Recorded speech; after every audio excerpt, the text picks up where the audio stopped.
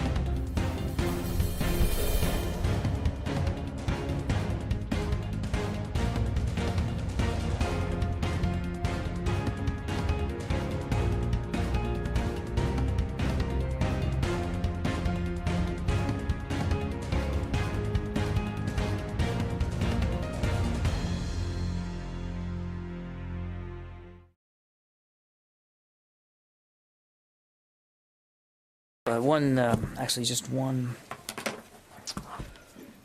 administrative and personnel related thing to say at the top. The Secretary has appointed Mr. Peter Levine and Ms. Lisa Disbrow to serve on the Commission on Planning, Programming, Budgeting, and Execution Reform. Mr. Levine previously served as DoD Deputy Chief Management Officer and Acting Undersecretary of Defense for Personnel and Readiness. That following his 20 years of service as Minority Counsel, General Counsel, and Staff Director of the Senate Armed Services Committee.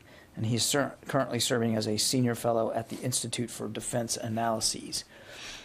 Ms. Disbrow, who I think many of you know, previously served as Undersecretary of the Air Force, and prior to that, Assistant Secretary of the Air Force for Financial Management and the Comptroller. She was also the Vice Director of the Joint Staff J8.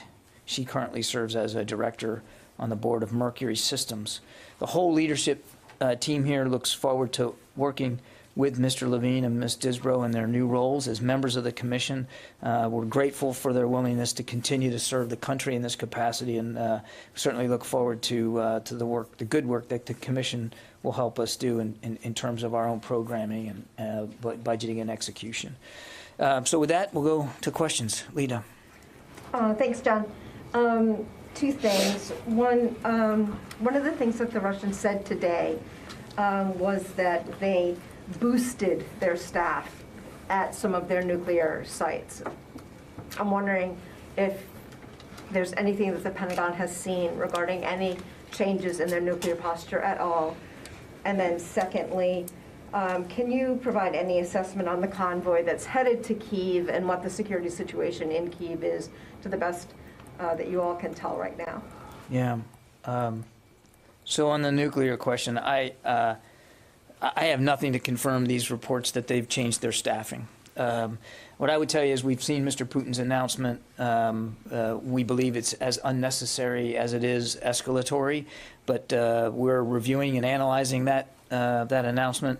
And I would only just tell you that that as we continue to review and analyze and monitor, the Secretary Austin is comfortable the strategic deterrent posture of the United States and our ability to defend the homeland, our allies, and our partners. On the convoy, I mean, I've seen the images that you're referring to on television, just like you.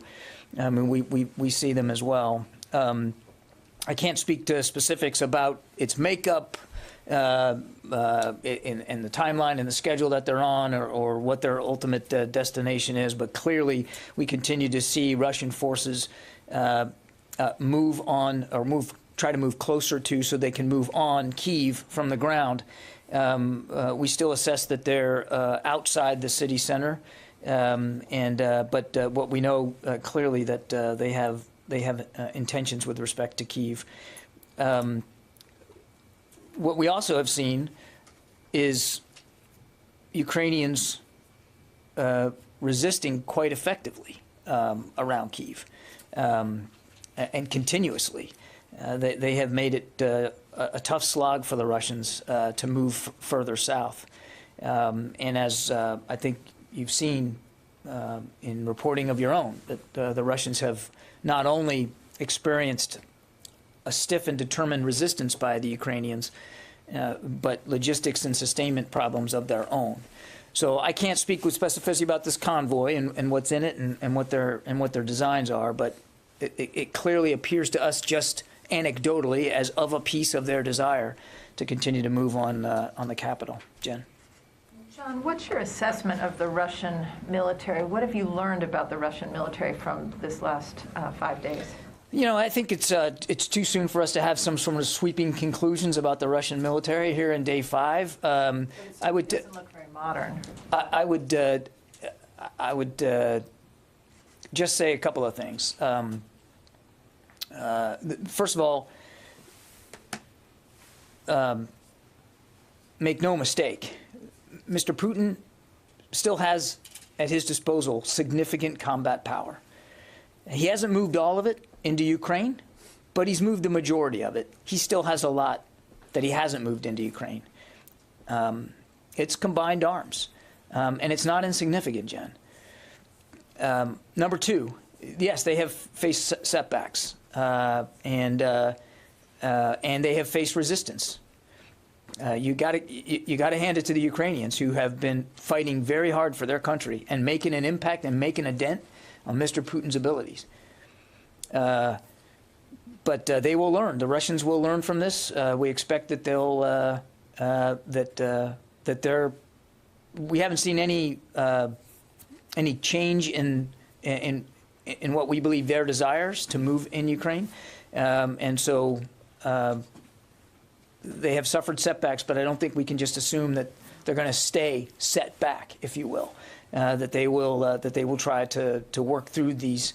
The resistance, and to work through the challenges they've had on the logistics and sustainment front. Go ahead. Have you seen any new threat to Article 5 nations from Russian forces? We have not. We have not. Tara.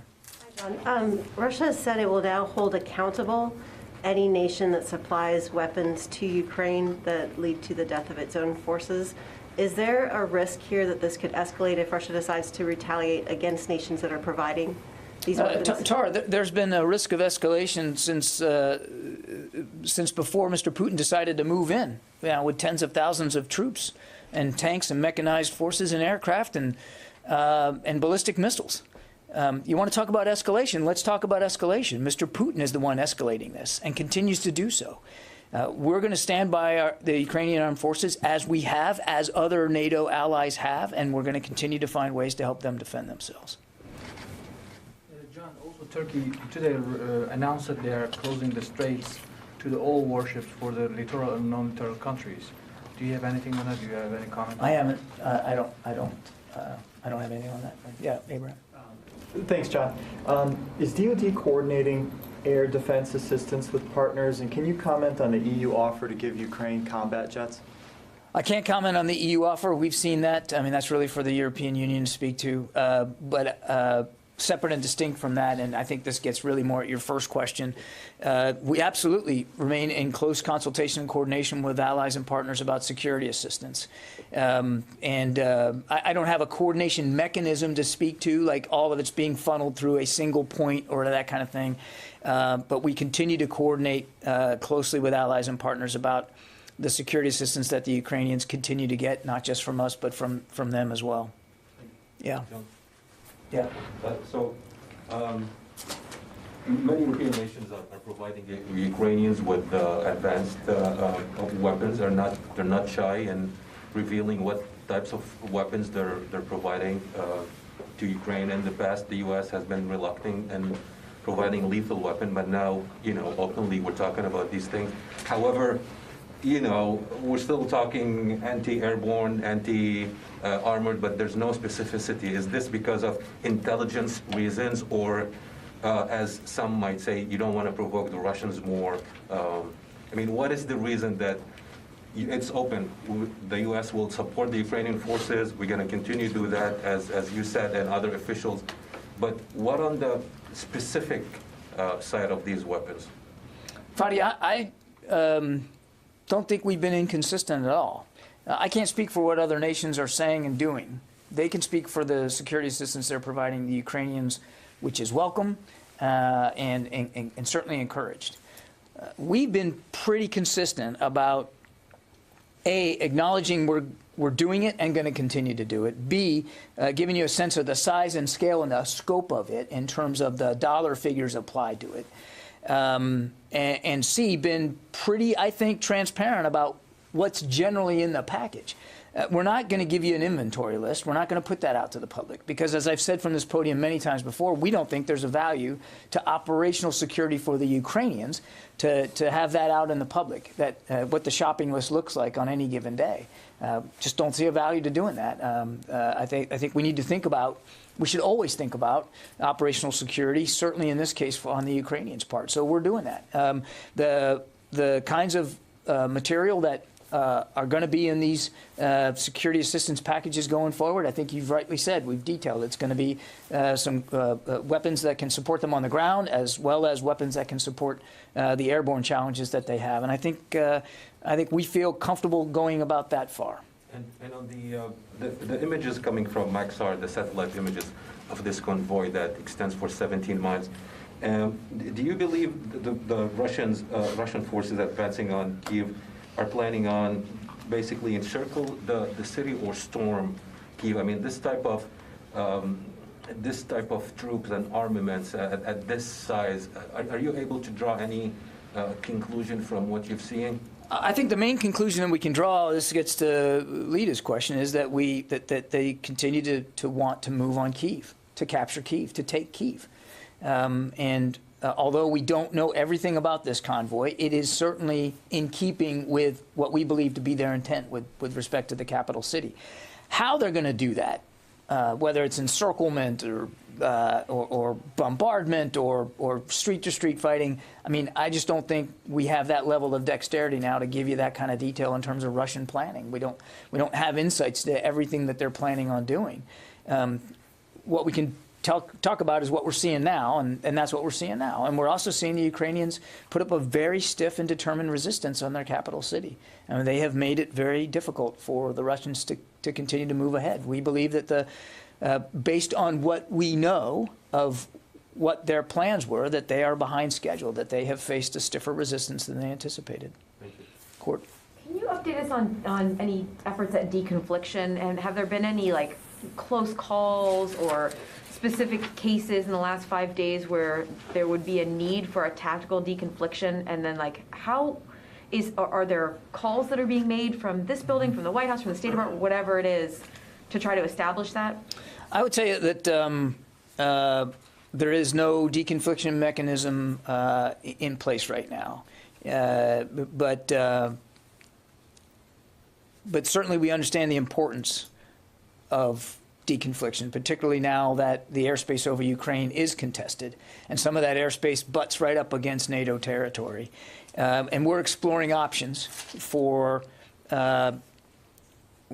should there be a deconfliction mechanism, what would that look like? How would that be run? We're exploring those options, Court. I think that's where we are right now. When you say we, you mean the Pentagon? The Pentagon, yes. Is there a consideration of sort of like a larger NATO deconfliction? So like somehow NATO would be the one who would be communicating? Sure, that could be part of the calculus. Again, we're kind of exploring the options right now. We don't have concrete decisions, and we don't have any indication right now from the Russians that they would also be interested in exploring those options. It's got to be a two-way street, but we are having discussions here about what that should look like, could look like, and certainly one option could be that it's done at, inside the alliance rather than a unilateral thing. So at this point, Russia has shown no interest in establishing this deconfliction. I think that's a safe bet. Yes, ma'am. Carla? Thank you. Now that we've seen civilian targets that have been hit, is the U.S. considering installing a no-fly zone in Ukraine?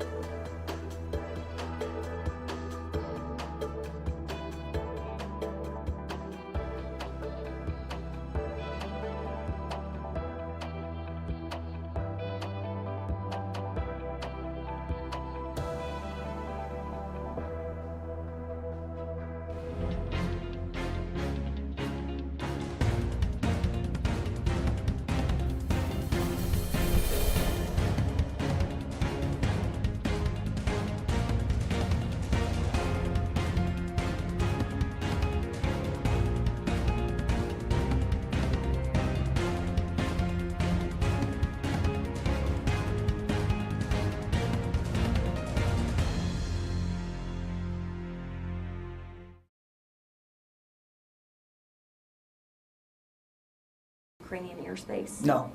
And then to follow, can you tell us if there's been any more requests from NATO allies for U.S. military assistance, and give us an update on the troops that have deployed for this potential inclusion in the NATO response force? What are they doing right now? There's no additional requests for allied support that I'm tracking, Carla, but obviously this is a dynamic situation. We're in constant touch with our allies and partners, and we'll certainly continue to talk about that. I would not rule out in coming days additional repositioning in Europe as appropriate. I don't have any updates for you on the NATO response force or the troops that we have contributed. The president spoke to the 7,000 that were going over there. They could be elements of our contribution to the very ready joint task force that NATO is working on putting together. But you do really have to talk to NATO and the alliance there in Brussels about their plans for that.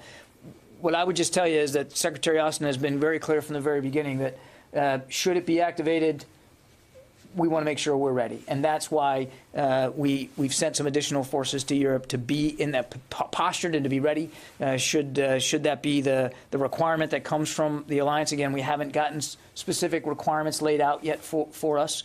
And as for the troops that we have already repositioned and or deployed from the States unilaterally, they continue to work and train with the host nations as well as other NATO allies in wherever they are, whether it's in the Baltic region or whether it's down in the southeastern flank, Hungary, Bulgaria, Romania. They continue to work and train with their host nations and allied partners. And then the 82nd, as you know, in Poland, they are also there as a reassurance force, but they are postured and prepared to assist if needed, with any evacuation assistance for Americans coming across that border. There hasn't been a heavy demand for that. They're postured and ready to do that, but there just hasn't been a large outflow of American citizens from Ukraine. And those that have come, by and large, by a vast majority, have not needed any assistance from the United States military. They've already made their plans. They know where they're going. There's obviously good transportation available to them in Poland. Okay? Let me get to the phones here. Tony Capaccio. Hi, John. Quick question. By how many days do you think the Russians have been derailed or been delayed from their original plans? You've alluded to that. You referenced that today, that they're behind what you think was their schedule. Were they intending to be in Kiev by today and have conquered the city under their original war plan? Tony, I want to be reticent here to get too much into Russian planning. I mean, I think they're far better to speak to what their plans were. We think that they're a few days behind where they expected to be writ large in the country. I mean, I know we're focused on Kyiv now, but we think they're a few days behind where they expected to be at this point. Phil Stewart? That we've provided to the Ukrainians, can you broadly say how effectively they've been used and how widely they've been used? We're talking javelins and other ones that have been in the news. I'm going to steer away from getting into a battlefield analysis of the weaponry that's being used on any given day and to what effect. We know that the Ukrainian armed forces are using a lot of the systems and equipment that have been provided to them, not just by the United States, but by other nations. And as I said, and you can see it for yourself, and many of your outlets, you've got reporters on the ground who are seeing it up close and personal. The Ukrainians have been effective at using these weapons and these systems, and at resisting and pushing back Russian forces. I want to remind again that this is this is a dynamic situation. It's war. And war can be unpredictable, and I don't think that that anybody, including perhaps especially Ukrainians, are sniffing at Russian capabilities that they're facing. Phil Stewart. John, what would the U.S. or NATO allies do if Russia were to target these convoys or these shipments of these weapons that are going to Ukraine, especially now that Russia has warned that they find these shipments unacceptable? Yeah, I'm not going to get into hypothetical, Phil. We're going to continue to provide security assistance to Ukrainian armed forces, and we're still going to look for ways to do that in the most effective, efficient way possible. Our support for Ukraine continues, as well as that of allies and partners. And I'm going to refrain from hypothesizing about what ifs in terms of any disruptions or potential disruptions to that assistance. Mike Glenn. Yeah. Hi, John. Thanks a lot.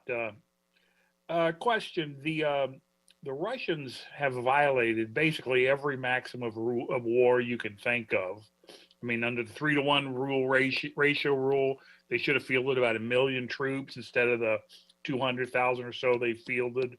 They're not concentrating forces. They don't have, control of the airspace. They didn't have a good situational awareness of their opponent. My question is, our leadership in the building, are they surprised about just how bad the Russians have bungled this invasion so far? We're watching this as closely as you guys are on a day-by-day basis, and we're refraining from making some sort of broad assessments or assigning report cards to them on any given day. It is day 5, Mike. This is day 5, and it's clear the Russians have not made the progress that they wanted to make by day 5. But that doesn't mean that they aren't going to adapt and try to overcome some of these challenges. And it doesn't mean that the Ukrainians aren't going to also keep fighting for their country. And what that looks like tomorrow and the next day, we just don't know. So it's clear, yes, the Russians have had their own challenges, and they have met resistance that we don't believe they fully expected. But I think it'd be dangerous territory for us to read too much into this on any given day and prognosticate about where it's going to go. I would also just add that the one place it still could go is a peaceful diplomatic outcome. There's nothing other than perhaps his own obstinance of preventing Mr. Putin from doing the right thing here and to trying to find a way to stop this war, to de-escalate the tensions, and to re-engage in some sort of diplomatic, peaceful path forward. Now we'll see if that can bear out. It clearly doesn't appear to be the path he wants to choose. Louis. Can I ask you two questions? One, there have been reports that the Russians have used cluster munitions in Kharkiv. Do you have anything that would suggest that? And how would you view that if that was the case? And I have another question. Seeing the imagery that you guys have seen that's sort of leading to these questions, Louis, we can't independently verify that. But look, let's not get hung up on a particular weapon system here. He's perpetrating violence on a neighboring nation state that presented no threat to him. And innocent lives are being killed, taken. And we've seen casualties. We know there's casualties on both sides of this conflict. All of this, Louis, was avoidable. So obviously certain weapons carry with them ramifications that others don't. But let's not get too wrapped up in whether it's this or that. This is a war of choice, completely and totally unavoidable. And all the casualties are on his hands. All the blood is on Mr. Putin's hands. Follow up on a different matter. You spoke earlier about the thousands of soldiers from the 82nd who were there to help with the situation that has not emerged, helping Americans get out. There's a broader situation that's taking place on that border. You now have almost 300,000 people who have crossed over the border in the last 4 days. Is there any discussion that those forces may be committed to a broader humanitarian mission and under whatever authority to ease that situation, given the limited resourcing that Poland may have? We're in constant touch with our State Department colleagues and with Polish authorities. If there's such a demand signal outside of Ukraine, if there's such a demand signal, obviously the Department of Defense would do our part and help out. There's no such demand signal right now. Jeff Schogel. Thank you. I just wanted to clarify, when you answered Tony's questions, I think you said something along the lines of no one is sniffing at these weapons. Was sniffing the right word? I think it was. Let's see. Heather from USNI.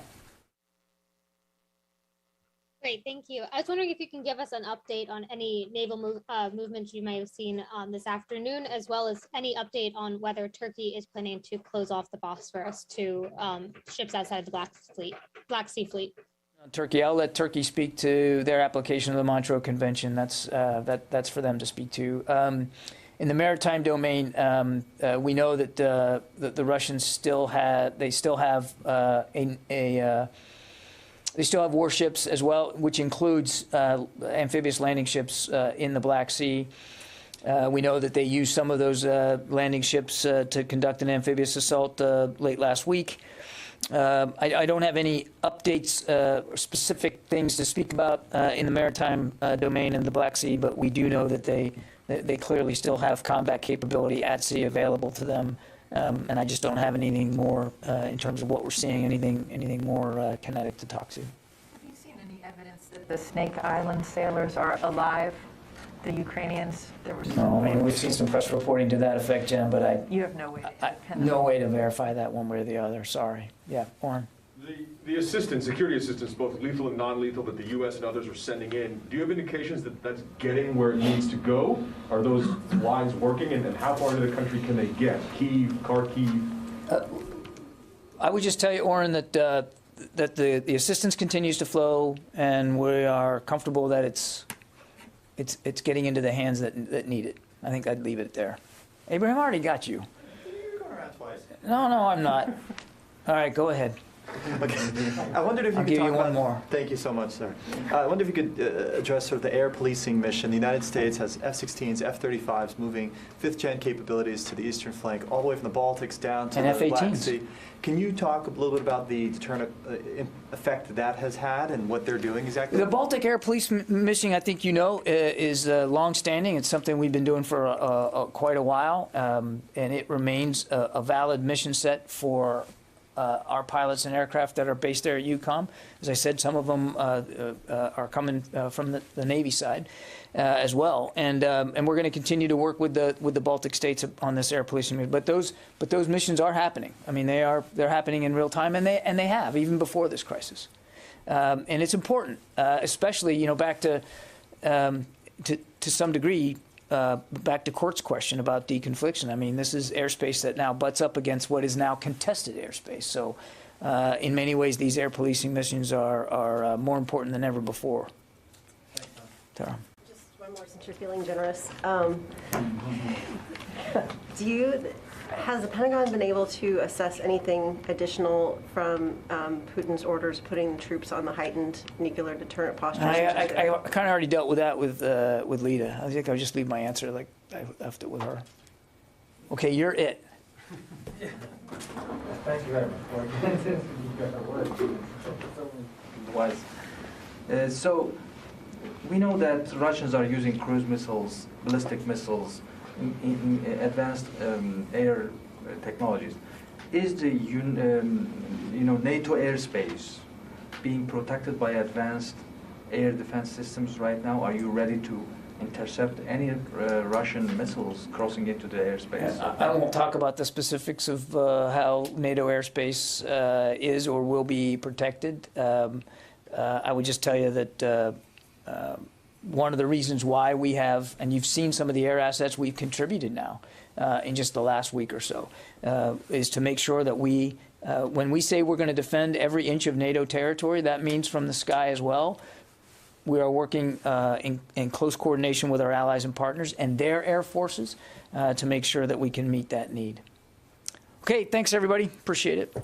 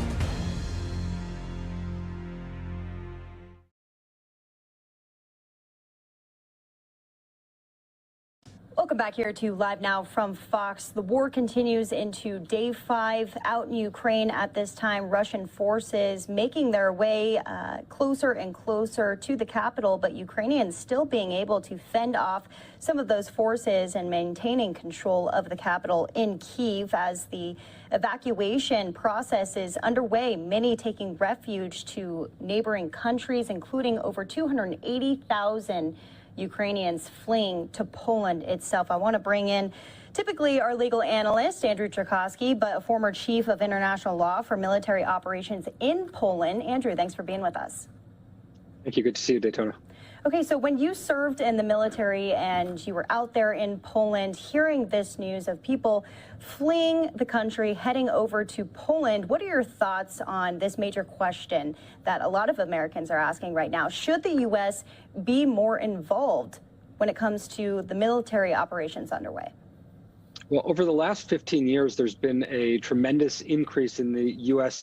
Military presence in Poland, and that's made Russia very uncomfortable over the years. What we have to remember as we talk about whether we are going to provide either boots on the ground or a no-fly zone over Ukraine is that either would essentially put America directly in combat with the Russians, and that's something that would really lead to what we would call World War III, I think. The idea of the Americans in direct conflict with the Russians would be very dangerous and would obviously be an escalation of what we're seeing right now. And that's something that we're really seeing on both sides of the aisle. The president, through Jen Psaki today, said something very similar, that they are not inclined to support a no-fly zone over Ukraine. And most military strategists on the right would agree with that. Now, there are a lot of people who are out there calling for us to do everything we possibly can to support the Ukrainian people. And I think that what we have to look at and how that happens is through the armament of the Ukrainians, through the assistance of ammunition and other sorts of tank fighting type of ammunition, as well as economic sanctions. And I think the real criticism might be in when and how severe those economic sanctions have been to date. So there's obviously a different type of communication here in the United States versus what Russians are hearing from President Vladimir Putin. We just heard from that resident out in Ukraine saying that Putin says that the United States is the aggressor and that Ukraine is the aggressor. You know, how do we change that sentiment to the Russian people to know that we are not the aggressor? Well, Vladimir Putin is definitely losing, I think, the information war right now. What President Putin had said was that these are Nazis in Ukraine and that the Ukrainian people really are Russians and that they want to be part of Russia. I think that it's been very clear over the last few days that that's absolutely not the case, that the Ukrainian people do believe in democracy, believe in a free press, and believe in the defense of their country. On the other hand, Putin has not been able to land a message as to what his purpose is or what his end game is going to be in this. So in terms of the information warfare that's going on out there, and in terms of really understanding what the Ukrainian people want, I think that a democratic, free press, freedom of who you have as your elected officials is definitely very clear in the minds and hearts of the Ukrainian people, as opposed to Putin's claims that they just want to be part of Russia.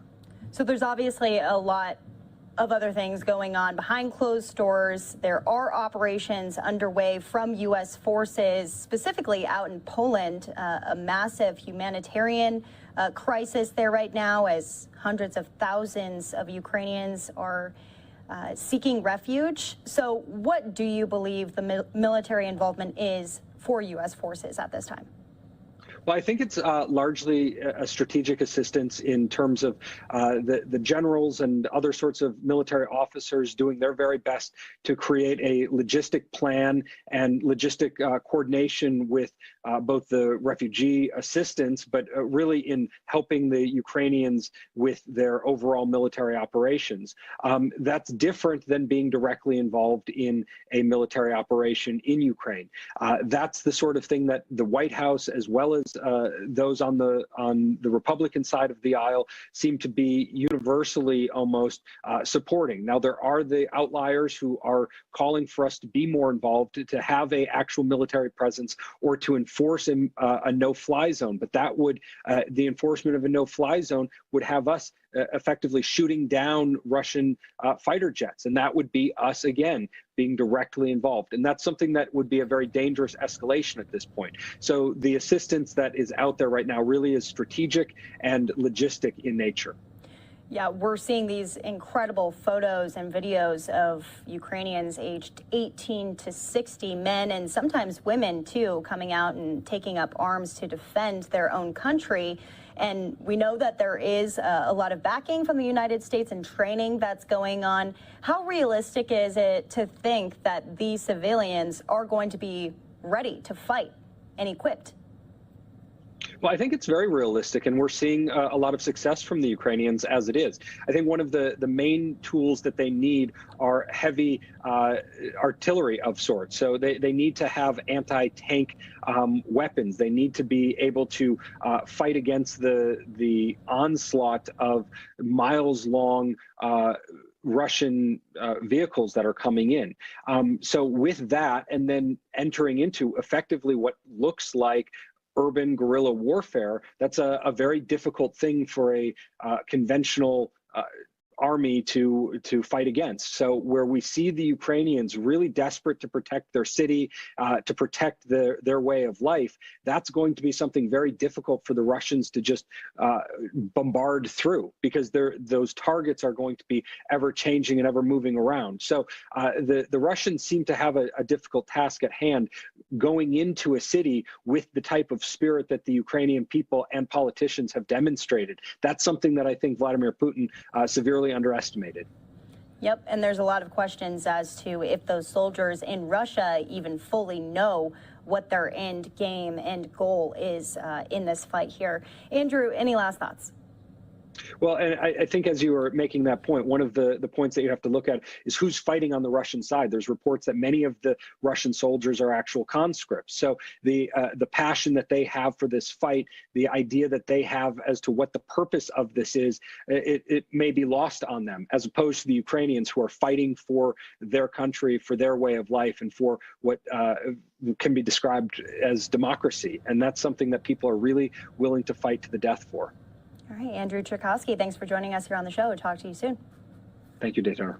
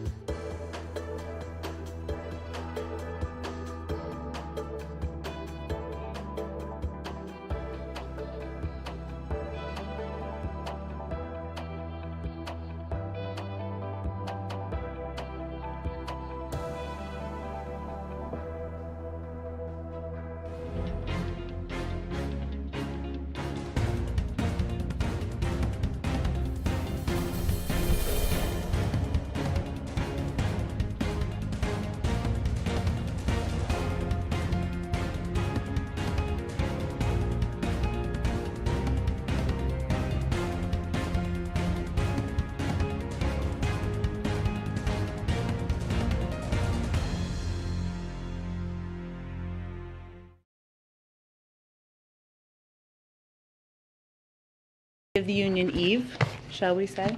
Okay, I just wanted to start off and highlight some of the ongoing assistance. Obviously, we made a number of announcements over the weekend to get everybody up to speed. We have some charts to give you all the specifics in case that is helpful.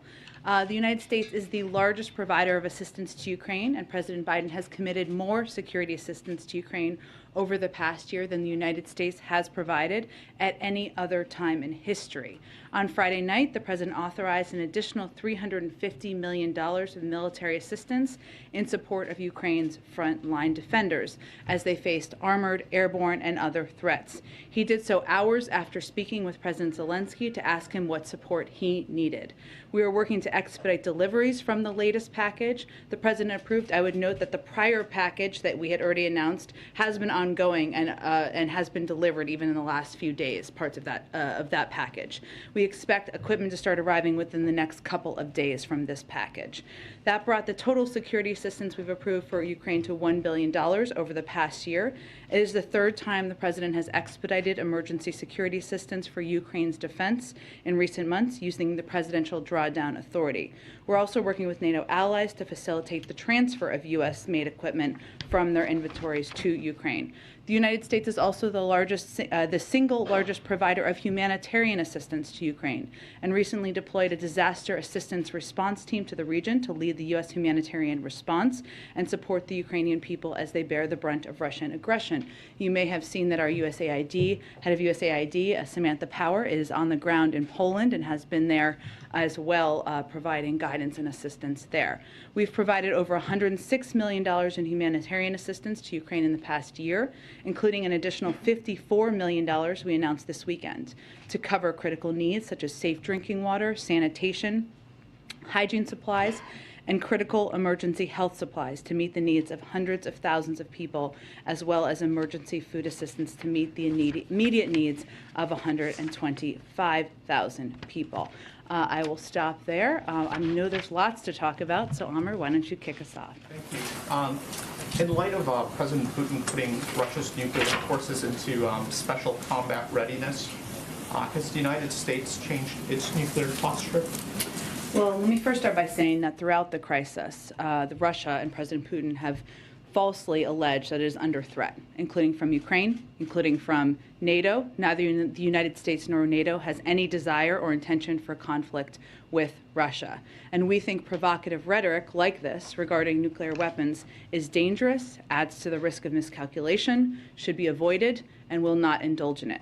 We are assessing President Putin's directive, and at this time we see no reason to change our own alert levels. But it's also important to remember that even over the course of the last several months and years, when we have had significant disagreements with Russia over a range of issues, Russia and the United States have long agreed that nuclear use would have devastating consequences, and have stated many times, including earlier this year, that a nuclear war cannot be won and must never be fought. So we have not had seen reason to change our alert levels, and we are see obvious significant danger in escalatory rhetoric. Can I ask, there's been a great deal of movement of unity, and it comes after no shortage of angst about the Western alliance, I think, in recent years, particularly going back to the last administration. Is the president going to use this moment, though, to push NATO members to get on track with that 2% of GDP on defense spending? Well, President Putin has been one of the greatest unifiers of NATO in modern history. So I guess that is one thing we can thank him for. But I would just look at, Amr, some of the announcements that have been made even over the last couple of days. One, the president has always been an advocate and a supporter of countries abiding by the 2% component. He was a supporter of that back when he was vice president, where, for history's sake, there was a great deal of progress made before the last president even took office and talked about it.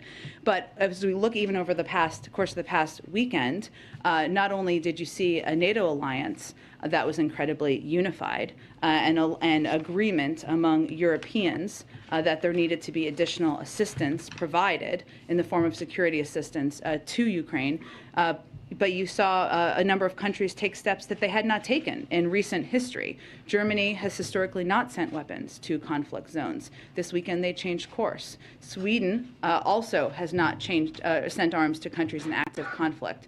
That changed this weekend. Finland also changed course. Not all NATO members, of course, but the point is what you're looking at here is a unified Europe, a unified West, a unified NATO who are standing up to the aggression and the invasion led by President Putin. If I could just quickly follow up on that, we've also seen some signs and responses beyond sanctions to isolate Russia. I think FIFA and I'm sorry, I'm not a soccer fan, I think it's FIFA, if I pronounce it, and the IOC have taken action to put pressure. Can that type of pressure, is it sustainable in the long term, given the economic pressures, the longer this crisis goes on? Can you maintain that sort of unity and those sort of collective actions? Can they continue beyond this early moment? Well, and you're referring to the IOC as in the International Olympic Committee, and I don't know if it's FIFA or FIFA. FIFA. Okay, I tried to be soft there. Okay, FIFA. Look, I think, Amr, obviously the preference of everybody is for President Putin to take de-escalatory steps. That is everybody's preference. But as it relates to unity among international organizations, among the West, among countries, among many leaders in the United States even, I think what we've seen over the last few days is a commitment to remain united and to send a strong message to President Putin that these actions, this rhetoric is unacceptable and the world is building a wall against it. Go ahead. I think the Crown Prince of Saudi Arabia had a call with Emmanuel Macron yesterday where he's reiterated the commitment for OPEC Plus's production agreement. Has there been an explicit U.S. request to Saudi or to members of OPEC Plus to increase production given what's happening right now? Well, without getting into specific details from here, just because it wouldn't be constructive to our overarching objectives, we have been in touch. I think you may remember that Brett McGurk and Amos Hochstein made a trip to the region just a few weeks ago to have conversations with the Saudis and others about a range of topics, including the conflict in Yemen, but also to have a conversation about the need to address any impact on the global markets, global oil markets that we expect at the time could happen and could continue to happen as a result of President Putin's invasion. Was any request made for a specific production increase? Again, there has been an ongoing discussion about steps that we can all take as a global community to address any volatility in the market. And then given, I think, the speed and scale of the ramp up on the sanction side of things over the course of the last 72 hours, does the U.S., European allies have a threshold for which they view if you cross this, it would be viewed as an act of war by President Putin? As in, how do you calibrate your actions in terms of response and what may be coming back? Well, he's already in a war, committed an act of war, invaded a sovereign country. For NATO countries or EU? Oh, you mean for NATO countries to act further in terms of further military steps or further sanctions? If you game out, game out what a response would be, given the scale of the sanctions package that was unveiled, is there a line that if we do this sanction or if we go this far, then that would for sure draw a response directly towards the U.S. or towards the EU from Russia? Well, if you look at the significance of the steps we've taken to date, including the announcements over the weekend about cutting off major financial banks in Russia from the SWIFT banking system, we have continued to escalate and build in close coordination and alignment with the Europeans. Unity is a top principle for President Biden as we take steps forward. That doesn't happen on its own. It doesn't happen by accident. It happens as a result of a lot of conversations, diplomacy, and hours by the president and others on his national security team behind the scenes. But the other piece, just to get to the core of your question, that we very much weigh is maximizing the impact on President Putin, the Russian elite, the economy, while minimizing it on the global markets and the American people. So as we look at steps to take, I mean, even if you look at the impact on the energy sector, you know, we have taken steps. We have not taken some steps on energy sanctions. in part because we weigh that. That doesn't mean they're off the table. They remain on the table. But Europeans, for example, are very concerned about further price spikes on gas in particular. Their prices have gone up 335% over the last year and 26% over the last 5 days. So sanctioning energy would affect Russia's income stream. Certainly that would be a reason to do it, but it would also have extreme consequences on the world energy markets, particularly for our allies in Europe. So I use that as an example because we have to weigh all of the factors as we weigh whether to take additional steps. We have additional steps we could take, but we consider all of those factors as we make determinations. And the last one, just real quick, is the Biden administration considering following what the EU and Canada did and barring Russian flights from the U.S. at any point? I don't have anything to update you on that front at this point in time. There are obviously a range of options that remain on the table. So it's not off the table, but I don't have anything to announce and no decision made. Jen, you spoke about a little bit about the sanctions that were announced over the weekend on Russia's central bank. How long does the U.S. Anticipate keeping them in place? I mean, is there sort of a time frame there? Perhaps you spoke about Russia considering de-escalatory tactics, or maybe announcing a ceasefire, or Is there sort of a broad time frame that the U.S. is thinking about? Well, let's hope that's the discussion we're having. Obviously, right now, President Putin is continuing to take escalatory steps. So we're not at that point of having that discussion. We hope that's one that we will be a part of. Okay, so for the time being, there is sort of no discussion on perhaps putting an end to the sanctions that have been put in place. Well, I mean, President Putin and the Russian military is moving toward the capital of Ukraine. There are hundreds of thousands of refugees leaving the country because he has invaded a sovereign country. So, no, I would not say we're talking about reducing sanctions at this point in time. And sorry, one quick question on President Zelensky saying he wants to be a member of the European Union. We did see some comments come in from the EU over the weekend saying they are a part of us.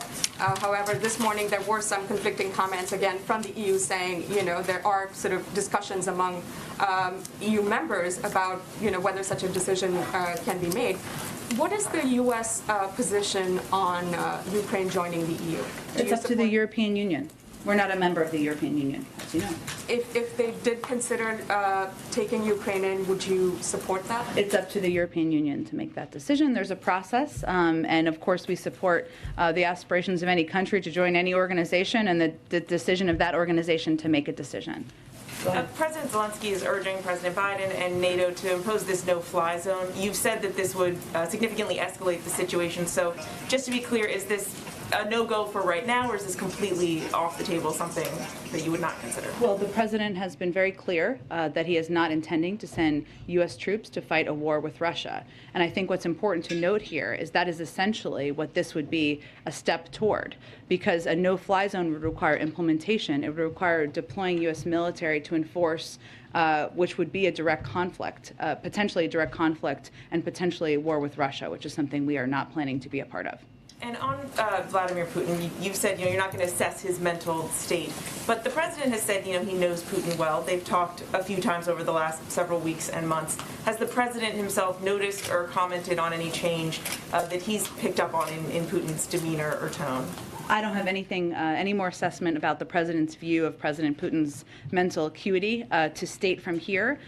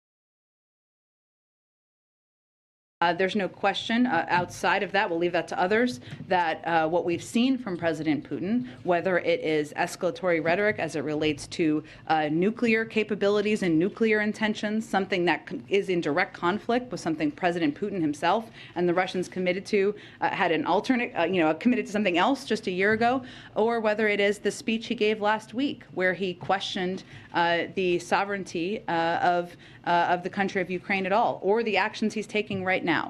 Those are not actions of a global leader that should be treated with respect on the global stage.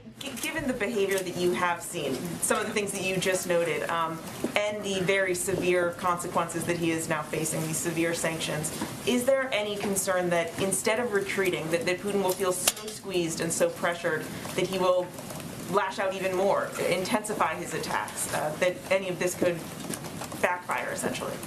Well, I think that it is our responsibility, the United States, President Biden, as a leader in the world, to rally the world in making clear how unacceptable his behavior is and to put in place severe consequences.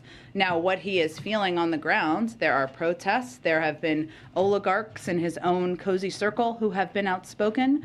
And obviously, the pinch is being felt significantly in the Russian economy. Even if you just look at the fact that the market was closed today, the ruble has been plummeting. So those are the ways that he is feeling this. He has a decision he can make to de-escalate, and certainly we would welcome that decision. Go ahead. Thanks, Jen. Does the White House believe it is possible to say whether Ukraine or Russia are winning this war right now? I don't think we're going to make an assessment of that from here, but what I will reiterate is something we have said in the past, is that President Putin and Russian military have made clear that they have every intention of taking over the capital city. While there has been a greater pushback in the country than they may have assessed to begin with, and I know my colleagues at the Department of Defense have spoken to this, the Ukrainian military, President Zelensky and others have fought courageously, have fought boldly in this moment. They are continuing to proceed, continuing to move towards the capital. So I don't think their ambitions have changed. What would Putin have to do to get these sanctions lifted? Would he have to agree to a ceasefire? Would he have to pull all of his troops out of Ukraine? I'm not going to make a prediction or assessment of that from here. If he starts to take de-escalatory steps, I'm sure we can have that conversation. How great is the concern, this is sort of building on Mary's question, how great is the concern that these sanctions are so punishing that essentially Putin will have nothing left to lose and no off-ramp?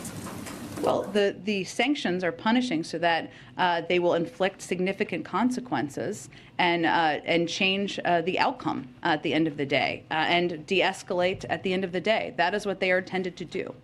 And then you were talking about a no-fly zone over Ukraine, but I know officials have been discussing the possibility of imposing a no-fly zone for Russia over the U.S. Where do those talks stand right now, and what are the pros and cons to doing something like that? Well, no option is off the table. I don't have anything to preview for you in terms of a decision or anything along those lines. I would note that there are a lot of flights that go over that U.S. airlines fly over Russia to go to Asia and other parts of the world, and we factor in a range of factors. And then finally, what's the U.S. doing to reduce the possibility of nuclear war? Well, I think, one, we are not escalating our own rhetoric. Two, we are certainly assessing what President Putin's comments mean. But as I noted a little bit earlier, we have not changed our own posture. What we are trying to do is reduce the tension, take the tenor of the rhetoric down, and make clear that we have seen this pattern in the past, which is posing threats or suggesting through misinformation of sorts that there are threats posed to President Putin in Russia that don't exist. Thanks, Jen. There are reports of illegal cluster bombs and vacuum bombs being used by the Russians. If that's true, what is the next step of this administration, and is there a red line for how much violence will be tolerated against civilians in this manner that's illegal and potentially a war crime. It would be. I don't have any confirmation of that. We have seen the reports. If that were true, it would potentially be a war crime. Obviously, there are a range of international fora that would assess that. So certainly we would look to that to be a part of that conversation. And then the new aid that you just laid out at the beginning here, the Post reported over the weekend that this aid will not include stingers, that it would likely come in a future batch of aid. What is the reason for that? I'm not going to get into specifics of what is in the military package. It is a combination of ground and airborne defense capabilities, and obviously we have provided those in the past, but I'm not going to have more details to outline for you from here. You mentioned that this next batch is going to be coming in the next few days. Why so long? I mean, days doesn't sound like a long time to us. But the package that we had already announced continues to be delivered. So we have expedited the plans for delivery of this new package. And then on the nuclear rhetoric we've been hearing from Putin, does this influence at all the upcoming nuclear policy review? In terms of how our relationship with, look, I would think it's a good question, Jackie, but I would say what's important for people to note, and this is why I noted it a little bit earlier, is that even at moments where we had huge tension with President Putin and Russia around the 2016 election, around invasion of Georgia, around their prior invasion of Ukraine, it was agreed that escalatory rhetoric around nuclear ambitions was dangerous. And that was something we committed to with Russia not to pursue. So, I think for right now, we're going to remind the global community of those commitments. And on that same note, does this administration trust Russia to be an honest broker in the talks with Iran right now? Well, I think it's not about trust in any of these negotiations or discussions. It's about verifying and then trusting later, including with the Iranians. But the Russians have been in the past a part of the P5+1 negotiations. They're a part of it now. I would just convey that it is in everyone's interest to have an understanding and visibility into Iran's capacity to acquire a nuclear weapon. There's no question about that. So at this point, we're just continuing to hope to make progress on that agreement. And then after all of this, what is the stance of the U.S. and buying Russian gas at this point? At this point, are we ready to pledge not to buy any more Russian gas? Well, as you know, it's really. Let me give you actually kind of an update on this because I think there's been a little confusion. One moment.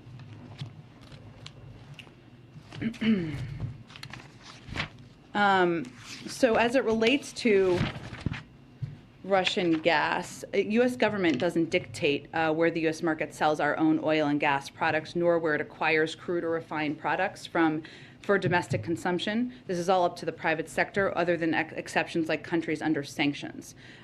So the U.S. refiners currently importing Russian products are largely legacy refinery operations tooled in Hawaii and Alaska for certain supplies because of geography, and imports to the Gulf, both of certain refined products and of crude, as refiners in the Gulf mix crude supplies to meet the needs of their particular refinery designs. There have been companies, obviously private sector companies, who have made decisions and announcements, and we certainly applaud that. So can you just explain, though, what you laid out at the beginning? Because I'm a little bit unclear. You just in layman's terms, we are not going to be making any policy from the U.S. government that would prohibit the sale or the purchase of Russian gas then, because it's not something that we already do? We haven't ruled out that, but I think what I wanted to convey is what is accurate about what happens now and how it currently works. Go ahead. Jen, thank you. Staying on that topic for a moment of oil and gas, you have said nothing is off the table when it comes to releasing more reserves, more barrels from the Strategic Petroleum Reserve. Where are those negotiations right now? Is the administration closer to moving forward with that, given the sanctions and what we're seeing? I don't have anything to preview for you on that front. It remains an option on the table, and obviously it would help meet any supply issues in the marketplace. There are conversations that we've been having with global partners, and obviously we have our own Strategic Petroleum Reserve stockpile to tap into. Can you characterize if you're closer to making a decision on that front, though, given what we are seeing and obviously the global impact of these very harsh sanctions? It has remained on the table. I just don't have anything to predict for you at this point in time. Okay. Just a short time ago, the president was asked by our colleague here if Americans should be concerned about a nuclear threat. He said very firmly no. Can you explain what gives him that confidence? Because, as I said a little bit earlier, while we think provocative rhetoric regarding nuclear weapons is dangerous and adds to the risk of miscalculation and should be avoided, which we're not going to indulge in, we are continuing to assess President Putin's directive, and at this time we see no reason to change our own alert levels. We've also seen throughout this crisis, President Putin falsely allege that they are under threat and use that as a predicate for taking more aggressive action. So we assess, we have our own capacities and capabilities here, but nuclear war cannot be won. And what everybody should be doing around the world is taking steps to reduce the rhetoric, reduce the tension, and that's certainly what our objective is. One breaking news development that I wanted to ask you about, the U.S. has expelled 12 diplomats, 12 Russian diplomats. The Russian ambassador just said a short time ago that that move was a hostile step toward Russia.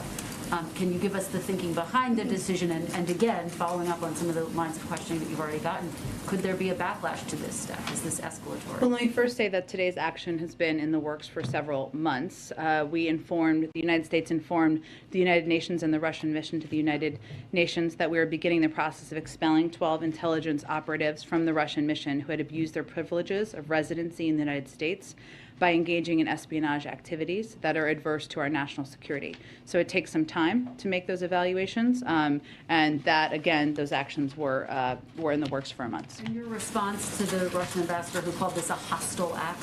I think the hostile act is committing espionage activities on our own soil.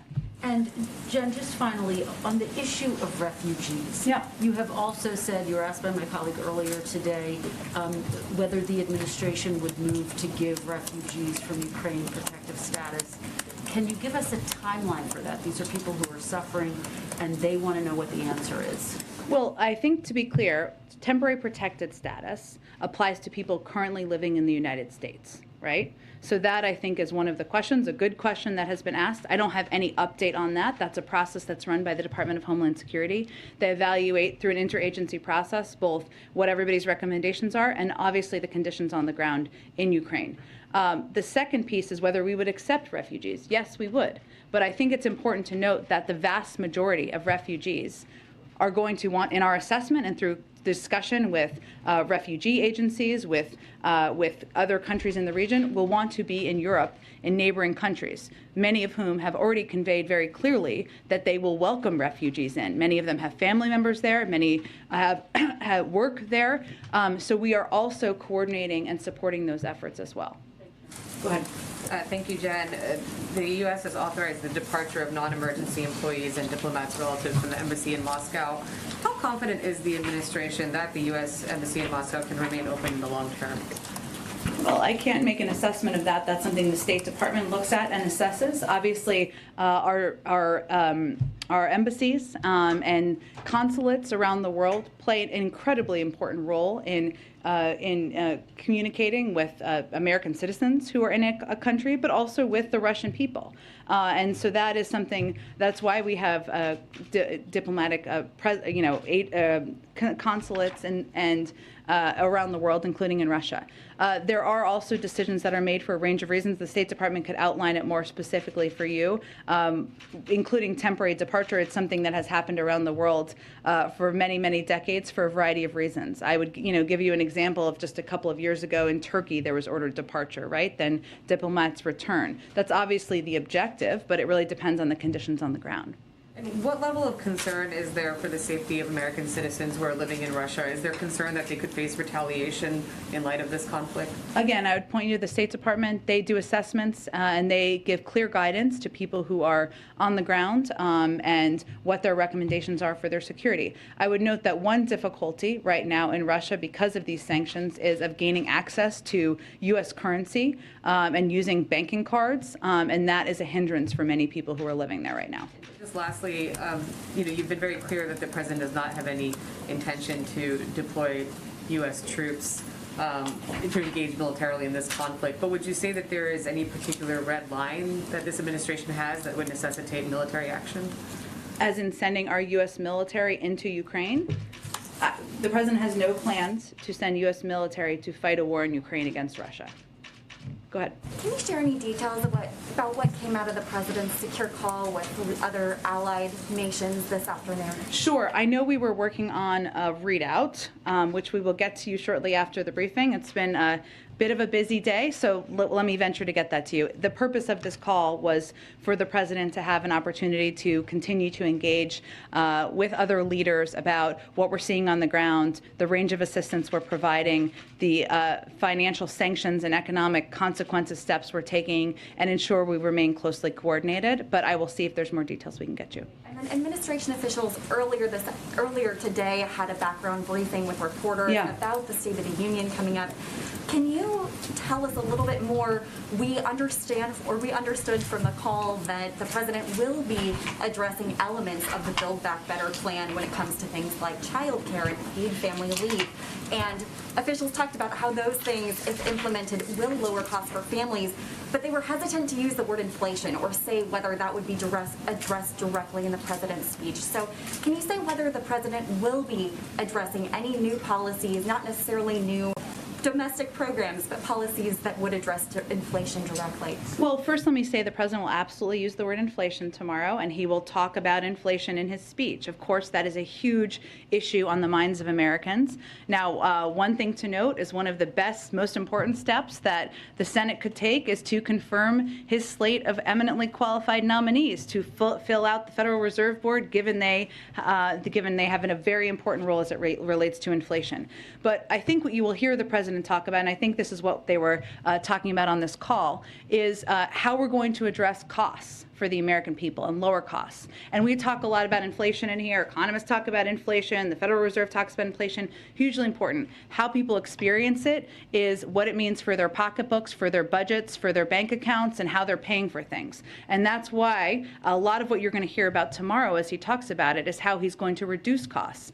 Now, the Build Back, parts of his agenda that he has talked about significantly a lot over the course of the last several months, lowering costs for child care, lowering costs for elder care, lowering costs for prescription drugs, those are not done yet. So he will reiterate his call for Congress to move forward on those. But I would also note that in the speech, he's going to make clear that one of the best ways to lower costs over the long run is to increase the productive capacity of our economy, to make more things in America with more American workers contributing and earning a good living. He's going to describe the emerging manufacturing comeback with American companies betting on America again because of the administration's commitment to domestic industrial revitalization and technological development. He will also explain that we can also lower costs by promoting fair competition in the U.S. economy, and there are new steps to lower, and he will talk about steps to lower consumer prices and level the playing field for American businesses and ocean shipping, and new steps to protect seniors and other nursing home residents by cracking down on unsafe nursing homes. And he's also going to talk about, reflect on one of the strongest labor market recoveries in American history, and make clear that it's important to continue to take steps to eliminate barriers to good-paying jobs for workers across America. So I would expect that you will hear a lot, the American people will hear a lot about how he's going to lower their costs, how he's going to continue to build a strong economy over the long term. Follow up on what you were saying about addressing lowering costs for families. The president has been encouraging Congress to pass at least elements or his entire Build Back Better agenda for months. Congress has been negotiating for months. What gives the president any confidence that this time around things would be more likely to pass, given that we are just months out from midterm elections? Because there is strong support across the country for lowering costs for prescription drugs. It's incredibly popular. Who wants to pay more for prescription drugs? I don't know why that gets to be a Democratic idea, but we're happy to own that one. Or for lowering the cost of child care, for lowering the cost of elder care and health care. There's also strong support for those items and those priorities and those good ideas in the Senate among Senate Democrats. So he's going to keep pressing to get it done, and he thinks the American people want us to get it done. Go ahead. Thank you, Jen. Sure. First, just on Ukraine. Yeah. Over the past 72 hours or so, there have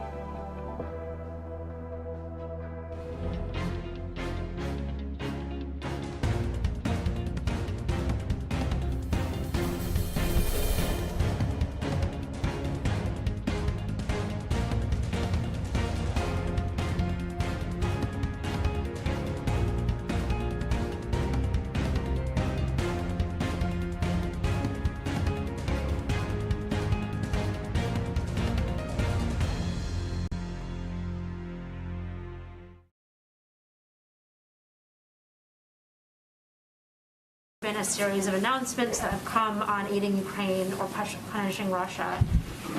But it has appeared that Europe has taken the lead on many of these announcements, and I can go through a few of them if you want. But the brunt of my question is, I know whether you can explain whether there's a deliberate strategy right now in this moment to have Europeans and European nations and European leaders being the ones out front on punishing Russia or supporting Ukraine. Well, I would say first that the SWIFT banking system is a European system. So in terms of the steps that would be taken, it would be only natural for those steps to be taken or announced by them. It is something we have clearly been long open to, but I just wanted to state that from the beginning. I would also say that the president in the United States has been leading this effort around the world and building this coalition, which includes many countries in Europe, but also many from other parts of the world, in standing up to President Putin and standing up to the aggression and the invasion of Ukraine. And so all of this coordinated action did not happen by accident. It wouldn't have happened without the president's efforts, the president's time he spent on diplomacy, the time of our national security team, the order of announcements, and how that has gone. I would not overread into that, because we would not be here had the president not been leading this effort around the world for months. I think you just saw, over the weekend in particular, this sort of onslaught of news and sort of changing posture in Europe, and the president was not present at all in the sort of, living rooms of the American people. We were seeing newscasts of these vacuum bombs and whatnot, but no sort of visual image of the president doing the kind of behind-the-scenes leadership that you just described. And I do wonder if that is on purpose or if that just happens to be the way the schedule worked. Well, the president was at a memorial service for a family member yesterday, and he was with the family on Saturday. And so that was his priority this weekend, or one of his priorities this weekend. He also, though, engaged in a meeting with his national security team, and I think you saw him quite visible last week and again today. Well, I guess you know about his call he had today, and you will continue to, in the days ahead, lead the world in not only building the coalition, but pushing for agreement and a coordinated effort to hold Russia accountable. So I would say this weekend he had some personal family reasons, an important one, memorial service for a family member, as to why he was not giving a speech yesterday, but he is somebody who has been leading this effort behind the scenes for months. And on that front, if you could just preview for a minute, the call earlier today was very focused on the president's economic agenda. But if you could talk a little bit about what the president may say and how he will frame this moment in sort of this international crisis, and the extent to which he sees this as a global audience, more so than it normally would be in a State of the Union. Sure. Well, first I would say that there's no question that this speech is a little different than it would have been just a few months ago. And there's always national security in every State of the Union speech, but every State of the Union speech also reflects a moment of time. And so the president will lay out the efforts he has led on to rally the world to stand up for democracy and against Russian aggression. He will talk about the steps we've taken to not only support the Ukrainian people with military and economic assistance, but also the steps he's taken to build a global coalition imposing crippling financial sanctions on President Putin, his inner circle, and the Russian economy. And he will talk about the steps he's taking to mitigate the impact of President Putin's invasion of Ukraine on the global economy and the American people. And certainly, I think people can expect to hear him, position that as the importance of the United States as a leader in the world, standing up for values, standing up for global norms, but also, the efforts that he has undertaken to mitigate how it will impact people here. I just have one other quick one. Again, based on the background briefing earlier today about the State of the Union, focused on the economy and various programs that the president wants Congress to push. Could you characterize what percentage of the programs that the president will talk about are just sort of repackaged parts of Build Back Better, like chunks that he wants to see the Congress pass, versus like brand new ideas that he's introducing for the first time tomorrow night? Well, here's what I will tell you, having been through a few State of the Unions in the past, and I know you have as well. They don't get longer, they get shorter. Nobody wants a 2 or 3 hour State of the Union. I don't think anyone in here does. So I just don't want to preview more at this point in time. You can certainly expect to hear him talk about some call on Congress to send bills to his desk that deliver progress on ideas that have historically been supported by Democrats and Republicans. Some of those are economic, and some of those are in other areas that could just impact and help communities across the country. And you will certainly hear him call, as you touched on, for a continued effort, a redoubling of the effort to move forward on steps that will reduce costs for the American people in these key areas of childcare, healthcare, prescription drugs. Stay tuned for tomorrow night, but we have a lot of hours between the speech, and I'm sure we'll have more previews between now and then. Thanks, Jen. Just staying on the State of the Union topic, can you talk a little bit about what it would look like in terms of masking, or what you expect it could look like in terms of masking? Specifically, is the president, will he walk in, shake hands? Will he be wearing a mask when he walks in? Well, he will certainly not be wearing a mask when he's speaking. I have not talked to him yet about whether he's going to wear a mask when he's walking down the aisle, but it has been announced, I think, that it's not required, and certainly he will abide by that, but I will see if there's more we can report out to you on that later today. Was it important to the president that masks come off before the State of the Union? Is there a message that he hopes to send with that news? Well, I would say the president is very powerful, but he couldn't make us be in the green zone that we're in right now in D.C. That's why we are not required. We're not going to be required to wear masks starting tomorrow. So I would say that for him, it had nothing to do with the timing around the State of the Union. He wanted to give the CDC the time to assess and make recommendations that would be clear to the American public about what their recommendations would be for mask wearing moving forward. Can I ask one question about the Ukraine, on Belarus? Yeah. Can you talk about the Belarus situation and aiding Russia? Are there additional actions that the United States is considering? Just speaking of SWIFT, there's been some reports that Europe is considering or looking at kicking Belarus out of SWIFT. Is that something, is the United States part of those discussions? Does it support that type of action against Belarus? I don't have anything to predict on that front at this point in time, but what I will say is we've already taken steps to put in place sanctions on some leaders in Belarus, some of the military components. Certainly we could build on that, but I don't have anything to predict at this point in time, but we certainly are a part of those discussions. Go ahead. Thanks.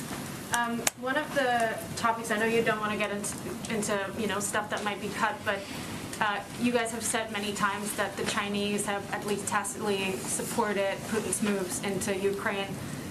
Is the president going to call out the Chinese for that behavior, or President Xi Jinping, or what you guys have been trying to get the Chinese to do on helping with Ukraine or helping with Russia on this crisis? Is he going to mention that at all? I would say this speech is more about the unity of the vast majority of the global community in standing up against President Putin. It's more about American leadership in this moment. And it's more about even unity here and standing up against the aggression of President Putin into Ukraine. I would say on the Chinese, what we've said generally is that it's important at this moment for any country to be vocal and speaking out against the actions of President Putin and Russian leaders in this moment.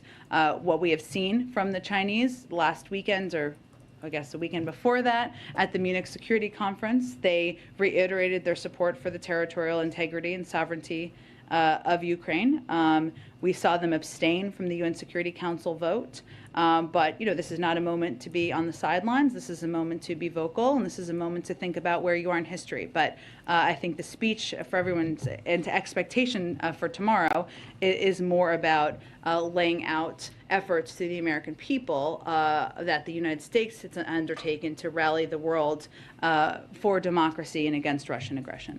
But you are in general pushing the Chinese to be less on the sidelines and not trying to have it both ways, basically, by being vocal. Again, they have implemented the sanctions. If they don't do that, then we obviously have steps we can take.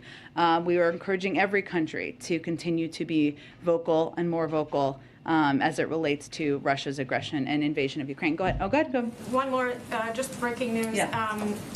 The Prime Minister of Canada, Justin Trudeau, just announced that the Canadians would unilaterally ban Russian crude oil imports. I know you just talked a lot about how you're taking into account how this will impact the Europeans, but is there something you would just do unilaterally, not as a coordinated effort?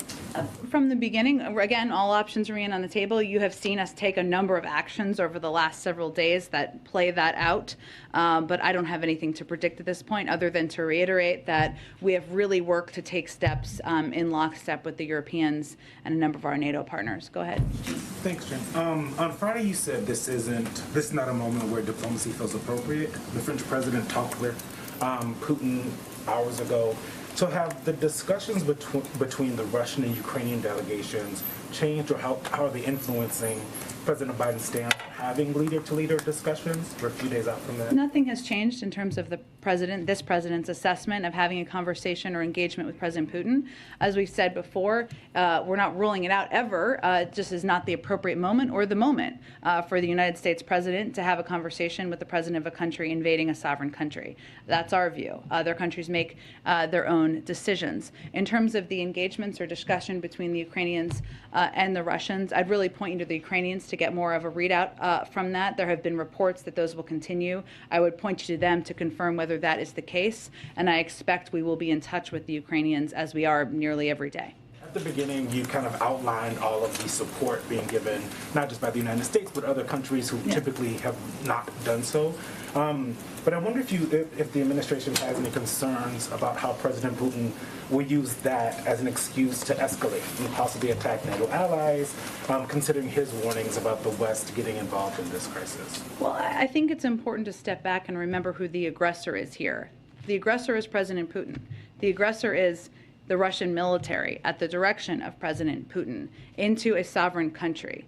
The world is standing up against this aggression, and he is feeling the impact already of the financial sanctions and consequences. If you just look purely at the impact on the Russian economy, even today, the ruble fell 20 to 25% and is trading at its weakest level ever. The Russian stock market was kept closed today, likely due to a fear of capital flight once it opens. The Russian central bank more than doubled their key interest rate to 20%, the highest in almost 20 years. This is the world saying this is not acceptable. It is now up to President Putin, if he wants those circumstances to change his own behavior.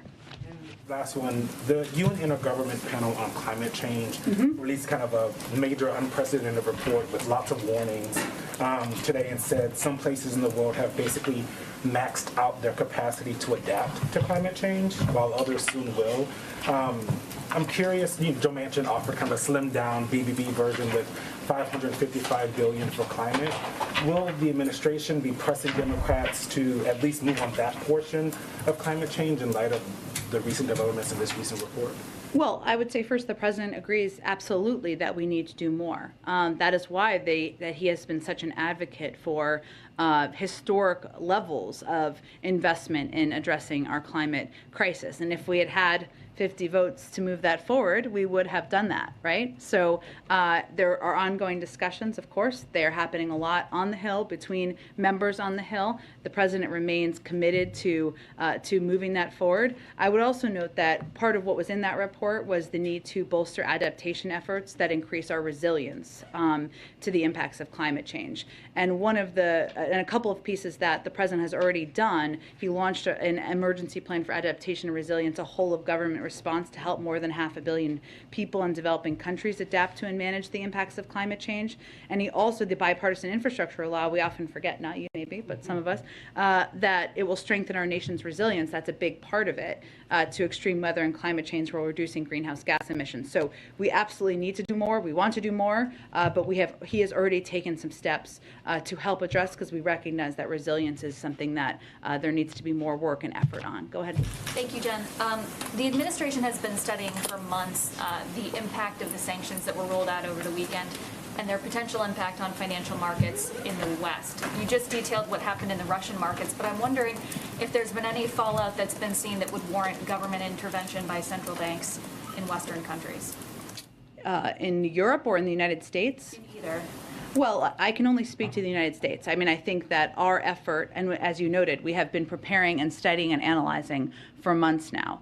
As you know, Russia is, I think, our 26th largest trading partner. It's not an enormous trading partner of ours, and we've obviously been taking steps to mitigate any impacts on our markets. We're not trying to tank our markets, to state kind of the obvious here. We're trying to maximize the impact on the Russian economy and the squeeze around President Putin.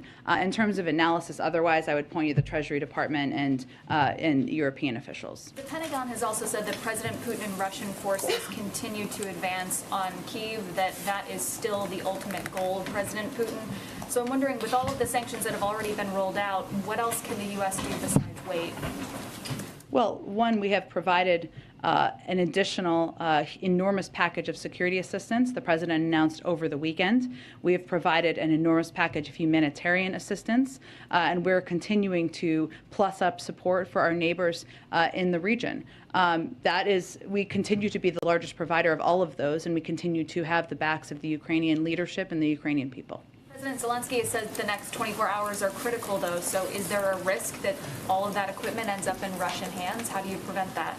There's always steps the Department of Defense takes to mitigate that, and we take them in coordination with our partners. I would have you speak with them about more specifics. Go ahead. Thanks, Jen. Oh, go ahead. Thank you. I wanted to ask for more specifics on refugees. I know that you told Christian just now that the U.S. will accept refugees from Ukraine. Do you have a specific number of refugees, and how would you determine that? Well, I would first note that we continue to believe that the vast, vast majority will go to Europe. And so this is different from other conflicts where that has not been the likely outcome. In terms of specific numbers, we do not have that. There are refugee programs that they would have to, of course, apply for. There's a question about temporary protected status, although that applies to people who are not refugees, but people who are in the United States right now. But again, what our focus is on, because we think it will impact the vast majority of refugees, is working in close coordination with our European partners and plussing up our humanitarian assistance and assistance in these countries where they are receiving refugees. I also wanted to ask about voting. Texas has an election coming up, and they're beginning to have people who vote by mail, their ballots being rejected. I know this administration has been very vocal about new voting laws that it disagrees with. Can you talk about what you as an administration are doing to leverage the resources of the White House and of the executive branch to help people get access to voting in the coming weeks? Demonstrating that today, and we stand with you, Ukraine. Thank you, President Weber. I now give the floor on behalf of the S&D Group to Irache Garcia Perez.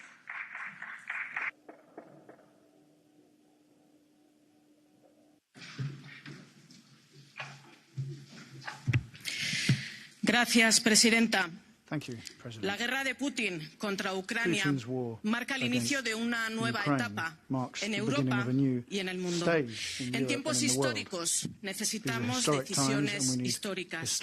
El apoyo financiero y militar a Ucrania, la desconexión de los principales bancos rusos de la plataforma SWIFT, la activación de la Directiva de Protección Internacional para ayudar a los refugiados ucranianos y la prohibición de la maquinaria mediática del Kremlin suponen un salto cualitativo a nuestra capacidad de respuesta.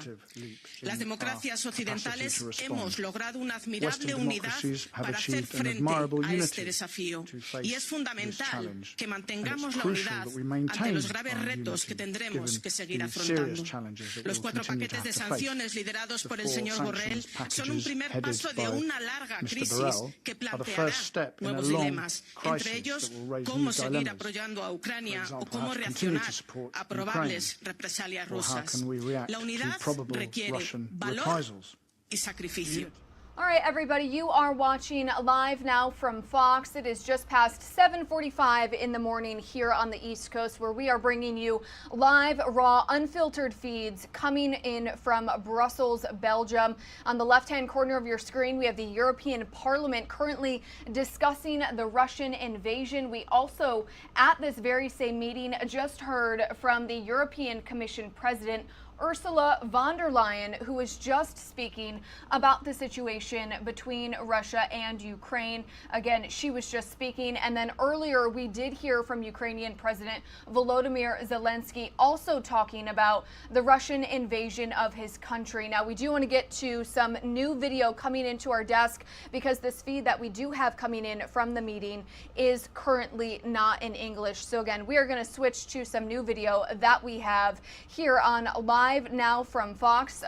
What we do know is that Russia's invasion of Ukraine is currently going on day 6 today. Again, as Russia continues to invade the country, we do know many Ukrainian civilians have spent the night huddled in shelters, basements, and corridors. These new images that you're taking a look at right now show the Russian march toward the Ukrainian capital. It is stepping up, and we do know that there is a column of Russian troops about 40 miles long on the long road to the capital of Kyiv. Now, initial reports only expected the convoy to be about 17 miles in length.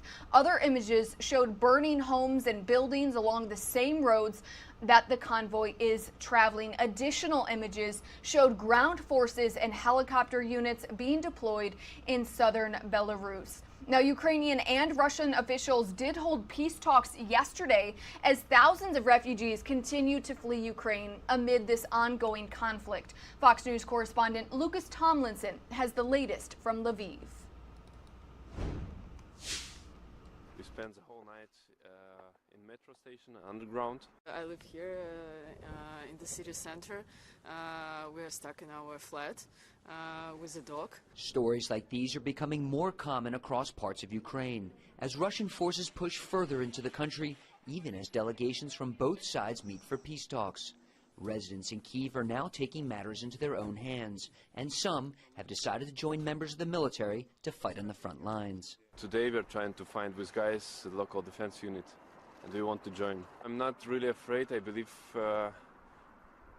the world is on our side, and we were attacked. It's not our aggressions. Meanwhile, neighboring countries across Europe face a dilemma over the refugee crisis. Ukrainians looking to enter Romania say they had to wait for hours, in some cases several days, to flee their homeland. The UN estimates more than 500,000 people have already fled since the war began. 5 days, we wait for about 3 days to get to the Polish border from Kyiv, and that's about 8 hours drive.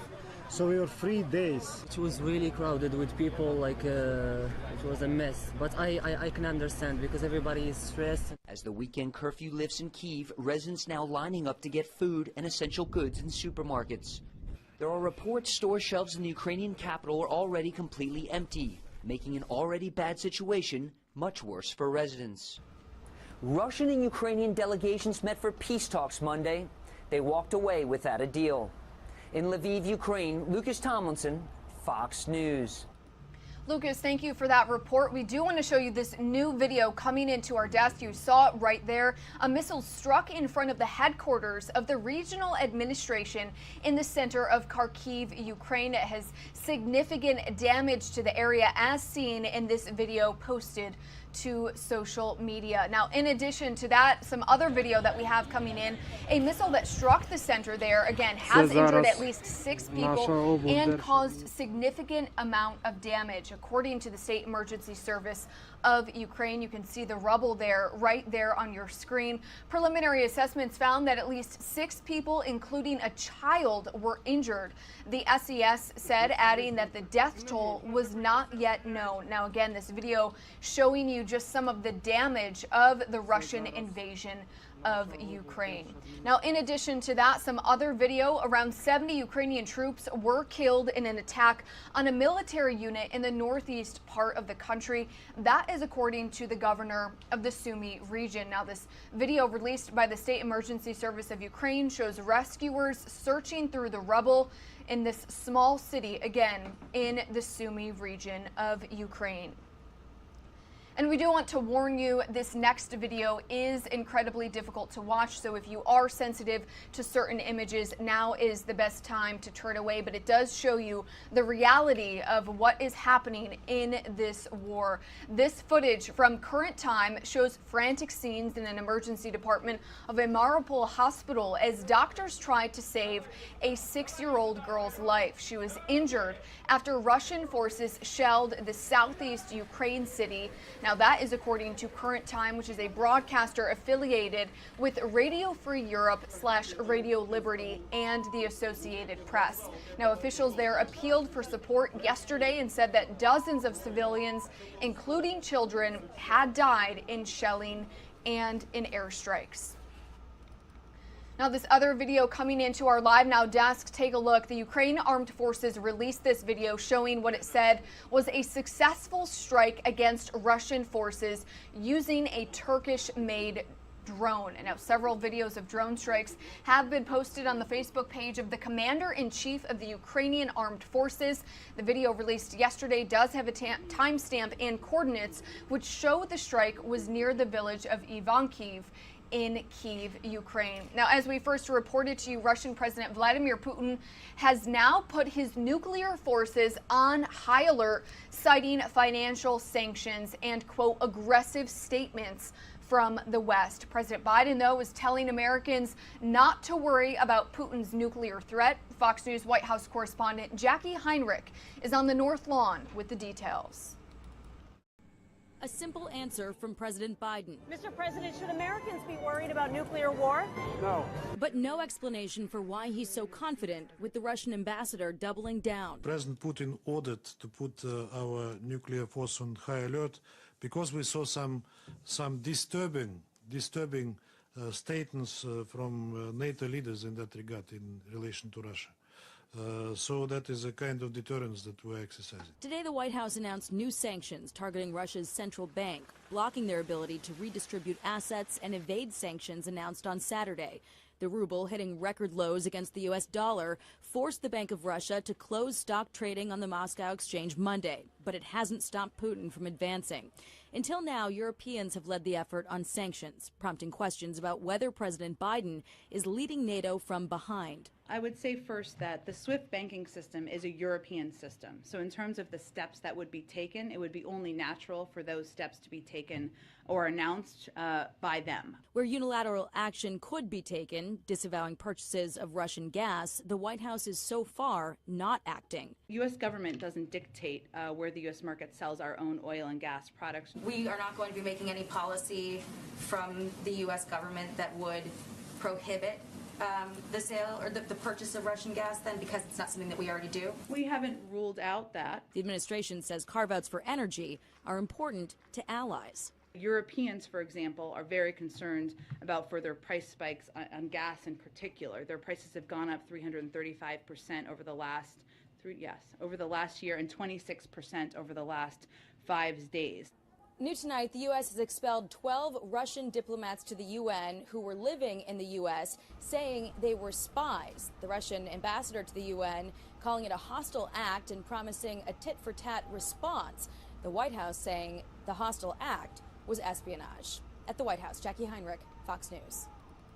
Jackie, thank you for that report. Now, we are continuously getting new video into our LiveNOW desk. The latest from Ukraine shows the aftermath of some of those Russian airstrikes. This video made the rounds on social media showing fires after a strike on a military base about 15 miles north of Kyiv last night. Men driving on the road taking this video, reacting to the flames and burning vehicles in the distance. Meanwhile, more than 200 miles away, other video shows Russians shelling in a residential area in the city of Kharkiv, which is Ukraine's second largest city, home to more than 1 million people. The Russian military, though, is denying targeting residential areas, despite these images that we are showing you right now and other images of hospitals and schools being attacked. Now, destroyed and burnt out vehicles are littering the streets in Kyiv, and as Russia continues its invasion of the Ukrainian capital. Footage captured by Radio Free Europe/Radio Liberty shows these scenes in Kyiv in the aftermath of a fight that happened less than 5 miles from the Ukrainian presidential office on Sunday night. Now, according to the translation provided by RFE, locals said the firing began last night when Russian troops tried to take positions near the metro station. Now, Russian forces again are continuing to meet stiffer than expected resistance as they continue to attack the capital, and this as diplomats from the two nations met yesterday and plan to continue peace talks today. Russian President Vladimir Putin, as we previously mentioned, has placed his nuclear forces on high alert as Western financial sanctions against his government and his elites are putting a strain on the Russian economy. Our Fox News correspondent Trey Yingst is in Kyiv, Ukraine with more. A massive explosion just outside the capital of Kyiv, the sky lighting up from suspected surface-to-air missiles. Occurring just moments after peace talks ended for the day between Russian and Ukrainian officials. Negotiations are expected to continue, but Ukrainians say they're not optimistic, the Russians remaining defiant. Russia did not start military actions. Russia is putting an end to them. Ukraine's second largest city, Kharkiv, also under intense shelling from multiple rocket launchers, and reports cluster bombs striking civilian targets, including a school. At least 44 people killed there, including children, say the Ukrainians. Ukraine released this video showing one of its drones destroying a Russian missile system as the Ukrainian army claims Russia is suffering heavy losses. U.S. officials say Kharkiv and Mariupol in the east are Russian priorities, an effort to squeeze off key sectors. Ukraine's president rallying his country. We stand firm. In the capital of Kyiv, another strategic play, as Russian forces appear to be preparing to encircle the city in the coming days. Explosions and gunfire that have disrupted life since the start of the invasion appeared to subdue overnight, raising tensions for civilians, many taking shelter in subway stations. We're waiting that they will come and bring us bread, essentials, and some juice for our children. The bravery of ordinary Ukrainians to the invasion continues. These civilians confronting Russian soldiers in Berdyansk. Why did you come here? Leave while you're alive. NATO is condemning statements by Vladimir Putin after he placed Russia's nuclear weapons on heightened readiness. A more low-tech approach for Ukrainian civilians, ramping up their readiness. These rural villagers shown surrounding a Russian tank, and in a makeshift factory in Lviv, Molotov cocktails are being assembled. We choose to make something for help to other people. Air raid sirens continue to sound tonight in the Ukrainian capital of Kyiv as Russians continue to attack the city. In Kyiv, Trey Yingst, Fox News. Trey, thank you for that report. Vanavond Now, hebben we this video coming into our desk is a shipment of weapons for Ukrainian forces fighting Russia's invasion. This is all promised by Dutch Prime Minister, and it has left the Eindhoven Air Base. This video posted by the Dutch Ministry of Defense shows those weapons, that shipment being packed and transported from an ammunition depot and loaded onto a C-17 Globemaster aircraft bound for Ukraine. A Dutch Ministry of Defense press release said that the shipment included 3 anti-tank weapons, several hundred missiles, 100 sniper rifles, ammunition, and 2 submarines. Again, all included in that shipment of weapons from the Netherlands to Ukraine. This video coming into our desk shows the leader of the so-called Donetsk People's Republic, which is one of the 2 self-declared pro-Russian territories in East Ukraine. Now, this released video yesterday shows him raising the flags of Russia and the DNR, the, again, Donetsk People's Republic, over the South Ukraine town of Hranitye. The footage shows Denis Pushilin arriving in the town, located about 30 miles northeast of Mariupol, and warmly greeting these pro-Russian fighters before cutting to shots of him again raising the flags on a rooftop in the town's center. Volodymyr Veleskin, who heads the branch of the Military Civil Administration, an arm of Ukraine's security service that operates in the conflict-torn East Ukraine territories, did confirm on Facebook that pro-Russian troops had taken control of the city and again posted that video raising those Russian flags. Now, in the meantime, there are growing questions questions about the mental condition of Russian President Vladimir Putin. People who have observed him for years are noting a major change and shift in his attitude and behavior. Fox News correspondent Jillian Turner has more. I met with him many times, and this is a different Putin. World leaders who've been dealing with Vladimir Putin for decades are questioning his mental state, some calling him a madman, unhinged and paranoid. He seems erratic. There is an ever-deepening delusional rendering of history. He's descending into something that I personally haven't seen before. It's not just Bush administration officials. Obama's intel chief and Trump's national security advisor are alarmed. I think he's a little unhinged. I really do. I don't think he's a rational actor because he's fearful. One former ambassador to Russia says when dictators rule for decades, they become disconnected from reality. This is exactly what's happened to Putin. Lawmakers on Capitol Hill are calling him delusional. I'm really starting to question the competency, mental fitness. The last 2 years, he's even been more isolated. He was very COVID phobic. The perception among some foreign leaders, like President Emmanuel Macron of France, is that even when one-on-one, Putin is keeping his distance. After that encounter, Macron described the Russian leader as, quote, more rigid and more isolated. The world took notice when Putin publicly berated his close crony and intelligence director. Some former officials claim Putin's behavior is consistent with the past, even as he continues to ratchet up the stakes and the rhetoric. The so-called Western community, as I called it in my speech, an empire of lies. An intelligence source says Putin doesn't use a personal cell phone or the internet. If true, he really is cut off from the world beyond his compound walls. Another source tells Fox News the Kremlin sometimes stages made-for-TV clips in which Putin appears to have a cell phone to give the impression he's plugged in. In Washington, Jillian Turner, Fox News. Jillian, thank you for that report. Now, we do want to take you to these two live feeds that we have coming in. The European Parliament currently discussing the Russian invasion of Ukraine and possibly additional sanctions for Russia, again, as troops move in and try and take the capital city of Kyiv, as you see there on the right-hand corner of your screen. This meeting coming in from Brussels, Belgium, of the European Parliament is a mix of Parliament members who are speaking English and other languages. So as soon as we get an English feed, we will, of course, bring that to you live, raw, and unfiltered here on Live Now from Fox. In the meantime, though, some of you are going to see a quick 2-minute commercial break. Stay with us. We'll be right back.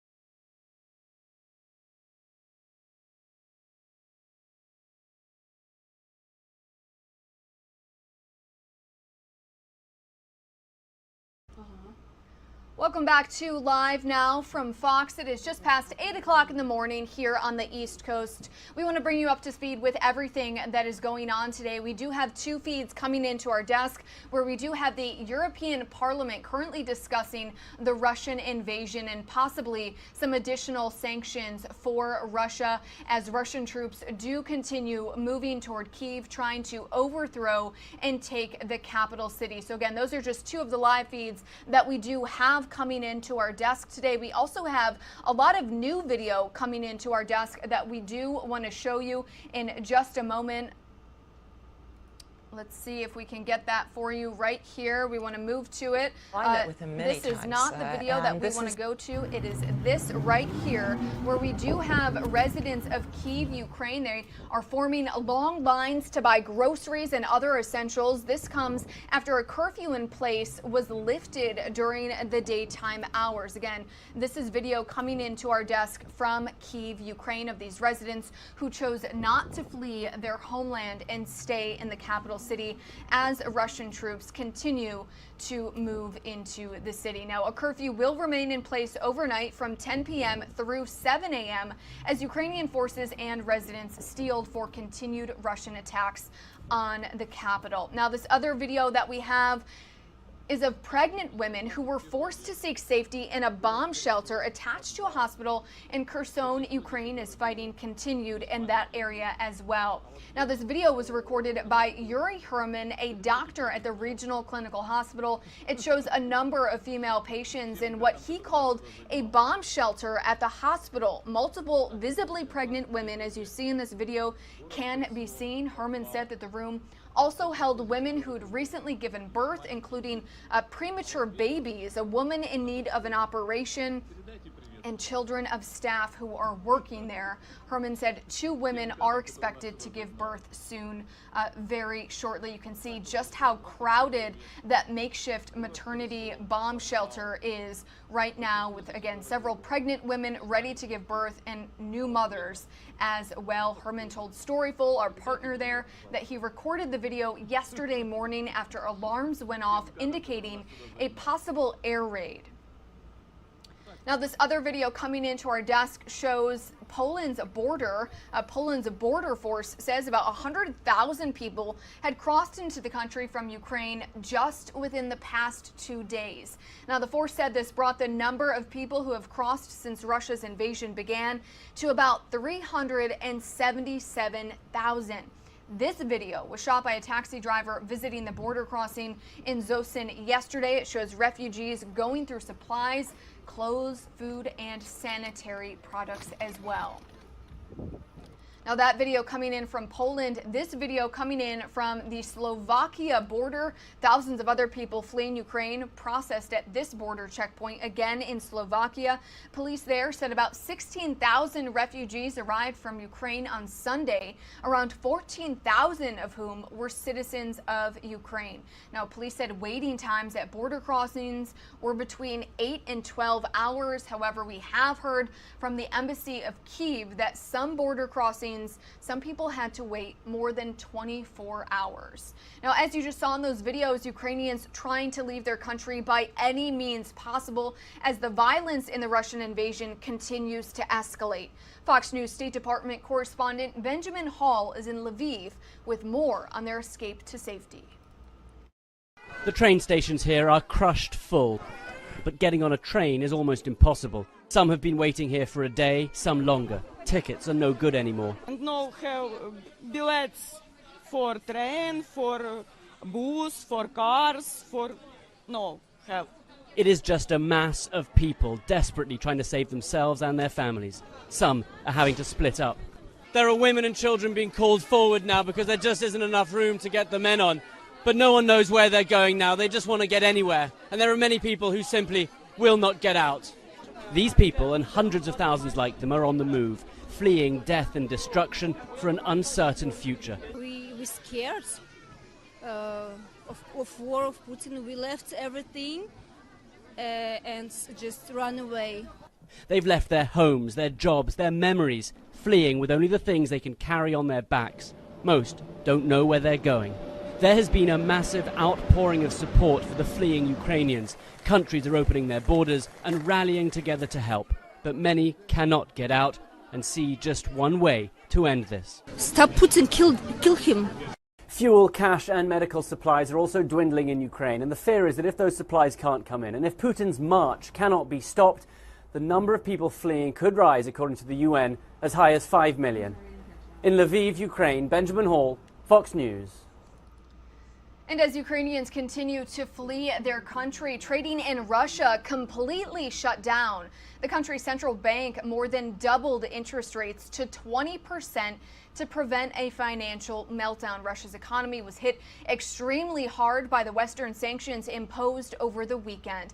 And here in the United States, while the Russian invasion of Ukraine has sparked a roller coaster ride on our stock market, the Dow Jones dropped about 166 points yesterday after being down more than 500 earlier in the day. The Nasdaq, though, actually gained 54 points. Now, financial pressure on Vladimir Putin is coming not just from world leaders, but from our state governors here in the U.S. as well. They are now taking steps to divest from all Russian investment in the United States. It's part of the widening global response to Russia's invasion of Ukraine. Fox News correspondent Matt Finn has this story. Russia's economy taking a nosedive Monday as it faces widespread blowback from its invasion of Ukraine. The Russian central bank doubling interest rates as the value of the Russian ruble plummeted. The U.S. Treasury Department announcing further restrictions on the bank Monday, blocking it from doing business with Americans and freezing its assets in the United States. In addition to unprecedented sanctions from the global community, many state leaders are now doing what they can to add the financial squeeze on Moscow, passing new laws to suspend or block all business with Russia. Whereas the state will not permit its own investment activity, whether directly or indirectly, to aid Russia as it commits these human rights violations and atrocities. New York and Washington are among several states welcoming displaced Ukrainian refugees. According to the UN, more than 500,000 people have fled the country since the war began. Lawmakers are also moving to stop the sale of Russian-sourced products. In states that control the sale of alcohol, Russian vodka is now coming off the shelves. I feel okay with it. Whatever helps them. I don't think what he's doing is right, so. While the financial impact is small compared to the weight of international sanctions, state leaders say they wanted to show solidarity with the Ukrainian people. In Los Angeles, Matt Finn, Fox News. On your way. Thank you very much. Matt, thank you for that report. Now, in other news pertaining to Russia, the U.S. Soccer has joined the growing list of federations around the world stating it would not compete against Russia in any competition, with USSF denouncing the nation's, quote, heinous and inhumane invasion of Ukraine. Now, yesterday's announcement comes after the soccer federations of Poland, Sweden, and the Czech Republic each announced they will not play Russia in the 2022 World Cup qualifying next month. The four are in one of UEFA's 3 brackets to determine the region's final 3 berths at the World Cup. Now, across the globe, people are calling for an end to the Russian invasion of Ukraine. In the United States, many Americans from coast to coast showing their support as well. Fox News correspondent Alexis McAdams has more from New York. Stand with Ukraine! Stand with Ukraine! Americans across the country rallying in support of Ukraine. From New York to Los Angeles, massive crowds gathering over the weekend as the Russian invasion of Ukraine continues. Those with family and friends back in Ukraine expressing concern for their loved ones' safety. My mom and my dad, they have missiles flying over their homes. My cousin and their kids and his wife are making Molotov cocktails to stop the tanks. I'm in pain. I'm in pain. My heart is broken to pieces. Some of the largest crowds seen in New York, where more than 150,000 Ukrainians call home. Cardinal Timothy Dolan holding a special mass at St. George's Ukrainian Catholic Church, discussing his respect for the Ukrainian people. The stories that we're hearing of the brave, independent people of honor and faith that are the citizens of Ukraine that we've come to love and so respect are very inspirational to us. As protesters call for the support of Ukraine, some also calling on the United States to take more action. We are desperate to ask people to help Ukraine to fight. Meanwhile, some businesses taking a stand, pulling Russian products like vodka right off the shelf. We're not carrying it because I don't want to look at it. And we don't want to look at it because we stand with Ukraine. More protests expected here in New York tonight and across the globe in the coming days. In New York, Alexis McAdams, Fox News. All right, Alexis, thank you for that report. We want to switch gears and head out to our nation's capital, where we do know President Joe Biden will be delivering his first State of the Union address coming up later tonight. We will, of course, bring that to you live, raw, and unfiltered. But for now, we do want to head out to our Fox 5 Washington, D.C.'s Bob Barnard, who is live in D.C. today. Bob, thank you so much for joining us. We know, again, President Biden will be delivering his State of the Union address. Tell us, what can we expect in terms of security in the Capitol? Again, as we had in the days and weeks following the January 6th insurrection, is fencing around the Capitol grounds. It's about 7 to 8 feet tall. It basically is just providing a perimeter around the Capitol grounds. After the attacks a year plus ago, there was fencing that went several blocks around this area, and you had National Guard troops stationed at every intersection. Some 700 National Guard troops have been activated for tonight, 400 from the D.C. National Guard and another 300 from surrounding states. We haven't seen them yet this morning. I've been told they're going to be deployed later today, but you see some of their troop carriers, their trucks and stuff parked along some of the streets here with other city snowplows and what have you that will help to block off some streets around the Capitol later this afternoon and evening. And that's pretty much it in terms of the visible security. The fencing, National Guard troops, some trucks that will block off some streets. But of course, there's a lot that you don't see with war raging in Ukraine, with the ghosts of January 6, 2021, and some truckers' protests that are planned for the D.C. area today and in the coming days. You've got U.S. Secret Service police, Capitol Police, and D.C. police working together to provide security so that the president can get in, make his speech, and get out safely tonight. No specific threats, terrorist threats, or anything like that that we've been made aware of. But again, there's at least one truckers' protest scheduled for today about a mile from here down by the Washington Monument. But there is uncertainty whether any of these other convoys that have been, out and about around the country may end up arriving in D.C. in time for the State of the Union tonight. We don't believe so, but they're preparing for all of those potential eventualities. And Bob, I did want to ask, you mentioned that trucker protest is heading to Washington, D.C. today. How big of a concern is that for Capitol Police and all of the other law enforcement agencies that are working together to, as you know, behind you, putting up fencing and just having a bigger security force there? How big of a concern is this? I honestly think they're more concerned about the potential impact on travel and traffic around the D.C. area, as opposed to any kind of threat to the Capitol or the president, members of Congress, dignitaries who will be here tonight. They don't want a repeat of what we saw in Ottawa happening here in D.C., but none of these organizations, these trucking groups, have said they're planning to come here and disrupt anything going on in the Capitol itself. One group said they were going to kind of block traffic around the Capitol Beltway. That was last week. That never really materialized. And we're not sure how large the group that's planning their protest down by the Washington Monument, how large that's going to be. I don't think there's really great concern that any of those convoys is going to, really bring things to a standstill here in the nation's capital. But they're prepared, because you just don't know. It's the unexpected that can catch you off guard. All right, Fox 5, Washington, D.C.'s Bob Barnard, thank you so much for joining us live in D.C. Always great to have you on.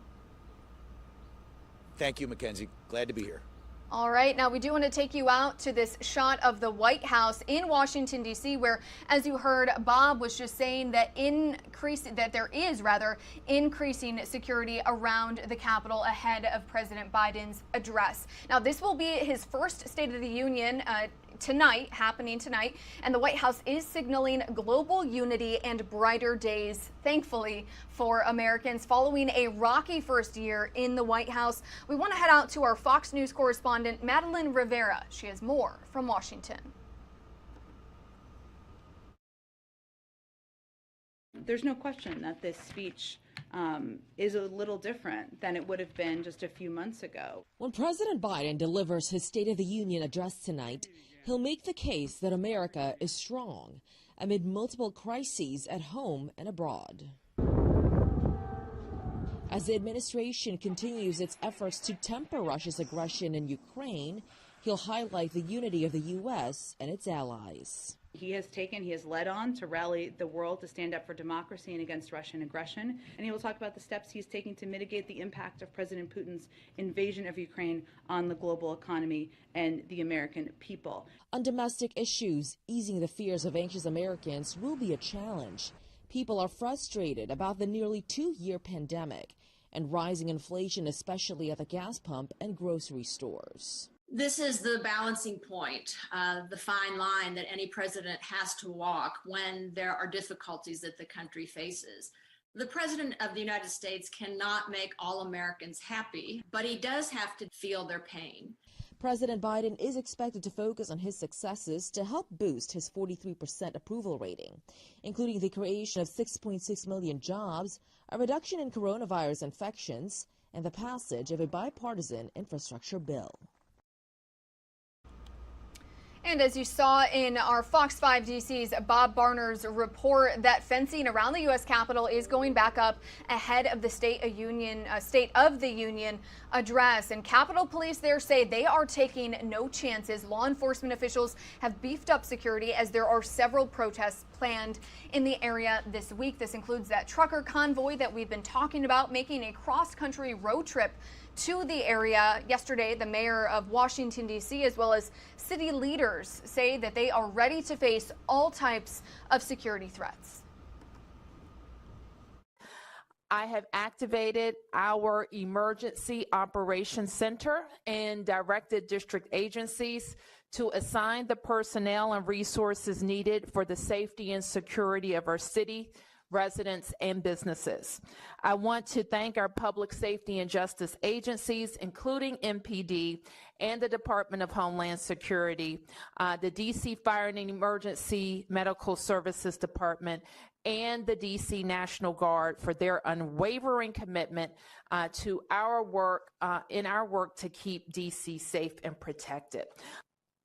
In preparation for First Amendment activities that may occur in the National Capital Region and in the District of Columbia, MPD has increased staffing and enhanced our security posture around the city.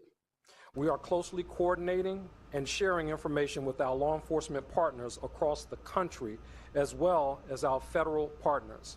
I want to be very clear that we are prepared to take swift law enforcement actions for violations of our local and federal laws if necessary.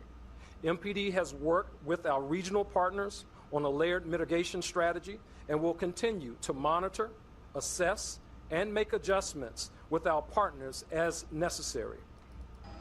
And the trucker convoy we have been talking about protesting COVID restrictions and vaccine requirements has passed through Missouri. The quote, People's Convoy stopping there for the night, traveling to St. Louis. Nearly 1,500 trucks are part of the caravan. The convoy, though, is driving through Missouri, as we mentioned, to get to the nation's capital. There, truckers will converge with a bigger group for a planned demonstration. They are protesting COVID restrictions, vaccine requirements, and other issues affecting the country. On that very same topic, the White House, as of today, is dropping its mask mandate before the president's State of the Union speech. Now, starting today, fully vaccinated individuals will no longer have to wear a mask on the premises. The CDC says the nation's capital is now a low-risk area for COVID. The agency is currently focusing on hospitalizations rather than positive test results.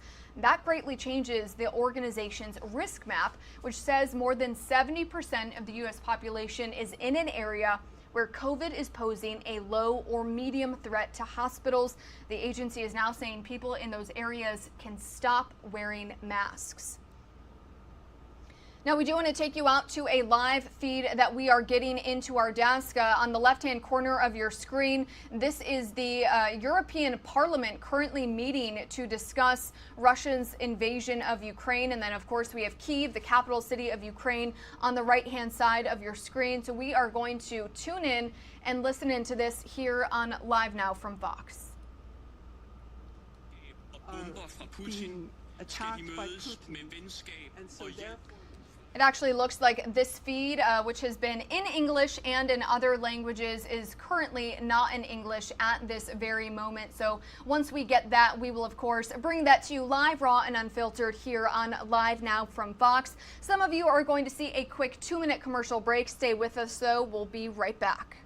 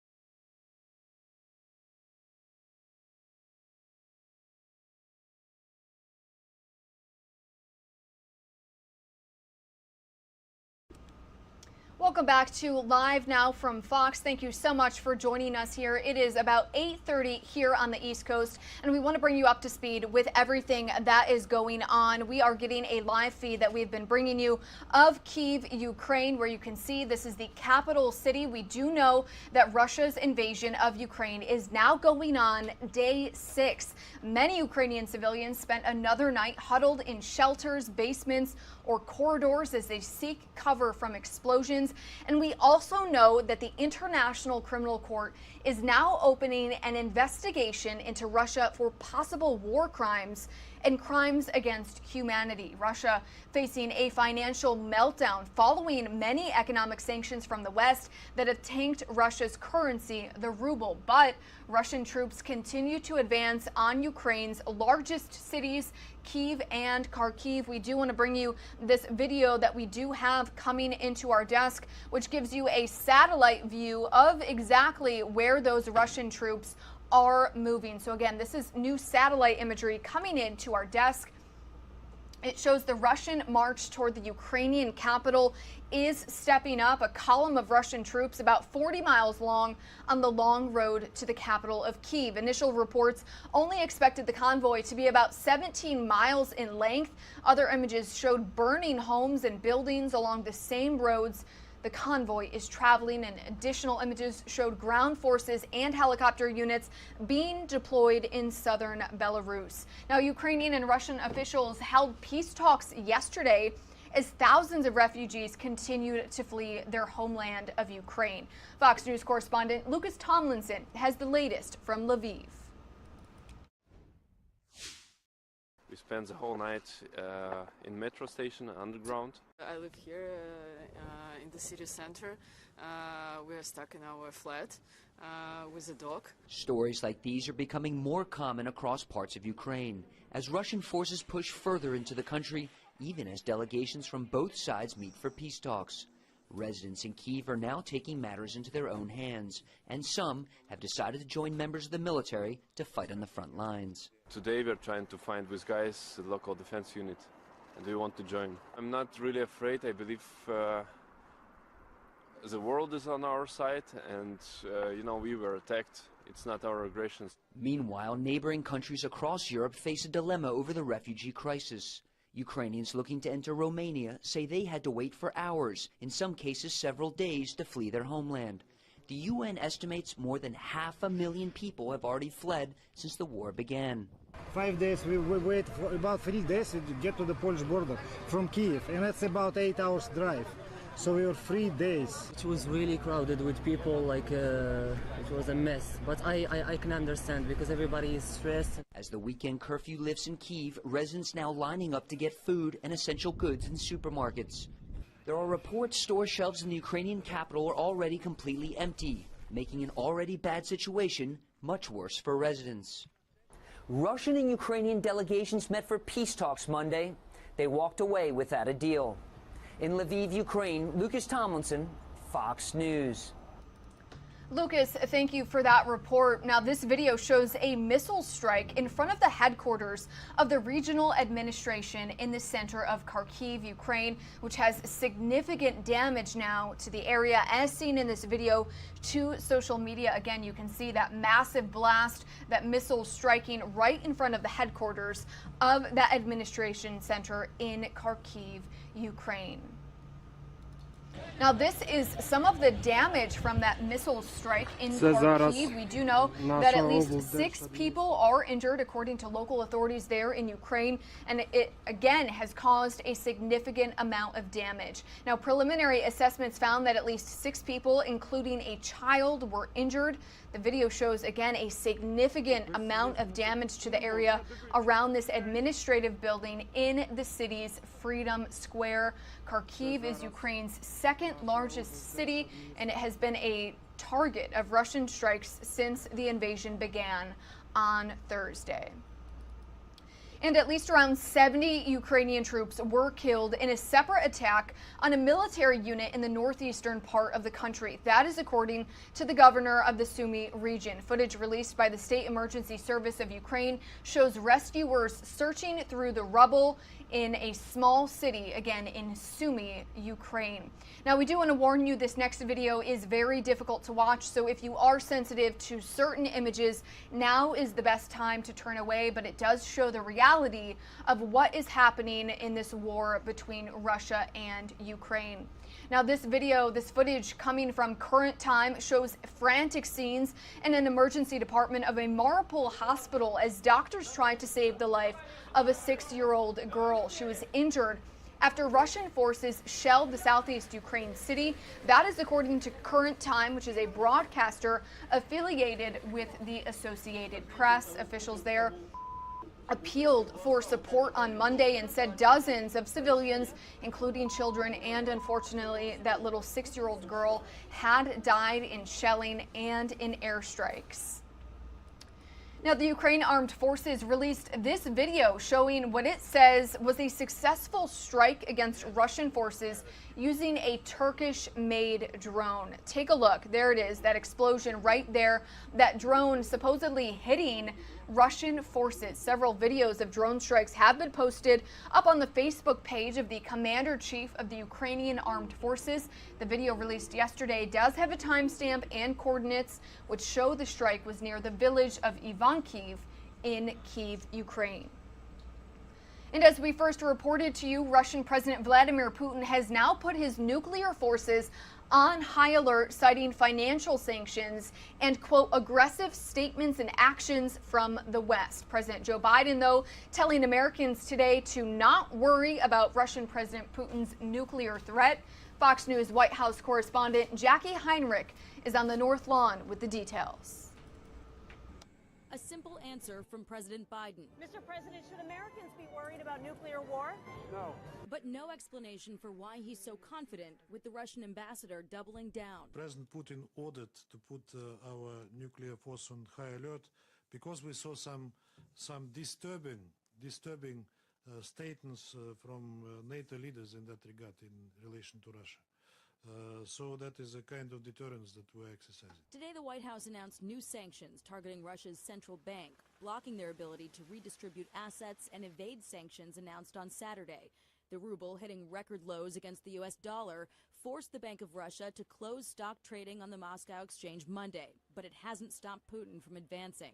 Until now, Europeans have led the effort on sanctions, prompting questions about whether President Biden is leading NATO from behind. I would say first that the SWIFT banking system is a European system. So in terms of the steps that would be taken, it would be only natural for those steps to be taken or announced by them. Where unilateral action could be taken, disavowing purchases of Russian gas, the White House is so far not acting. The U.S. government doesn't dictate where the U.S. market sells our own oil and gas products. We are not going to be making any policy from the U.S. government that would prohibit the sale or the purchase of Russian gas then, because it's not something that we already do? We haven't ruled out that. The administration says carve-outs for energy are important to allies. Europeans, for example, are very concerned about further price spikes on gas in particular. Their prices have gone up 335% over the last year and 26% over the last 5 days.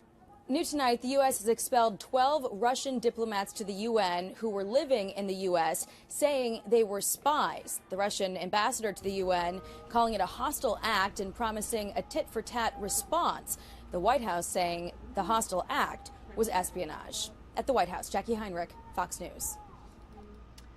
Thank you, Jackie, for that report. And the latest from Ukraine shows the aftermath of Russian airstrikes. This video made the rounds on social media showing fires after a strike on a military base about 15 miles northeast of Kyiv last night. Men driving on the road capturing this video were showing also reacting to flames and burning vehicles in the distance. Meanwhile, more than 200 miles away, video shows Russians shelling in a residential area in the city of Kharkiv, which, as we told you, has been hit several times by Russian troops. The military, though, the Russian military, is denying targeting residential areas despite these images and others of hospitals and schools being attacked. This other video coming into our desk shows destroyed and burnt out vehicles littering the streets of Kyiv as Russia continues its invasion in the capital. This video, captured by Radio Free Europe / Radio Liberty, shows the scenes in Kyiv in the aftermath of a fight that happened less than 5 miles from the Ukrainian presidential office. Now, according to the translation provided by RFE, locals said that the firing began last night when Russian troops tried to take positions near the metro station. Now, as Russian forces continue to meet stiffer than expected resistance as they attack the capital of Kyiv, this comes as diplomats from the two nations met yesterday and plan to continue peace talks today. Russian President Vladimir Putin, as we mentioned, has placed his nuclear forces on high alert as Western financial sanctions against his government and his elites are putting a huge strain on the Russian economy. Fox News correspondent Trey Yingst is in Kyiv with more. A massive explosion just outside the capital of Kyiv. The sky lighting up from suspected surface-to-air missiles. Occurring just moments after peace talks ended for the day between Russian and Ukrainian officials. Negotiations are expected to continue, but Ukrainians say they're not optimistic. The Russians remaining defiant. Russia did not start military actions. Russia is putting an end to them. Ukraine's second largest city, Kharkiv, also under intense shelling from multiple rocket launchers, and reports cluster bombs striking civilian targets, including a school. At least 44 people killed there, including children, say the Ukrainians. Ukraine released this video showing one of its drones destroying a Russian missile system as the Ukrainian army claims Russia is suffering heavy losses. U.S. officials say Kharkiv and Mariupol in the east are Russian priorities, an effort to squeeze off key sectors. Ukraine's president rallying his country. We stand firm. In the capital of Kyiv, another strategic play as Russian forces appear to be preparing to encircle the city in the coming days. Explosions and gunfire that have disrupted life since the start of the invasion appeared to subdue overnight, raising tensions for civilians, many taking shelter in subway stations. We're waiting that they will come and bring us bread, essentials, and some juice for our children. The bravery of ordinary Ukrainians to the invasion continues. These civilians confronting Russian soldiers in Berdyansk. Why did you come here? Leave while you're alive. NATO is condemning statements by Vladimir Putin after he placed Russia's nuclear weapons on heightened readiness. A more low-tech approach for Ukrainian civilians, ramping up their readiness. These rural villagers shown surrounding a Russian tank, and in a makeshift factory in Lviv, Molotov cocktails are being assembled. We choose to make something for help to other people. Air raid sirens continue to sound tonight in the Ukrainian capital of Kyiv as Russians continue to attack the city. In Kyiv, Trey Yangst, Fox News. Trey, thank you for that report. We do want to head out to a live feed that we are getting into our LiveNOW desk, where we know that members from Switzerland are currently meeting right now in New York at the United Nations to appeal and to support the people of Ukraine as Russia continues to invade the country. We do know that they're going to be talking about the refugee response plan, because we do know that there are thousands of Ukrainians who have had to flee their country amid this Russian invasion. So let's listen in. Country can be impacted by arrivals of refugees and will require the solidarity of others. I go now to the platform. The first question is from Frank Jordan, Associated Press. Hello, Frank Jordan's AP. Mr. Griffiths, what is your damage assessment and how many civilians in Kharkiv have been hit? How are humanitarian operations being conducted there, if at all? USG Griffiths. Yeah, I'll be very brief. We don't have a damage assessment of Kharkiv. We are at the moment in these, I think it's, what is it, day 3, day 5 of the escalation, managing to hunker down, to plan, to assess through local partners. But at the moment, what we've done in this appeal is to pull together, again, based on the previous experience, because we've been there for 8 years, and as Filippo said, we've seen 2014, based on this experience, what we think is likely to happen. We were asked a question yesterday by the representative of the Russian Federation in the Security Council as to whether we had a view about the use of weaponry in civilian areas. You know, it's a bit early to expect, under the circumstances that are happening either in Kharkiv or elsewhere, for international monitors to go out and make these assessments. Our assessments are based on experience and based on wide general experience as well. So those assessments will come, and that's the next stage once we get out and about to see the scale of need in detail. Thank you. I'm told we can take one more question. Last question from Catherine Fiancambokonga, France 24, yes. French channel. Yes, good afternoon. This is a question for Mr. Filippo Grandi. Good afternoon, gentlemen. My question is regarding despite the great generosity and solidarity that is expressed for the moment by the neighboring countries, don't you fear that on the long run, we see a situation as the one with the Syrian refugees in Lebanon, that local population starts to have to wear the burden of the refugees? How do you see it? Oui, bonjour, Catherine. Thank you. I think, I don't know if you can really compare little Lebanon with all its huge challenges with huge Europe, and it's both its size and space and opportunities.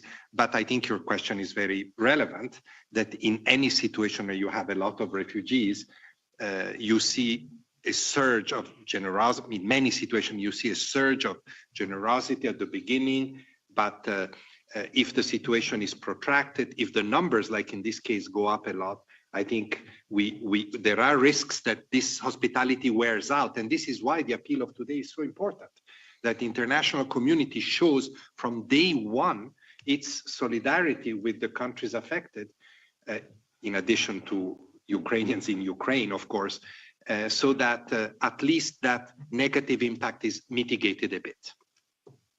Thank you very much.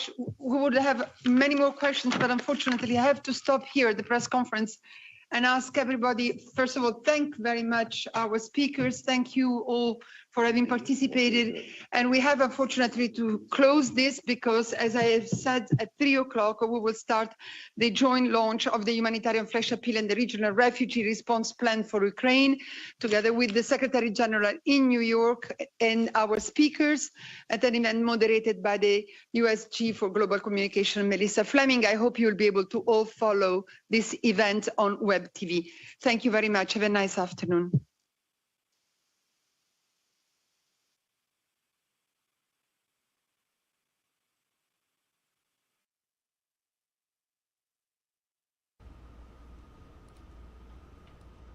All right, everybody, you are watching Live Now from Fox, where we were just listening in to members of the United Nations who were talking about the crisis, the refugee crisis in Ukraine, where we do know that there are thousands of refugees who have had to flee the country as Russia continues to invade. Now, some of you are going to see a quick 2-minute commercial break, though. When we come back, we'll have much more, again, coming up in just 2 minutes.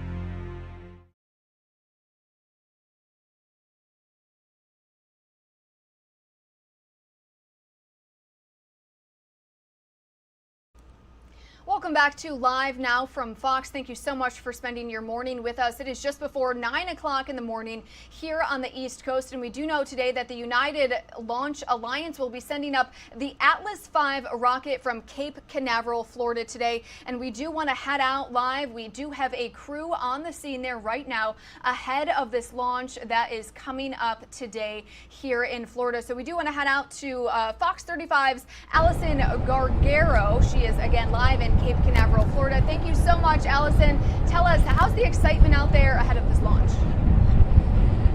Well, I will say it's still pretty early. That launch is scheduled for 4:38, a 2-hour window this afternoon. But some folks have been driving up to us, obviously, to see our Fox 35 Storm Team Thunder truck behind me, but they're pretty excited for the launch, and they just want to make sure that these clouds clear. So it's something that we're watching for you throughout the remainder of the today. But this is going to be a new weather satellite on that Atlas V rocket. And what it's going to do is help to bring continuous weather observation across the Pacific Ocean. Now, this is going to replace GOES 17, which is a satellite that did have some technical troubles. But the good news is about this new satellite, right now it's called GOES T, but will be renamed GOES 18. It's going to help meteorologists and weather forecasting across the country and also help us here in Florida. Even though it's going to be covering the western half of the U.S., we can actually get more idea on some long-range forecasting for us here in Central Florida. But we did talk to one of the NOAA program directors, and they said that this next-generation satellite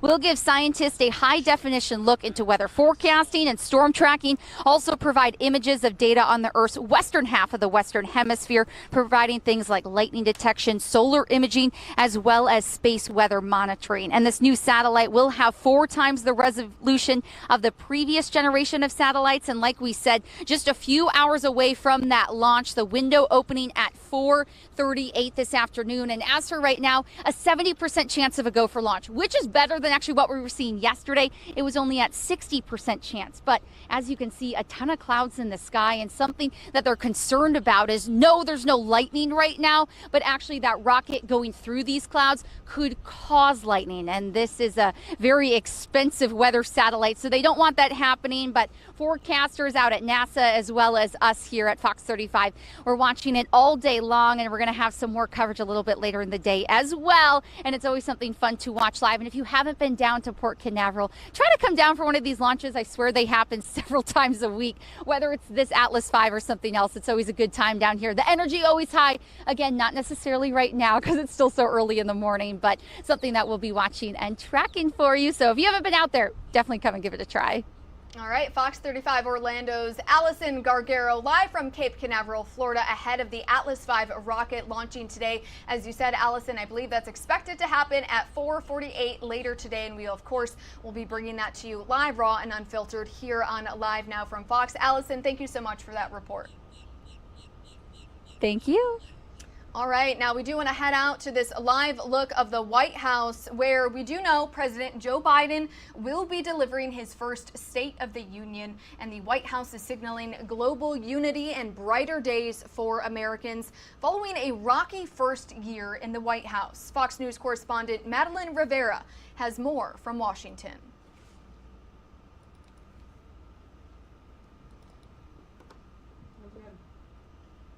Speech is a little different than it would have been just a few months ago. When President Biden delivers his State of the Union address tonight, he'll make the case that America is strong amid multiple crises at home and abroad.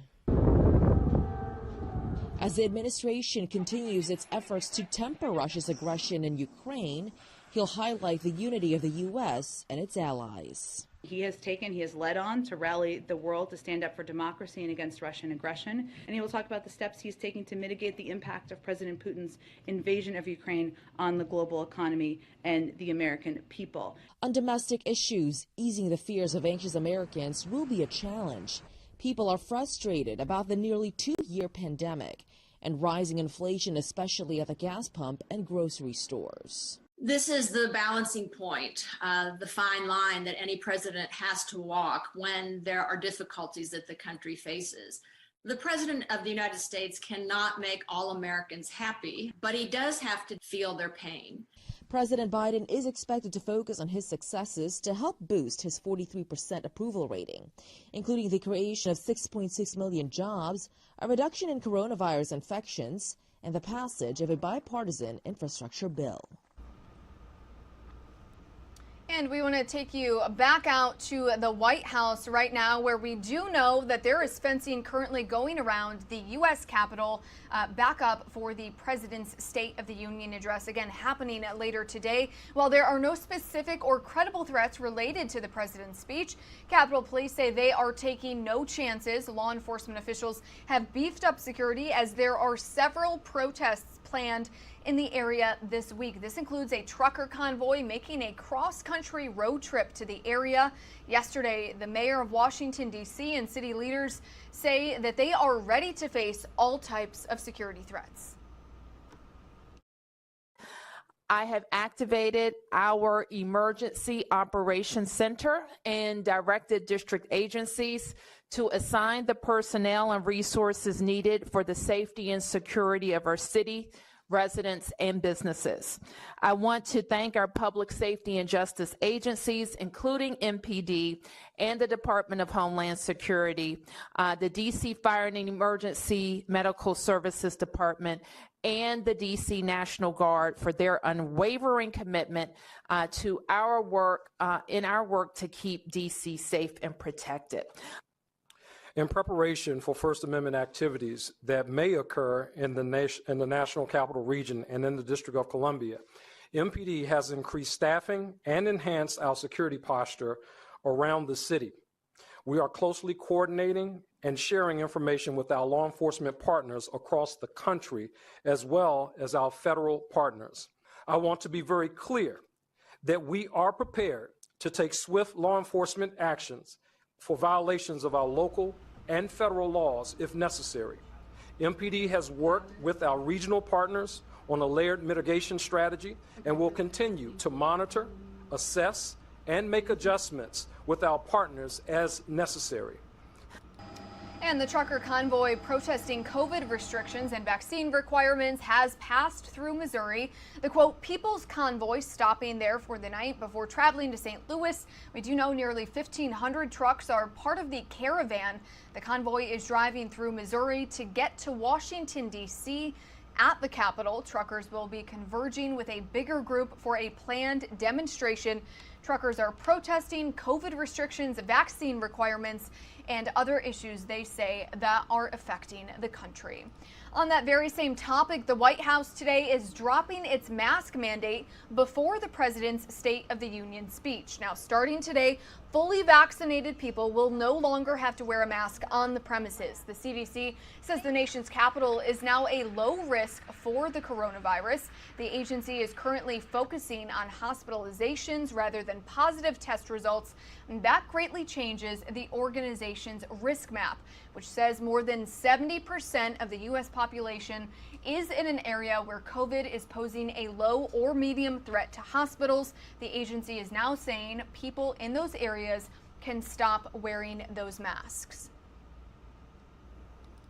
Now, a UN climate change report from over 200 scientists says that the next 18 years that the world will be going through will be getting sicker, hungrier, poorer, and gloomier. In addition to that, more dangerous. Let's listen in to one of those scientists from that report.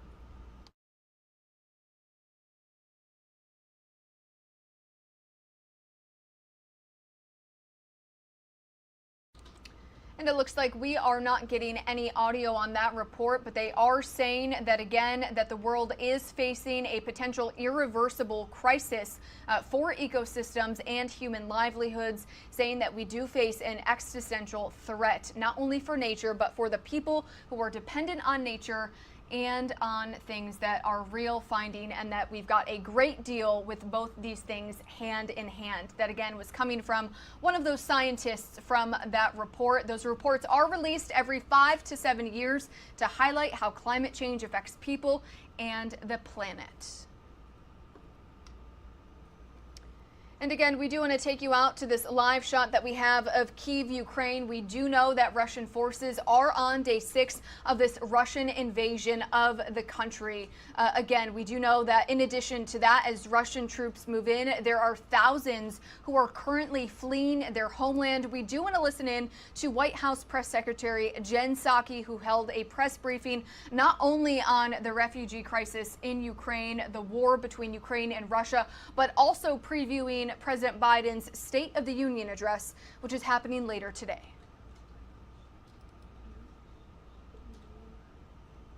Announcements over the weekend to get everybody up to speed. We have some charts to give you all the specifics in case that is helpful. The United States is the largest provider of assistance to Ukraine, and President Biden has committed more security assistance to Ukraine over the past year than the United States has provided at any other time in history. On Friday night, the president authorized an additional $350 million of military assistance in support of Ukraine's frontline defenders as they faced armored, airborne, and other threats. He did so hours after speaking with President Zelensky to ask him what support he needed. We are working to expedite deliveries from the latest package the President approved. I would note that the prior package that we had already announced has been ongoing and has been delivered even in the last few days, parts of that package. We expect equipment to start arriving within the next couple of days from this package. That brought the total security assistance we've approved for Ukraine to $1 billion over the past year. It is the third time the President has expedited emergency security assistance for Ukraine's defense in recent months using the Presidential Drawdown Authority. We're also working with NATO allies to facilitate the transfer of U.S.-made equipment from their inventories to Ukraine. The United States is also the single largest provider of humanitarian assistance to Ukraine, and recently deployed a disaster assistance response team to the region to lead the U.S. humanitarian response and support the Ukrainian people as they bear the brunt of Russian aggression. You may have seen that our head of USAID, Samantha Power, is on the ground in Poland and has been there as well, providing guidance and assistance there. We've provided over $106 million in humanitarian assistance to Ukraine in the past year, including an additional $54 million we announced this weekend to cover critical needs such as safe drinking water, sanitation, hygiene supplies, and critical emergency health supplies to meet the needs of hundreds of thousands of people, as well as emergency food assistance to meet the immediate needs of 125,000 people. I will stop there. I know there's lots to talk about, so Amr, why don't you kick us off? Thank you. In light of President Putin putting Russia's nuclear forces into special combat readiness, has the United States changed its nuclear posture? Well, let me first start by saying that throughout the crisis, Russia and President Putin have falsely alleged that it is under threat, including from Ukraine, including from NATO. Neither the United States nor NATO has any desire or intention for conflict with Russia. And we think provocative rhetoric like this regarding nuclear weapons is dangerous, adds to the risk of miscalculation, should be avoided, and will not indulge in it. We are assessing President Putin's directive, and at this time we see no reason to change our own alert levels. But it's also important to remember that even over the course of the last several months and years, when we have had significant disagreements with Russia over a range of issues, Russia and the United States have long agreed that nuclear use would have devastating consequences, and have stated many times, including earlier this year, that a nuclear war cannot be won and must never be fought. So we have not had seen reason to change our alert levels, and we are see obvious significant danger in escalatory rhetoric. Can I ask, there's been a great deal of movement of unity, and it comes after no shortage of angst about the Western alliance, I think, in recent years, particularly going back to the last administration. Is the president going to use this moment, though, to push NATO members to get on track with that 2% of GDP defense spending? Well, President Putin has been one of the greatest unifiers of NATO in modern history. So I guess that is one thing we can thank him for. But I would just look at, Amr, some of the announcements that have been made even over the last couple of days. One, the president has always been an advocate and a supporter of countries abiding by the 2% component. He was a supporter of that back when he was vice president, where, for history's sake, there was a great deal of progress made before the last president even took office and talked about it. But as we look even over the course of the past weekend, not only did you see a NATO alliance that was incredibly unified, and agreement among Europeans that there needed to be additional assistance provided in the form of security assistance to Ukraine, but you saw a number of countries take steps that they had not taken in recent history. Germany has historically not sent weapons to conflict zones. This weekend they changed course. Sweden also has not sent arms to countries in active conflict. That changed this weekend. Finland also changed course. Not all NATO members, of course, but the point is, what you're looking at here is a unified Europe, a unified West, a unified NATO, who are standing up to the aggression and the invasion led by President Putin. And if I could just quickly follow up on that, we've also seen some signs and responses beyond sanctions to isolate Russia. I think FIFA and I'm sorry, not soccer, but I think it's FIFA, how you pronounce it, and the IOC have taken action to put pressure. Can that type of pressure, is it sustainable in the long term, given the economic pressures, the longer this crisis goes on, can you maintain that sort of unity and those sort of collective actions? Can they continue beyond this early moment? Well, and you're referring to the IOC as in the International Olympic Committee and I don't know if it's FIFA or FIFA. FIFA. Okay. I tried to be soft there. Okay. FIFA.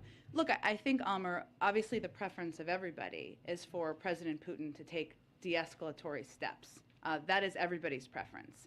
But as it relates to unity among international organizations, among the West, among countries, among many leaders in the United States even, I think what we've seen over the last few days is a commitment to remain united and to send a strong message to President Putin that these actions, this rhetoric is unacceptable and the world is building a wall against it.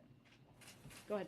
I think the Crown Prince of Saudi Arabia had a call with Emmanuel Macron yesterday where he reiterated the commitment for OPEC Plus's production agreement. Has there been an explicit U.S. request to Saudi or to members of OPEC Plus to increase production given what's happening right now? Well, without getting into specific details from here, just because it wouldn't be constructive to our overarching objectives, we have been in touch. I think you may remember that Brett McGurk and Amos Hochstein made a trip to the region just a few weeks ago to have conversations with the Saudis and others about a range of topics, including the conflict in Yemen, but also to have a conversation about the need to address any impact on the global markets, global oil markets that we expect at the time could happen and could continue to happen as a result of President Putin's invasion. Was any requests made for a specific production increase? Again, there has been an ongoing discussion about steps that we can all take as a global community to address any volatility in the market.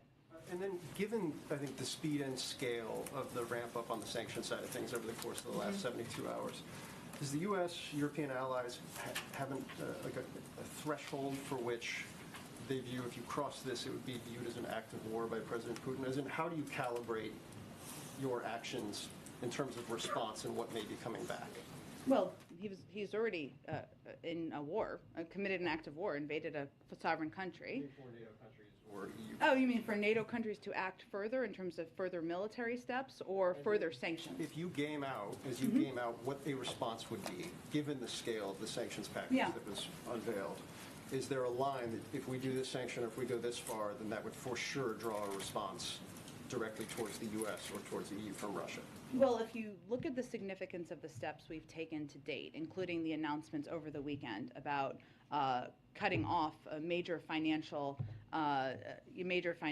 banks in Russia from the SWIFT banking system, we have continued to escalate and build in close coordination and alignment with the Europeans. Unity is a top principle for President Biden as we take steps forward. That doesn't happen on its own. It doesn't happen by accident. It happens as a result of a lot of conversations, diplomacy, and hours by the president and others on his national security team behind the scenes. But the other piece, just to get to the core of your question, that we very much weigh is maximizing the impact on President Putin, the Russian elite, the economy, while minimizing it on the global markets and the American people. So as we look at steps to take, I mean, even if you look at the impact on the energy sector, you know, we have taken steps. We have not taken some steps on energy sanctions, in part because we weigh that. That doesn't mean they're off the table. They remain on the table. But Europeans, for example, are very concerned about further price spikes on gas in particular. Their prices have gone up 335% over the last year and 26% over the last 5 days. So sanctioning energy would affect Russia's income stream. Certainly that would be a reason to do it, but it would also have extreme consequences on the world energy markets, particularly for our allies in Europe. So I use that as an example because we have to weigh all of the factors as we weigh whether to take additional steps. We have additional steps we could take, but we consider all of those factors as we make determinations. And the last one, just real quick, is the Biden administration considering following what the EU and Canada did and barring Russian flights from the U.S. at any point? I don't have anything to update you on that front at this point in time. There are obviously a range of options that remain on the table. So it's not off the table, but I don't have anything to announce and no decision made. Good. Jen, you spoke about a little bit about the sanctions that were announced over the weekend on Russia's central bank. How long does the U.S. Anticipate keeping them in place? I mean, is there sort of a time frame there? Perhaps you spoke about, Russia considering de-escalatory tactics, or, maybe announcing a ceasefire, or, is there sort of a broad time frame that the U.S. is thinking about? Well, let's hope that's the discussion we're having. Obviously, right now, President Putin is continuing to take escalatory steps. So we're not at that point of having that discussion. We hope that's one that we will be a part of. Okay, so for the time being, there is sort of no discussion on perhaps putting an end to the sanctions that have been put in place. Well, I mean, President Putin and the Russian military is moving toward the capital of Ukraine. And there are hundreds of thousands of refugees leaving the country because he has invaded a sovereign country. So, no, I would not say we're talking about reducing sanctions at this point in time. And sorry, one quick question on President Zelensky saying he wants to be a member of the European Union. We did see some comments come in from the EU over the weekend saying they are a part of us. However, this morning there were some conflicting comments again from the EU saying, there are sort of discussions among EU members about, whether such a decision can be made. What is the U.S. Position on Ukraine joining the EU? It's up to the European Union. We're not a member of the European Union, as you know. If they did consider taking Ukraine in, would you support that? It's up to the European Union to make that decision. There's a process, and of course we support the aspirations of any country to join any organization and the decision of that organization to make a decision. President Zelensky is urging President Biden and NATO to impose this no-fly zone. You've said that this would significantly escalate the situation. So just to be clear, is this a no-go for right now, or is this completely off the table, something that you would not consider? Well, the president has been very clear that he is not intending to send U.S. troops to fight a war with Russia. And I think what's important to note here is that is essentially what this would be a step toward, because a no-fly zone would require implementation. It would require deploying U.S. military to enforce which would be a direct conflict, potentially a direct conflict, and potentially a war with Russia, which is something we are not planning to be a part of. And on Vladimir Putin, you've said, you're not going to assess his mental state. But the president has said, he knows Putin well. They've talked a few times over the last several weeks and months. Has the president himself noticed or commented on any change that he's picked up on in Putin's demeanor or tone? I don't have anything, any more assessment about the president's view of President Putin's mental acuity to state from here. There's no question outside of that, we'll leave that to others, that what we've seen from President Putin, whether it is escalatory rhetoric as it relates to nuclear capabilities and nuclear intentions, something that is in direct conflict with something President Putin himself and the Russians committed to, had an alternate, committed to something else just a year ago, or whether it is the speech he gave last week where he questioned the sovereignty of the country of Ukraine at all, or the actions he's taking right now. Those are not actions of a global leader that should be treated with respect on the global stage. Given the behavior that you have seen, some of the things that you just noted, and the very severe consequences that he is now facing, these severe sanctions, is there any concern that instead of retreating, that Putin will feel so squeezed and so pressured that he will lash out even more, intensify his attacks, that any of this could backfire, essentially? Well, I think that it is our responsibility, the United States, President Biden, as a leader in the world, to rally the world in making clear how unacceptable his behavior is and to put in place severe consequences. Now, what he is feeling on the ground, there are protests. There have been oligarchs in his own cozy circle who have been outspoken. And obviously, the pinch is being felt significantly in the Russian economy. Even if you just look at the fact that the market was closed today, the ruble has been plummeting.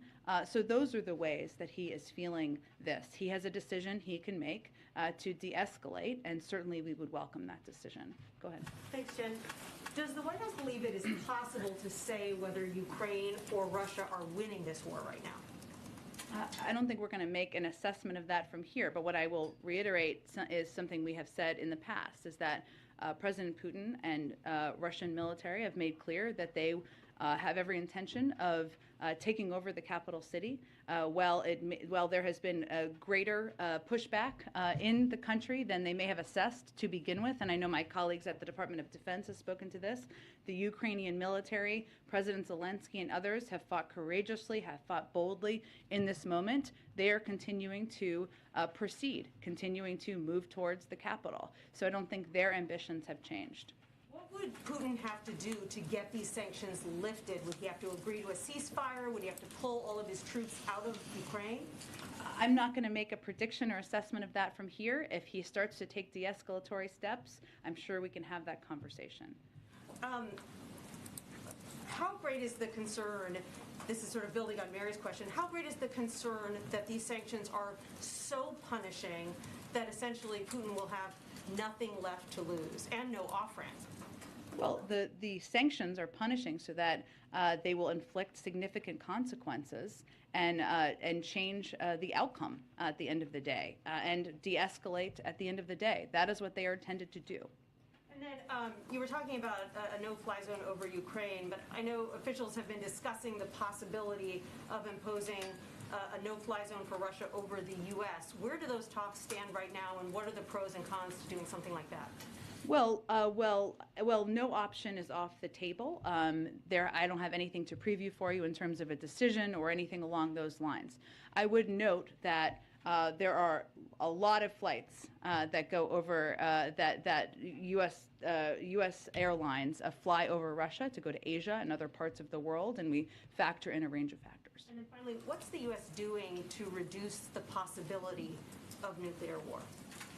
Well, I think, one, we are not escalating our own rhetoric. Two, we are certainly assessing what President Putin's comments mean. But as I noted a little bit earlier, we have not changed our own posture. What we are trying to do is reduce the tension, take the tenor of the rhetoric down, and make clear that we have seen this pattern in the past, which is posing threats or suggesting through misinformation of sorts that there are threats posed to President Putin in Russia that don't exist.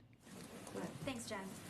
There are reports of illegal cluster bombs and vacuum bombs being used by the Russians. If that's true, what is the next step of this administration, and is there a red line for how much violence will be tolerated against civilians in this manner that's illegal and potentially a war crime? It would be. I don't have any confirmation of that. We have seen the reports. If that were true, it would potentially be a war crime. Obviously, there are a range of international fora that would assess that. So certainly we would look to that to be a part of that conversation. And then the new aid that you just laid out at the beginning here, the Post reported over the weekend that this aid will not include stingers, that it would likely come in a future batch of aid. What is the reason for that? I'm not going to get into specifics of what is in the military package. It is a combination of ground and airborne defense capabilities, and obviously we have provided those in the past, but I'm not going to have more details to outline for you from here. You mentioned that this next batch is going to be coming in the next few days. Why so long? I mean, days doesn't sound like a long time to us. But the package that we had already announced continues to be delivered. So we have expedited the plans for delivery of this new package. And then on the nuclear rhetoric we've been hearing from Putin, does this influence at all the upcoming nuclear policy review? In terms of how our relationship with, look, I would think it's a good question, Jackie, but I would say what's important for people to note, and this is why I noted it a little bit earlier, is that even at moments where we had huge tension with President Putin and Russia around the 2016 election, around invasion of Georgia, around their prior invasion of Ukraine, it was agreed that escalatory rhetoric around nuclear ambitions was dangerous. And that was something we committed to with Russia not to pursue. So, I think for right now, we're going to remind the global community of those commitments. And on that same note, does this administration trust Russia to be an honest broker in the talks with Iran right now? Well, I think it's not about trust in any of these negotiations or discussions. It's about verifying and then trusting later, including with the Iranians. But the Russians have been in the past a part of the P5+1 negotiations. They're a part of it now. I would just convey that it is in everyone's interest to have an understanding and visibility into Iran's capacity to acquire a nuclear weapon. There's no question about that. So at this point, we're just continuing to hope to make progress on that agreement. And then after all of this, what is the stance of the U.S. and buying Russian gas at this point? At this point, are we ready to pledge not to buy any more Russian gas? Well, as you know, it's really. Let me give you actually kind of an update on this because I think there's been a little confusion. One moment.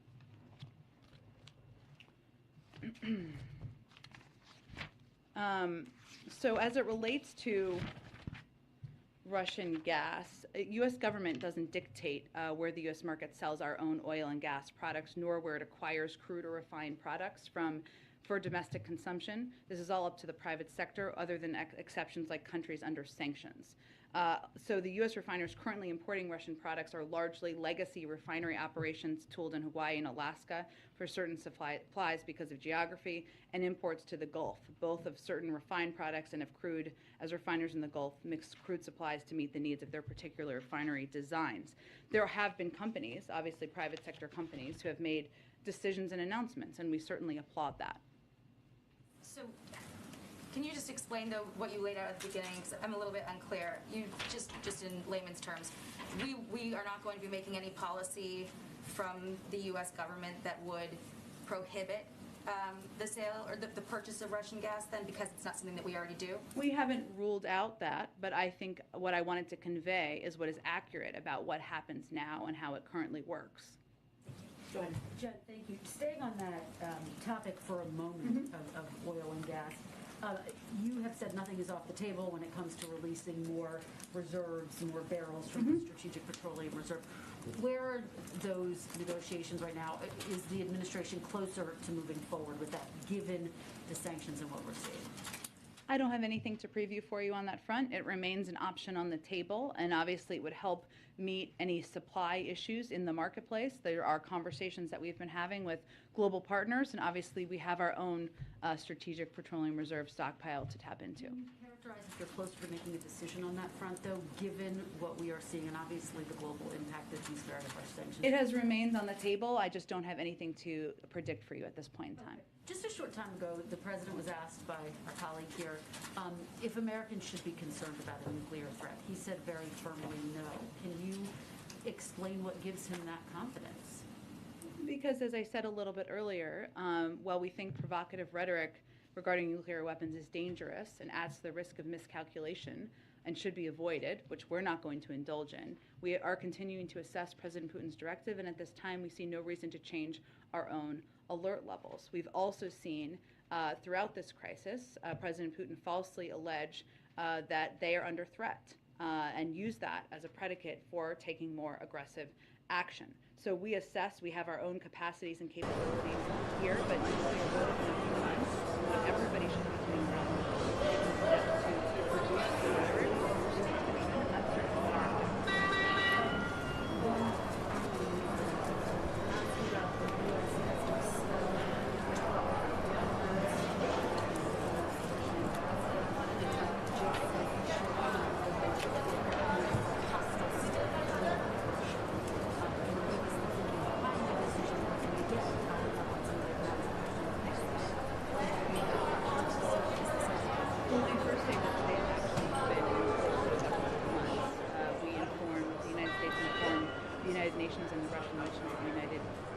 that we're beginning the process of expelling 12 intelligence operatives from the Russian mission who had abused their privileges of residency in the United States by engaging in espionage activities that are adverse to our national security. So it takes some time to make those evaluations, and that, again, those actions were in the works for months. And your response to the Russian ambassador who called this a hostile act? I think the hostile act is committing espionage activities on our own soil.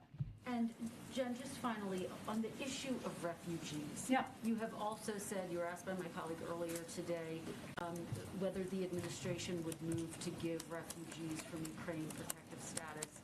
Can you give us a timeline for that? These are people who are suffering, and they want to know what the answer is. Well, I think, to be clear, temporary protected status applies to people currently living in the United States, right? So that, I think, is one of the questions, a good question that has been asked. I don't have any update on that. That's a process that's run by the Department of Homeland Security. They evaluate through an interagency process both what everybody's recommendations are and obviously the conditions on the ground in Ukraine. The second piece is whether we would accept refugees. Yes, we would. But I think it's important to note that the vast majority of refugees are going to want, in our assessment and through discussion with refugee agencies, with other countries in the region, will want to be in Europe, in neighboring countries, many of whom have already conveyed very clearly that they will welcome refugees in. Many of them have family members there, many have work there. So we are also coordinating and supporting those efforts as well. Go ahead. Thank you, Jen. The U.S. has authorized the departure of non-emergency employees and diplomats relative to the embassy in Moscow. How confident is the administration that the U.S. embassy in Moscow can remain open in the long term? Well, I can't make an assessment of that. That's something the State Department looks at and assesses. Obviously, our embassies and consulates around the world play an incredibly important role in communicating with American citizens who are in a country, but also with the Russian people. And so that is something, that's why we have diplomatic, consulates and around the world, including in Russia. There are also decisions that are made for a range of reasons. The State Department could outline it more specifically for you, including temporary departure. It's something that has happened around the world for many, many decades for a variety of reasons. I would, give you an example of just a couple of years ago in Turkey, there was ordered departure, right? Then diplomats return. That's obviously the objective, but it really depends on the conditions on the ground. What level of concern is there for the safety of American citizens who are living in Russia? Is there concern that they could face retaliation in light of this conflict? Again, I would point you to the State Department. They do assessments and they give clear guidance to people who are on the ground and what their recommendations are for their security. I would note that one difficulty right now in Russia because of these sanctions is of gaining access to U.S. currency and using banking cards, and that is a hindrance for many people who are living there right now. Lastly, you've been very clear that the president does not have any intention to deploy U.S. troops to engage militarily in this conflict. But would you say that there is any particular red line that this administration has that would necessitate military action? As in sending our U.S. military into Ukraine? The president has no plans to send U.S. military to fight a war in Ukraine against Russia. Go ahead. Can you share any details about what came out of the president's secure call with other allied nations this afternoon? Sure. I know we were working on a readout, which we will get to you shortly after the briefing. It's been a bit of a busy day, so let me venture to get that to you. The purpose of this call was for the president to have an opportunity to continue to engage with other leaders about what we're seeing on the ground, the range of assistance we're providing. All right, everybody, you are watching Live Now from Fox on this Tuesday morning. It is just before 9:30 in the morning here on the East Coast. We are listening in to White House Press Secretary Jen Psaki giving reporters updates on the situation between Russia and Ukraine. But we do have a live feed coming into our desk. We are monitoring several live feeds, including the European Parliament. They are currently meeting right now talking about Russia's invasion of Ukraine. We also have the UN Human Rights Council. They are currently talking about that situation as well. So we're going to listen in to what they have to say.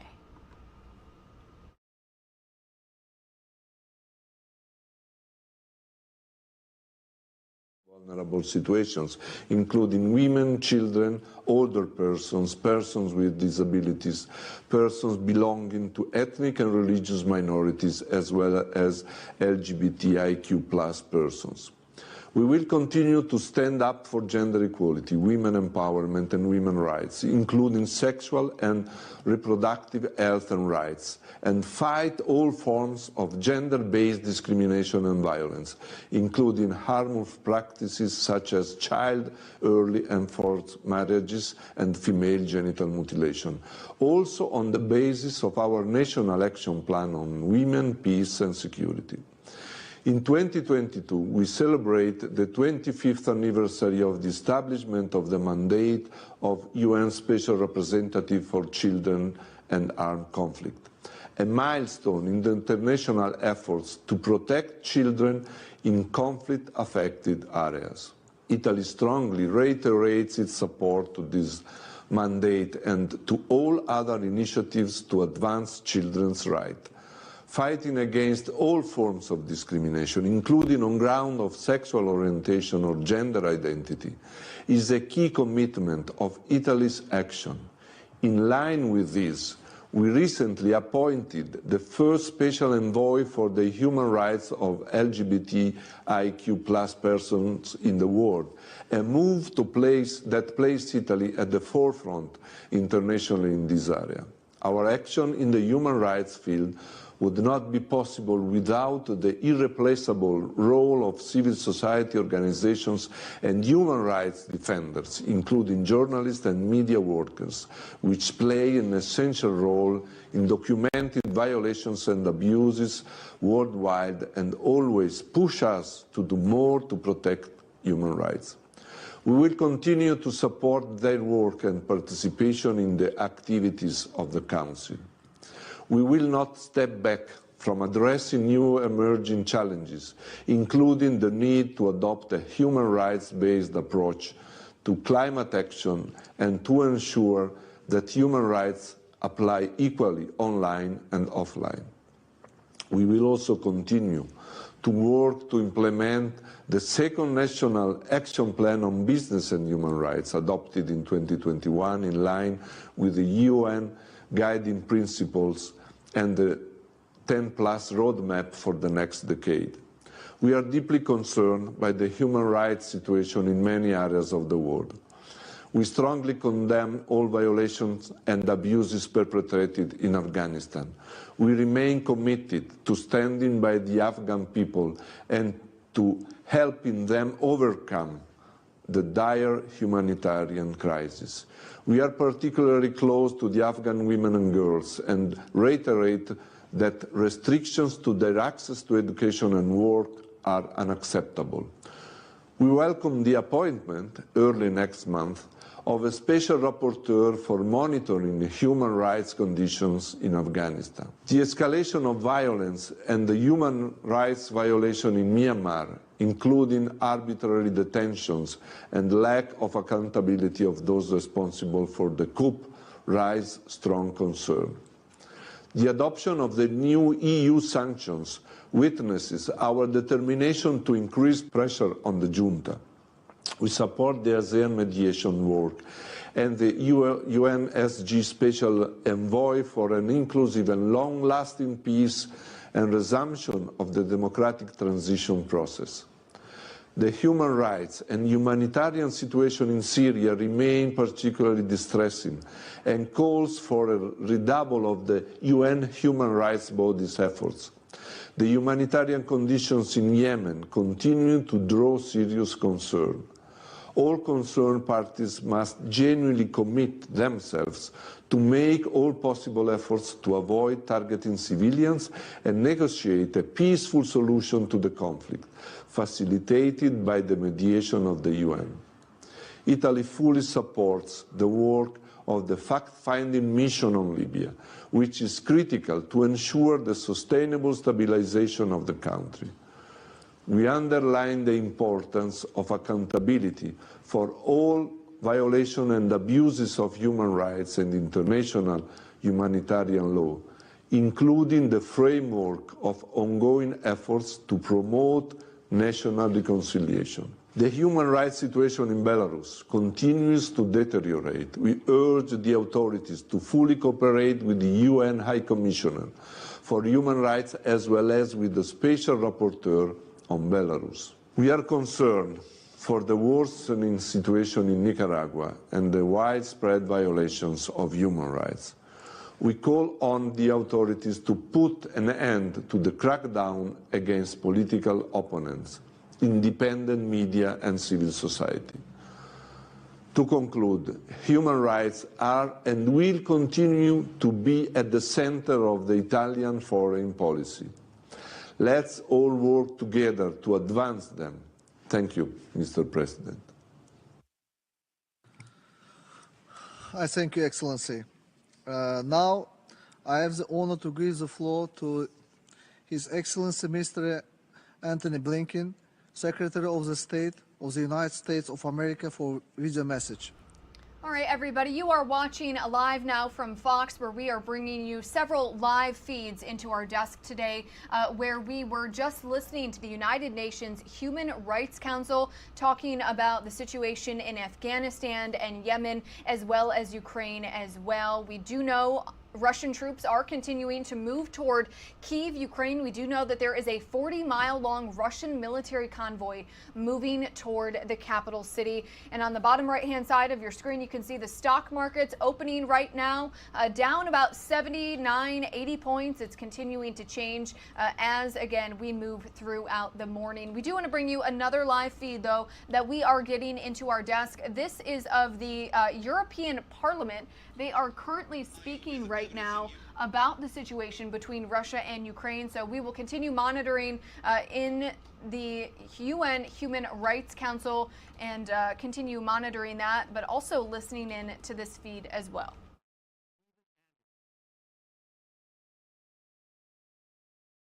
Same warm, receptive way, we will open our arms to Ukraine in our common house of peace, democracy, and prosperity called Europe.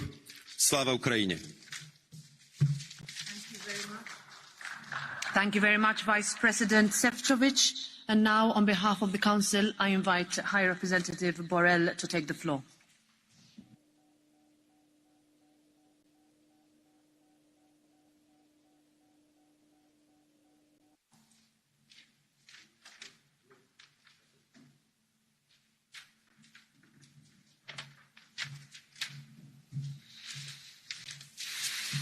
Señora Presidenta, querido colega comisario, señoras y señores diputados. Rusia se sitúa después de la agresión a Ucrania en un punto de inflexión. All right, everybody, as we have been telling you all morning long on here on Live Now from Fox, this European Parliament meeting in part in English, in part in other languages from members of the European Union, again speaking. Unfortunately, this part is not in English, and we do not have a translation for you, so we do want to head back out to that live feed that we are getting in from the UN Human Rights Council. We do have the United States Secretary of State, Anthony Blinken, delivering a taped address at this meeting. Let's listen into that.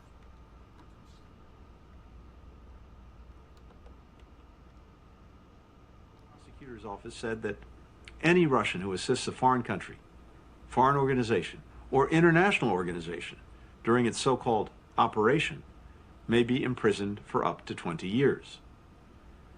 These are the human rights abuses this council was created to stop. If we cannot come together now, when will we come together? We must send a resolute and unified message that President Putin should unconditionally stop this unprovoked attack, as the Secretary General and the High Commissioner have done, and immediately withdraw Russian forces from Ukraine. We must condemn, firmly and unequivocally, Russia's attempt to topple a democratically elected government and its gross human rights abuses and violations of international humanitarian law. And we must take steps to hold the perpetrators accountable. This Council's decision to hold an urgent debate on the crisis in Ukraine is an important step toward ensuring documentation and accountability. I thank the many members who supported it.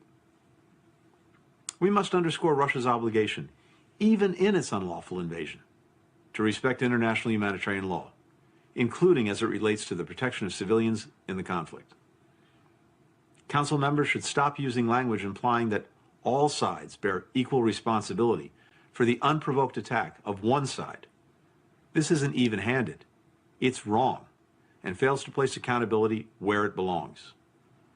The same goes for members who argue falsely that denouncing human rights abuses is politicizing the situation.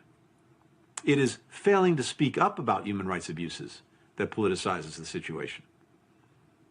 We must reject Russia's attempts to falsely justify this attack as a defense of human rights, misappropriating terms that we reserve for the worst atrocities and disrespecting every victim of those crimes.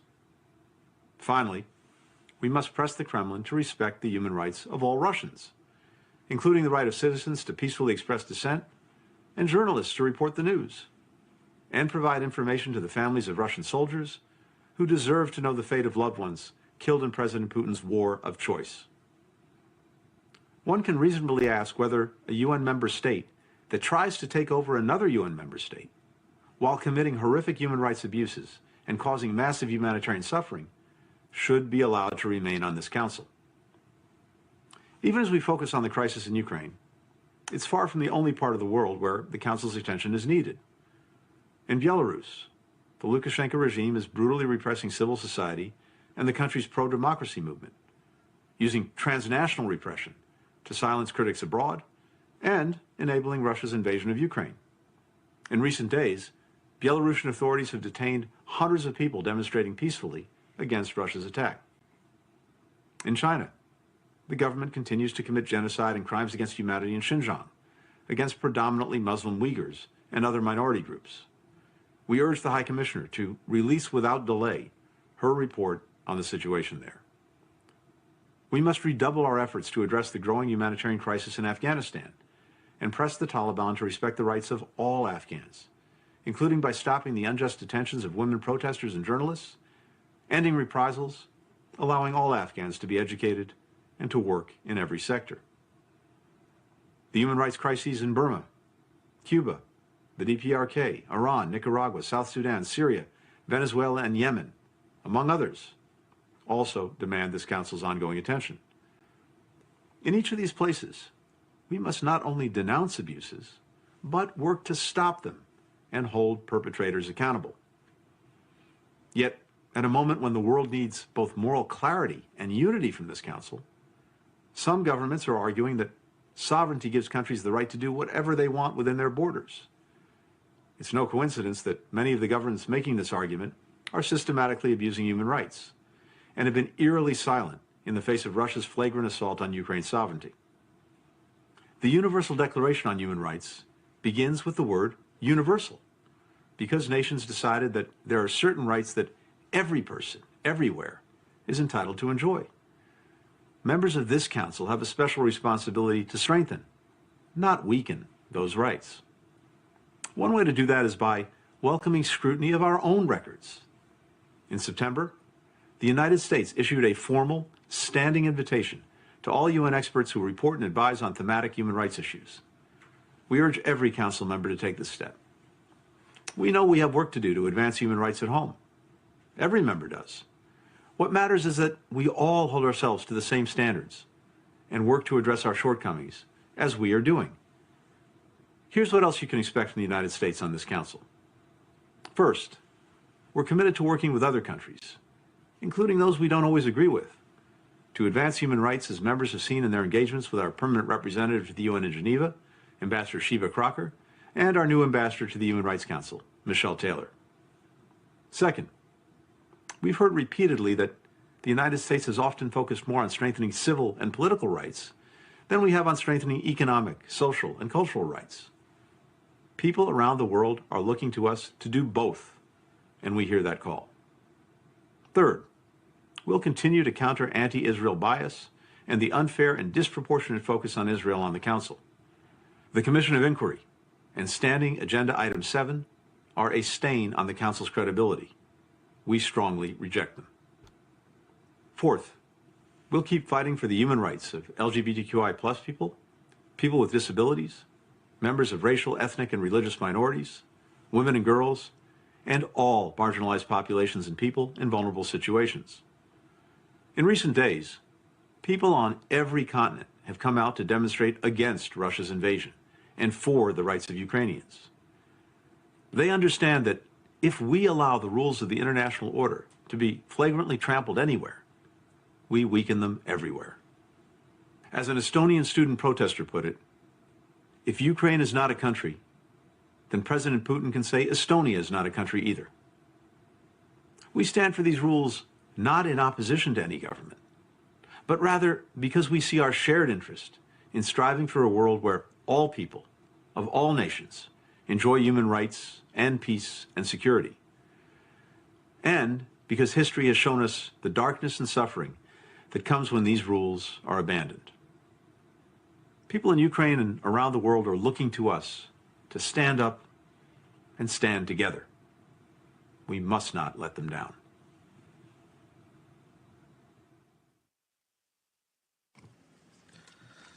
Thank you, Excellency. Now I have the honor to give the floor to His Excellency Mr. Wopke Hoekstra, Deputy Prime Minister, Minister for Foreign Affairs of the Netherlands. Please, Excellency, the floor is yours. Ladies and gentlemen, for decades, we, the international community, have worked to strengthen the rules-based order in a strong conviction that we don't want to live in a world where might is right. Russia's illegal invasion of Ukraine is threatening not only the lives of many innocent Ukrainians, but also the international rules-based order. The single most important structure that we have to protect our people. And that makes this 49th Council meeting of the utmost importance. We know that the worst human rights violations happen during armed conflict. We know that we must do everything we can to protect what we've built over the last 75 years. And we know that here in this Council, we have the power to turn our collective anger into a collective response. To protect the lives and rights of innocent people, and to protect the legal frameworks aimed at securing peace, justice, and human rights. The Netherlands strongly condemns Russia's illegal invasion of Ukraine. It is a clear and gross violation of international law, a breach of the United Nations Charter, and it will not and cannot go unanswered. The Netherlands also strongly condemns the violence against innocent civilians. In the horrendous bombardment of Kharkiv, dozens of innocent lives were reportedly lost and many more injured. Cluster ammunition was used against civilians in residential areas. Such indiscriminate attacks are war crimes. And those directly responsible for these acts of war must be held accountable. By establishing the International Criminal Court, we gave legal expression to the moral imperative that the most serious crimes must not go unpunished. ICC Prosecutor Khan has already pointed out that the ICC may investigate any act of genocide, any crime against humanity, and any war crime committed in Ukraine since 20 February 2014. And yesterday evening he announced the opening of an investigation into the situation in Ukraine. And we call on the ICC prosecutor to pursue this as a matter of urgency. As we've seen here in the Human Rights Council many times before, with Syria, Myanmar, Yemen, the road to justice begins with the truth. Truth that can be found only through independent fact-finding and evidence gathering. And for this reason, the Netherlands fully supports the establishment of a UN Commission of Inquiry. A commission that can ensure independent and impartial monitoring and reporting, that can collect and analyze evidence so that perpetrators can be identified and held accountable for their actions. In order to support the collection of evidence, we will donate €1 million to support the creation of a civil society accountability mechanism. And this investigative mechanism would collect and analyze information and evidence of crimes committed in Ukraine to assist criminal proceedings in the future. And this allows us to prepare for the moment when criminal proceedings can start before a national or international court for the moment when justice will be served. Stop this mad war. That's what courageous protesters are shouting at rallies throughout Russia. Thousands of them have been arrested. There is no excuse for war. That is what the courageous Russian diplomatic correspondent Elena Chernenko wrote in an open letter. And she has been expelled from the diplomatic press pool. No to war. Those are the words used by the courageous Russian television host Ivan Urgant. His show has not been aired since. Ladies and gentlemen, let me be crystal clear. With just a fraction of the courage of these people, we, the members of the Human Rights Council, can help protect the human rights that are at risk and are being violated today. Those of Ukrainians who have the right to live in peace, freedom and safety, who have the right to democracy, who have the right to be informed through free and independent media. The same rights we all have. Yet the reality is that Ukrainian civilians are being killed right now. That democracy is under threat, and that Russian cyber attacks and disinformation have been going on for years. Similarly, Russian protesters have the right to gather peacefully. Russian news reporters have the right to report freely. And Russian citizens have the right to know the facts and be informed.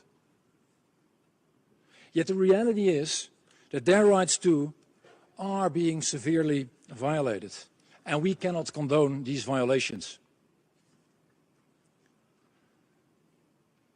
Ladies and gentlemen, if we do not act and show courage now, we are undermining the significance of this very Council, undermining the rules-based international legal order we shaped together. Because the attack on Ukraine is also an attack on the United Nations Charter, an attack from within by a permanent member of the UN Security Council and a member of this Council. UN was established out of a conviction that we need to solve problems together. And the Universal Declaration of Human Rights was adopted out of a strong belief that we must protect the values we all share and stand for. And today, that is exactly what we must do. The Netherlands calls upon the members of this Council to stand united, to ensure that the road to justice starts here. Membership of this Council is not a free ride. It comes with responsibilities to all of us. And one of them, ladies and gentlemen, is to ensure that justice and accountability are not empty words. They must lead to actions, and we owe that to the victims. Therefore, the Netherlands will also support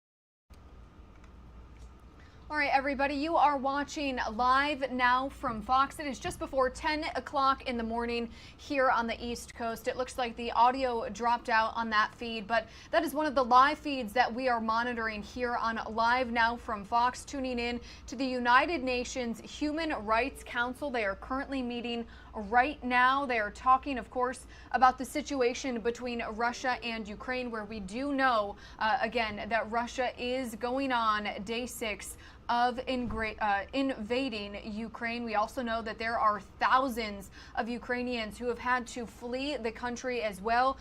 So as soon as we get that feed, we will continue to bring it to you. It looks like we do have that coming in another source that we can bring to you live, raw, and unfiltered here on Live Now from Fox.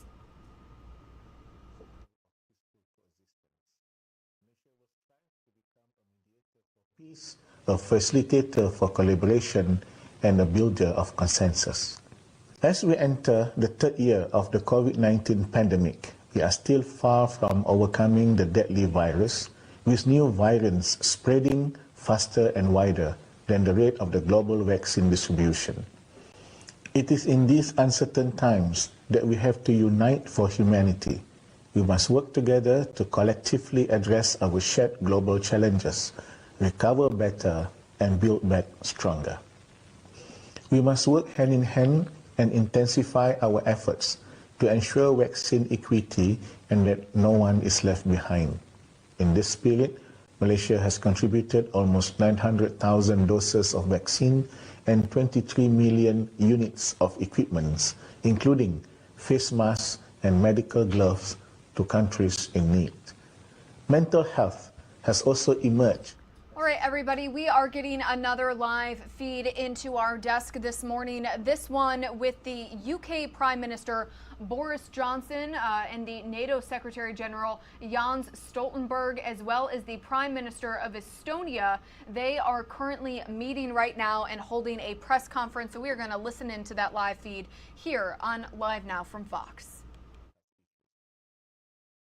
The world can now see Putin has gone from an autocrat to an outright aggressor, and Russia from a difficult neighbor to a rogue state.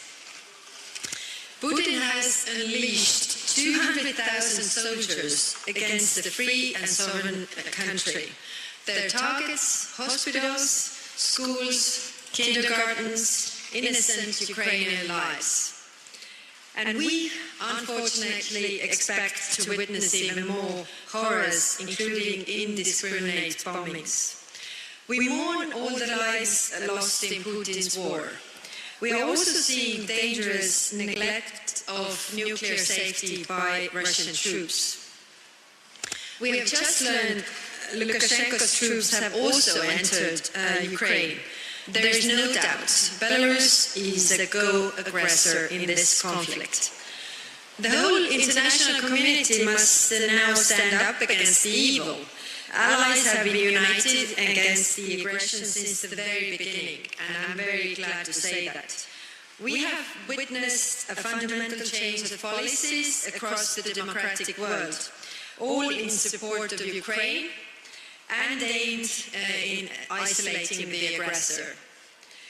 Some of them seemed even unthinkable a few days ago.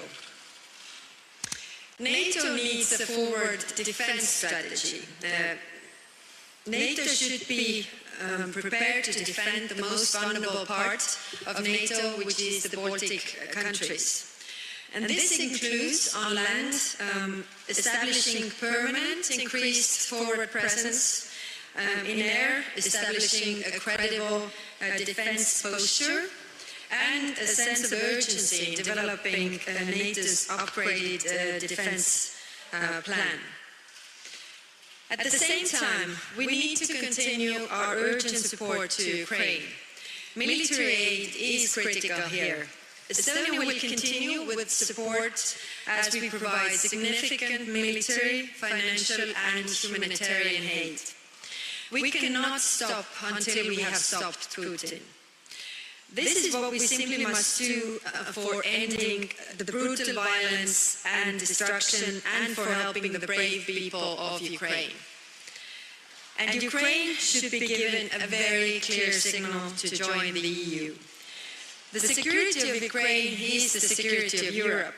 Although there is no direct military threat at our borders, NATO must take a leap now. We must move from forward presence to forward defence and from air policing to air defence. I welcome the decisions already taken to strengthen the defence here. We are today in Tapa where we can witness the real collective efforts and commitment of NATO.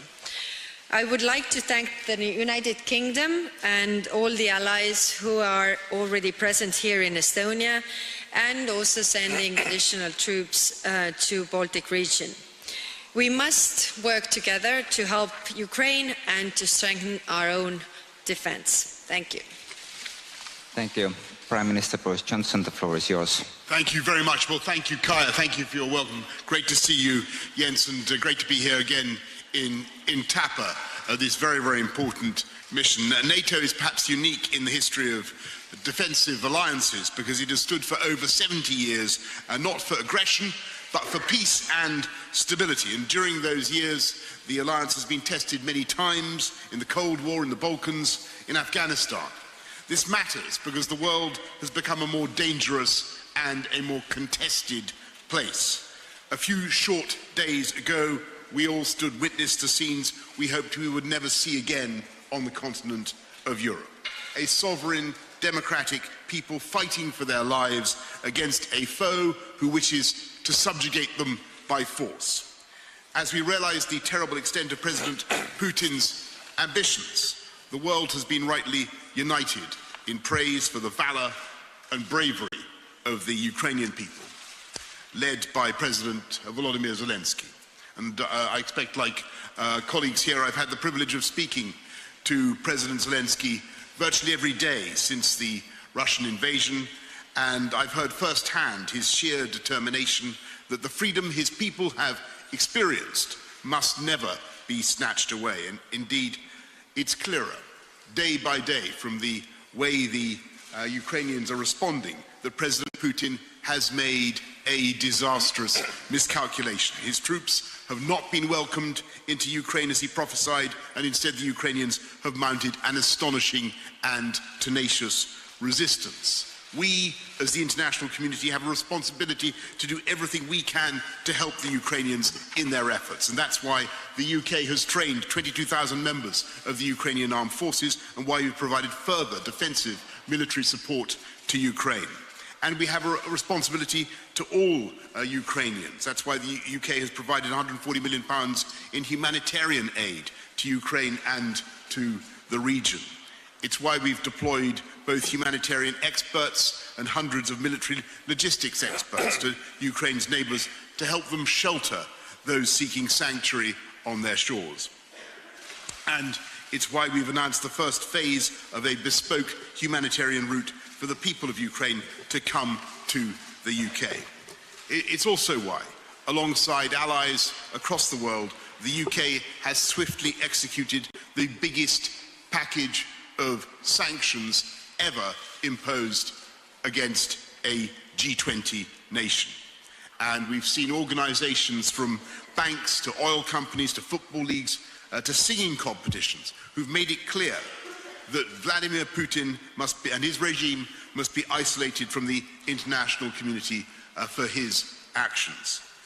As we support the people of Ukraine, we must also shore up our shared resilience, both to protect our people and our values.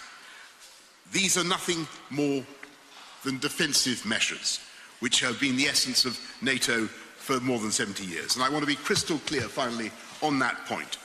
We will not fight Russian forces in Ukraine, and our reinforcements, like these reinforcements here in Tapa, are firmly within the borders of NATO members, and they are profoundly the right thing to do. Thank you all very much. Thank you. Secretary General Stoltenberg, please. Prime Minister Kallas, Prime Minister Johnson, dear Kaya and dear Boris, it's great to be with you here at Tapa.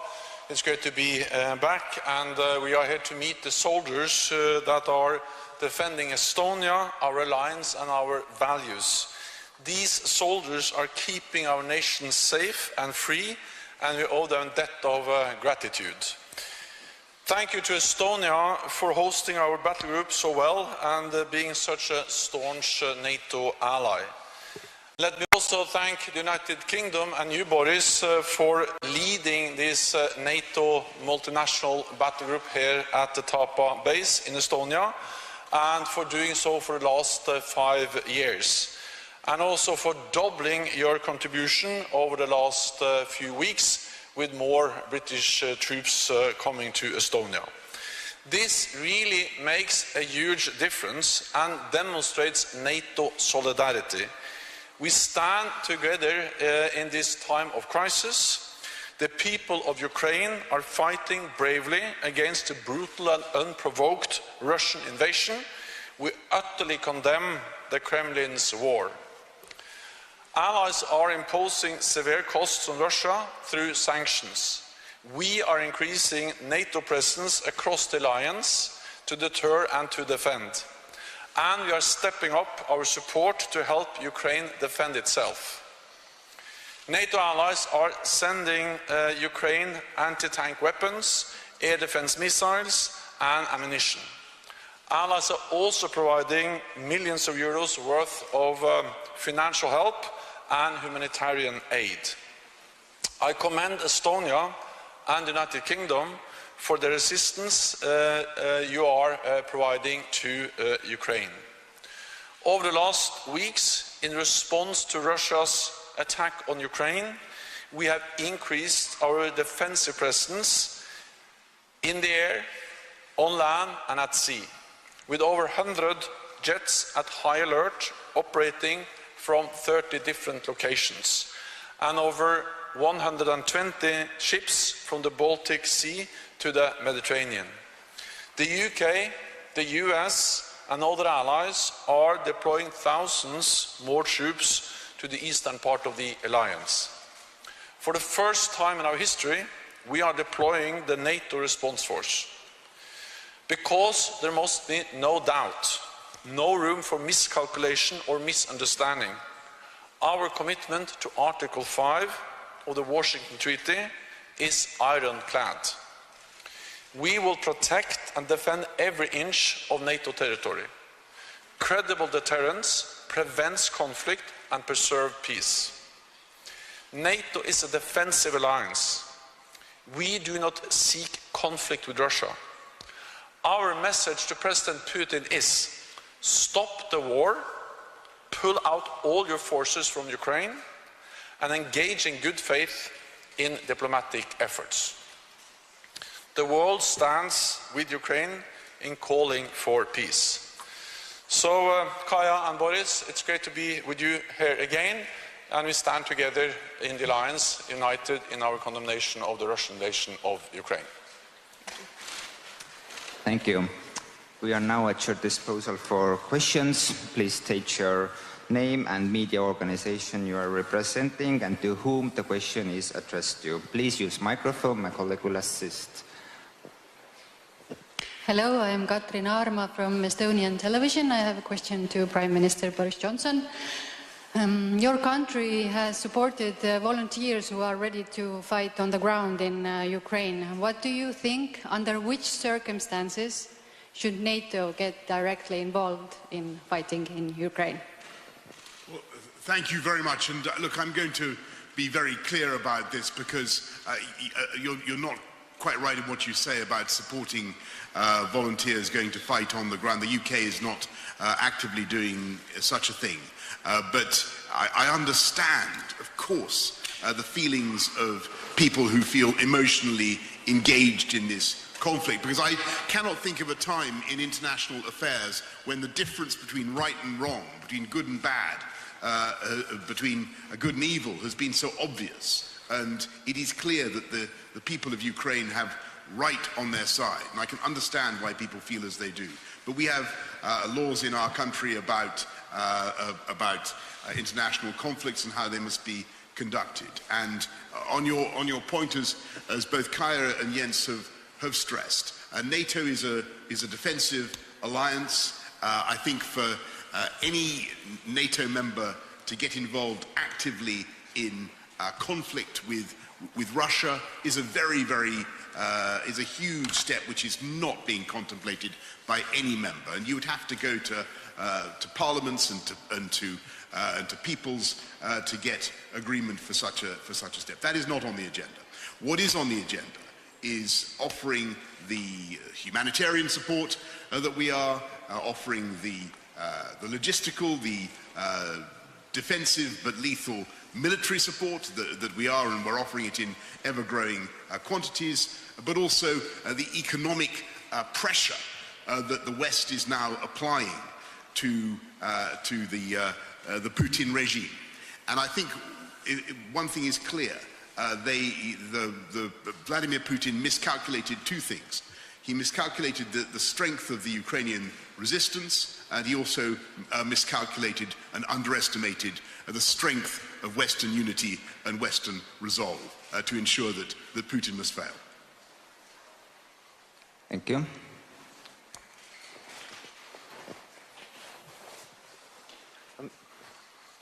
Thank you. Raghi Omar on behalf of all British broadcasters. There's a question to all three of you, actually.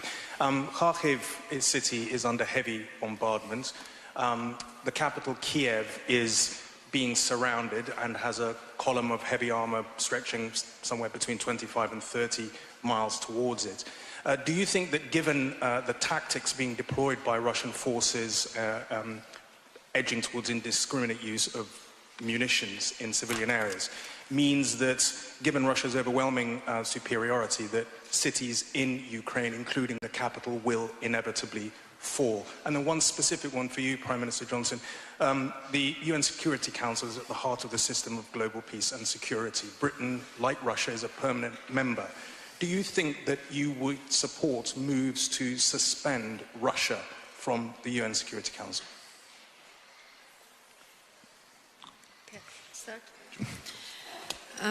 Yes, what we are seeing in Ukraine is really very horrifying to see what kind of steps they are taking, and now they are, escalating this crisis. The question whether the cities will fall, I think we underestimate the Ukrainians' motivation and will to protect their cities. Of course, we also know that the forces are not really equal. So one is to really conquer the cities, and the other one is to keep those cities under control. So I think there's going to be a lot of resistance from Ukrainians, and this, even if temporarily Russia takes hold of the cities, it's still very hard to keep. And as there is no support from the Ukrainian side. So I think what we have seen, and all Ukrainians have really surprised everybody, is by their motivation to fight for their country, to fight for their freedom. I think the same would be here, because we have already lost our freedom once, and we don't want to lose it second time. So I think all the nation is up to defend their country and to take it back, even after building the resistance in the nation, really, to take those back. Yes, and just Raghi, on your point about what's happening in Kharkiv, it's absolutely sickening. And if it reminds me, if anything, if you remember the shelling of Sarajevo market by the Serbs, the shelling of innocent people in Bosnia, it has that feel to me of an atrocity committed deliberately against a civilian centre. And I think that coming to your second point, within the UN structures, it's very difficult to move people without a vote, and clearly where you have a majority, where you have a veto in the Security Council, you can't.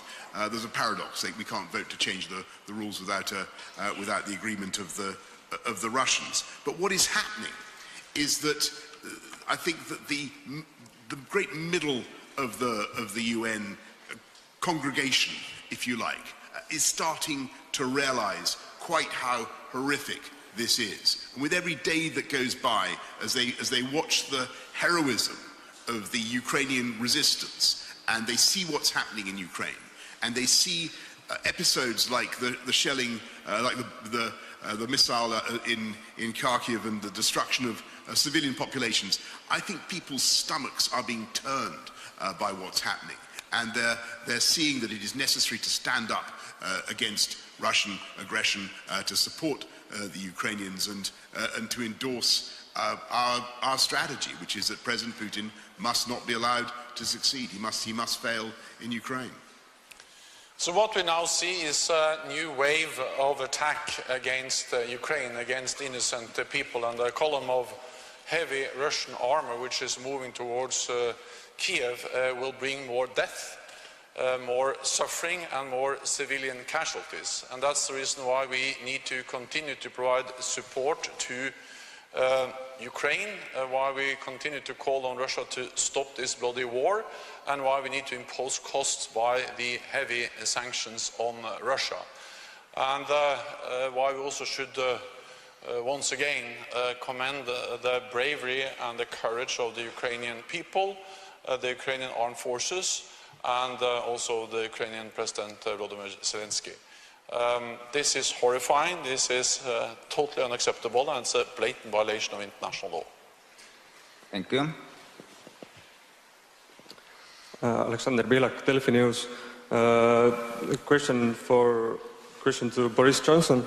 By the middle of March, the UK will have sent here about 2,000 troops.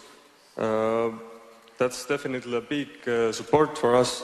But what would have to happen, or what would be the trigger point for you to double it or triple it, or what's the limit? Well, thank you very much. We're very proud to be working here with our friends, with our French friends, with our Danish friends, and of course with our wonderful Estonian hosts. And I'm delighted that we're doubling it. It's a big commitment that we're making. I think that we'll always keep things under review. But what you can take it from me that our priority is the safety, the security of our friends and partners across the whole of the eastern frontier of NATO.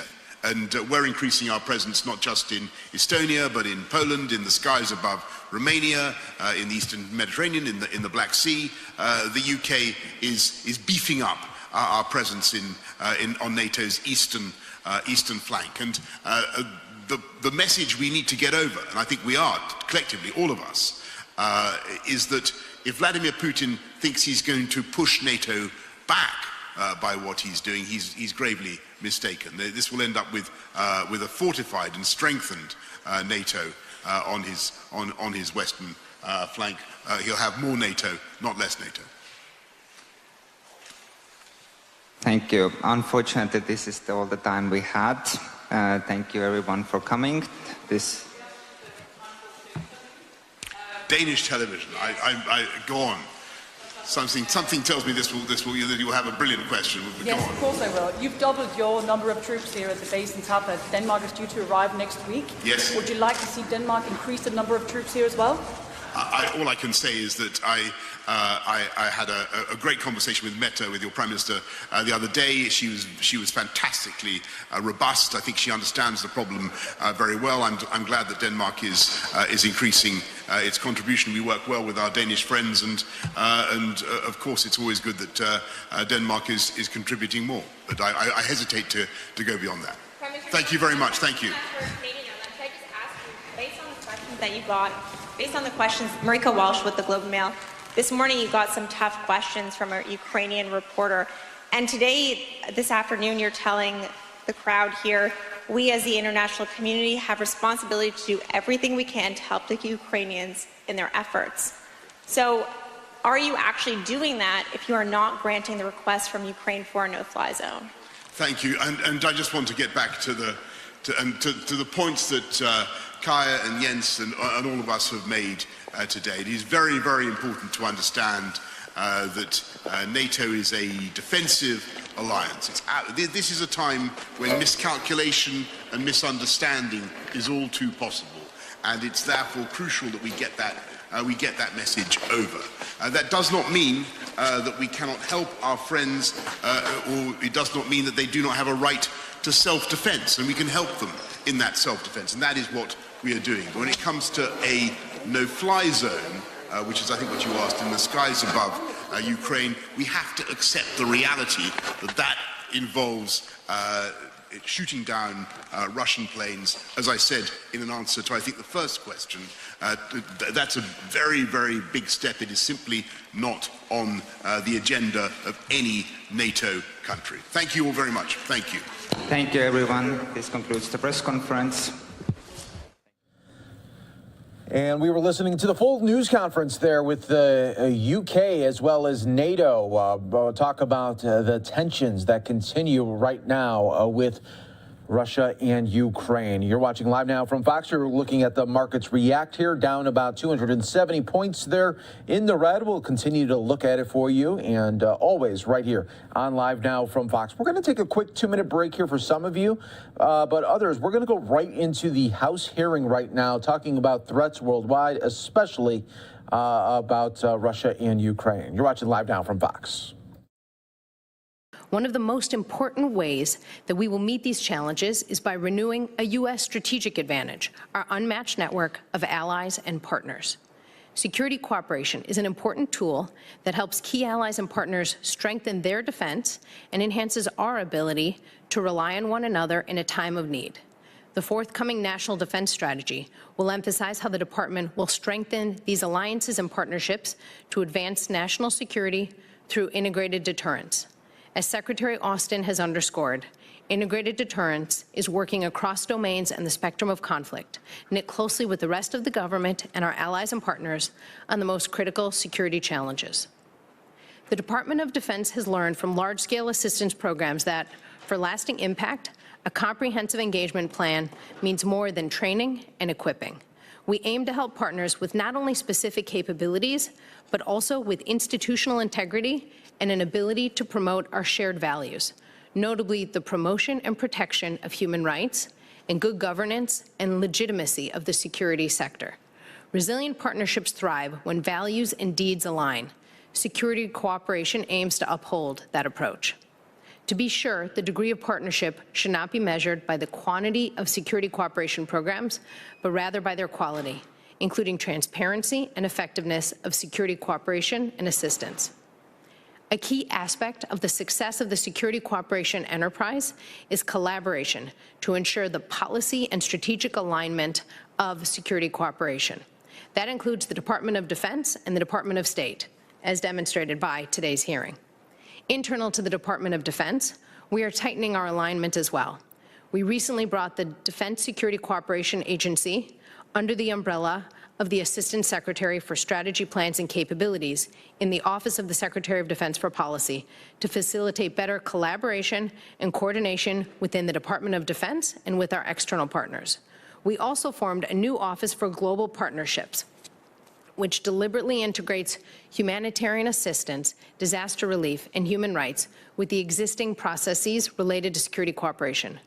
We are emphasizing the centrality of these areas of defense cooperation in a way that benefits allies and partners in need. Success requires teamwork, and I can assure you that our entire team is focused on embracing it. The Department's focus on security cooperation has evolved over time, and it has greatly benefited from congressional reforms. 5 years ago, Congress enacted unprecedented legislation empowering the Department to support allies and partners through a consolidated range of Title X U.S. Code security cooperation authorities designed to advance U.S. interests and with full coordination of the Department of State. In doing so, the message was clear. Security cooperation should be deliberate and holistic. It should evolve based on consistent learning and reflect the values the United States stands for. Today, our cooperation with allies and partners includes military-to-military engagements, capacity building, education and training activities, humanitarian assistance activities, and robust exercises with key partners. While the Department has implemented these reforms through meaningful improvements to security cooperation, more remains to be done. To seize the opportunity for further change, we are focusing on 3 priority areas: prioritizing who and what we invest in, focusing on sustainable impact, and adopting a holistic, integrated approach to how we execute security cooperation programs. I began by sharing with you how the U.S. network of alliances and partnerships is a strategic advantage that competitors cannot match. I conclude by sharing that this advantage is not a given. It requires active involvement by the entire U.S. government, listening to partners' concerns and contexts, and taking a thoughtful and deliberate approach to how we employ our resources to meet our priorities. This is facilitated by good strategy, good policy, and close partnership among the Department of Defense, the Department of State, and Congress. I appreciate your leadership on this critical issue, and I thank you for the opportunity to share our vision for engagement with allies and partners through security cooperation. Thank you. Thank you. Ms. Lewis. Good morning. Chairman Smith, Ranking Member Rogers, distinguished members of the committee, I am honored to be here today. I'm going to give my oral statement and ask that my written statement be submitted for the record. I was just going to tell you to pull the microphone a little bit closer to you with my microphone off. So it is complicated. Yeah, that's great. Thanks. Go ahead. Thank you. I'm here to speak with you about the importance and value of security cooperation and security assistance, and the vital role these functions play as tools of foreign policy in our relationships with partners and allies. I sit before you to discuss these matters at a time when that proposition is being tested and displayed as at few points in history, as the bombs rain down on the hospitals and schools of Kyiv, as the Russian tanks roll through the Ukrainian countryside, as we see before our eyes the sites of war in the European theater that we had imagined had been retired to history, I can say that I am proud of the support the United States have provided to Ukraine in and in advance of their time of need, and proud of the remarkable courage of the Ukrainian armed forces and the Ukrainian people as they wield our assistance to push back on Russia's unforgivable assault. And our support to Ukraine demonstrates the wide arrays of tools that state and the Department of Defense can bring to a partner security sector. Since assuming office last January, this administration has provided over $1 billion to Ukraine's defensive capabilities, including through foreign military financing, the DoD Ukraine Security Assistance Initiative, and other program lines.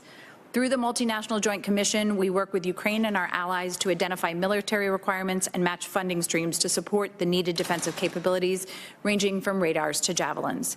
Through the Excess Defense Articles program, we've delivered to Ukraine armed Coast Guard cutters to create asymmetric maritime capability in the Black Sea. In addition, through our programs such as the International Military Education and Training Authority, we've supported the development of a cadre of professional and Western-looking mid- and senior-level Ukrainian officers. And through a series of exercises, the Defense Department has strengthened the interoperability of our forces and Ukraine's tactical and operational capabilities. Then, as the threat from Russia sharpened, we have used the Presidential Drawdown Authority an unprecedented 3 times in the space of 6 months, including this weekend's $350 million package, the largest presidential drawdown package in U.S. history, to provide urgently needed ammunition, Javelin anti-tank missiles, and the Stinger man-portable air defense systems to Ukraine. At the same time, we continue to expeditiously process and approve requests for deliveries of U.S. origin material, military equipment to Ukraine from our allies and partners, which is the theme of this hearing, under our third-party transfer authority. As the Assistant Secretary for Political Military Affairs, or PM, this mission is at the core of my responsibilities. PM is on the front lines of this effort that links diplomacy and defense to bolster U.S. national security. My team works closely with the Department of Defense, with Congress, and the U.S. defense industry to deliver tools and training that supports our foreign policy, strengthens our allies and partners' abilities to provide for their defense, and contributes meaningfully to the stability of the rules-based international order. Day to day, the Bureau of Political Military Affairs oversees approximately $7 billion in security sector assistance programs annually, which accounts for roughly 20% of the Department of State and USAID's total annual assistance.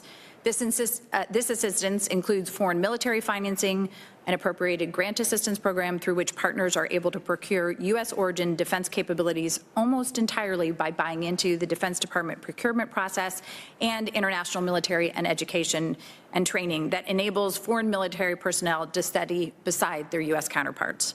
In addition, the Bureau concurs on behalf of the Secretary of State with multiple Department of Defense security cooperation authorities totaling approximately $9 billion annually as required by law. And we share this burden of security challenge of security with our allies and partners, and we work together to address the challenges around the world. These tools, Mr. Chairman, apply not only in times of crisis, but help us shape a world that is less susceptible to such threats. As we turn as well to the pacing threat from the PRC and its model of autocracy poses to the rules-based order, we can look to security cooperation and security assistance as a key element of our response. For decades, for example, we have worked to strengthen our security cooperation with key allies such as Japan and South Korea, while creating new partnerships with countries like Vietnam and while working hand in glove with Taiwan to strengthen that brave island's defense and deterrence. And this administration intends to deepen and expand that cooperation in the months and years ahead. Over the years, commitments like these have created new opportunities for interoperability, new allies to deter aggressive behavior, and new partners to help meet global challenges.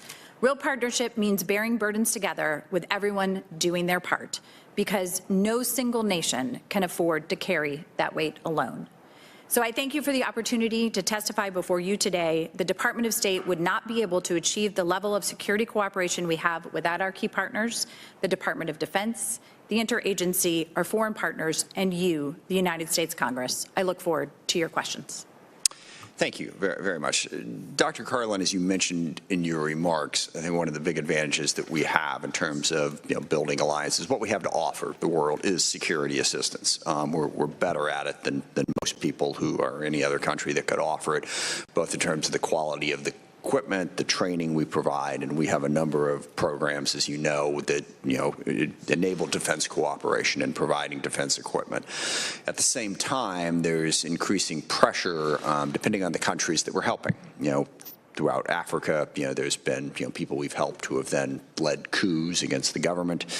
Certainly right now in the Middle East, there's a particular focus on Saudi Arabia and the UAE, where we've built partnerships with them. The war in Yemen has put pressure on our government to back off and not provide that security assistance. In the Philippines, we've had that problem as well. Now we attempt to balance that. We have the Leahy Law that requires respecting human rights. I'm just wondering, how do we strike that balance? And I'm particularly focused on the UAE. The situation in Yemen is very, very complex. But at a minimum at this point, we have slow-walked some of our weapon sales that were supposed to go to UAE because of those concerns. How do you see us balancing that? Because what I'm fearful of right now is a lot of countries, and the UAE is at top of that list. We saw that they were one of the countries that abstained in the vote against Russia. They're hedging their bets. And if it doesn't come from us, they're going to go to Russia and China. How do we avoid losing those folks while we're concerned about what else they might be doing? Concerns about human rights, concerns about conflict in the region. How does the DOD look at balancing those concerns? And I'd be interested in Ms. Lewis's comments about that as well. Thank you very much, Chairman. In your opening remarks, you had talked about how we can't do this on our own, and I think that is spot on. Indeed, we shouldn't do it on our own. It works so much better, as we're seeing in Ukraine, of course, today, when we've knit together a cohort of countries to really ensure effective security cooperation. What's different about when the United States gives security cooperation, as you know, is that we have some real standards. We don't support corruption. We don't support transactional relationships. What we try to do is emphasize the rule of law. We try to emphasize human rights, all in line with our values, because at the end of the day, frankly, that makes militaries more effective, and that's in all of our interests.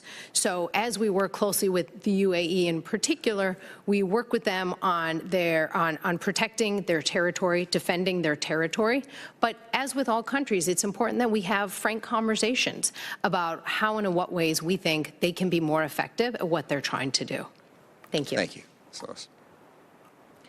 Thank you. First of all, I'd like to concur with Dr. Carlin on the importance of providing our security assistance and working very closely together with our allies and partners around the world.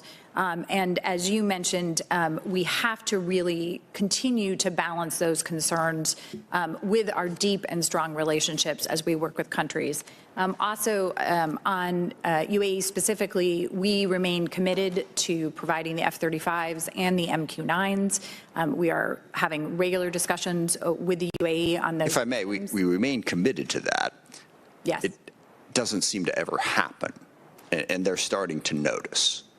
We are talking to them on a regular basis. They know that we are committed, and we are making sure that they have all of the information they need to move forward with those, and at the same time, making sure that they are also complying with the commitments that they made as part of that process, and we're continuing that discussion with them. I would also note, and I think Dr. Carlin mentioned this, that the UAE is really facing enhanced threats from the Houthis inside Yemen. And we have also remained committed to partnering with them as they manage that problem and that challenge. Thank you. And one last question. The cooperation between the Department of Defense and Department of State, and also development assistance, if you could talk a little bit about how well you work together. I mean, this was a big focus, certainly coming out of Iraq and Afghanistan, but in the counterterrorism effort across Africa, across Asia and the Middle East. It's not just security assistance that we provide. We also want to make sure that we're providing development assistance, and to do that, we need certainly state and DoD working together, but a number of other agencies. You mentioned the rule of law being important. Department of Justice is involved in that. Certainly when we're talking about healthcare, that's where you get into USAID. How well do you think that partnership is working, the sort of intergovernmental approach here to go forward? Thank you, Chairman. I think the level of cooperation is really unprecedented, and for a lot of that, I have to thank Congress, because the 2017 National Defense Authorization Act, one of the big priorities, as I think we all saw in it, was to ensure that we were talking as often as possible, talking from the earliest stages of which countries and programs would we prioritize, how would we design them, how would we look at execution, and then how would we do assessment, monitoring, and evaluation. And that goes beyond kind of more traditional security cooperations to involve things like humanitarian assistance and disaster relief.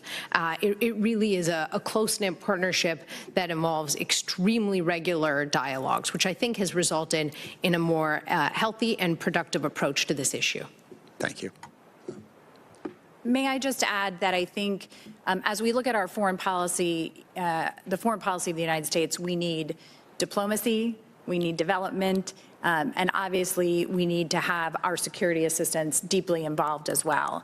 And I have to say, having been here for 4 months, that I am truly impressed with the deep cooperation at every level, from the action officer all the way up to the most senior levels of the department, as well as with USAID, as we look at how to counter the threats that the U.S. faces. But also, as you point out, if we're going to solve these problems, we have to work hand in glove. One of the things I'm very focused on is security sector governance, and part of that is because of the issues that you have just raised. We need to make sure that ministries of defense know how to procure in ways that combat corruption. We need to be talking about our American values in terms of democracy, human rights. And we have to work hand in glove on all of those programs with USAID and other pieces of the State Department. Thank you very much. Appreciate it. Mr. Rogers. Thank you, Mr. Chairman. I appreciate the opportunity. I am the uglier version of Mr. Rogers, so Mr. Whitman, I apologize. That's okay, Mr. Chairman. I appreciate that. Ms. Lewis, Dr. Carlin, thank you so much for joining us today.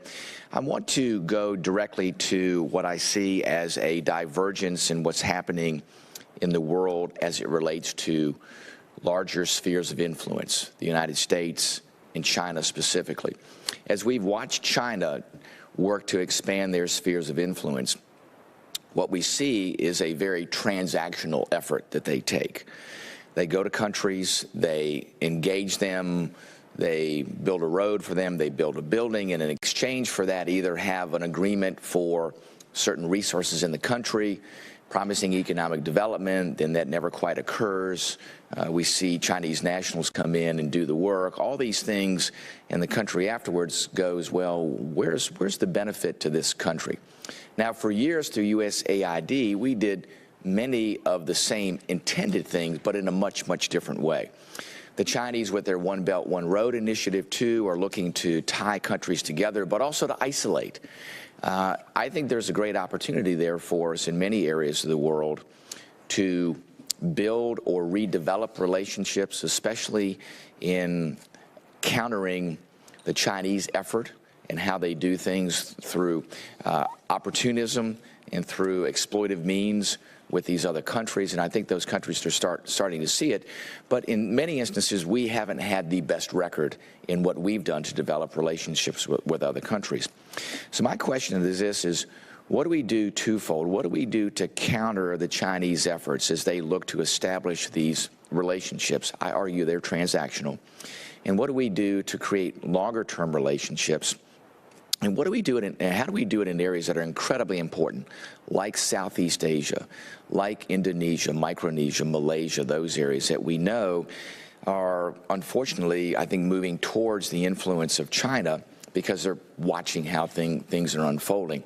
And do you think it begins with developing deeper economic relationships that would then lead to strategic relationships? Thank you very much. I think, Ranking Member, that you are spot on when you were talking about this transactional approach that the Chinese take, and I would add to that, that is fomenting dependencies, it encourages corruption, it undermines the institutions and the rule of law, and it's, as you know so well, it's just a completely diametrically opposed approach to what we do, and frankly, to what's good for that country and good for that country's people. And so, regarding your first question on kind of how we counter it, I think it's twofold. One is to shine a spotlight, make sure that all the countries see what's happening and understand what's going on and why that's not in their long-term interest. The second thing I would say is help them understand why our model's different, why our model of strengthening their institutions, of institutional capacity building, strengthening advisors within their Ministry of Defense, showing them that alternative model, ensuring that they can sustain the material we give them and it doesn't break down quickly. Right. So that's how I would answer your first question. On your second question, in the longer term, and I'll defer to Assistant Secretary Lewis on the foreign policy elements of it, but it would seem to me that a more holistic approach, a more whole-of-government approach, does have an outsized effect. I would just note on Southeast Asia, we're seeing some really positive steps for some of these. I think part of it is because of the relationships are getting closer. Part of it is, I think, that they're seeing this approach the Chinese are taking and the faults within it. But just to take one example, in Indonesia, the Chief of Defense spent 8 years studying in the United States. He's trying to professionalize their military. He wants to heighten institutional capacity building with us. So I think we're seeing some positive case studies that we really do need to build on. Thank you. Ms. Lewis? Thank you. I fully concur with Dr. Carlin, and I really appreciate you asking this question. I think this is a central focus of our work right now. And we do need to, and I completely believe that not only does the United States have the best military equipment available, but what you get when you purchase from the United States is the total package. That's what Dr. Carlin was referring to. You get the training, you get the deep relationships with us. We work with you on maintenance, on all of the pieces. And as you point out, we're not coming in and you end up debt-laden and, asking for minerals on the side. And I think we have focused on that. We need to focus on that both in the region itself, but I also think in Africa, in Latin America as well. And so this is a center of our focus at the State Department. And the gentleman's time has expired. Mr. Langevin is recognized. Thank you, Mr. Chairman. Can you hear me okay? Yes, we got you. Go ahead, Jim. Very good. Let me begin. First, I want to thank our witnesses for your testimony today. Very insightful. Dr. Carlin, if I could start with you. Over the last week, we've seen an uptick in Chinese aggression against Taiwan, as much as the world has had its eyes on the Russian invasion of Ukraine. Can you discuss the importance of activities like the Pacific Deterrence Initiative or the Ukrainian Security Assistance Initiative in supporting and assuring our allies?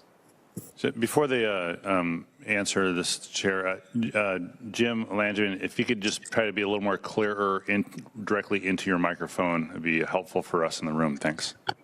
Okay, thank you. I'll pull it closer. Did the witnesses get the question? Congressman, if you don't mind, I actually only got about half of it, and I'd hate to miss some of it if you don't. All right, let's do everyone a favor and start the clock over at 5 minutes. Can we do that? I'm going to do that. Okay. Love it when Adam's not here. So start the clock over at 5 minutes, and Representative Langevin, go ahead again. Okay, thank you. The question's for Dr. Carlin. Are you hearing more clear now? Much better, sir. Okay. Over the last week, we've seen an uptick in Chinese aggression against Taiwan as much as the world's attention and size has been focused on the Russian invasion of Ukraine. Can you discuss the importance of activities like the Pacific Deterrence Initiative or the Ukraine Security Assistance Initiative in supporting and assuring our allies? Thank you very much, Congressman, and thanks for your patience on the technical side. We have absolutely seen this uptick by the Chinese around Taiwan over the last week, but also even over the last few months, and I would say we are watching it very closely.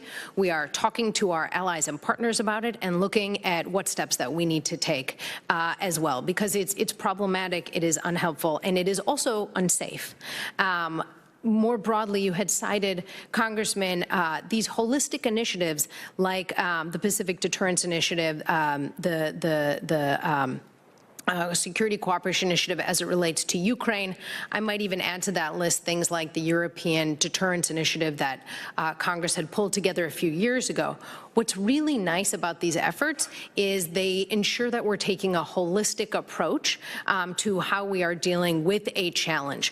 Just to take one of those examples, when we look at the Ukraine Security Assistance Initiative, that has resulted in billions of dollars of support to Ukraine since the 2014 Russian invasion. It's also been helpful in working with Ukraine on some necessary defense reforms that they have needed to make. So overall, I think these efforts help us as we approach challenges in a more holistic way. Thank you.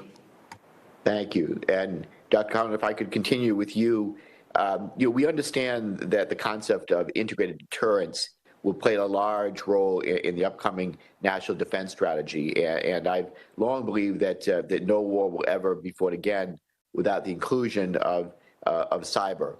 So how will cyber be incorporated into, in quotes, integrated deterrence, both in our plans and strategies and alongside our allies? Thank you, Congressman. That is absolutely an area that we are looking closely at. It is really easy to take a traditional approach to conflicts and think, as we are looking at responses, what's the ground element, what's the maritime element, for example. And we know that there are newer and different domains that we've got to account for. Cyber is a perfect example. Space is another one. And so what's nice about the concept of integrated deterrence is it forces us to baseline looking across the different domains, looking across the spectrum of conflict, and doing that in partnership with our colleagues across the government and also with our closest allies and partners. So this is fundamental to how I think we need to think about future contingencies and future concepts of operations. Thank you. Thank you. My next question, I'll start with Ms. Lewis, and then if we have time, Dr. Collin can chime in as well. But technological cooperation with our allies and partners is critical to our success abroad. However, we've seen various interoperability issues hindering us and our allies from quickly and effectively working together. So what efforts are we making to ensure that we are in lockstep with our allies and partners and they are with us when it comes to our technological capabilities? Well, first of all, thank you for raising this very important question. And we are focused on this. Could you pull the microphone closer, please? Yeah. Second time I'm having that problem.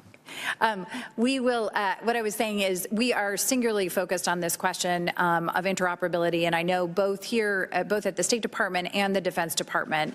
And as we work with our partners and allies, we are looking at providing them with systems where they can work with our military, and sometimes that also includes upgrading systems that they already have. So we have worked across Europe and then with other close allies to make sure that we are moving forward with upgrading all of their equipment when necessary, and again, providing them with what they need.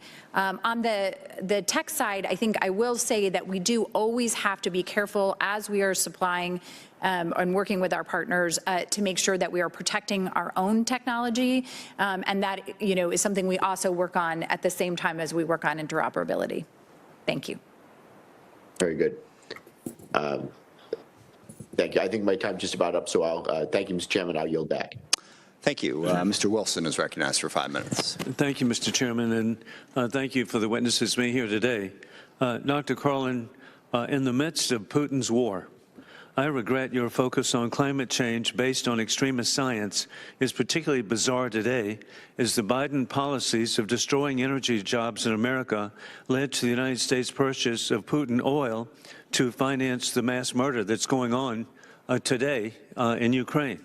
And now, to focus additionally on electric cars with Chinese batteries by this extremist philosophy to finance the largest military buildup in peacetime in world history, which will empower the Chinese Communist Party against American families.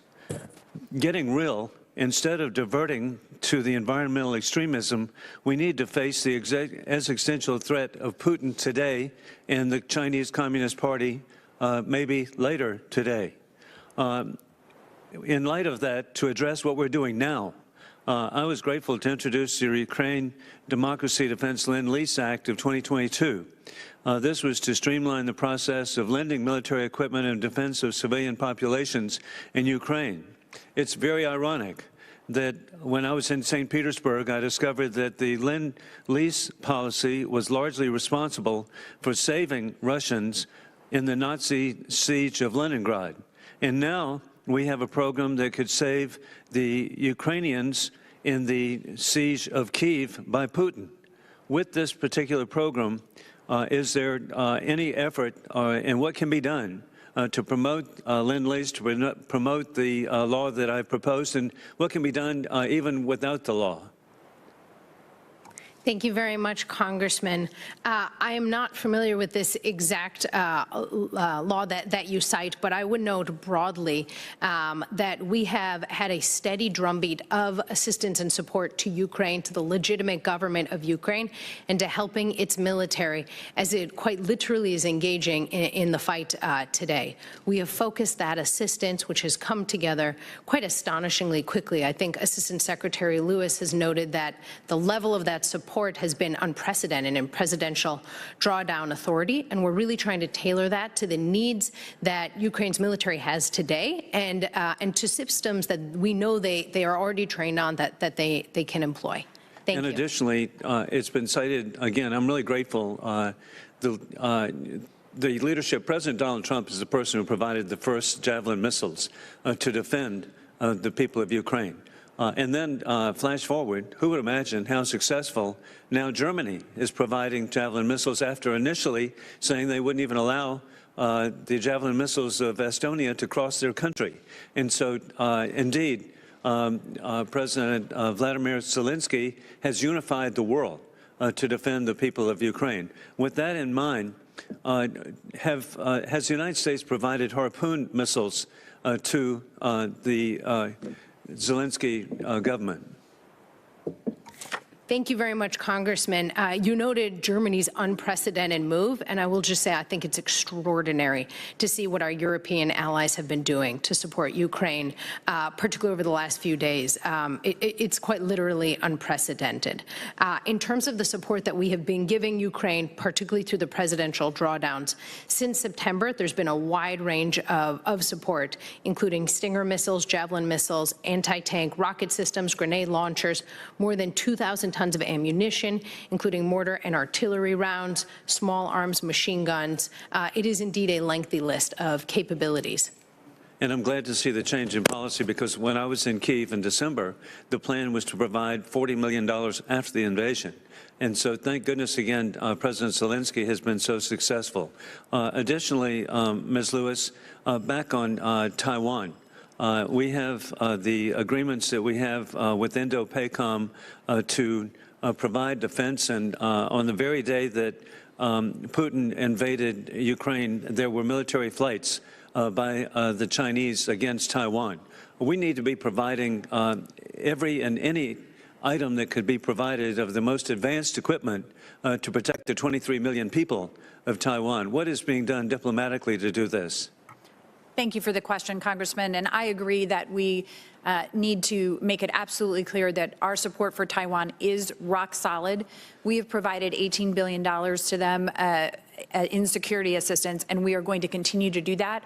We are working on with them on making sure that they have the appropriate asymmetric defense capabilities, and we will continue to do so. Thank you very much, and peace through strength. Thank you. Gentleman's time has expired. Mr. Larson is recognized for 5 minutes. Thank you, Mr. Chair. Just for the record, 2017 U.S. imports of Russian crude and petroleum products was 3.84% in 2017 as a total, up to 6.87% in 2020, and it's increased last year. It's going to take a little while for us to turn off the momentum that started in 2017 with Russian crude oil imports. Having said that, I want to move on to the actual situation we're talking about and ask Ms. Carlin what details you can provide to this committee about the DOD's portion of the recent $6.4 billion request from the administration to support Ukraine and Europe. Thank you very much, Congressman. My understanding is that much of that focuses on the force posture changes and the costs that are inherent in those, the operating costs, given that, of course, while we have had a very sizable force posture in Europe, I think it's been about 80,000 or so. We have about 93,000 or so, yeah.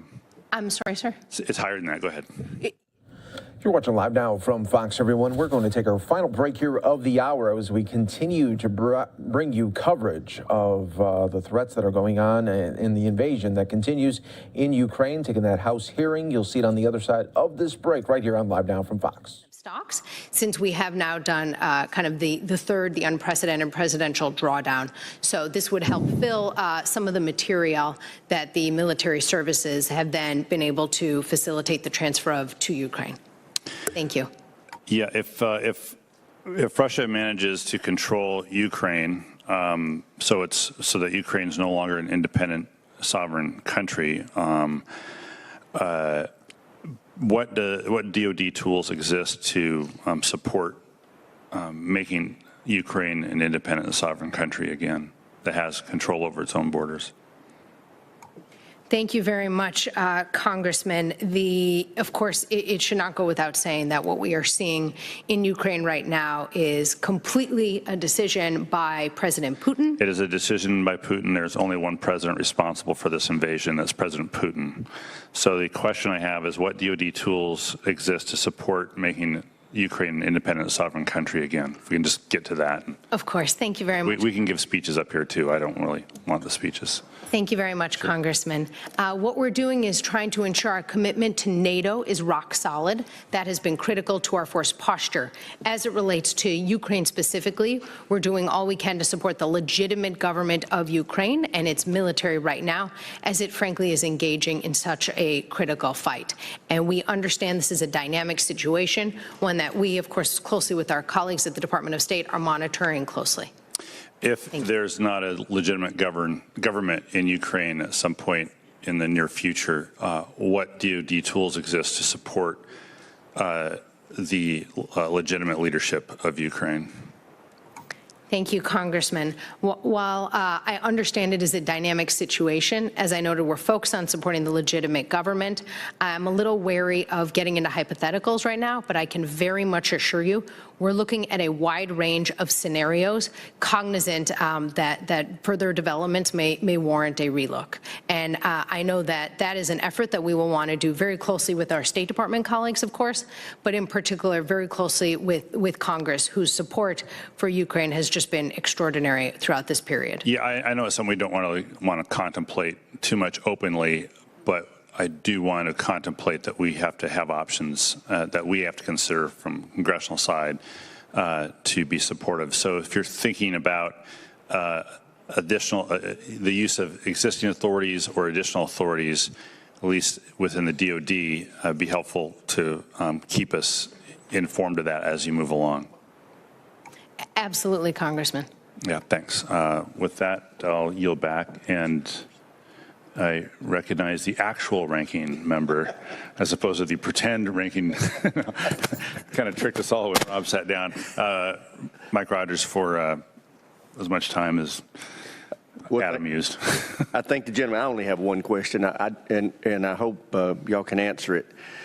You know, the president has announced that he's sending additional U.S. troops over to join our NATO allies in the Eastern European Front NATO countries to help with those people fleeing Ukraine, the refugees. We have been talking about sending additional permanently stationed troops to Romania and Poland and in the Baltics prior to the invasion. And my question is, does the administration support this result that after this invasion that we make those troop presence permanent in those Eastern European Front countries? Thank you very much, Congressman. Obviously, we are following the situation really closely.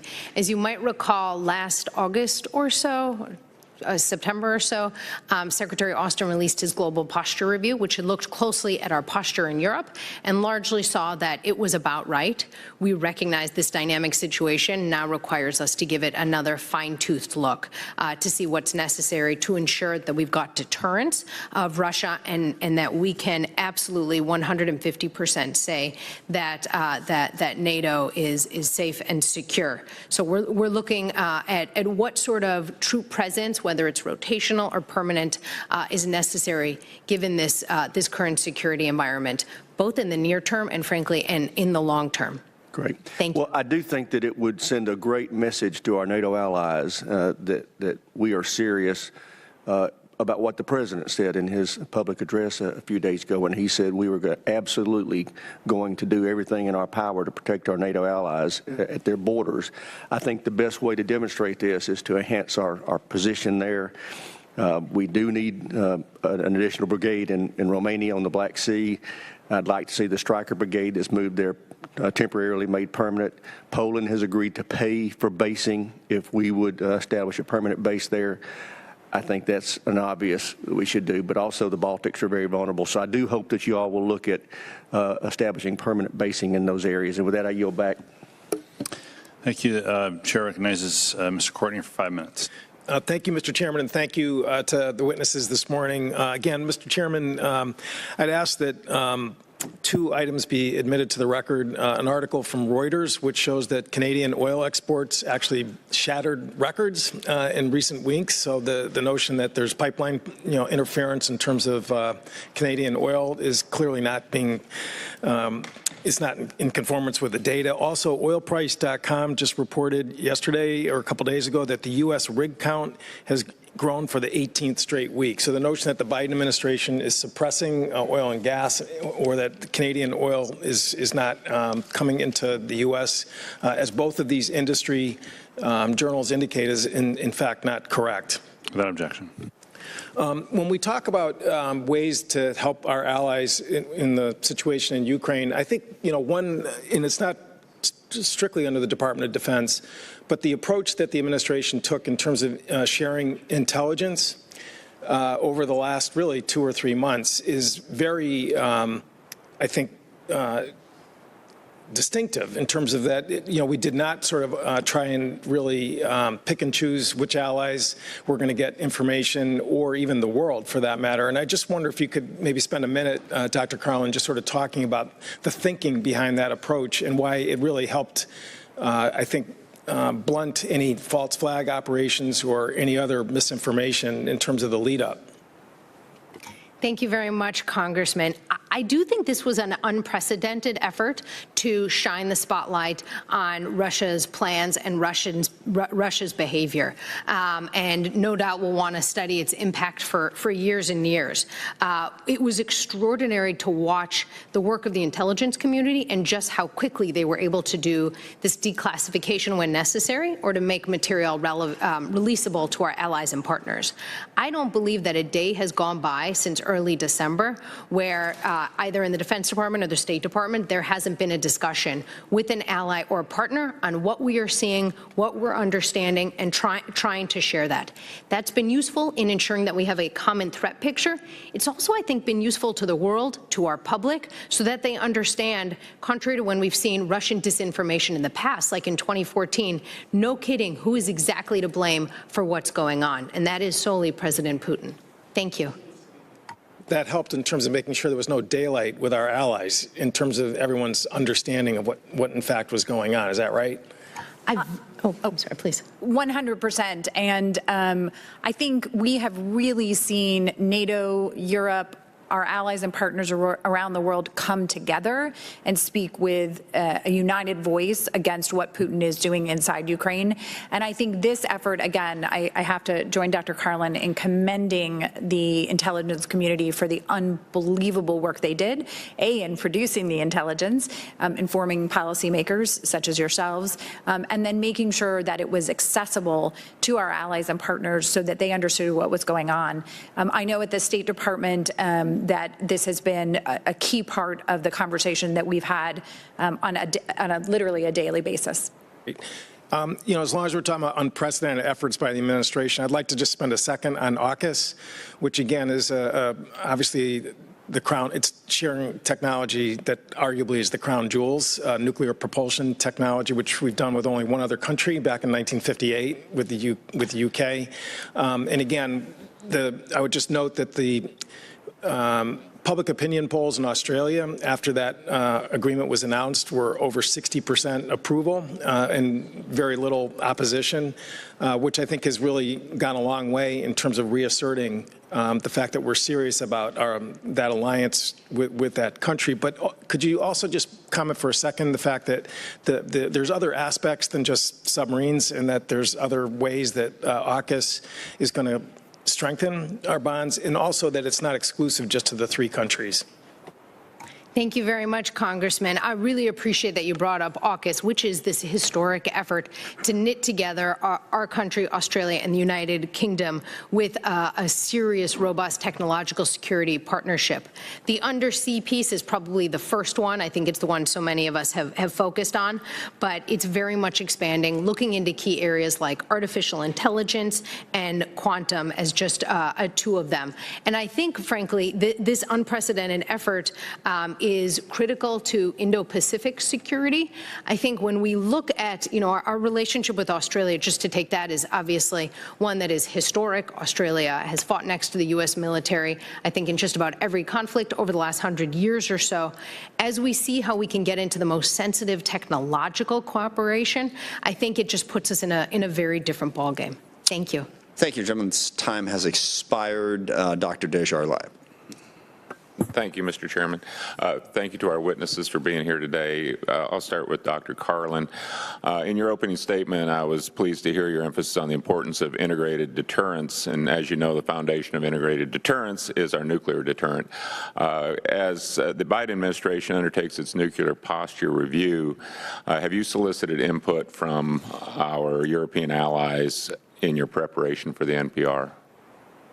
Thank you very much, Congressman. Indeed, we have, and we've done it at a wide variety of levels, from the Secretary of Defense all the way down to the desk officer. We've done it closely with our colleagues at the State Department and at the White House, and we've really done all we can to ensure we're hearing from our European allies, and also, I would note, our close allies in the Indo-Pacific, South Korea, Japan, and Australia. Thank you. Okay, what are you hearing from them in terms of the nuclear declaratory policy? That seems to be a hot topic, and there seems to be indication that there may be a weakening of the no first use in terms of the Biden administration. What are our allies saying in regards to that? Thank you very much, Congressman. In this wide variety of discussions, we've heard a lot from our closest allies, and the importance that they also put on extended deterrence, as we do. We've talked to them a lot and heard their thoughts on our need to have a safe, secure, and effective nuclear deterrent. And we have ensured throughout these conversations that we are getting their inputs, and that as decisions will be made by the President, of course, that we are in close discussions with them. Above all, I would just underscore that our extended deterrence commitments remain ironclad. Thank you. Okay, I personally have had members of countries such as Poland reach out to me stressing the importance of not adopting a no first use declaratory policy. And I know that that's been in the talks considering Russian strategic nuclear exercises. I think that it's important that we do the right thing there. And I think that the impression I get from our allies is that they would not want us to have a no first use declaratory policy. So I would just add that. Also, there's been mention of dropping our low yield nuclear weapons program, and do you have any insight on that? Thank you very much, Congressman. I would say the nuclear posture group, which has been a really rigorous interagency effort since, July or August or so, has really looked holistically at our nuclear capabilities, tried to tie them to our understanding of threat scenarios, the impact they have on deterrence, or the impact that they have on assurance. And I think that once final decisions are made on that, you'll see that. And once those decisions are made, I'd be more than willing to sit down and speak with you or your staff about this. Okay, thank you. Let's shift to China. We've kind of nibbled around this a little bit today. Obviously, what's going on with Russia and Ukraine, we have to keep our eye on China and Taiwan. We've seen Chinese military planes regularly probe Taiwanese airspace, accompanied by overt threats from Beijing towards Taipei. Would you say that the current allocation of security cooperation resources is appropriate to the level of threat that Taiwan faces?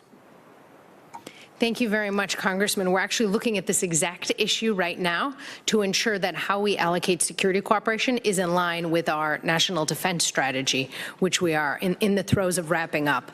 We've got to ensure that it is aligned to our biggest concerns, and that includes Indo-Pacific security as a top priority. Okay, for both you and Ms. Lewis, I understand that Taiwan has made requests to the administration for access to foreign military financing dollars. It is apparent to me that if any country is in need of this funding, it's Taiwan. What has been the cause for the delay, and would congressional action help expedite this request? Well, first of all, I really want to thank you for the question, because I do think we need to continue to focus on China and Taiwan, even at this moment where we are understandably looking at what's happening inside Ukraine. And I think, as you may know, we've provided over $18 billion of foreign military sales to Taiwan since 2017.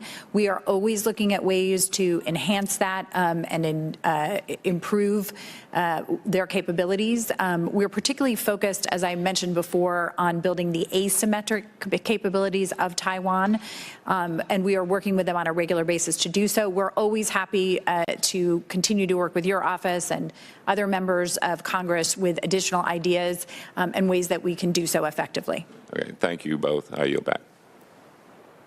Thank you. Mr. Gallego is recognized for 5 minutes. Thank you, Mr. Chairman, and thank you to our witnesses for joining us today. I want to start by offering my thoughts to the people of Ukraine as Russia continues to launch an unprovoked and wholly unjustifiable invasion in Ukraine. I want to make myself very clear that the United States stands with Ukraine.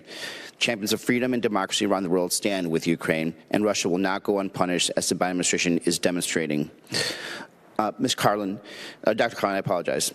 Thank you for your testimony. In your written remarks, you described the way the department approaches security cooperation with states on Russia's and China's periphery differs from how it's employed elsewhere. One of my proudest accomplishments in Congress was leading the effort last year to authorize the Baltic Security Initiative, a security cooperation program providing targeted support to Estonia, Latvia, and Lithuania. As Russia continues to directly threaten European security, how do you see security cooperation with the Baltic states going forward? What more do you think the department can and should do through security cooperation vehicles to support our most vulnerable NATO allies at this time of heightened tensions? Thank you very much, Congressman.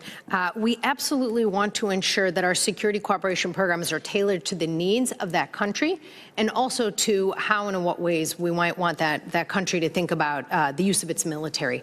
And those frontline partners, whether in Europe or in Asia, are going to inevitably have different needs and different requirements. We are in very consistent, deep talks with the Baltic states to ensure that they're getting the support that they need. And what is, I think just so notable about this time period is not just the security cooperation kind of discreetly, but more broadly, the force posture changes that we've seen as well, where we're seeing NATO members really left and right putting their troops in one another's territory. So I think those conversations have gone very smoothly to date. That is not least, I think, because of the efforts that you have made in ensuring that they are getting the prioritized assistance. And over these coming weeks and months, I think it'll be important that we take this concept further to ensure that they are receiving what they need. I think, just to take those countries as examples, we see capacity, we see capability, we see political will, we see appropriate context, we see countries that follow the rule of law and human rights. So a lot of the criteria that we think about, they really do follow in spades. Thank you. Thank you. And Dr. Carlin, I believe it's essential that we have greater flexibility in providing this crucial support to our Baltic allies. As you know, Section 333 of the Title 10 U.S. Code is the Department's primary authority for training and equipping to build partner capacity. What is your assessment of 333? Are there further steps that the Department should take to make the best use of it? Thank you very much, Congressman. And my colleague may want to add on this topic as well. But I would say the reforms that Congress put in the 2017 National Defense Authorization Act really brought together this patchwork of authorities. They enabled greater focus on collaboration between state and DoD, and also this push on assessment, monitoring, and evaluation. I think we're seeing that flexibility on the whole is largely in a good place, to the extent that it is possible, however, to get funding that lasts beyond 1 year. Those longer-term programs, what's nice about that is we can design them more holistically. We can ensure that temporally there's enough bandwidth to execute them on time. Thank you. Congressman, thank you for raising the Baltics, and thank you for the hard work that you and many others have done. And I do think the Baltic Security Initiative has been incredibly important in increasing the funding that those countries receive. I also think it's notable that those countries often work together as they look to band together, literally, to increase their security. And I would also, it would be remiss of me not to mention the unbelievable support they have also provided to Ukraine at this time. And I think we all owe them thanks for that. On your second question, in terms of security cooperation and security assistance at large, I echo Dr. Carlin that we believe that the way that we work together is incredibly important to both the Department of Defense and the Department of State. I would also add on the State Department side, a lot of our funding is earmarked, and so we would look for additional flexibility, particularly to be able to respond to situations exactly like we find ourselves in Ukraine, so that we can both help continue to support Ukraine, but also the eastern flank states, including the Baltics, moving forward. Thank you. Thank you, Mr. Chairman. I yield back. Thank you. Mr. Gates is recognized for 5 minutes. Thank you, Mr. Chairman. Our partnerships have value, but they also have costs, Dr. Carlin. Saudi Arabia is a country that still tolerates anti-Semitic madrasas. They throw gay people off of buildings. They murder their critics. The Saudi consulate in LA gave material support to 9/11 hijackers who were predominantly Saudi. And we trained some of their pilots in my community in Pensacola. And one of the people we were training killed 3 of my constituents because he was radicalized by al-Qaeda on the Arabian Peninsula. What comfort can I give my constituents that the department is doing everything possible and putting pressure on our partners to ensure they're doing everything possible so that the people involved in our training programs don't pose a threat to our force? Thank you very much, Congressman. I'll focus just on the part of who we train, and Assistant Secretary Lewis may want to give the broader picture.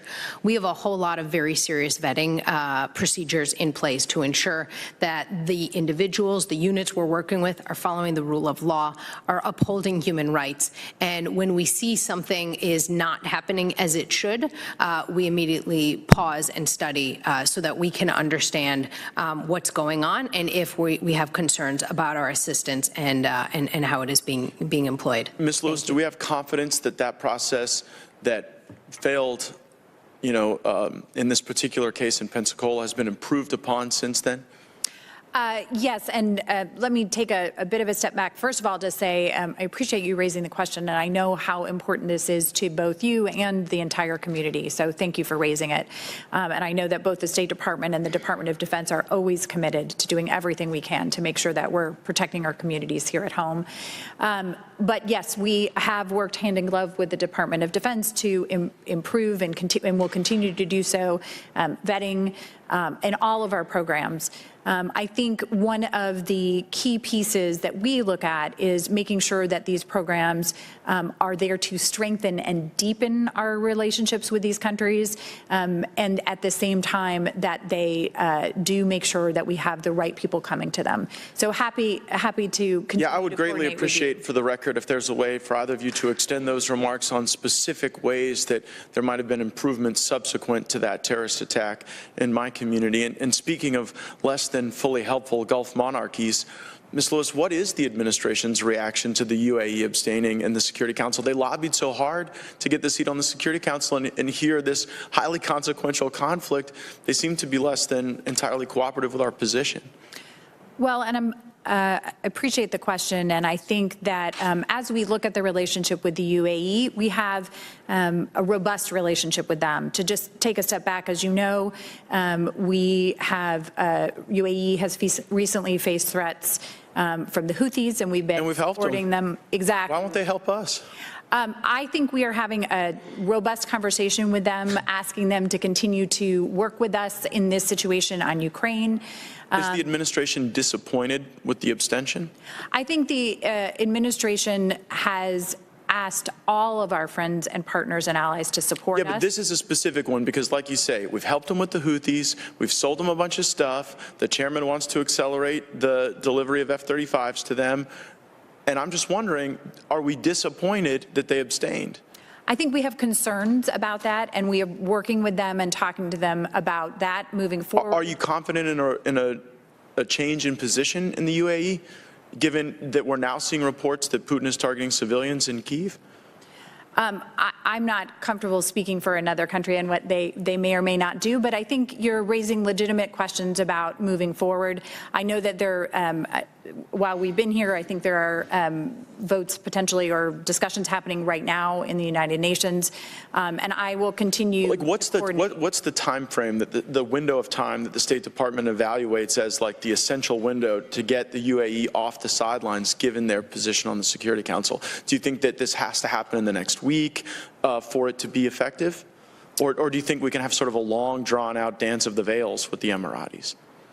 I think that as we look at this relationship with the Emiratis, as we do with all of our relationships with our partners, our allies, and our friends, we have to both be able to work together on the critical security issues that we share and also raise concerns when we do have them. Final point. Do you think a reason they abstained is because they haven't gotten the MQ-9s and the F-35s yet? In my view, we have worked very closely with them and are continuing those conversations on the MQ-9. But do you think that's a factor in the abstention? I'm not able to speak for another country on their thinking, but I do know we continue to be committed on both the MQ-9s and the F-35s. Maybe we shouldn't be. I yield back. Thank you. Mr. Carbajal is recognized for 5 minutes. Thank you, Mr. Chair, and thank you, Secretary Lewis and Secretary Carlin, for being here. This hearing on the importance of allies and partners is coming at a critical time. The strength and resolve of our alliances and relationships are being tested more than they have been in decades. I want to thank President Biden and his administration for the commitment to address the Russian invasion of Ukraine in close coordination and collaboration with not only NATO allies, but partners across the world. While the tragic situation in Ukraine is far from over, we have seen a great value of being unified economically, diplomatically, and militarily. A go-at-it-alone strategy would be ineffective. My thoughts are with the Ukrainian people and stand in solidarity with Ukraine's effort to repel Putin's invasion. Secretary Carlin, when we discuss U.S. security assistance provided to our allies and partners, often it focuses on the sale and export of defense articles. However, the tangible assistance is limited if the receiving nation doesn't have the institutional knowledge and personnel ready to fully operate and maintain the assets. How does the partner nation's ability to maintain U.S.-provided security assistance factor into the scope of capabilities provided? What have you found most effective at improving operational and maintenance capabilities with partner nations? Thank you very much, Congressman, and I couldn't agree more with your initial comments about the unity that we have seen and how crucial that has been for effectiveness. This issue of maintaining and sustaining equipment that is given to allies and partners is crucial. We have a really robust program in place, an end-use monitoring program, to ensure that the material that we have given our allies and partners is being accounted for so that the right folks have that material. More broadly, we spend a lot of time working with them on the procedures needed for sustainment.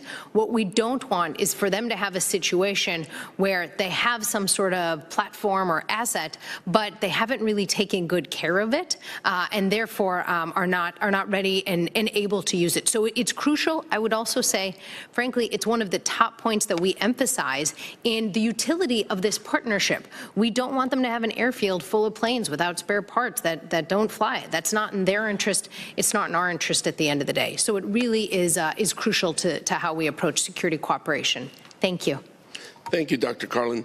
Secretary Lewis, while I know each partner nation has unique political dynamics and security needs, is there a particular tool or capability that the U.S. provided or provides to partner allies through security assistance programs, in addition to what was just mentioned, through security assistance programs that has been most effective at advancing the State Department's foreign policy objectives?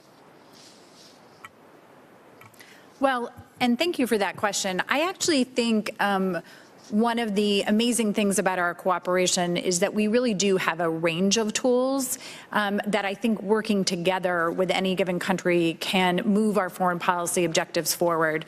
So we have arms transfers, which I think is what people talk about the most frequently, where we're providing other countries with the capabilities that they need and that match our foreign policy goals. We also have other programs like international military education and training programs, where we really bring together and bring into our training programs the senior military leadership and future leaders that I think is incredibly important. I have been focused on and really am delving into the question of security sector governance. So this is the concept of how can we work not only to provide capabilities, but also to increase the effectiveness of, for example, ministries of defense?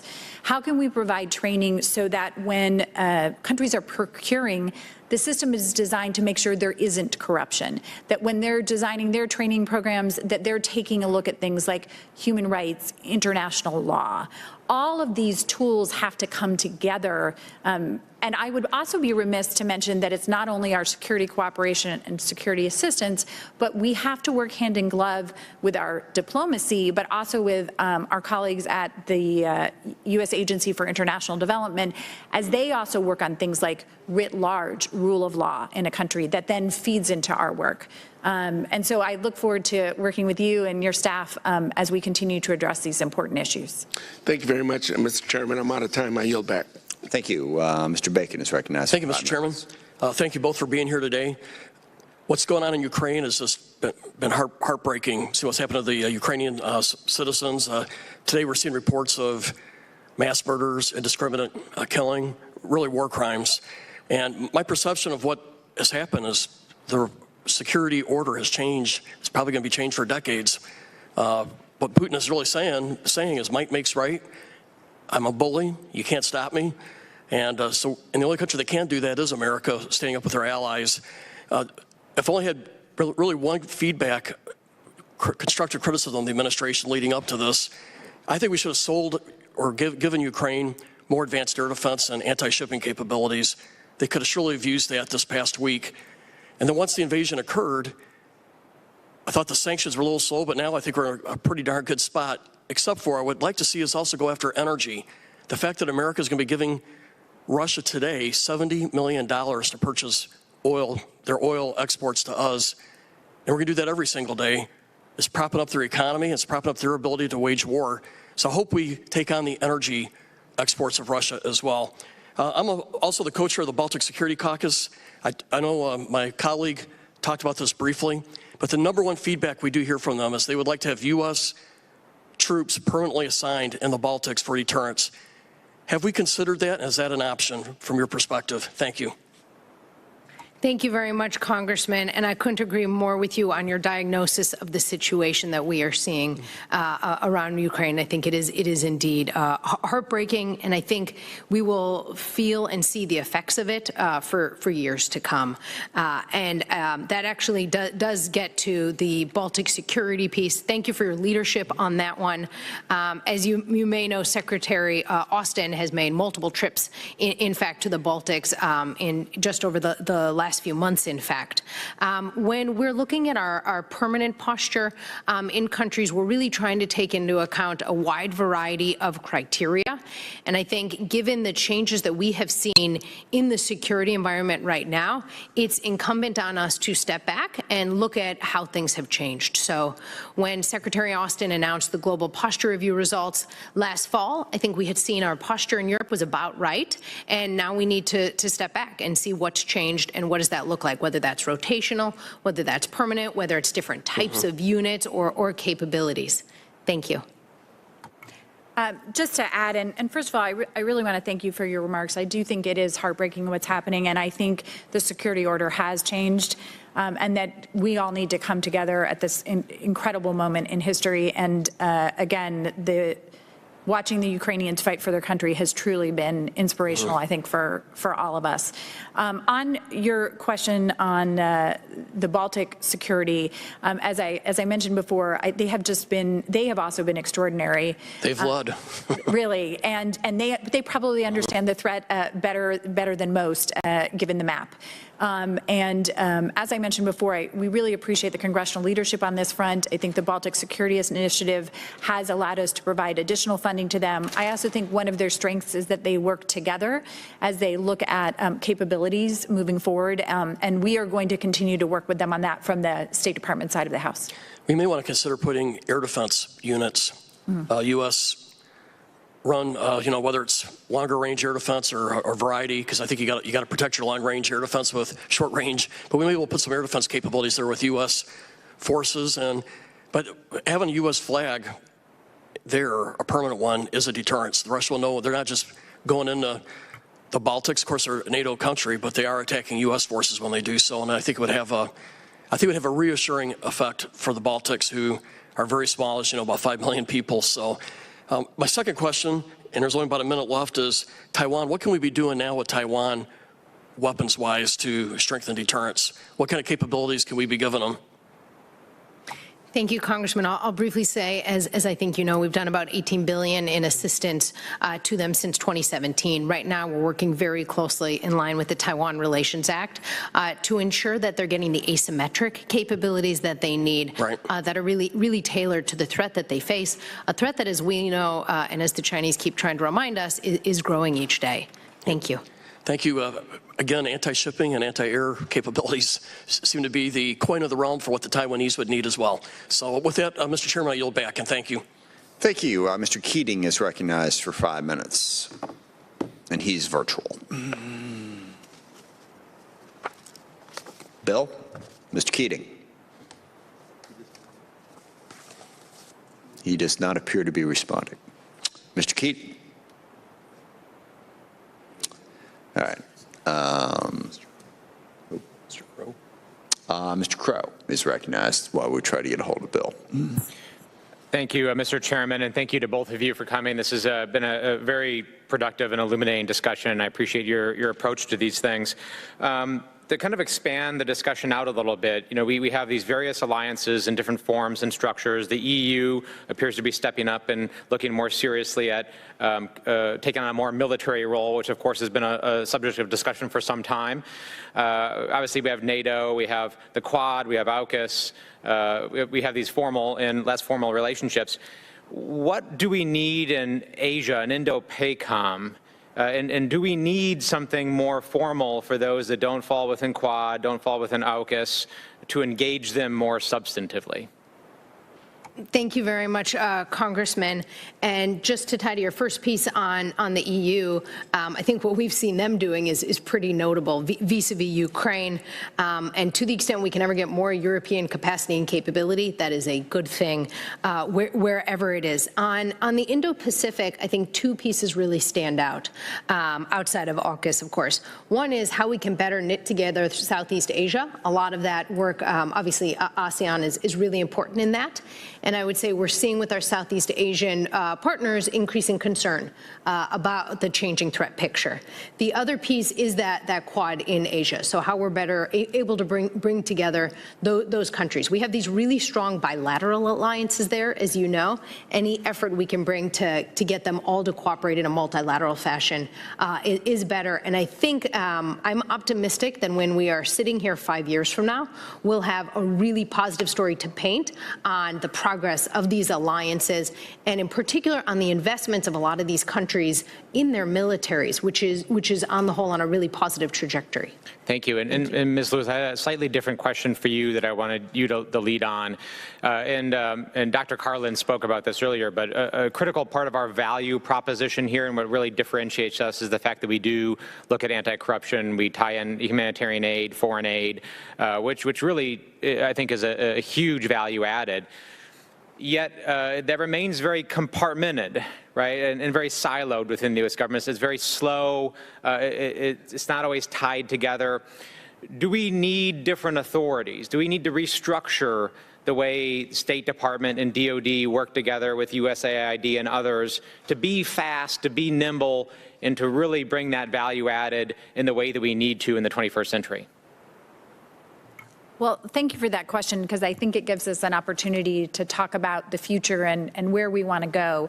I think at this point and in this moment, what we need to do is to continue the good work we're doing and expand on it. And I mentioned security sector governance a few minutes ago, and I think this is actually a very good example of where the different pieces of the government come together, and it really hits on the points that you're talking about. So if we're working in a country, we want to be able to be sure that, for example, that as USAID is working on with ministries of defense on things like rule of law, that concurrently we are also in our training working with the Ministry of Defense on making sure that there's training provided on things like international law, the law of war, preventing civilian casualties, human rights. And then at the same time as we do our trainings through our international military education and training program, that those are being reinforced as we deepen and strengthen our ties. So for me, it isn't an authorities question. It's really, are we doing that effective coordination, working with each other? I think right now the coordination is good. We can always continue to improve it, and would be happy to continue this conversation with you. So I guess I appreciate what you said about the authorities, right? The authorities exist, you can do it, but as we all know, culture, parochialism within the executive branch, other issues prevent that from happening. So I guess for the record, we're running low on time here, but it would be really good for us to know as legislators whether there are things that we can proactively do that would help you all with that mindset shift, that cultural shift that's really necessary to achieve that, because this is like a huge cruise ship, right? And turning it around or changing the direction is obviously very hard for you all. We want to be a partner in that. We want to help you. And if there's things that we can do proactively and legislatively or from an appropriations perspective to accomplish that, I know there's a bunch of us who'd be very interested in helping. I yield back, Mr. Chairman. Thank you. Mr. Moore is recognized for 5 minutes. Thank you, Chairman, Ranking Member. I join the chorus of my colleagues emphasizing the relevance and importance of this critical hearing. Thank you for being here. Our NATO alliance faces the gravest geopolitical crisis in nearly 2 decades. I don't think I'm overstating that. China continually bullies neighbors on the Indo-Pacific. Our adversaries' nefarious activities spread beyond their borders as Russia and China seek to expand influence both here and at home and abroad. Right now, more than ever, the United States must aggressively initiate, cultivate, and expand partnerships and alliances. That it's crucial to both of your roles and the DoD to be able to do that. With very few exceptions, when given the choice, potential allies will choose the United States as their preferred partner over peer competition. We're going to take a quick 2-minute break here for some of you on Live Now from Fox. You're watching worldwide. As always, market really taking a dive right now, almost 600 points in the red. The allies have even had a dialogue, and they've voiced a desire to purchase more equipment and expressed frustration at how long the process takes. So a question for either or both of you to respond. Beyond the reforms mandated by the FY17 NDAA, how can we accelerate security assistance to qualified nations considering our new geopolitical reality? Congressman, thank you for the question. And first of all, I'd like to say I fully agree with what you started with at the moment that we're in time and the importance of focusing both on Russia and China and our alliances, that we need to strengthen and deepen them as we work on that. In terms of your question on speeding up the process, really, I look at this as a four-legged stool. We usually say three-legged, but in this case, four-legged stool. Great. We start working with our partners at the Department of Defense who really have to engage in a complicated technical process with the countries and the companies involved, if there are companies involved, on the exact details and exactly what capabilities this partner may need. And that does take some time. It is important work. These are very sophisticated systems that we are providing to other countries. Then it comes to the State Department, where we provide a review from a foreign policy perspective, which generally we're able to move relatively quickly depending on the challenges.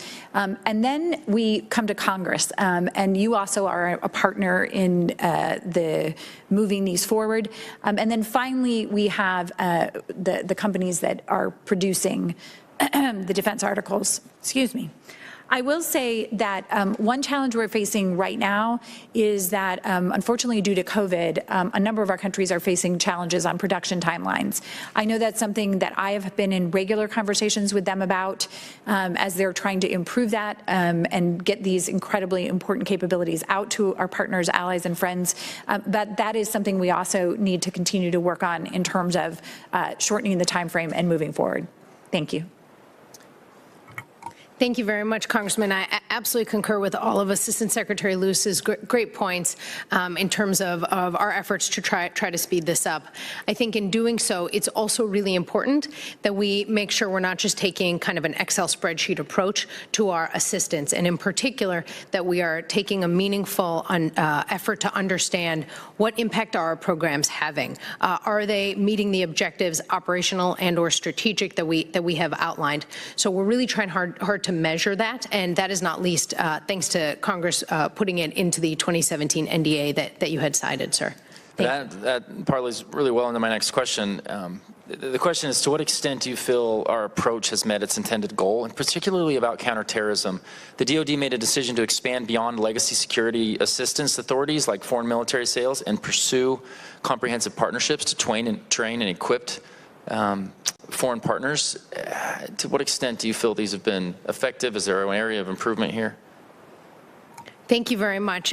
You're absolutely right that we have really seen a shift, particularly in the post 9/11 era, in how we have thought about security assistance. And on the whole, I think a lot of these efforts have been really quite effective, where we have seen a number of our allies and partners help deal with terrorist threats around the world, and doing so in appropriate ways, doing so in ways that are upholding the rule of law and following human rights. So I think that has been an important innovation, as one might call it, in our approach to security assistance.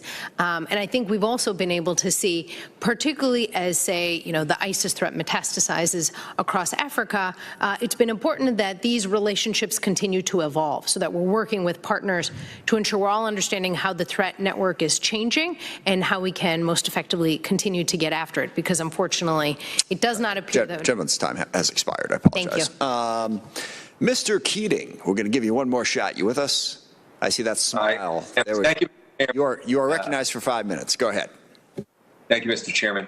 And I'd like to thank the witnesses for their work and coordination with our allies and partners, which brings me to an important question, I think. What is the extent of your coordination and cooperation in regard to trade and other agencies, particularly in the areas of the supply chain? We're seeing now in Russia with export controls, we will see the devastating effect it will have not only on their economy as a whole, but also on their security and their military. At the same time, we've seen with the pandemic the effects of supply chain shortages to our country. So with your two departments, are we also coordinating on issues of trade and the supply chain? And could you comment on the extent to which you're doing that? Thank you for that question. And actually, this just came up in the previous question. And I think you're right that we really are at a unique time, both in terms of the question of the supply chain due to COVID, but then also the issues that you raised that we're going to see related to the Russia context. We have been in close contact, particularly with the companies that we work very, very closely with on their supply chain issues as it relates to COVID. As I'm sure you're aware, defense articles are incredibly complicated, sophisticated, and it takes a lot of work to produce them, and we need to work closely with the supply chain to make sure that that's working effectively. So the short answer to your question is yes, we have been in touch with the companies. Obviously, we're in touch with the other departments when relevant to see if there's anything they can do to be helpful. I do think this is going to continue to be an ongoing challenge, even as the companies work hard to get the situation moving more quickly. Yeah, I think are you doing anything with the Commerce Department at all in that regard? Because I see the need to integrate this more, because our weapons are relying on semiconductors, chips, other technological materials. So without those kind of securities, it poses a great threat to our assets. So are you in contact with those agencies directly, or would you anticipate making that more meaningful in the future? I know that the State Department is regularly in contact with the Department of Commerce on a whole range of issues, including, depending where they fall, weapon sales, and we will continue to do so. I think you raise a very important issue, and we will make sure that we continue to coordinate with them and even expand that coordination. Lastly, too, I just like on the record, given other comments I've heard in the last few days from members of Congress, one interruption to the supply chain, one part of our security, is dealing with the climate change issue. Increased instability, the effects of migration, the infrastructure damage. Look at the Tyndall Air Force and the devastating damage there in Florida, as well as Camp Lejeune, the threats to bomb the Marshall Islands. I could go all around the world with this. Can you just comment on the importance of partnering with our allies and friends on the issue of climate change? It is indeed a security issue. Would you comment on that? Thank you very much, Congressman. It is absolutely one that we are watching closely, whether it is seeing how climate change is affecting the security environment for our allies or our partners or our competitors, but also, as you're noting in citing Tyndall Air Force Base, it also affects our own forces in particular and their ability to maneuver. So it is something we look at closely and that we regularly engage in discussions with our closest allies and partners. Thank you. I mean, lastly, it's quite obvious we can't do this alone, an issue like that. And that's indeed should be a priority for our engagement with our allies and partners. With that, Mr. Chairman, I'll yield back with time left. Thank you very much. Mr. Green is recognized for 5 minutes. Thank you, Mr. Chairman. I really appreciate you putting this hearing together and for the opportunity to discuss alliances and partnerships around the world. Given the incredible events, heinous events, the past week unfolding in Ukraine, I'm proud to be joining with my colleagues to work on developing our response to Vladimir Putin's naked greed and aggression. In order to do that, though, America must have clear and united response to this invasion of a sister democracy. During my recent visit to Ukraine and discussion with Polish and Baltic allies at NATO headquarters en route to Kyiv, military and civilian leaders alike directly linked a lack of American leadership in Afghanistan to Putin's misguided attempt to test the West's resolve. And I'll quote one of those NATO representatives who said, "We are where we are today because of weakness in August." We all knew what he meant. American leadership is indispensable. It's crystal clear. President Biden's failure to send timely lethal aid in the past year, though, has been a continuation of that weakness. American leadership is essential, leading and engaging with our partners around the world. The stair-stepped approach to sanctions implementation has only emboldened Putin. It's time for genuine resolve. America cannot tolerate an iron curtain falling upon the people of Eastern Europe for a second time in our living memory. The torch of freedom that burned so brightly under American, British, and NATO leadership just 4 decades ago must not be allowed to go out. We must join the Ukrainian people in our boldness, our determination to face down any threat to our freedoms and interests around the world. We must reclaim our heritage of standing firm with friends against tyranny. We must lead. Vladimir Putin thought he was claiming the mantle of Peter the Great and rebuilding a Russian empire, but as the Ukrainian people have shown him to be, he is nothing more than a petty tyrant. His attempts to conquer and subjugate the proud people of Ukraine, divide the West, and supplant American leadership around the world have failed. From the streets of Kyiv to the smallest villages in Ukraine, patriots are standing up against this invasion. NATO and our freedom-loving partners around the globe are more united than in decades, and the world is rejecting the leadership of autocrats in Russia and China. I look forward to hearing more from you guys as we further support and add our cooperation in historic alliances in NATO and develop stronger bonds of friendship with our allies in the Western Hemisphere and Indo-Pacific, such as India, to prevent any further escalations from the tyrants plaguing our world. My first question is about specifically India, and what are we doing to help persuade India regarding the S-400 and parts that they're purchasing for the aircraft they bought from Russia, specifically? First, I really want to thank you, I think, for your comments on Ukraine, and particularly recognizing the fight that the Ukrainians are literally carrying out as we speak. Pretty awesome. It is extraordinary. And I think also what you mentioned about the world more united than we've seen in decades. And I think that is a tribute to our allies and partners and frankly, to the Ukrainians themselves. Yep. But to get to your more specific question, we have been working closely with India, as you know, and had regular conversations about with them about the Russian purchases. And we are looking to create a whole relationship with them where they are looking towards us as they move forward with additional purchases. And I think as we also look at things like the Quad and the deepening relationships that we're having there, that will help move us forward with them. I really believe that this, particularly as they see the threat from China right now, I think it has really helped move them forward in understanding the need to shift this relationship. If I could jump in there, though, I have a particular interest in India just because I think the geopolitics of the world, they're just so incredibly important. I appreciate Secretary Blinken, especially in the efforts he's made with the Quad. But I'm seeing posts, I follow political leaders in India, and I'm seeing posts like, "Can we trust America? Look what they did in Afghanistan." These are elected officials in India's government. So, I mean, what options are we giving them for alternatives to Russian stuff? And how are we communicating to them that we're reliable? Thank you very much, Congressman. It's an issue that, like you, I think is a real priority. In fact, about 2 decades ago, my first Pentagon job was being the India desk officer under President Bush. And that's when we really shifted to this dramatically different relationship, which, as you know, was geostrategically important and has... and I apologize. We're going to have to cut it off there. Gentleman's time has expired. Perhaps in writing, then. I'd be delighted. Thank you. Thank you very much. Thank you, Mr. Chairman. Ms. Slotkin is recognized for 5 minutes. Thank you. Thanks for being here. And for those who don't know, happy Punchki Day. That's a big holiday in Michigan. I have punchkis over here for anyone who wants them. It's like a Polish jelly donut that we all celebrate with. Okay, they're over here, guys.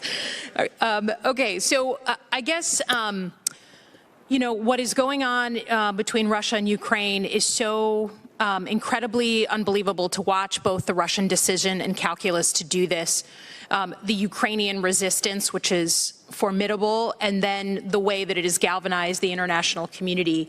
And I will say that over multiple administrations, Democrat and Republican, we have tried to minimize, basically since the Cold War, friction with Putin and with Russia in the hopes that it wouldn't exacerbate a problem, it wouldn't inspire retribution for the Russians. And I guess I just feel like that era is over, that all of our attempts to minimize friction didn't mean anything.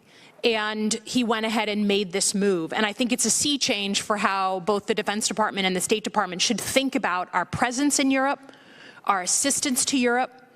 So I guess I just want to clarify a couple of things. What is the official administration position on letting in countries like Kosovo, Bosnia, potentially Georgia, Finland, and Sweden into NATO? Very quickly. Thank you. Couldn't agree more, Congresswoman, that we're in a different ballgame right now, and we all need to step back and assess that. I would say regarding new members of NATO, there's not kind of an effort to fast-track folks, but there is an effort to work with those who are interested and who meet the necessary requirements. Right, I know, but that's been our process before. And I would offer that if the answers that we're getting, and I say this as someone who was in your exact positions testifying in front of this committee in 2014 when they put little green men into eastern Ukraine, if we are using the same metrics and same assessments from before this conflict as we will be afterwards, then we're missing the moment here. And I'd ask you to come back to this committee maybe in another month's time and just tell us how you've changed your thinking. And I would strongly advocate that we seriously consider a different approach to letting folks into NATO and not slow roll those who we're just trying to drag out, and I've done it myself. Number two, the buildup in the Baltics. Couldn't agree more with my colleagues who have talked about putting more force in right now. And I guess I would just make that as a point as opposed to a question, that we need to be doing more. And obviously, China is watching everything that we do. But I know we're right in the middle of this. It's still a very fresh and new event. But for any administration to go through this, we have to completely reevaluate deterrence and how we reestablish it. And I'd ask that we have folks come back to the committee to present on that. On the assistance, we get really confusing messages about what is being provided and when by not just us, but also our allies. We were told in a briefing yesterday that EU members were providing aircraft. Now we're seeing online that no one's providing aircraft. If you all could come up with a routine where we would get maybe a regular update, just something that a staffer could put together so we know what's true and what's not true, and the final mile of making sure that assistance gets in the hands of the Ukrainians, not just shipped and it sits somewhere, but it gets there, because we know that's going to be more complicated. I guess lastly, I was wondering if someone could give us your sense of how this plays out in Ukraine over the next week and a half. I know that's not your specialty, but we're in the middle of this crisis. People are watching. Can you tell us what you think is going to happen? We heard it privately, but I'd like to say publicly, what the Defense Department thinks is going to happen over the next week and a half. Thank you, and we can absolutely look at getting you those materials that you requested on the aid. I would just say our European allies are doing so much that folks are working on keeping track of it. So thank you for that. Over this next week and a half, I think what we have seen is the Ukrainian military is fighting so incredibly hard. I mean, the political will they have demonstrated is extraordinary, and I think that we have seen it has been a lot more and a lot harder than Putin and his military would have expected. I would continue to expect that they will do all they can. Assistance, as you know, is flowing to them, and I think that they will try to continue to push back this invasion to the extent possible. Unfortunately, as you probably saw this morning in particular, we've seen that the Russian military is prioritizing just increasingly horrific approaches, in particular indiscriminate bombing. I would just say you have an absolutely unique moment where the U.S. Congress has bipartisan agreement on giving you what you need, and we're not getting an ask. Ask us for things, and we will. I'm sorry, the gentlelady's time has expired, and I think that is a very reasonable request to get that very focused ask for what it is you want us to do. Mr. Lamborn is recognized. Thank you, Mr. Chairman. Right now, there is sitting in the docket here in our House business a $6.5 billion aid package for Ukraine. $2.5 billion of that is humanitarian. And yet, we're not doing anything. What I've heard is that we're going to wait a week and deal with it in a week from now. In the next week, aren't there civilians who are going to be dying in Ukraine? Aren't there soldiers who are taking up arms who are going to die? Isn't there property that's going to be destroyed? Isn't there going to be hunger in Ukraine? Why in the world can we wait a week to deal with this? Thank you very much, Congressman. In particular, I would say that we've been pushing a lot of assistance to Ukraine and to its military, and are looking very closely at the humanitarian situation in particular. And we look forward to cooperating as much as possible over these coming days and weeks on this situation. Ms. Slotkin is exactly right. There's bipartisan support. We could have passed this last night on a voice vote. It's wrong for us to wait a week to do this. Do you have any influence? Can you talk to anybody and say, let's bring this up today, let's get this going? There are people dying in Ukraine right now. There's a 40-mile convoy of Russian tanks and armor going to Kyiv. Congressman, I think you raise a very important point about the urgency of the current situation. And while obviously I can't comment on specific legislation or timing here, I can tell you that at the State Department and the Defense Department, we are committed to moving forward expeditiously.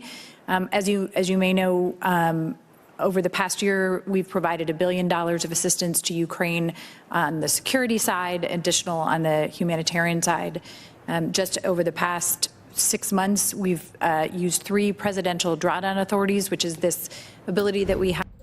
You're watching Live Now from Fox. I'm your host, Mike Pace. Thanks so much for joining us here. We have a new hour here for you. A lot of coverage to get to with the crisis in Ukraine, with the invasion that continues. Live look right now, we are monitoring this one because at any moment we will be getting a news conference from the UN. So we'll be definitely taking that live here for you. That's one of the great things here about us. We don't show you about a soundbite or a couple. We're going to show it to you in full right here on Live Now from Fox. We know there's a lot of interest, obviously, and of course, we will be bringing that to you at the top as soon as it happens. But I really want to show you this powerful moment. Take a listen. This was a powerful, powerful moment as a standing ovation happened for the Ukrainian President Vladimir Zelensky, receiving the standing ovation from the European Parliament during his speech. Came through a video link. Zelensky thanked the European Union for its continued support. And he spoke about the devastation Ukraine is experiencing from airstrikes, bombs, and missiles, but how the Russian invasion isn't going to, quote, break us. We are strong. Zelensky emphasized the Ukrainian people are motivated and fighting for our rights, for our freedoms. A very, very powerful moment right there, of course, for you right here on Live Now from Fox. And of course, we bring it to you right here live and always direct here for you. As you're able also to see the UN, we'll be bringing that to you as soon as it happens right here on Live Now from Fox. Let's go back out now to a House hearing. This is all about the worldwide threats that continue. Of course, talking a lot about Russia and Ukraine. And this is a critical question for us at the State Department. I think, as you know, the President... Let us not fail. I thank the distinguished representative of Dominican Republic and allies where there may be concerns about human rights, that I believe we both need to strengthen and deepen those relationships and at the same time raise those concerns. In terms of how we specifically work on human rights, you may be aware that we are currently working on the updates to our conventional arms transfer policy, which is the policy that governs across the interagency all of our work in this area. And I think when that does come out, you will see a renewed focus on human rights as part of that policy. So I think that's step one. In addition, in terms of the State Department, we really work hand in glove with our colleagues at the Bureau of the DRL Bureau, which is the bureau in charge of human rights, to make sure that as we look at these arms transfers, human rights is taken into account and considered. Finally, in addition, as we work with our partners in terms of our education, military education and training programs, we also have specific programs designed to help with civilian casualty mitigation. And then we work in conjunction with the whole wide range of programs from the State Department and USAID on human rights writ large. Thank you. Dr. Carlin, I have a question for you, but I'm out of time. Mr. Chairman, I yield back. Thank you. Mr. Jackson is recognized for 5 minutes. Thank you, Mr. Chairman, Ranking Member Rogers, and thank you to our witnesses for being here today. NATO is a partnership which is vital to deterring aggression and responding when dictators and terrorists bring evil to this world. I just returned from the Munich Security Conference, and it's clear to me that our allies do not see us as the leaders that we have traditionally been. The weapons and resources that we are providing are important, but we need to strengthen these partnerships and continue to invest properly in critical NATO training, like the Euro-NATO Joint Jet Pilot Training Program, which is hosted in my district at Shepherd Air Force Base. In 2017, President Trump took action to restore NATO to being the global force for good that it once was. He forced delinquent members to start paying their dues, ultimately accounting to hundreds of billions of dollars and helping NATO prepare for aggression like we are currently seeing from Russia.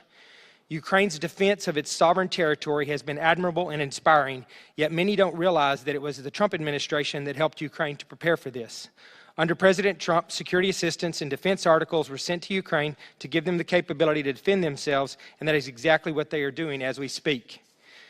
Prior to last year, our allies knew the United States had their back, but now I'm concerned that we are losing that trust and confidence of these same allies. When I was at the Munich Security Conference, we had some very candid conversations with many of our strongest allies, trying to reassure them that the United States would not leave them behind. Dr. Carlin and Mrs. Lewis, what have you been hearing from our allies and partners about whether or not they can trust the United States to be a leader on the global stage, and is there anything more that we can be doing to reassure our partners? Thank you very much, Congressman, and thank you for your focus on this issue. I really appreciate your initial comments about speaking with our allies.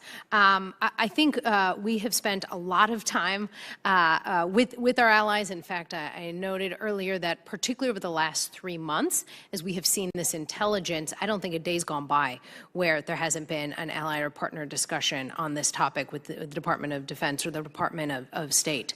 And I think we've seen that come to fruition. We have seen allied unity, which seems pretty almost unprecedented, if not actually unprecedented.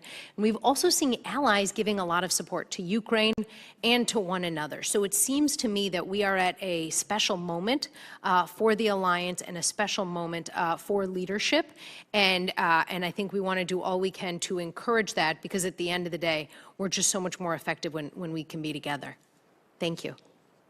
Well, first of all, I fully support Dr. Carlin's comments, and I really appreciate what you raised in terms of NATO and the importance of NATO at this critical moment. I think from my perspective as the Assistant Secretary for the Bureau of Political Military Affairs, on a daily basis, minute-to-minute basis, often overnight, we are literally working with our partners to make sure that the vital equipment and defense items that Ukraine needs, that it is getting those items. I have to tell you, certainly in my time here, I have never seen NATO and Europeans come together. And like, as I said, we are, one of the tools that we have in our toolbox is something called, it sounds like a technical term, but it's very important. It's third-party transfers. What this means is if the United States has provided a system to another country and they want to transfer it to a third country, they have to ask first, which is a good thing. But in this case, we have been literally flooded with the Europeans coming to us and saying, we have this, we know the Ukrainians need it, can you move quickly to make that happen? Thank you, Mrs. Lewis. Extraordinary. I'm going to close you because I got one more thing I want to throw in there. It's a little bit of a plug for my district, to be honest with you, but the Euro-NATO Joint Jet Pilot Training Program is in my district, in the world's only internationally manned and managed pilot training program. 50% of all U.S. Air Force pilots come from this program, and partner nations such as Belgium Belgium, Denmark, Germany, the Netherlands, and Norway send all of their fighter pilots through this training program in Wichita Falls.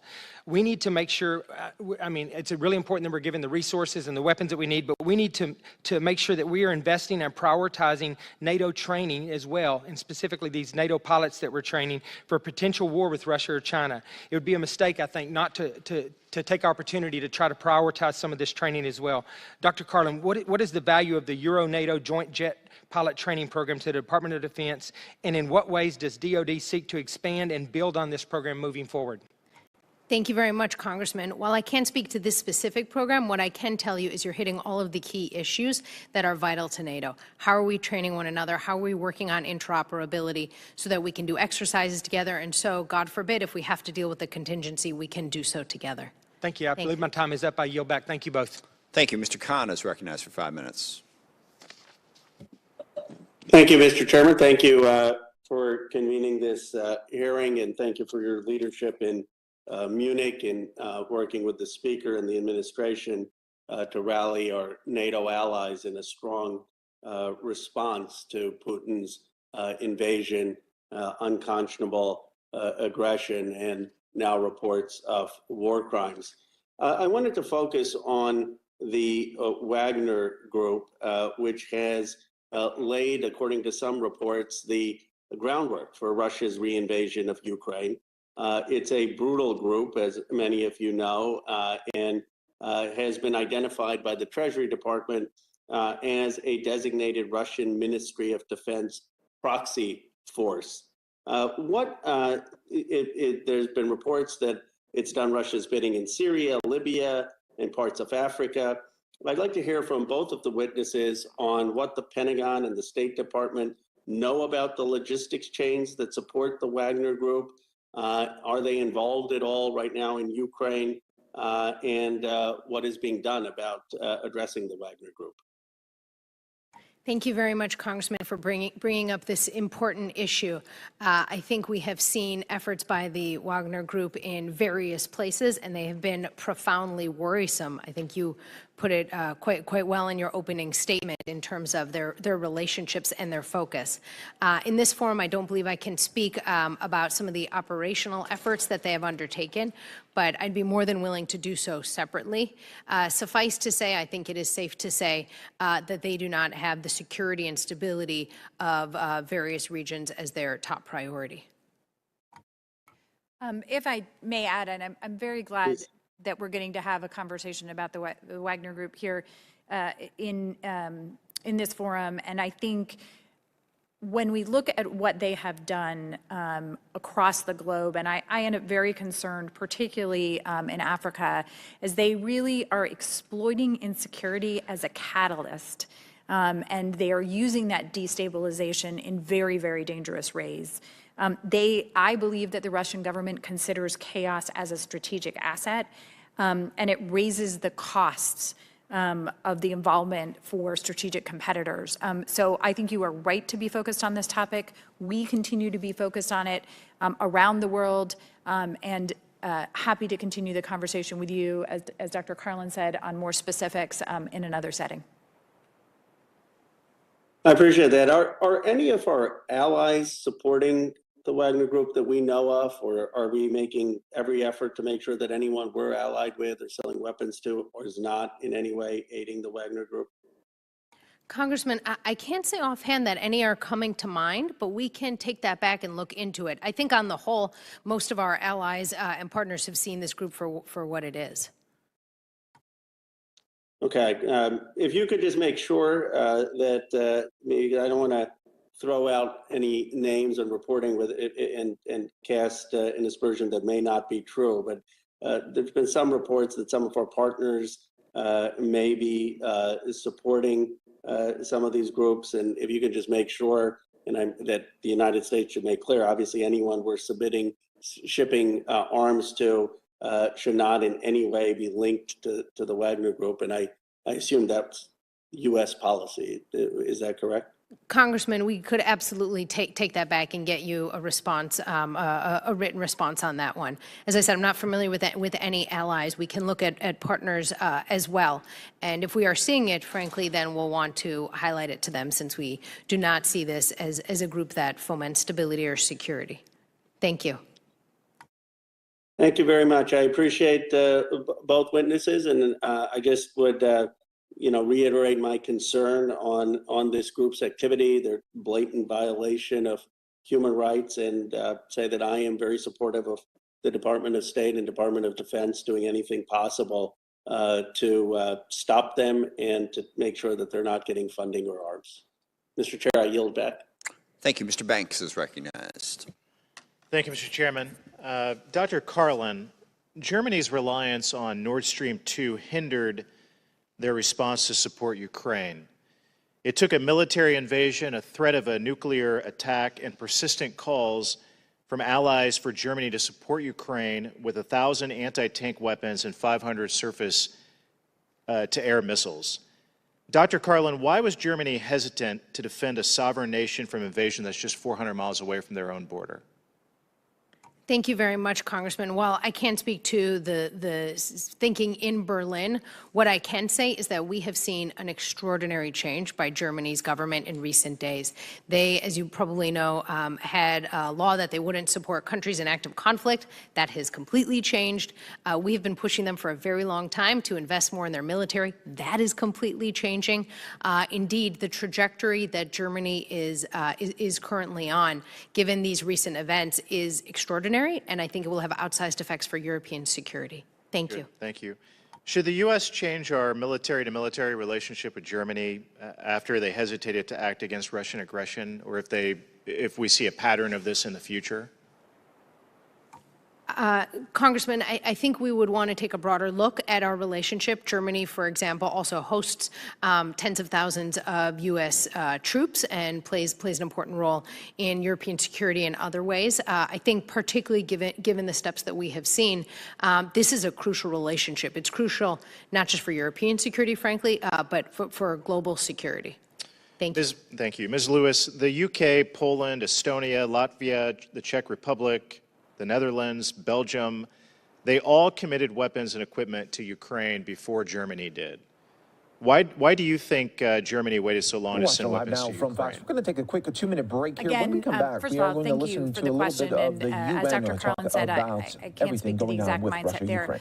But I do want to take a moment to note what you mentioned here, which is the extraordinary effort we have seen across Europe, and now obviously including Germany.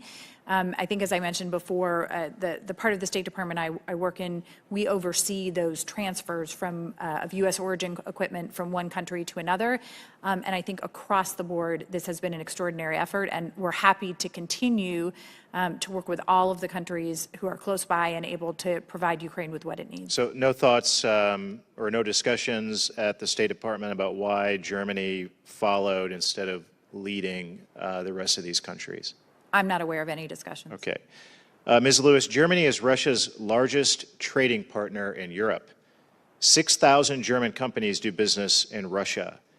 Is it time for us to rethink our alliance to ensure that our allies share our national security goals? For instance, should we consider an alliance of democracies that share a strong desire to counter Russia and China? Well, I think that across the board, we do have partners and allies and friends and alliances where we are working together to counter Russia.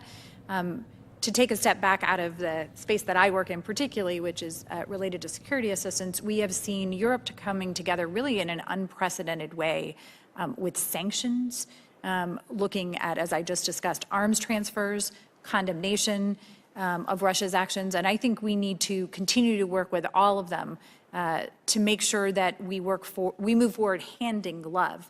I think us being united is really what in some ways Russia fears most. And I think that is the message that we need to carry forward. All right, thank you. Dr. Carlin, at a Center for New American Security Forum last December, you said, quote, "Our thinking on deterrence has declined a bit," end quote, since the 1990s after the Soviet Union disintegrated, you were referring to. In light of the conflict with Ukraine, And you're watching Live Now from Fox, everybody, as we continue to bring you full coverage right here of the situation happening in Ukraine there. The invasion continues. Of course, we got worldwide coverage for you right here on Live Now from Fox. But we want to show you a live look here at the White House. Big day for President Biden later tonight. The State of the Union will be happening. And of course, right here on Live Now from Fox, we have special coverage for you. We'll bring it to you from the beginning all the way to the very end. We'll also have the GOP response. It's all happening tonight, 8:30, special coverage to 10 p.m. Eastern right here on Live Now from Fox. You'll see it live, raw, and unfiltered, just the way you like it, of course, right here. Live look at the markets right now. You can see that we are continuing to dip there, 600 points there, but we had session lows as worse as about 700 points. So we'll continue to monitor it for you right here on Live Now from Fox. In the meantime, I want to go out to the UN right now as they are continuing to discuss the invasion in Ukraine right here on Live Now from Fox.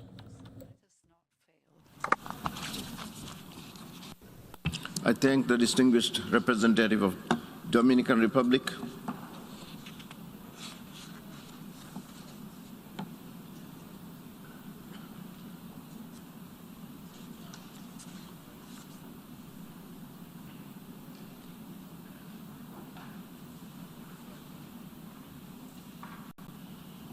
I now give the floor to the distinguished representative of Suriname.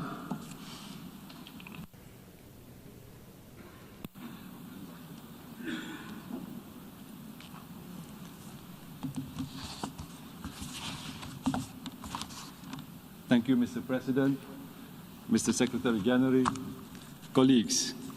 The Republic of Suriname has taken note with great concern of the Russian invasion in Ukraine and strongly condemns this military intervention. Suriname supports the principles of international law as enshrined in the Charter of the United Nations and underscores the independence and territorial integrity of Ukraine. The Russian invasion of a sovereign and independent state cannot be accepted and under any circumstances and must stop immediately. This invasion will have far-reaching consequences for the people of Ukraine, and it is a serious threat to peace and security, both in the region and the world. Mr. President, in this regard, the government of the Republic of Suriname would like to reiterate its principled position with respect to the following: peaceful coexistence, the re-establishment of dialogue in every existing conflict, regardless of its nature, the upholding of the internationally agreed principle of non-interference in the internal affairs of states, non-intervention, and respect for the sovereignty and territorial integrity of states. In light of the above, Suriname urges all parties involved to engage responsibly and practice restraint in order to prevent destabilization of the region. Mr. President, there are no winners in any war. War brings only human suffering and devastation. Suriname expresses its concern about the humanitarian situation in Ukraine and calls upon all parties to allow and facilitate the safe and unrestrained access of humanitarian assistance to those in need, to protect civilians, including those who are humanitarian personnel and persons in vulnerable situations. Suriname welcomes the actions undertaken by the Secretary General and the United Nations in this regard and supports the Secretary General's call to end the war. Mr. President, the Republic of Suriname maintains diplomatic relations with both Russia and Ukraine and shall continue to call for processes of dialogue and diplomacy, which are essential elements that contribute to maintaining peace, stability, and security. I thank you, Mr. President. I thank the distinguished representative of Suriname.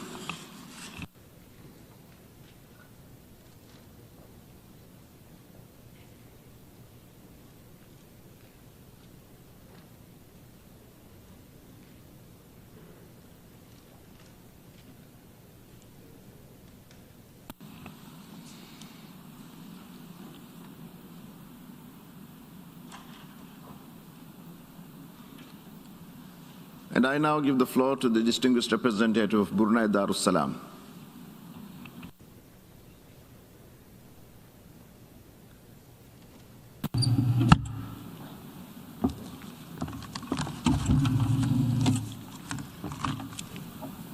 Bismillahirrahmanirrahim. Mr. President, Mr. Secretary General, Brunei Darussalam expresses concern over the escalation of tensions and military actions in Ukraine and continues to closely monitor developments in the country. Brunei Darussalam condemns any violation of sovereignty, independence, and territorial integrity of any country and reiterates the importance of upholding the principle of rule-based framework and respect for international law. Finally, Brunei Darussalam calls on all parties directly involved to de-escalate tensions and refrain from acts that may aggravate the situation further and settle all differences by peaceful means without resorting to the threat or use of force in accordance with the UN Charter and international law in the interest of maintaining international peace and stability. I thank you, Mr. President. I thank the distinguished representative of Brunei Darussalam.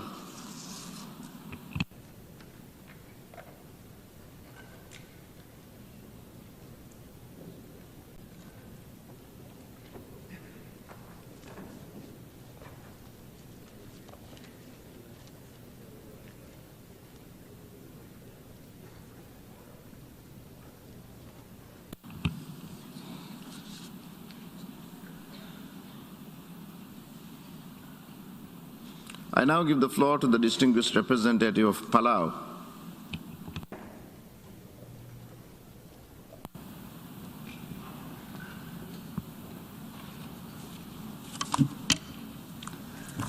Mr. President, Secretary General, Excellencies, ladies and gentlemen, Palau aligns itself with the statement made by Fiji in its capacity as chair of the Pacific Island Forum.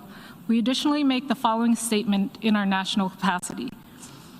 Ukraine and Palau have little in common. One is a large post-Soviet state in Eastern Europe, and the other is a small blue ocean state, an archipelago of tropical islands in the Pacific. Yet we feel a certain kinship with Ukraine because we could be considered close siblings in the birth of nations. Ukraine became independent most recently in 1991, and Palau shortly thereafter in 1994. And it hasn't escaped us that if the turns of fate had had one of our former colonizers act with the aggression of Russia towards us, that it would have been our people who are suffering the atrocities of war that's happening in Ukraine today. That it might have been my own 5-year-old that was killed in the kindergarten that was bombed. That it might have been a Palauan grandfather who fled his home with nothing except the belongings on his back. That it might have been a Palauan woman who would have been forced on what should have been one of the most joyous days of a woman's life to give birth in a bomb shelter against the booming noise of the missile strikes in the background. Or finally, that it might have been hundreds of our civilians who would have been killed in their homes, all in pursuit of Putin's self-proclaimed principle of historical unity. As we look around the room, few of us are immune to historical unity as a justification of war. In fact, our colorful histories are often the basis for the woven identities of many of us. How many of us are former colonies and or lived under a foreign rule at one time or another? How many languages are spoken in our countries? And so on. Our historical past is part of the beauty of our fabric as an integrated world, not a perverse excuse to wage an unprovoked war on our neighbors. In this spirit, Palau asks for your vote in favor of today's resolution to condemn Russia in its use of force against Ukraine. Call your capitals. Make the case that we must defend the UN Charter. We cannot stand by as Russia looks to dismantle the rules-based world order in pursuit of its own self-interest. The German Lutheran pastor Martin Niemöller wrote the following while reflecting on the danger of inaction in World War II. First they came for the socialists, and I didn't speak out because I was not a socialist. Then they came for the trade unionists, and I did not speak out because I was not a trade unionist. Then they came for the Jews, and I didn't speak out because I was not a Jew. Then they came for me, and there was no one left to speak for me. Ukraine, Palau stands with you. We will continue to speak out and fight for the principles of the UN Charter, human rights, and international law. We will continue to oppose the inhumanity wrought by unjust, illegal warfare. We call on all member states to join us. Thank you. I thank the distinguished representative of Palau.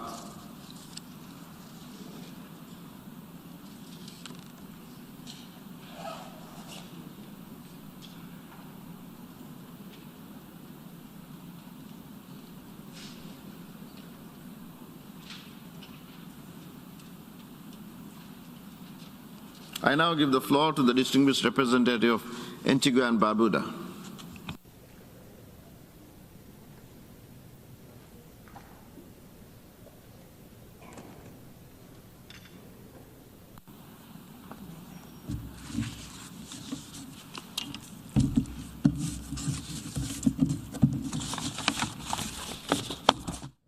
We're going to take a quick 2-minute break here for some of you right here on Live Now from Fox.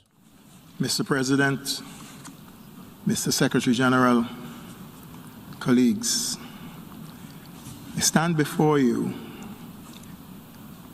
as a representative of the government of Antigua and Barbuda, and we stand in solidarity with the government and people of Ukraine. We're troubled by the invasion of Ukraine, and we ask our colleagues, member of this body, the Russian Federation, to cease the war and withdraw from the territory of Ukraine. Mr. President, on February 8th, 3 weeks ago, the Foreign Minister of Antigua and Barbuda noted, and I quote, "As a small country to which sovereignty, territorial integrity, self-determination are vitally important, Antigua and Barbuda are anxious that these principles must be respected and be upheld everywhere." Mr. President, when these principles are threatened anywhere, our people, the global community, has an obligation to all countries, big or small, powerful or powerless, to speak out and stand up, lest our silence be misconstrued as consent. We recognize that the powerful country of Russia has security gains over Ukraine, but, Mr. President, such concerns do not justify any attempt at all to use force and to invade against the country of Ukraine and its people, and to cripple its sovereignty. Antigua and Barbuda believes in international peace and security and adherence to international law by all countries. That's what we stood for. This is central to our own security as a small island state. We will not condone any act or the force of invasion. We will not condone the violation of the territorial integrity and sovereignty of any country. Therefore, Mr. President, we reject in the strongest way possible the use of force that is currently being waged upon the independence and sovereignty of the country of Ukraine. We ask our friends again to stop and remove all troops from the territory of Ukraine. Our small nation also recognizes that the conflict in Ukraine plunges our world further into a grave uncertainty with consequential impacts on our entire global community, which is only now recovering from the effects of the pandemic. The conflict in Ukraine has derailed the discussion on the recent report of the IPCC and takes away much effort that is needed to deal with the issues of climate change. Mr. President, in the recovery from the pandemic, Small states like mine have seen, according to UNTAD's report, essential goods increased on an average of about 7.5%. This crisis only exacerbates the situation in these island nations. This situation must stop, Mr. President. This is a crisis for all of us, and we all must speak out for diplomacy. We all must support this resolution. It means as much to the small states as the big states. My government fully supports the efforts of the Secretary General, and we urge the Russian Federation to return to the table and choose diplomacy over confrontation. We as a small state would have hoped that the nations of the world had placed conflict before confrontation and that this was behind us. We hoped that the use of force to coerce a sovereign nation was a thing of the past. We hoped, Mr. President, that all countries of the world had matured enough to accept consultation over confrontation and negotiations over provocation.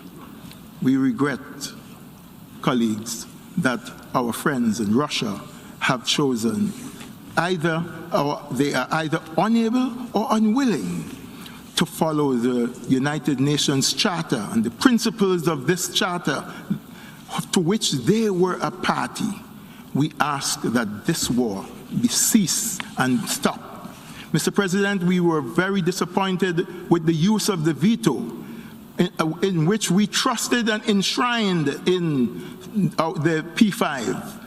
This General Assembly must stand up to show that the use of the veto must not be used selfishly, that us agreeing and supporting this resolution calls for a change in the way the veto is used. Mr. President, we have heard that the East and the West argument. This is not an East and West argument. This is a pivotal moment for the United Nations. And if we stand up and show solidarity together, we will change the vision that the East can do one thing or the West can do one thing. And whenever this occurs again, and we hope never, we will stand up against it. Mr. President, Antigua and Barbuda fully supports the resolution that is before the House. And we call on all members, especially small island states, to recognize that this is protecting the principles of the Charter. Might is not right. I thank you. I thank the distinguished representative of Antigua and Barbuda.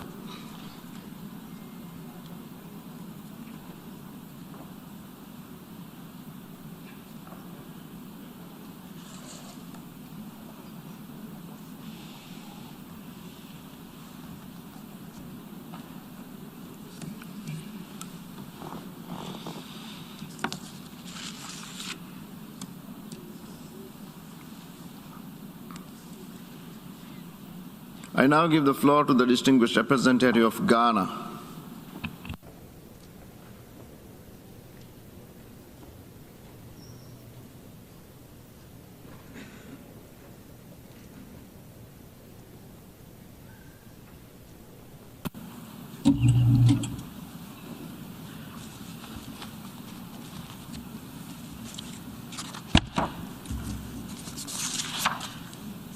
Mr. President, Mr. Secretary General, colleagues, let me begin by first of all thanking the respective leadership of the President of the General Assembly and the Secretary General for convening this emergency special session of the General Assembly to consider the grave threat to international peace and security as a result of the Russian Federation's aggression against Ukraine, a member of this organization.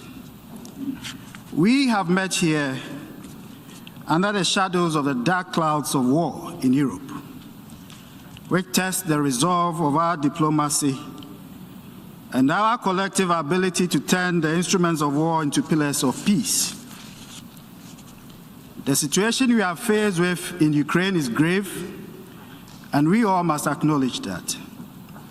The foundations of trust that have made the Charter of the United Nations the indispensable instrument of the international order have been assailed in a reckless manner. Inaction on our part in roundly condemning the actions of the Russian Federation and reaffirming our support for the charter of our organization and its collective security mechanism would further undermine the pillars that have held our world together, regardless of its imperfection.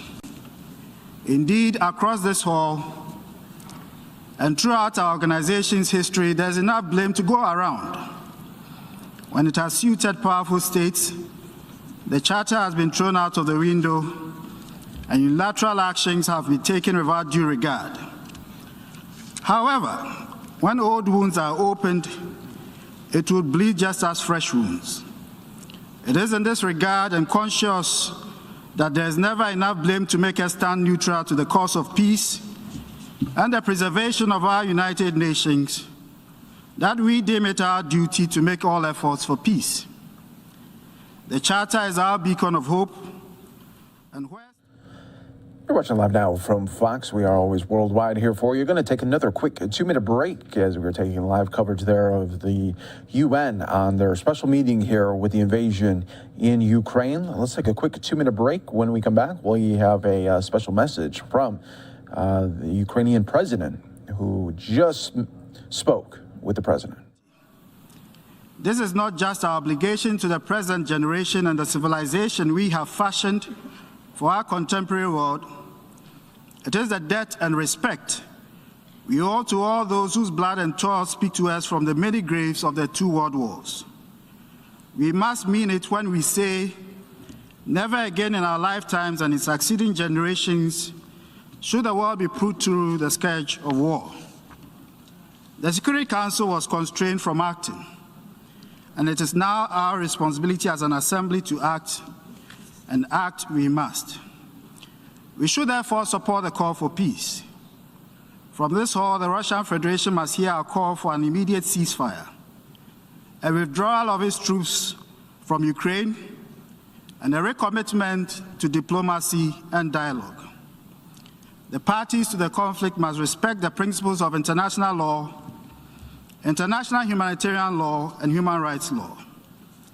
The interests of civilian populations must be placed above all else, and humanitarian agencies must be granted safe corridors to assist those most in need, especially children, women, and the aged. In this regard, I know the dire situation of 90 Ghanaian students and others in Sumy, Ukraine, and urge a humanitarian pause for them and others in similar situations to leave Ukraine with the support of the UN agencies and the International Federation of the Red Cross. Like many others in this organization, Ghana enjoys long-standing relations of friendship with the Russian Federation. But we have been forthright in our condemnation. It takes true friendship to be candid with one another on matters of principles and values, to expect behavior that greatness requires. The Russian Federation may well have had its security concerns, but it chose to express its concern in the wrong way. Threatening the use of force is wrong and unacceptable. Taking a live listen right now of the UN as they continue to talk about the really, really horrible invasion happening in Ukraine on the behest of Russia. You're watching Live Now from Fox, everybody. We appreciate you joining us here. Live look right now at the White House as we continue to bring you live coverage from all over the country and, of course, around the world during these times. And President Biden will be very busy this evening as he will be doing the State of the Union. And, of course, right here on Live Now from Fox, we will have full coverage for you, not just a soundbite or a couple, but the whole State of the Union special coverage starting tonight at 8:30 to 10 o'clock Eastern right here on Live Now from Fox. You'll see it live, raw, and always unfiltered, uninterrupted, and you'll see it in its entirety, of course, right here on Live Now from Fox. We also want to mention some breaking news here just moments ago. This was put out there saying, I just had a conversation with the President of the United States here, this coming from Zelensky. The American leadership on anti-Russian sanctions and defense assistance to Ukraine was discussed. We must stop the aggressor as soon as possible. Thank you for your support there. And we're monitoring everything come out of Ukraine. We are learning that some Ukrainians are actually returning home to fight in the war that continues in their homeland. So we'll be definitely keeping an eye on all of that for you right here on Live Now from Fox. In the meantime, I want to go back out to the House hearing. It is still going on, talking about Russia threats really on a global scale as well. In terms of their relationships and their focus. In this forum, I don't believe I can speak about some of the operational efforts that they have undertaken, but I'd be more than willing to do so separately. Suffice to say, I think it is safe to say that they do not have the security and stability of various regions as their top priority. If I may add, and I'm very glad that we're getting to have a conversation about the Wagner Group here in this forum. And I think when we look at what they have done across the globe, and I end up very concerned, particularly in Africa, as they really are exploiting insecurity as a catalyst. And they are using that destabilization in very, very dangerous ways. I believe that the Russian government considers chaos as a strategic asset, and it raises the costs of the involvement for strategic competitors. So I think you are right to be focused on this topic. We continue to be focused on it around the world, and happy to continue the conversation with you, as Dr. Carlin said, on more specifics in another setting. I appreciate that. Are any of our allies supporting the Wagner Group that we know of, or are we making every effort to make sure that anyone we're allied with or selling weapons to or is not in any way aiding the Wagner Group? Congressman, I can't say offhand that any are coming to mind, but we can take that back and look into it. I think on the whole, most of our allies and partners have seen this group for what it is. Okay, if you could just make sure that I don't want to throw out any names and reporting with it and cast an aspersion that may not be true, but there's been some reports that some of our partners may be supporting some of these groups, and if you could just make sure that the United States should make clear, obviously anyone we're shipping arms to should not in any way be linked to the Wagner Group, and I assume that's U.S. policy. Is that correct? Congressman, we could absolutely take that back and get you a response, a written response on that one. As I said, I'm not familiar with any allies. We can look at partners as well. And if we are seeing it, frankly, then we'll want to highlight it to them, since we do not see this as a group that foments stability or security. Thank you. Thank you very much. I appreciate both witnesses, and I just would reiterate my concern on this group's activity, their blatant violation of human rights, and say that I am very supportive of the Department of State and Department of Defense doing anything possible to stop them and to make sure that they're not getting funding or arms. Mr. Chair, I yield back. Thank you. Mr. Banks is recognized. Thank you, Mr. Chairman. Dr. Carlin, Germany's reliance on Nord Stream 2 hindered their response to support Ukraine. It took a military invasion, a threat of a nuclear attack, and persistent calls from allies for Germany to support Ukraine with 1,000 anti-tank weapons and 500 surface-to-air missiles. Dr. Carlin, why was Germany hesitant to defend a sovereign nation from invasion that's just 400 miles away from their own border? Thank you very much, Congressman. While I can't speak to the thinking in Berlin, what I can say is that we have seen an extraordinary change by Germany's government in recent days. They, as you probably know, had a law that they wouldn't support countries in active conflict. That has completely changed. We have been pushing them for a very long time to invest more in their military. That is completely changing. Indeed, the trajectory that Germany is currently on, given these recent events, is extraordinary. And I think it will have outsized effects for European security. Thank you. Thank you. Should the U.S. change our military-to-military relationship with Germany after they hesitated to act against Russian aggression, or if we see a pattern of this in the future? Congressman, I think we would want to take a broader look at our relationship. Germany, for example, also hosts tens of thousands of U.S. troops and plays an important role in European security in other ways. I think particularly given the steps that we have seen, this is a crucial relationship. It's crucial not just for European security, frankly, but for global security. Thank you. Thank you. Ms. Lewis, the UK, Poland, Estonia, Latvia, the Czech Republic, the Netherlands, Belgium, they all committed weapons and equipment to Ukraine before Germany did. Why do you think Germany waited so long to send weapons to Ukraine? Again, first of all, thank you for the question. And as Dr. Carlin said, I can't speak to the exact mindset there. But I do want to take a moment to note what you mentioned here, which is the extraordinary effort we have seen across Europe and now obviously including Germany. I think, as I mentioned before, the part of the State Department I work in, we oversee those transfers from of U.S. origin equipment from one country to another. And I think across the board, this has been an extraordinary effort, and we're happy to continue to work with all of the countries who are close by and able to provide Ukraine with what it needs. So no thoughts or no discussions at the State Department about why Germany followed instead of leading the rest of these countries? I'm not aware of any discussions. Okay. Ms. Lewis, Germany is Russia's largest trading partner in Europe. 6,000 German companies do business in Russia. Is it time for us to rethink our alliance to ensure that our allies share our national security goals? For instance, should we consider an alliance of democracies that share a strong desire to counter Russia and China?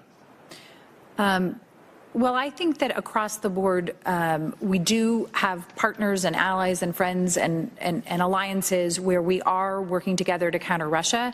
To take a step back out of the space that I work in particularly, which is related to security assistance, we have seen Europe coming together really in an unprecedented way with sanctions, looking at, as I just discussed, arms transfers, condemnation of Russia's actions. And I think we need to continue to work with all of them to make sure that we move forward hand in glove. I think us being united is really what, in some ways, Russia fears most. And I think that is the message that we need to carry forward. All right, thank you. Dr. Carlin, at a Center for New American Security Forum last December, you said, quote, "Our thinking on deterrence has declined a bit," end quote, since the 1990s after the Soviet Union disintegrated, you were referring to. In light of the conflict with Ukraine, I'm concerned that the Biden administration isn't taking deterrence seriously enough. How are we supporting and improving Taiwan's military to ensure that they are not the next target for an invasion?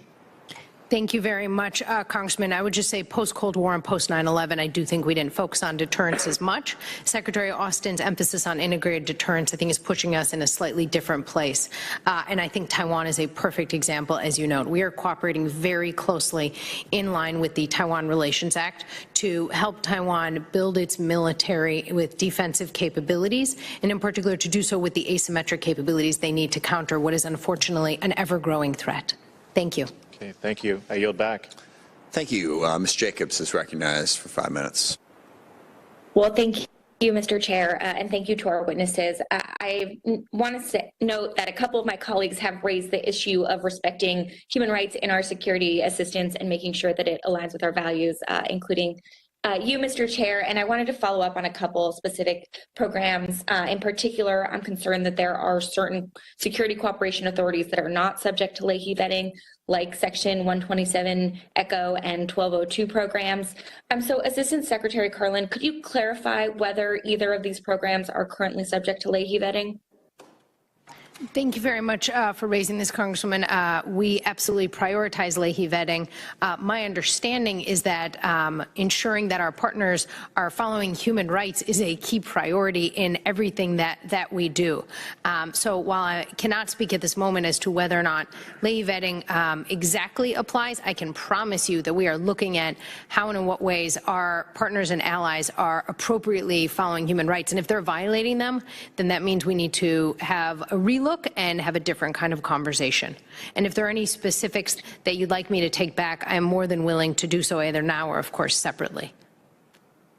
Perfect. Well, I will look forward to working with you to get in writing some more clarification on that question of Leahy vetting and those two programs and how we're making sure we're not providing security assistance to units that are committing gross human rights violations. I want to turn now to the Sahel. We have seen a proliferation of coups over the past year, almost all of which have involved militaries that have been trained by the United States, including Mali, Guinea, and Burkina Faso. How has the development impacted state and DoD's thinking on who we provide security assistance to? Many of these countries had issues with human rights violations in the past, particularly in Burkina Faso and Mali, and lacked robust security sector governance and democratic progress that made this kind of challenge predictable. In fact, when I worked at the State Department 5 or so years ago, we were working on security sector governance in some of these countries because we knew it was a problem. So what signals are we sending about our values when we provide security assistance despite these challenges? And what does this say about our stabilization and good governance efforts in the region more broadly? What tools are underutilized to better address these challenges? And how do we make sure moving forward our security assistance is leading towards what we want, which is secure and democratically governed and human rights abiding governments? Well, thank you for the question. And I am very committed, and I think it's important that you raise this question of security sector governance. And I think you're right that as we work with countries, we need to make sure that we're looking at this across the board, whether it comes to human rights, whether it comes to making sure that, and I keep coming back to this, but I think it's important that procurement systems are set up in ways that keep corruption from happening. And so I think across the board, we need to do that. In every country we're working in, I think you raise legitimate concerns about what's going on in Africa. We are watching that very, very closely, and we always want to be promoting democracy and making sure that any training that happens in our programs supports that effort. And I would be happy to continue to work with you as we continue to look at these questions. Thank you very much for raising this really important issue. I think the end state you outlined of our goals of this security cooperation is exactly right, secure, democratically governed. I wholly align myself with Assistant Secretary Lewis's comments, and I would say the examples you cited are profoundly worrisome, and when we see those occur, we do need to immediately step back and study why that did occur. Oftentimes, of course, it's due to kind of much bigger political reasons within a country, but ultimately, that doesn't really provide a country with more security or stability. Thank you. Well, thank you. And I will look forward to working with you both on making sure that we are having a coherent, cohesive strategy on our security sector programs, especially in Africa, to make sure that we're not perpetuating and feeding into these challenges and adverse incentive structures for these governments that we're partnering with. And with that, Mr. Chair, I'll yield back. Thank you, Mr. Horsford. Thank you, Mr. Chairman, and thank you to our witnesses for testifying today. In the past weeks, we've seen the vital role alliances play in effectively countering and responding to the destabilizing actions of rogue states like Russia. We've also seen the extraordinary value of long-term capacity building with our partners through the deployment of advisors and regular multilateral training events. The training U.S. advisors have provided to our Ukrainian allies over the past years have made them a far more lethal fighting force and added unique capabilities to their armed forces, such as the effective employment of Javelin missiles. I believe these types of training missions and military-to-military partnerships are foundational to strong and resilient alliances and are also one of the most cost-effective mission sets conducted by the Department of Defense. As the Department continues to address the pacing threat of China in the Indo-Pacific, I hope that these exercises and missions will receive the attention and funding they deserve. U.S. Army Pacific is well positioned to build and maintain strong relationships with strategically vital nations in the Indo-Pacific through exercises like Pacific Pathways. These exercises are mutually beneficial. They benefit the host nation militarily, economically, and diplomatically, and also allow the United States and allied nations to place combat power forward to deter aggression. Secretary Carlin, how do exercises like Pacific Pathways allow the joint force to build capacity and trust with partners in the Indo-Pacific, counter China's influence, and pre-position forces to deter Chinese aggression against Taiwan? Thank you very much, Congressman. And I just want to say how much I appreciate your emphasis on training and exercises. I think oftentimes when we speak about security cooperation, folks focus on the materiel piece. But as you absolutely note, the training is crucial to ensure they know how to use the materiel, but also the exercises. And those are really helpful for a couple reasons. First of all, they're really good for our forces. They help our forces test things out. Second of all, they're useful for... We're going to take our final break here of the hour on Live Now from Fox. Some of you are going to see a quick 2-minute break. Third of all, I would emphasize they're pretty useful for deterrence and reassurance. You highlighted China. I think it is quite clear that China is watching these exercises. They watch when they grow in sophistication, and in particular, they watch when our allies and partners grow ever more capable. Thank you. So how would increased funding for these exercises contribute to U.S. strategic objectives in the Indo-Pacific? Thank you very much. Looking at resources, of course, it would really matter how they get best distributed. I could imagine that certain exercises could be made larger, or other countries could perhaps be invited into them, or they might be longer. I'd probably want to look at kind of how and in what ways those are used. But as you underscore, exercises are really critical both to our partners' capacity and also to our own. Thank you. Thank you. With the reduction of forces in Central Command following the end of our mission in Afghanistan, I'm curious if regionally aligned forces like the 3rd Security Force Assistance Brigade could be better applied to U.S. strategic objectives in the Indo-Pacific. Again, Secretary Carlin, as part of the Global Posture Review, how has the department reprioritized these specialized partner-building forces to increase capacity in the Indo-Pacific? Thank you very much, Congressman. These Security Force Assistance Brigades are pretty new. They were only started a couple years ago, and I think we've seen them really have an outsized effect in various regions. I think particularly going forward, we need to think about where they're best placed and how they can best rotate. But I would say offhand, we've seen them in Africa play a helpful role. I have to assume that as you cite, the Indo-Pacific is one as well. So it's really a matter of looking at kind of all the tools in our toolkits. But these SFABs, they have been a really positive innovation by the U.S. Army. Thank you. Thank you, Mr. Chairman. I yield back. Thank you. Mr. Panetta is recognized. Thank you, Mr. Chairman. And thank you both to the witnesses for being here, obviously talking about the important topics of our allies, but also the way we work with our allies in order to deal with the situations at hand, be it in Ukraine or be it with China. I want to hit on my California colleagues' questions on the Wagner Group. I think that's very fascinating, to be honest with you, especially what's going on in Mali, and the fact that it was Mali where they had Operation Barkhane and the French were in there, as well as 15,000 blue helmets of the United Nations were there as well. Unfortunately, the French has decided to leave based on the fact that Mali has decided to, I guess, contract with the Wagner Group for certain security purposes. I set that up with that, basically talking about hybrid warfare and how we are working with our allies in dealing with hybrid warfare, basically before we have to send troops in. And so if you could just give us an overview of the resources that we are doing in working with our allies to counter hybrid warfare, but also the challenges. Do our allies have some of the technology, some of the capacity to deal with those types of challenges that we're dealing with when it comes to hybrid warfare? Thank you very much, Congressman. I share your profound concerns about the war.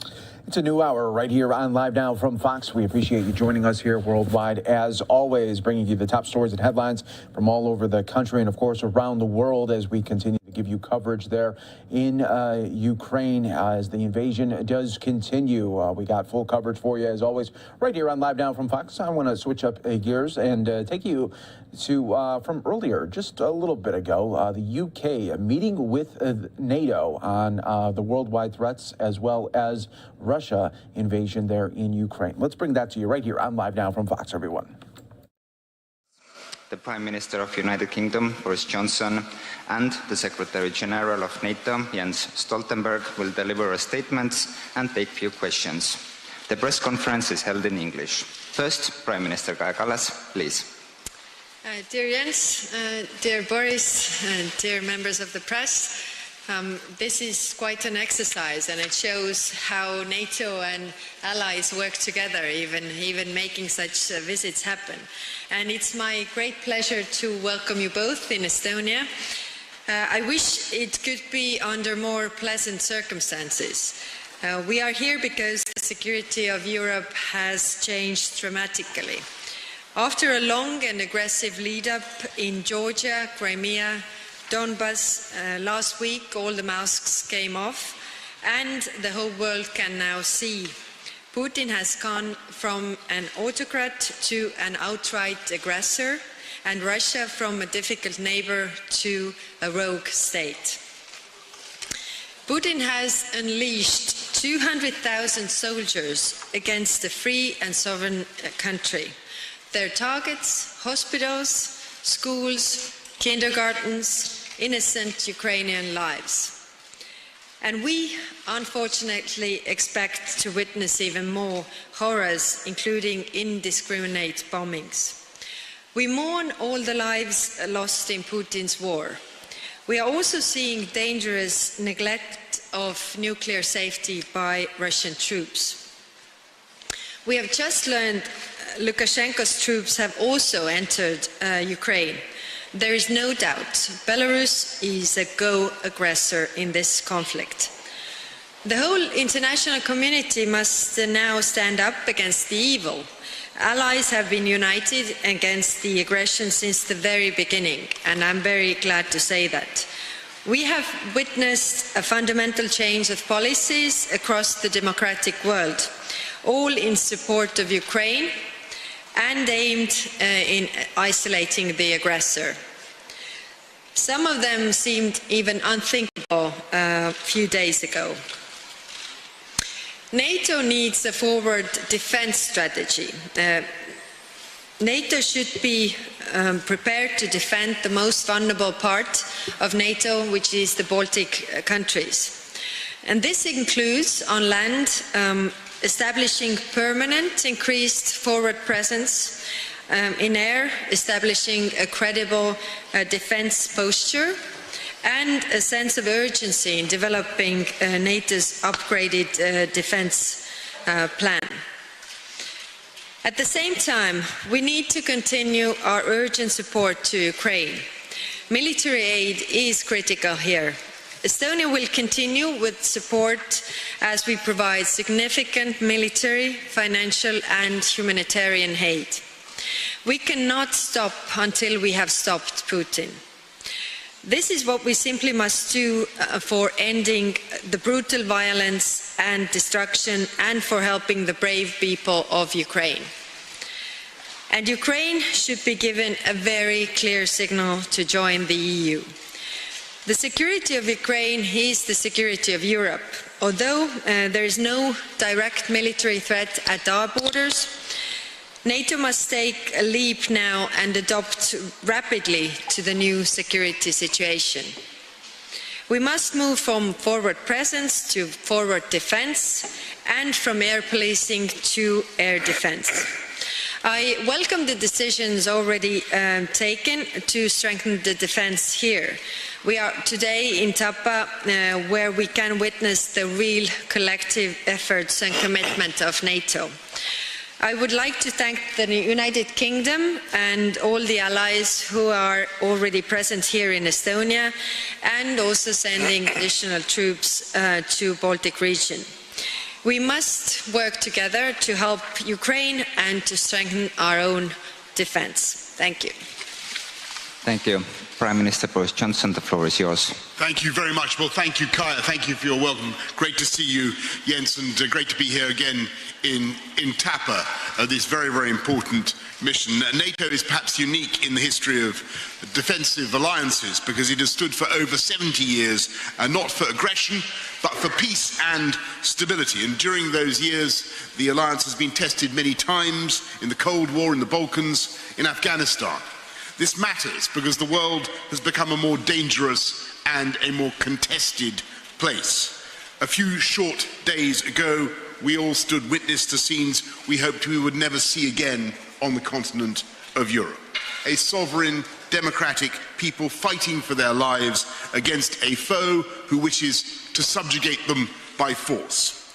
As we realize the terrible extent of President Putin's ambitions, the world has been rightly united in praise for the valor and bravery of the Ukrainian people, led by President Volodymyr Zelensky.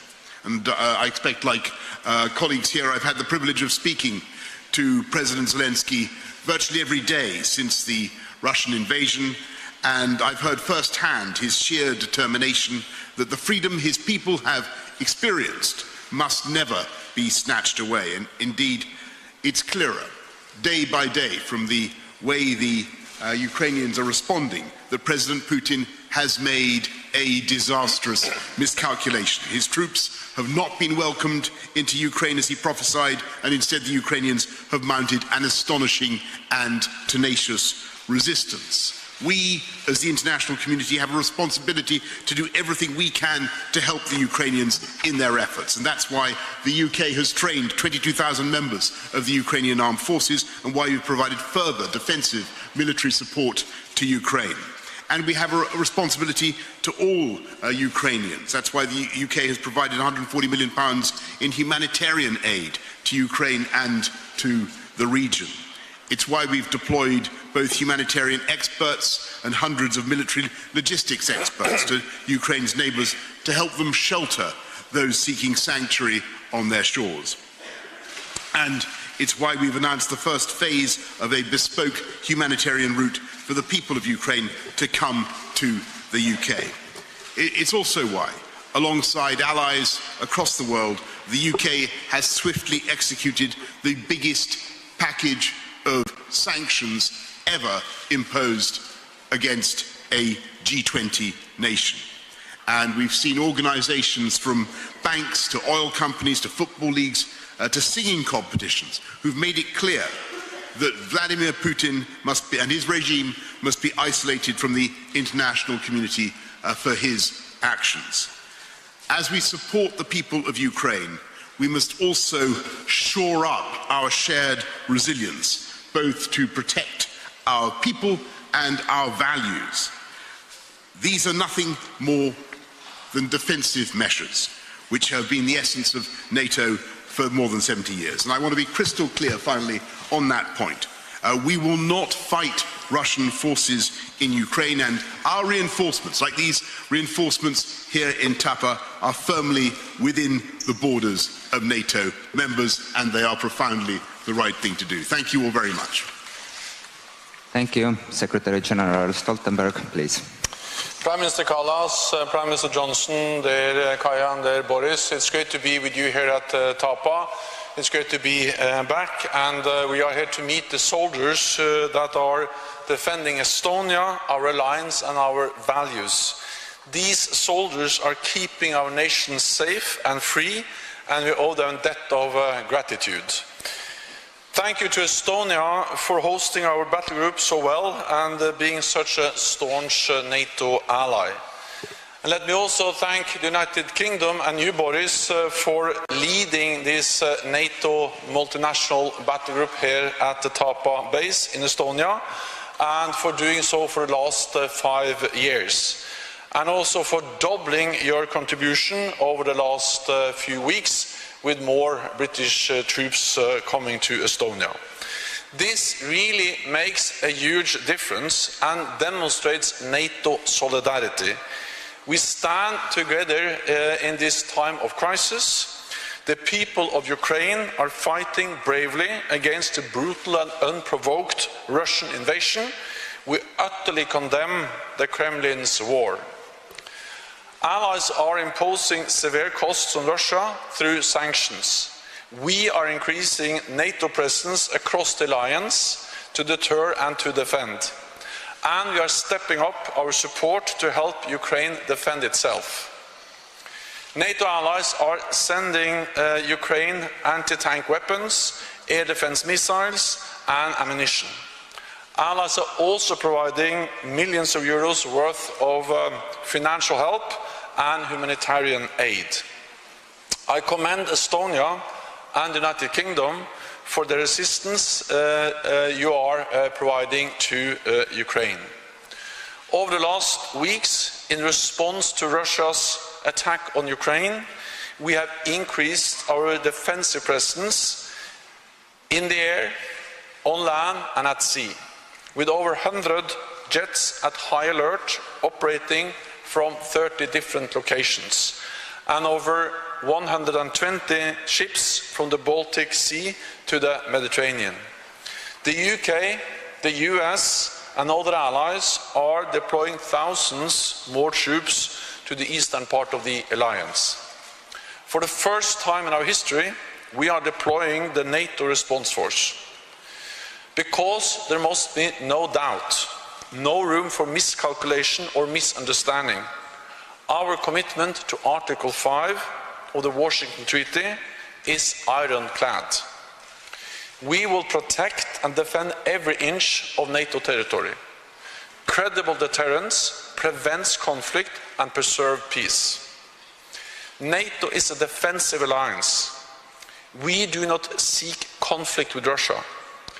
Our message to President Putin is: stop the war, pull out all your forces from Ukraine, and engage in good faith in diplomatic efforts. The world stands with Ukraine in calling for peace. So, Kaya and Boris, it's great to be with you here again, and we stand together in the alliance, united in our condemnation of the Russian invasion of Ukraine. Thank you. We are now at your disposal for questions. Please state your name and media organization you are representing and to whom the question is addressed to. Please use microphone. My colleague will assist. Hello, I am Katrin Aarma from Estonian television. I have a question to Prime Minister Boris Johnson. Your country has supported volunteers who are ready to fight on the ground in Ukraine. What do you think, under which circumstances should NATO get directly involved in fighting in Ukraine? Well, thank you very much. And look, I'm going to be very clear about this because you're not quite right in what you say about supporting volunteers going to fight on the ground. The UK is not actively doing such a thing. But I understand, of course, the feelings of people who feel emotionally engaged in this conflict, because I cannot think of a time in international affairs when the difference between right and wrong, between good and bad, between good and evil has been so obvious. And it is clear that the people of Ukraine have right on their side. And I can understand why people feel as they do. But we have laws in our country about international conflicts and how they must be conducted. And on your point, as both Kaya and Jens have stressed, NATO is a defensive alliance. I think for any NATO member to get involved actively in conflict with Russia is a is a huge step which is not being contemplated by any member, and you would have to go to parliaments and to peoples to get agreement for such a step. That is not on the agenda. What is on the agenda is offering the humanitarian support that we are offering, the logistical, the defensive but lethal military support that we are, and we're offering it in ever-growing quantities, but also the economic pressure that the West is now applying to the Putin regime. And I think one thing is clear. Vladimir Putin miscalculated two things. He miscalculated the strength of the Ukrainian resistance, and he also miscalculated and underestimated the strength of Western unity and Western resolve to ensure that Putin must fail. Thank you.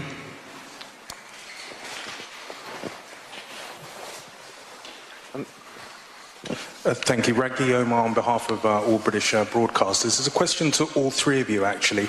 Kharkiv city is under heavy bombardment. The capital, Kiev, is being surrounded and has a column of heavy armor stretching somewhere between 25 and 30 miles towards it. Do you think that given the tactics being deployed by Russian forces edging towards indiscriminate use of munitions in civilian areas means that, given Russia's overwhelming superiority, that cities in Ukraine, including the capital, will inevitably fall? And then one specific one for you, Prime Minister Johnson. The UN Security Council is at the heart of the system of global peace and security. Britain, like Russia, is a permanent member.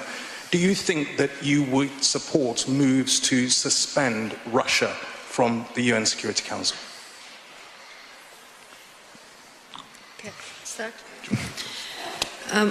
Yes, what we are seeing in Ukraine is really very horrifying. You're watching Live Now from Fox, always worldwide here for you. We're going to take a quick 2-minute break for some of you. Stay right here with us as we continue our coverage of the Russian invasion.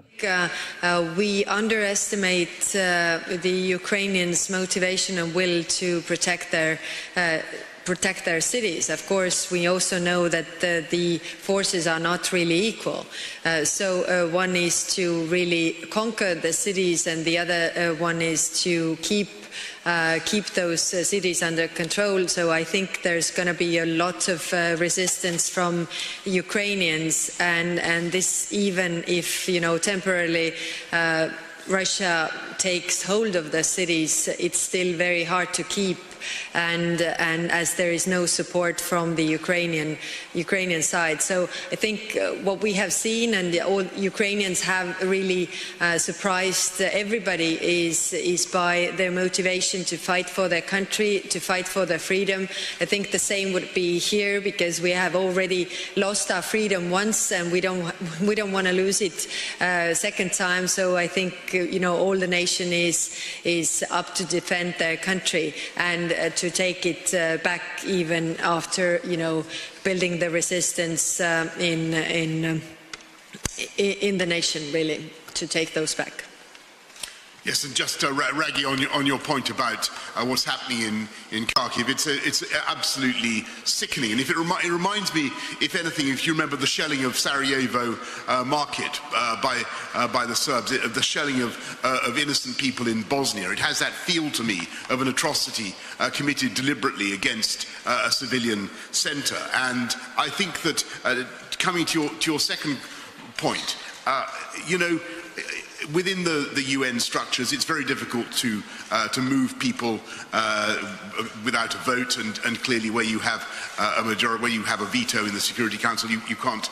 There's a paradox. We can't vote to change the rules without the agreement of the Russians. But what is happening is that I think that the great middle of the UN congregation, if you like, is starting to realise quite how horrific this is. And with every day that goes by, as they watch the heroism of the Ukrainian resistance, and they see what's happening in Ukraine, and they see episodes like the shelling, like the missile in Kharkiv, and the destruction of civilian populations, I think people's stomachs are being turned by what's happening.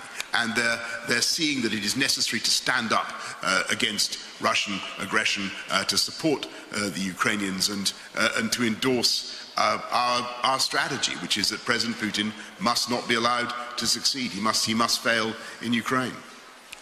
So what we now see is a new wave of attack against Ukraine, against innocent people, and a column of heavy Russian armor which is moving towards Kiev will bring more death, more suffering and more civilian casualties. And that's the reason why we need to continue to provide support to Ukraine, why we continue to call on Russia to stop this bloody war, and why we need to impose costs by the heavy sanctions on Russia.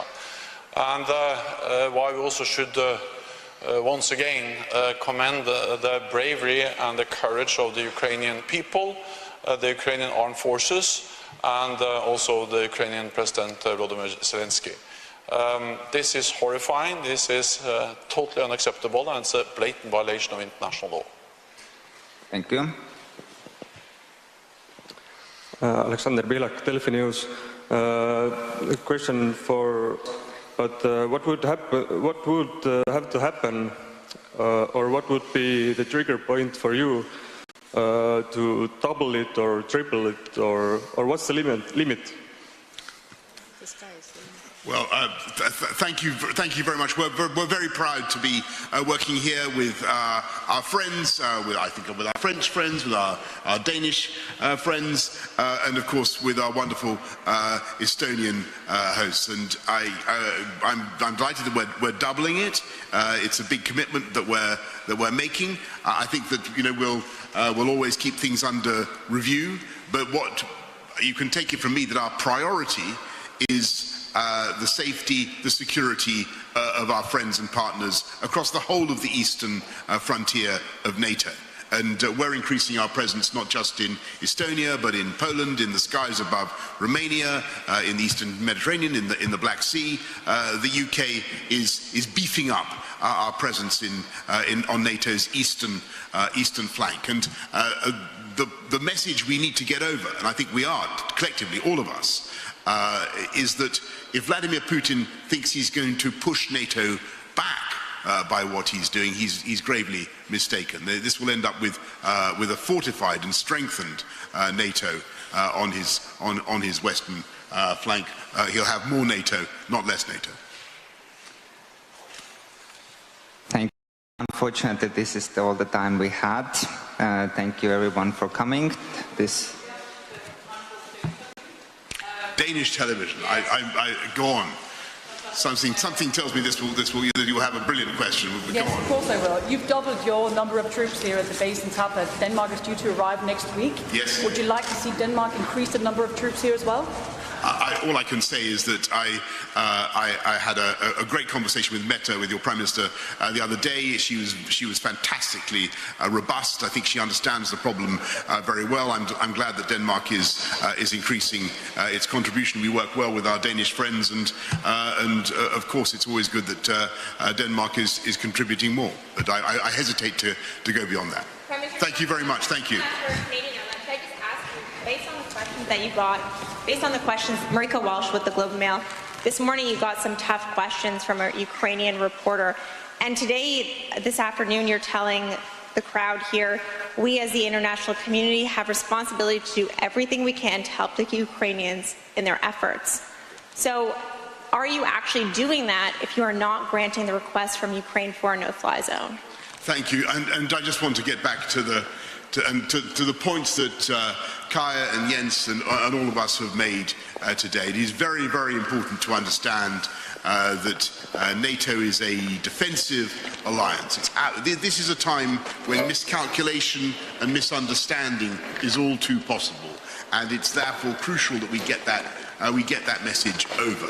That does not mean that we cannot help our friends, or it does not mean that they do not have a right to self-defense, and we can help them in that self-defense, and that is what we are doing. When it comes to a no-fly zone, which is I think what you asked, in the skies above Ukraine, we have to accept the reality that involves shooting down Russian planes. As I said in an answer to, I think, the first question, that's a very, very big step. It is simply not on the agenda of any NATO country. Thank you all very much. Thank you. You're watching Live Now from Fox, always worldwide here for you. We're going to take a quick 2-minute break here for some of you. When we come back, we'll take it back out to UN, where they were doing a special ceremony to begin the day for all of those lives already lost in Ukraine. That is why we need to give them candidate status immediately, and then we need to design special, fast procedure for Ukraine to join us. There is an example of such a special procedure when in 1990 Eastern Germany integrated into European Union, and it took less than 1 year.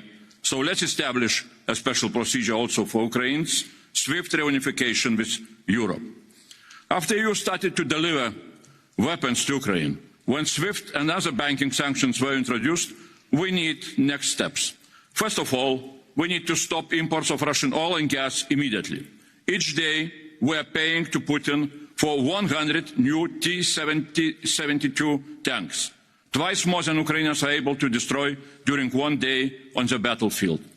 Second, let's create a multi-billion free Ukraine fund to support resilience, reconstruction and modernization of Ukrainian economy. Let's finance it in the same way as we finance Next Generation EU Fund with EU borrowing in the markets. Thanks, Josep Borrell, for a good idea. Third, let's introduce full-scale SWIFT and other sanctions also against criminal Lukashenko and his banks. And the last point, stable peace on the European continent will be possible only if deputinization of Russia will happen. With the help of Ukrainian victories on the battlefields, with our sanctions, and with the help of ordinary Russians protesting on the streets, deputinization of Russia is coming closer and closer. Mr. Putin, you lost this criminal war. International Tribunal in Hague is waiting for you, for justice to be served. Justice, first of all, to Ukrainians. Razom do перемоги. Slava Ukraini.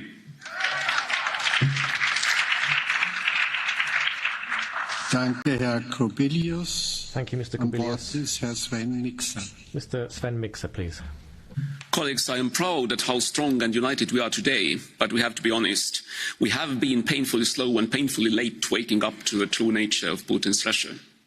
I hope that today we finally truly understand the urgency and the existential nature of the current situation. If we do, it is imperative that we support Ukraine in every way possible without holding anything back. This includes lethal defensive equipment, economic and humanitarian aid, help to the refugees, and yes, also launching an honest and accession process for Ukraine to join our union.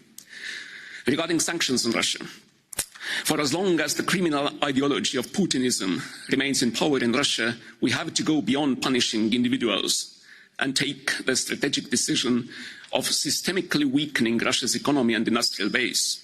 This is in our vital security interest. Yes, sanctions hit ordinary Russians too, and they are not our enemies.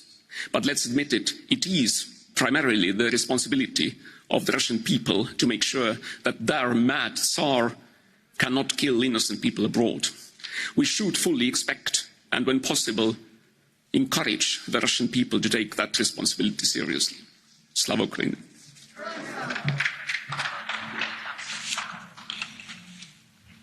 Ich bitte nun Herrn Malik Asman. Next we have Malik Asman.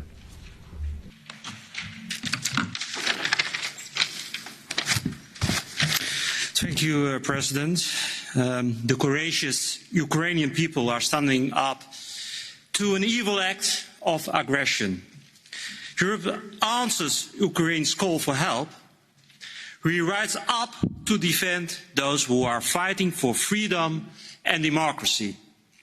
The EU is showing unity, and we are finally showing that we are not just a soft power. We are crippling Russia's economy, isolating Putin's regime, and reinforcing Ukraine's defense. But this is just the start, and we have to do more by excluding more Russian operators and banks from SWIFT, by blocking the Russian Central Bank's use of Western currencies, and we should even consider blocking Russian ships in our harbors, and more. Also, we have to increase our support for Ukraine's economy and defense with money and weapons. My message to the Ukrainian people: Europe stands with you. Slava Ukraini. Danke. Thank you very Monsieur much. Jadot Yannick. Mr. Yannick Jadot, please. Monsieur le Président, chers collègues, en ce moment même, dans les rues, dans les maisons, les Ukrainiens défendent héroïquement la liberté, ils défendent leur démocratie, ils défendent leur intégrité territoriale. Ils sont pour l'Europe entière, le front pour la sécurité, pour la paix et pour la démocratie sur notre continent. Alors oui, let's massively sanction Putin and the oligarchs and immediately incorporate Belarus into those sanctions. Yes, of course, let us militarily support the resistance in Ukraine. Yes, let's recognize the candidate status for the European Union of Ukraine, and let's exclude Russia from the entire international community and launch a major investment plan for climate and energy security to create renewable energies at the heart of the plan, because they are the energy of peace. And let's get out of the political complicity that is killing democracy and killing the climate. Let's act now. Let's be proud of Europe alongside the resistance, the heroic resistance of Ukraine. Slava Vilnia, Ukraina. Thank you.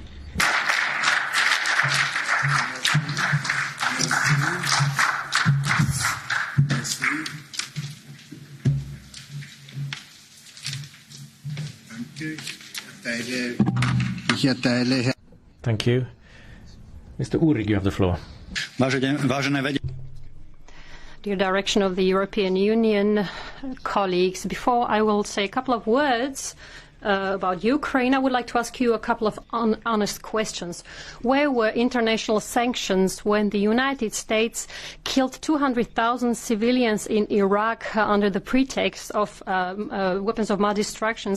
Where were your resolutions when the US, completely against the international law, bombed Yugoslavia, Libya or Syria? Where was Europe when Ukrainian mercenaries were killing children in Donbass or were burning civilians in Odessa? I hope that the actions of the last days are teaching us that all wars are bad. All wars are bad, not only the wars of the Russian Federation, but also the wars of the United States of America. We have to condemn all wars. What's happening in Ukraine is horrible, and it has to stop. It has to stop. But the hypocrisy of some of you colleagues who ignore wars only because they are American, that's also hypocrisy. It's terrible. Next. Arnaud Danjean is the next speaker.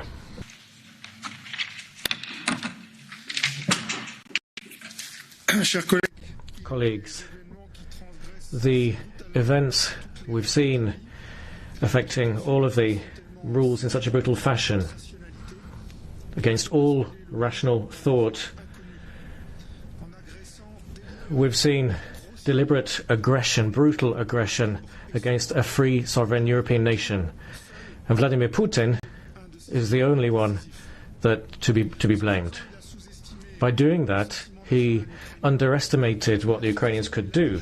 He underestimated how they felt about their independence. That's what all autocrats think. He underestimated the reactions from Europe. Ukrainian resistance is admirable, and it needs our 100% support. We're very happy that Europe has taken its responsibility, shouldered its responsibility. But this satisfaction, working in unity, that shouldn't affect our lucidity. This terrible war will last. The aggressor may actually win militarily, even though it has a lack of morality.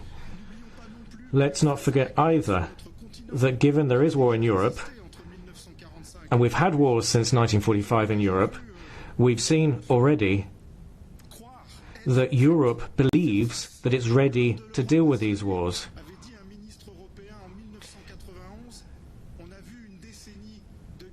Since 1991, we saw a decade of terrible wars in the Balkans. Now we are moving to the Ukrainian theatre. It is protecting more than just its status as an independent state. It's trying to... We have to make sure that we maintain our strategic awakening. We have to deal with the situation that others are imposing on us. This is an existential threat. Thank you. Merci, monsieur. Thank you much indeed. Next, Mr. Benifei. Thank you, President. There is no greatness where there is no truth. These are the words of Leo Tolstoy, as quoted by David Sassoli a few months ago, addressing Putin. And we need a truth again today to achieve peace. The truth of the Ukrainian people who've shown heroic resistance together with President Zelensky. The truth of a Europe which is finally fighting for its own political energy and defence sovereignty, and which is not afraid to speak out and to make sacrifices, to speak with one voice to stop war and save human lives, because victims come first, dead Ukrainians come first, the refugees we have to welcome, and those brave Russians who are sick of this military folly also come first. All people should be free, including Ukraine, to make their own decisions, make their own choices, without others trying to take decisions on their behalf. So we give full support today to the defence of our own democracy on Ukrainian soil. But we should be even braver than that. We should be there. Our governments, the EU institutions should take delegations to Kyiv to talk, to call for a ceasefire and to support the negotiations. Putin must stop, and then it will be all too clear to his own citizens too that both he and this inhuman war are mad. Long live free Ukraine. Long live free Europe. Thank you much. Di grazie. Mr. Getter, please. And thank you again to everyone who's been watching here with us on Live Now from Fox. We continue to monitor always those latest developments when it comes to this invasion. We are going to be stepping away for a 2-minute break. When we come back, of course, going to be continuing our coverage, as we do have even supporters right here in the United States also showing their support to Ukraine.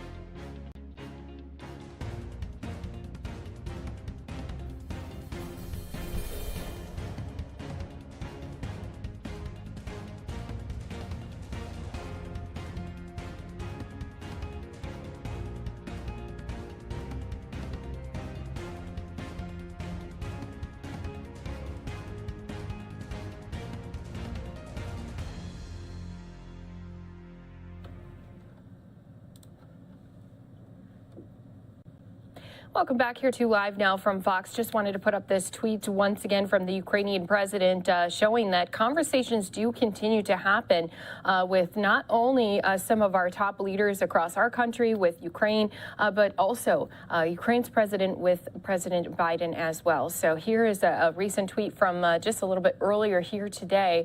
Just had a conversation with POTUS. The American leadership on anti-Russian sanctions and defense assistance to Ukraine was discussed. We must stop the aggressor as soon as possible. Thank you for your support. So again, here tonight, we do have President Biden, who is going to be giving the State of the Union address. Want to remind all of our viewers, you can watch right here with us on Live Now from Fox. We're, of course, going to have coverage going into his speech as well as coming out of it as well.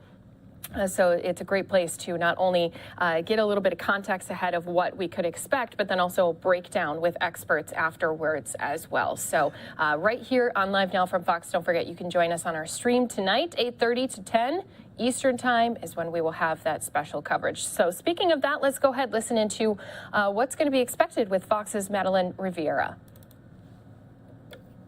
President Biden taking center stage as he delivers his first State of the Union address with a backdrop of war in Europe and economic uncertainty at home. Crisis likely to be a reoccurring theme during President Biden's State of the Union tonight, while attempting to address economic dissatisfaction at home and rallying the world to stand up against Russian aggression.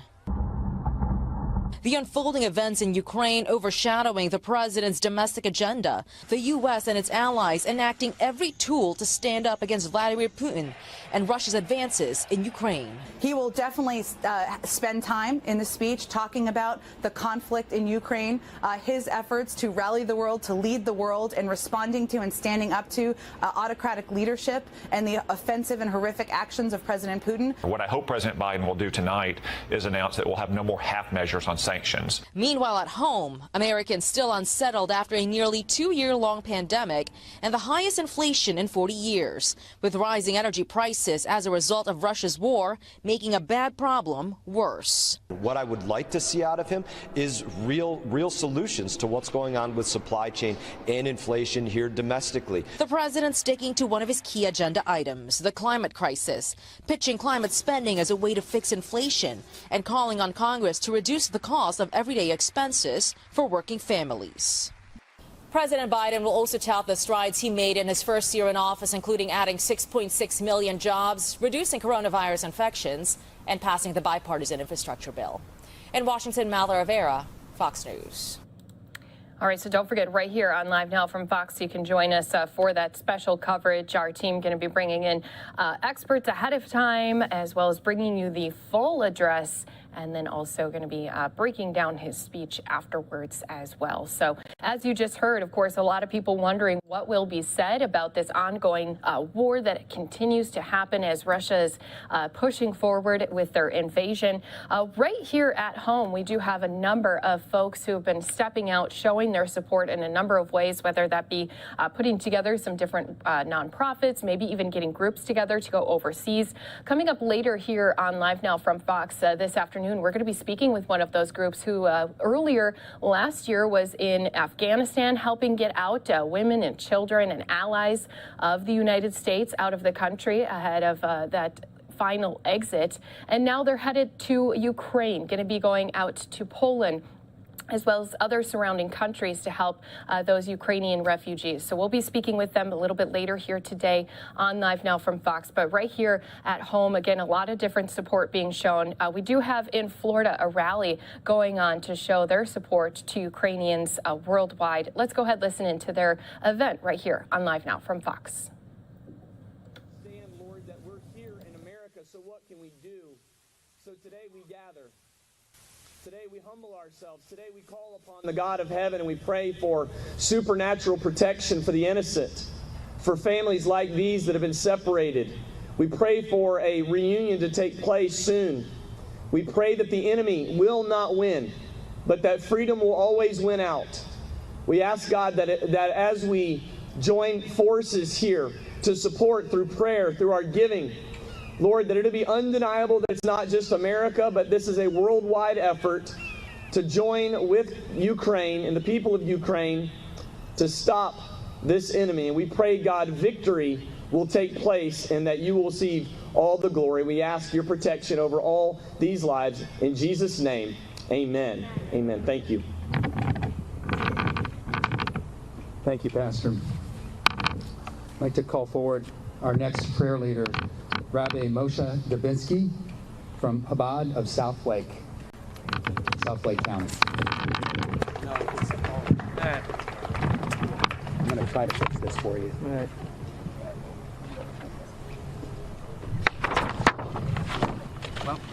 it's not working like this today.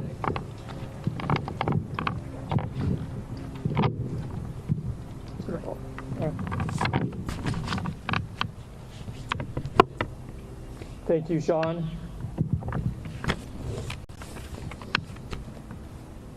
As Ukraine President Zelensky opened his amazing and heartfelt speech, and I quote, "I want to appeal today to all citizens of Russia, not as president. I am appealing to Russian citizens as a citizen of Ukraine," end quote. Likewise, I want to remove my hat or any barrier between myself and all beautiful people who came out here today from Lake County, Florida to support the people of Ukraine. I want to appeal to you today, not as a rabbi or a leader of Chabad of South Lake County or the Jewish community of Lake County, but simply as a fellow citizen. Coming out here today together with all these beautiful, peace-loving people of this great community of Lake County. Let's give everyone a heart-to-heart warm welcome from citizen to citizen, neighbor to neighbor. A big, genuine round of applause to all these peace-loving neighbors who came out today.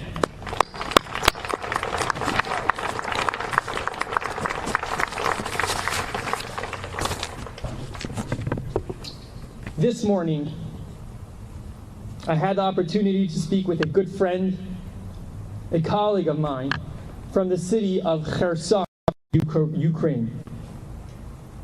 He told me that the city is surrounded by Russian troops, and unfortunately lots of blood has been shed.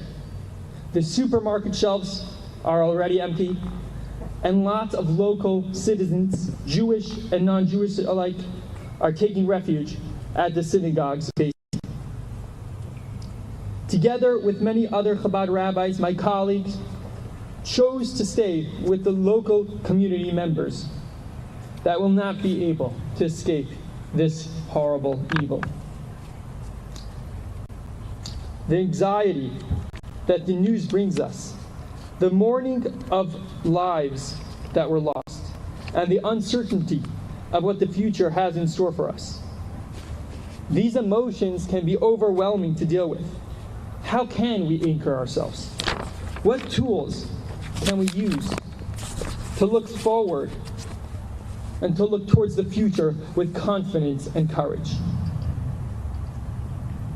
This is an opportune time to strengthen our faith in God. But at the same time, it's a time of action. As my great teacher, the leader of world Jewry, the Grand Lubavitcher Rebbe, told former Prime Minister of Israel, Mr. Benjamin Netanyahu, that in a dark room, a small candle can be seen from far away. My friends, evil comes from darkness, and darkness is merely an absence of light. We are taught that each kind We are taught that each kind and good deed we do brings healing and positive energy into the world. Let us all be part of that effort by holding fast to our morals of helping our neighbors, giving charity, honoring the elderly, doing a mitzvah, pursuing and upholding justice, and other time-honored values. In this way, we make the world a better place for all of humanity. I encourage each and every one of you to be a beacon of light. As the Talmud states, a bit of light dispels a great amount of darkness. I'd like everyone here to challenge yourselves to be the candle for someone else's match. Here in Lake County, we are working with our friends in the Ukraine to be of assistance. So we set up a page to assist our brothers and sisters in Ukraine. The page is charity.com. Charity is C-H-R with a D, not with a T. Charity.com/Z. At this point, I'd like to end off with an act of goodness and kindness and give some charity.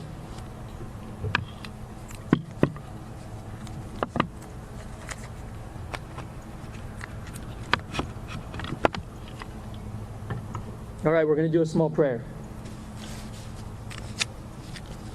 Sovereign of the universe, who hearkens to our prayers, we stand before you in solidarity with all who are enduring the darkness of human conflict in Ukraine. May you protect all innocent men, women, and children at this moment of great peril for them, their country, for Europe, and the world. Bring fortitude to the vulnerable, resilience to the insecure, and strength to those who live in fear. Incline the hearts of national leaders towards peace and reconciliation, and bless them with the wisdom, vision, and perseverance needed to end the war and restore peace to the region.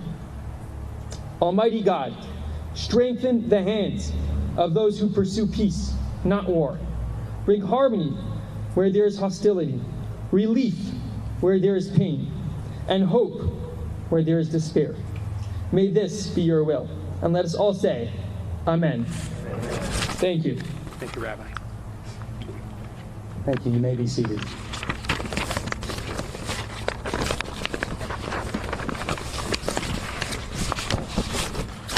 So we have a couple of wonderful guest speakers today as well that are going to join us and hopefully get us inspired with real experience in Ukraine and can relate to us and hopefully further inspire us today. Before we do that, I do want to thank my fellow commissioners that are here. I think all of us are here. Commissioner Campion, Commissioner Smith, Commissioner Shields. You can see a crowd gathered outside here together in support of Ukraine as, again, many people across the United States trying to find ways to voice their concerns, to show their solidarity with the country that is under attack by Russia. We are going to be sending many viewers off to one final 2-minute break of this hour. Again, coming up a little bit later here today, going to continue to give you not only more content on the Russia invasion of Ukraine, but also President Biden going to be doing a State of the Union address tonight. More to come right here on Live Now from Fox in just 2 minutes.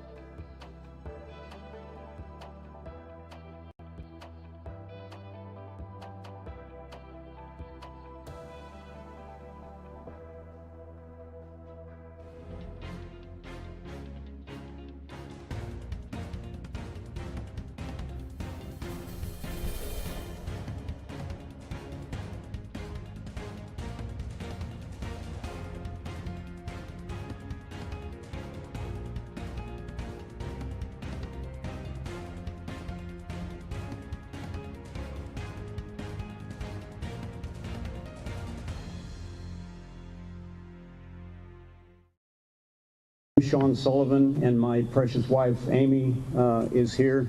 We're with Mission 823. There she is, the backbone of the organization and the brains. I'm the tiny brawn of this organization. We've been working in Ukraine for over 22 years. And I just got back last Thursday from a regularly scheduled trip to Ukraine. It was really surreal entering the country and passing through Amsterdam with literally tens of thousands of Americans going the opposite direction. This was just what we've been doing for the last 20 years, is going to do the work of caring for vulnerable children of all different risk categories. But this last 8 years has been a little bit different. Most Americans don't realize that this imminent provocation, this escalation that we've seen, is only kind of the tip of the spear of what's been boiling for about 8 years. Russia began its hostilities against Ukraine in late 2013 with a Russian-leaning president, and then followed that by the murder of hundreds of people in downtown Kyiv in the capital, followed by the occupation of Crimea, and then immediately the entrance through the eastern border into the Donbass region, which is where I was this last week delivering water filters with the Chaplain Corps of the Marine Corps for Ukraine, and food products for those who have been suffering literally for the last 8 years. It was quite an unusual trip this time, as I was packing my bags for the first time in over 27 years going to Ukraine. I was packing a ballistic vest with rifle plates, carrying a GPS tracker with me so that we could extricate from a hostile situation. It was a very difficult and stressful time. We completed our mission successfully, and I was able to return home. There was a huge buildup of troops around the border while we were there in Ukraine, and we knew that something was imminent, and fortunately I was able to get out before the hostilities started. This is the first time in the history of our work in Ukraine that I've had people actively calling me and asking, how do I get to Ukraine to fight? Just this morning I had 2 conversations with gentlemen who were literally willing to fly to Poland and enter through the border and take up arms against Russia inside Ukraine. Obviously, that's something that I have a heart to do and a mind to do, but understand the logistics and the legalities, and think that we're better served doing exactly what we're doing right now, and that is praying and lifting the name of God and seeking for the welfare of Ukraine and Ukraine's freedom. Our organization has been serving at-risk and vulnerable kids for a very long time: orphans, refugees, poverty-stricken children, humanitarian targets and victims, working with abused and neglected kids and homeless children for all of this time. And in the last 96 hours, the focus and priority of our organization has completely changed. We've been working aggressively to provide shelter for orphan children and for those who are abused and neglected, building family homes, seeking adoptive parents in country, conducting youth camps for traumatized children, working with social services workers, trying to provide high-level education, trade school, and university-level degrees for children so that they can stand on their own, working with the national and the cyber police of Ukraine to combat human trafficking in the digital sphere, because that's almost where 100% of human trafficking globally is located now. But in the last 96 hours, we've restructured all of our efforts towards a couple of major priorities. The first is the transfer of finances directly to our partners on the field who are scattered all over the country. 2 of our staff members are trapped in Kyiv under fire. Currently, our Chaplain Corps partners are burying the dead, soldiers and civilians alike. And every member of our team and every contact that I have in Ukraine, hundreds and hundreds of people have been within earshot and eyesight of missiles and rocket fire and artillery fire. It's a very desperate situation. The banking systems are destabilized. They're not shut down. They're destabilized, so moving large quantities of funding is very difficult. We have some workarounds right now that are helping us to get funding directly to our partners so that they can carry on this work. All military-age males in the country are being deployed to the front lines in their localities. Anyone from 18 to 60 plus is being mandated for the draft. And so we're facing a situation where the only people who remain in country, our team in Ukraine is an all-national Ukrainian team. I was the last American when we moved back from Ukraine a number of years ago. I was the last American on our team. We built sustainability so that the Ukrainians could handle the entire organization if something happened to me, and that was a benefit. At this time, however, if every single male is deployed from our team, then we'll be left with women and children leading those relief efforts and those shelter efforts. And so we're seeking the help of individuals and organizations who have the wherewithal. Please don't volunteer to go with me today.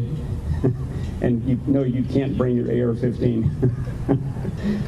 I appreciate that heart and that spirit, but we're working with some high-level partners that know how to accomplish this security and logistics operation. And the best thing that you can do right now is give towards our efforts to provide vehicles, transport, money transfer, shelter, food, water, and humanitarian assistance across the border. And then we'll be working with our partners to set up long-term for the next number of years.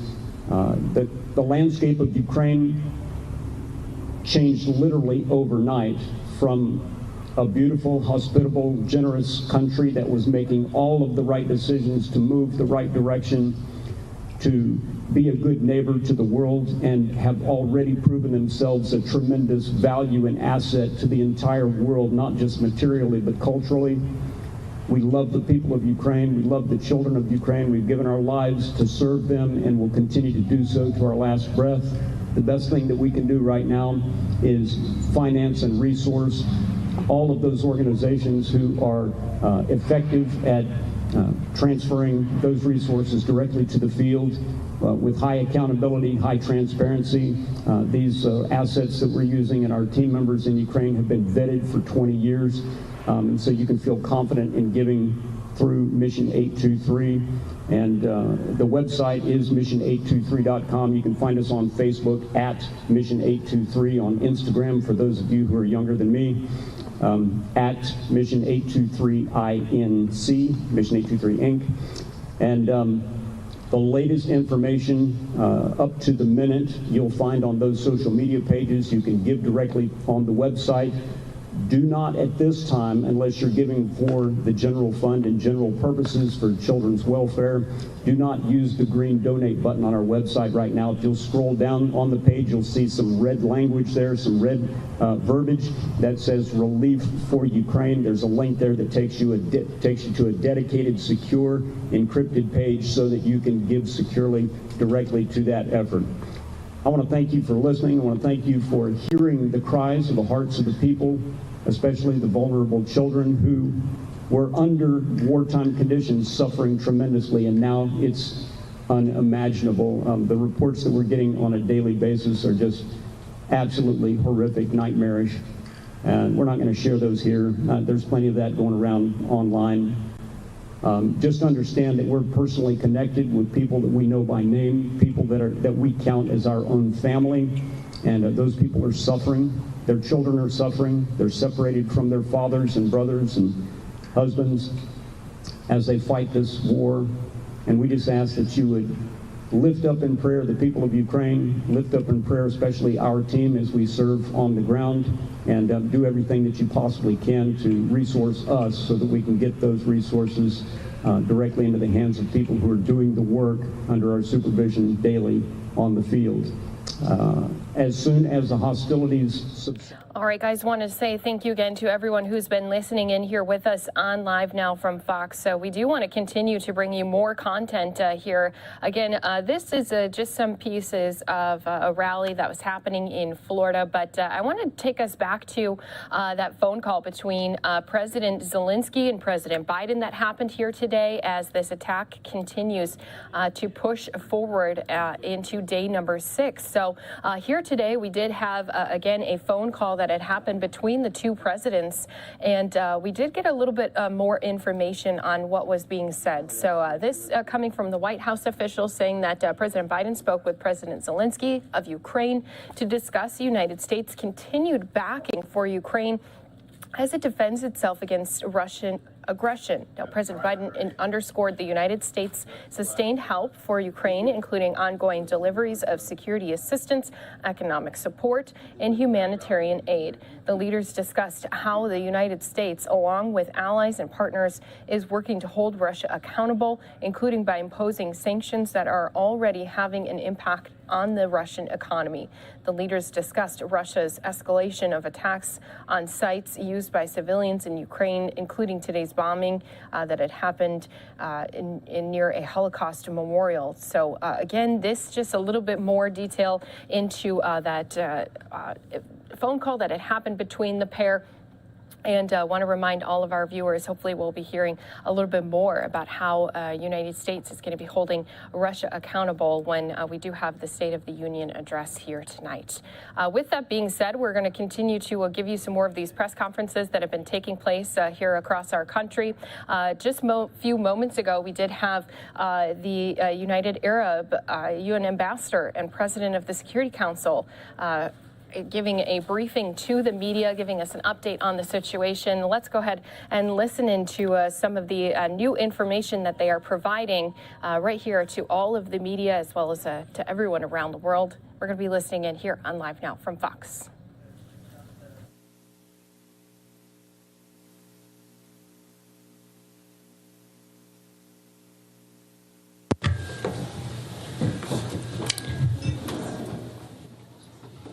Okay. Good morning, everyone, and thank you all for being here today. I'm Shahad Matar. I'm the spokesperson for the UAE mission to the UN. Today, we are joined by Ambassador Lana Naseba and our two deputy permanent representatives, Ambassador Mohammed Boushab and Amir Al-Hfaiti. We are conducting today's press conference entirely in English for the benefit of our wider audience, and we will start with opening remarks for this month's program of work, and then open the floor for questions. We will first take questions from those who are physically in the room, and then move on to those who are joining us virtually. And then we will come back to the room for any follow-up questions. We will now start with Ambassador Lana. You have the floor. Thank you. I think you need to turn your, yeah. Thank you, Shahad. I hope if any of you do not know our mission spokesperson, Shahad, you now do, because she's the person you have to bug and chase for all comments on and off the record. And thank you all for joining us today. I know it's been a very quiet week for all of you, so you were looking for something to put on your calendar. As the UAE assumes the presidency of the Security Council for the month of March, we're really humbled by the responsibility of this role. We take over from the Russian presidency, who presided over the Council for the month of February, and I think we can all say that they conducted themselves professionally and with full respect to the rules of procedure of the Security Council, and the UAE will very much follow in that vein. Just to give you an overview of what we have done on our first day, we began our presidency earlier today with the adoption of the program of work by the council members. And before I address that program of work, I would like to also touch on the obvious, which I know is going to be a subject that many of you will ask me about. We are obviously assuming the presidency at a time of immense global turbulence, and there are a number of crises, both on the Council agenda, but also currently in Europe. And we anticipate additional requests for meetings, not currently on this program of work. And of course, as President, we will do our best to facilitate those meetings. Again, this is a place where diplomacy and dialogue needs to happen, and we have left room in the program of work for those meetings to take place if requested by council members. With regards to that topic of Ukraine, and speaking in my national capacity, I would like to address it at the outset again of the conference because I know it's top of mind for many of you. The UAE, as you will have seen in our explanation of votes in the Security Council, has called for a cessation of hostilities, for de-escalation, dialogue, and for diplomacy and negotiation. Earlier today, we also announced $5 million US dollars as a donation to the humanitarian flash appeal to benefit all the civilians impacted by this conflict, and we're encouraged by and support reports that talks are underway between the parties, and we will continue ourselves to remain in touch with the parties and to encourage a diplomatic off-ramp to this crisis. Speaking as President of the Council, we will manage the program of work with the flexibility that I mentioned and that the current moment also demands, while addressing other ongoing crises and situations around the world, as well as the program of work of the Council. So to give you a little bit of a sense of the program of work for the Council, I know many of you will have already seen it because journalists always seem to get documents before Council members in New York. That's a testament to your excellent journalistic skills. But we plan to hold 3 signature events that correlate with our Council priorities and that we campaigned on. The first is on women, peace and security and the partnerships that need to happen in that domain. The second is on climate security. And the third is on the cooperation between the UN Security Council and the League of Arab States. So on the first signature event, our presidency will reflect the UAE's commitment to making the women, peace and security agenda a top priority. And the UAE, alongside Albania, Brazil and Norway, has signed a statement of shared commitments, a statement of intent, if you like, to advance the implementation of the WPS agenda, including women's full, equal and meaningful participation in all council meetings, and the inclusion of gender perspectives in council meetings and products.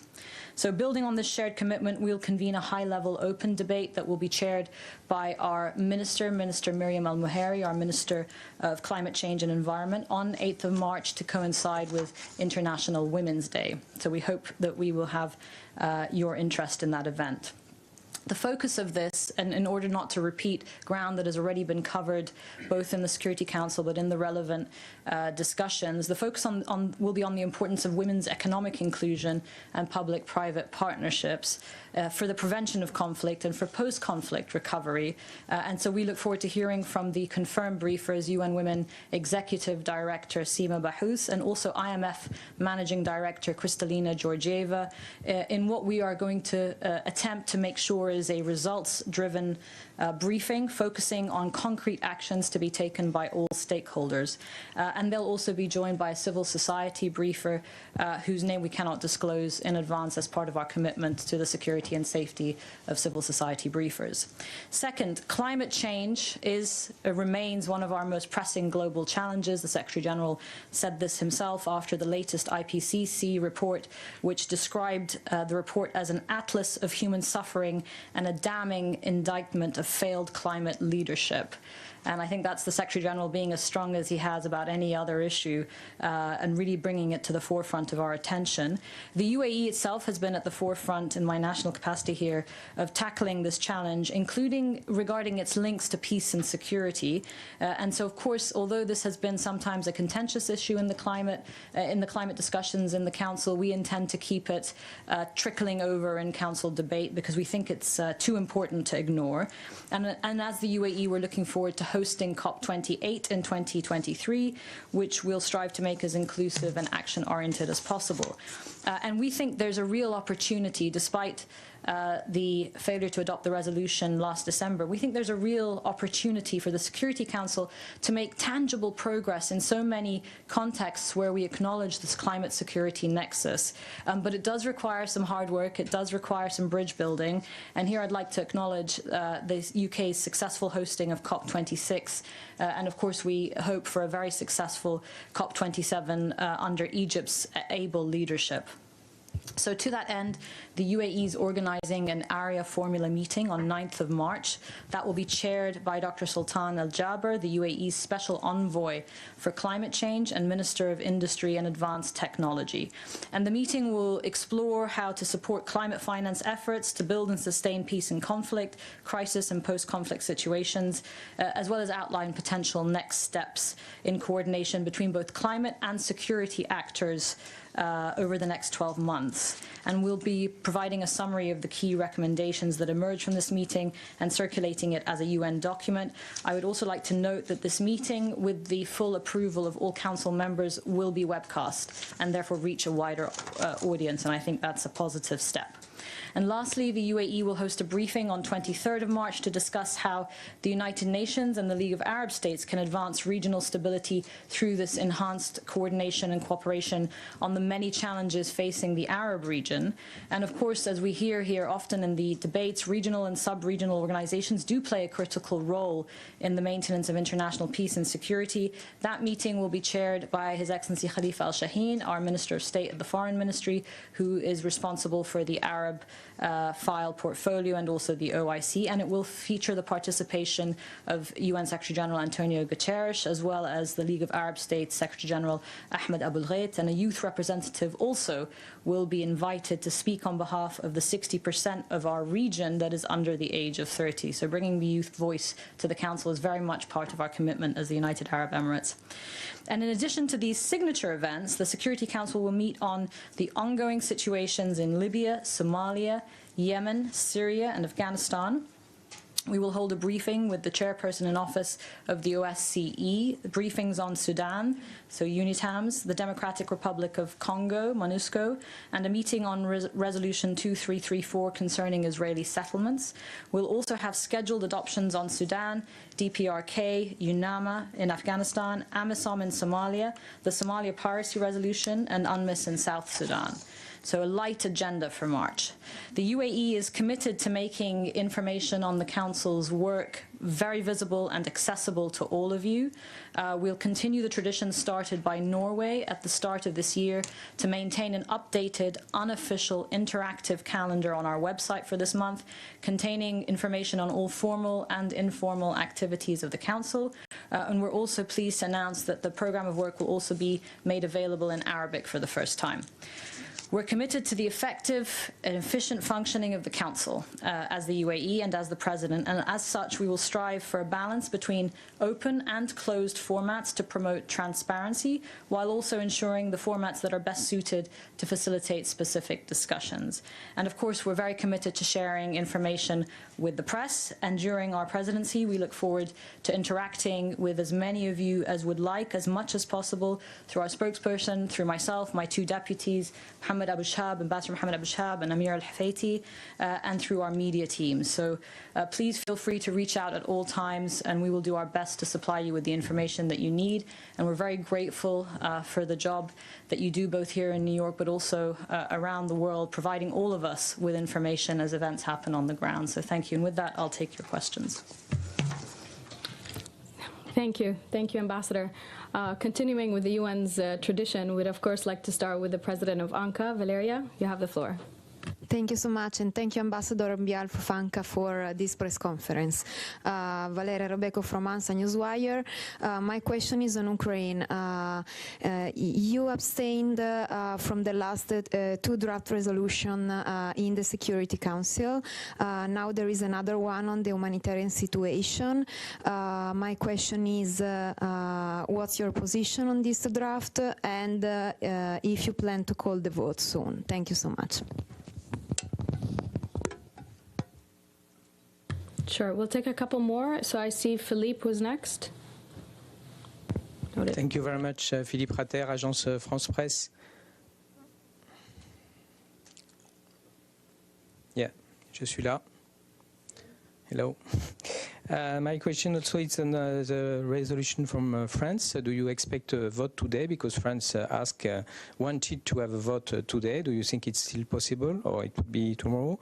If you can tell us also if you are going to abstain also at the GA tomorrow morning at 10. Thank you very much.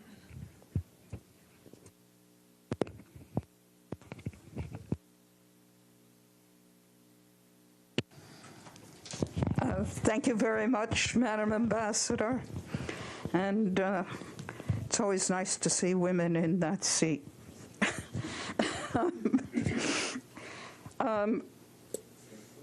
Question on outcomes.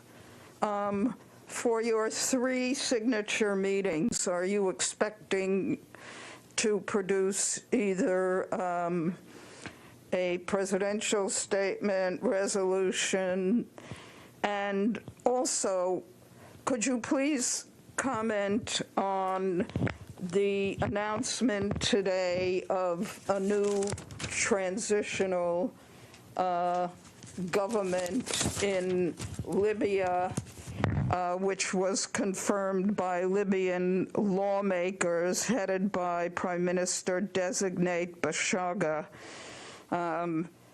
which does set up the prospect of 2 rival administrations and a return to possible conflict.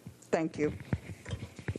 Thank you. I think I'll take that number and then come back to everybody else. So first of all, on Ukraine, I think the UAE position, as expressed in our explanation of votes on both occasions, is very reflective of our foreign policy. And that position is to call for de-escalation, call for dialogue, call for diplomacy to be at the forefront of both the Security Council but also the international community's efforts in this crisis. So I think that we need to keep channels open.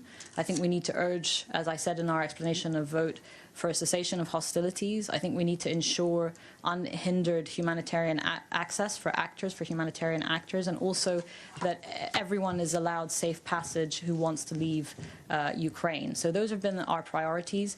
Today at the UN Humanitarian Flash Appeal Fund for Ukraine, we announced a donation of $5 million for those in need in Ukraine, and we will continue to monitor the situation as the UAE, and that's the question that was posed to me, was in my capacity as the UAE, just to be clear. But as President of the Council, of course, we expect that this issue will remain on the Council's agenda in an ad hoc way, that meetings will be called. We've already heard of some Council members wanting to call for further meetings on Ukraine. This is to be expected for as long as the crisis continues. And as President, we will follow strictly the rules of procedure and the guiding practice of the Council. So you will see us follow the rule book in terms of presiding over those meetings. In terms of the votes happening in the coming days, you mentioned the humanitarian draft text on humanitarian resolution in the Security Council. I think that from what I've understood, they may want more time for consultation at the moment. So from what I've understood, experts will be meeting on that text and will be discussing it. And all countries and the Council who are interested in the humanitarian situation in Ukraine are, of course, engaging on that text. But, of course, any initiative by France is very welcome in order to alleviate any civilian suffering on the ground, and is something that I think the Council will look at in due course. With respect to the General Assembly vote tomorrow, there are, I believe, a number of countries who've co-sponsored. Countries are still looking at text. There are still suggestions around text. So I would say that it's a fluid situation insofar as the vote will happen tomorrow, and I believe it's scheduled for 10 a.m. But in terms of country positions, I think you'll see that evolving throughout the course of the day. With regards to the question from Edith, first of all, on meeting outcomes, a very wise former president of the Council once told me, the minute you announce you want an outcome from a meeting, you can be sure you're never going to get it. So taking that lesson in mind, I think the only outcome that we are announcing is the PRST after the cooperation meeting between the League of Arab States and the UN, and that builds on the work already done by previous Arab members of the Security Council, and of course we represent that group as well as representing the entire membership who voted for us. So I think a PRST from the last UN meeting will be worked on in due course, and for the other 2 meetings, products are not planned. But of course, we are one of the either lucky or unlucky, depending on how you look at it, countries that get 2 chances at the presidency. And we believe very much in building up work in a systematic way so that we can build on it for our second presidency. So I think on the other 2 topics, you will see us lay some groundwork there.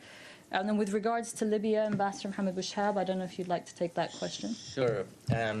So look, I think for us, we'd like to see a obviously Libyan-led and Libyan-owned process. I think the focus should be on ensuring that the parliamentary and presidential elections take place, and we will do what we can to assist the UN process, which is where we put our full support.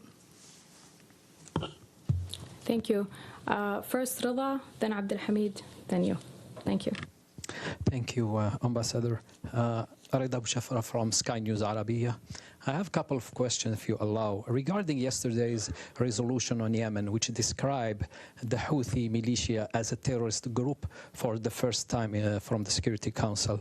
How will it affect the conflict in the region, mainly with the terrorist attacks against civilians of this militia inside and outside Yemen? Second question.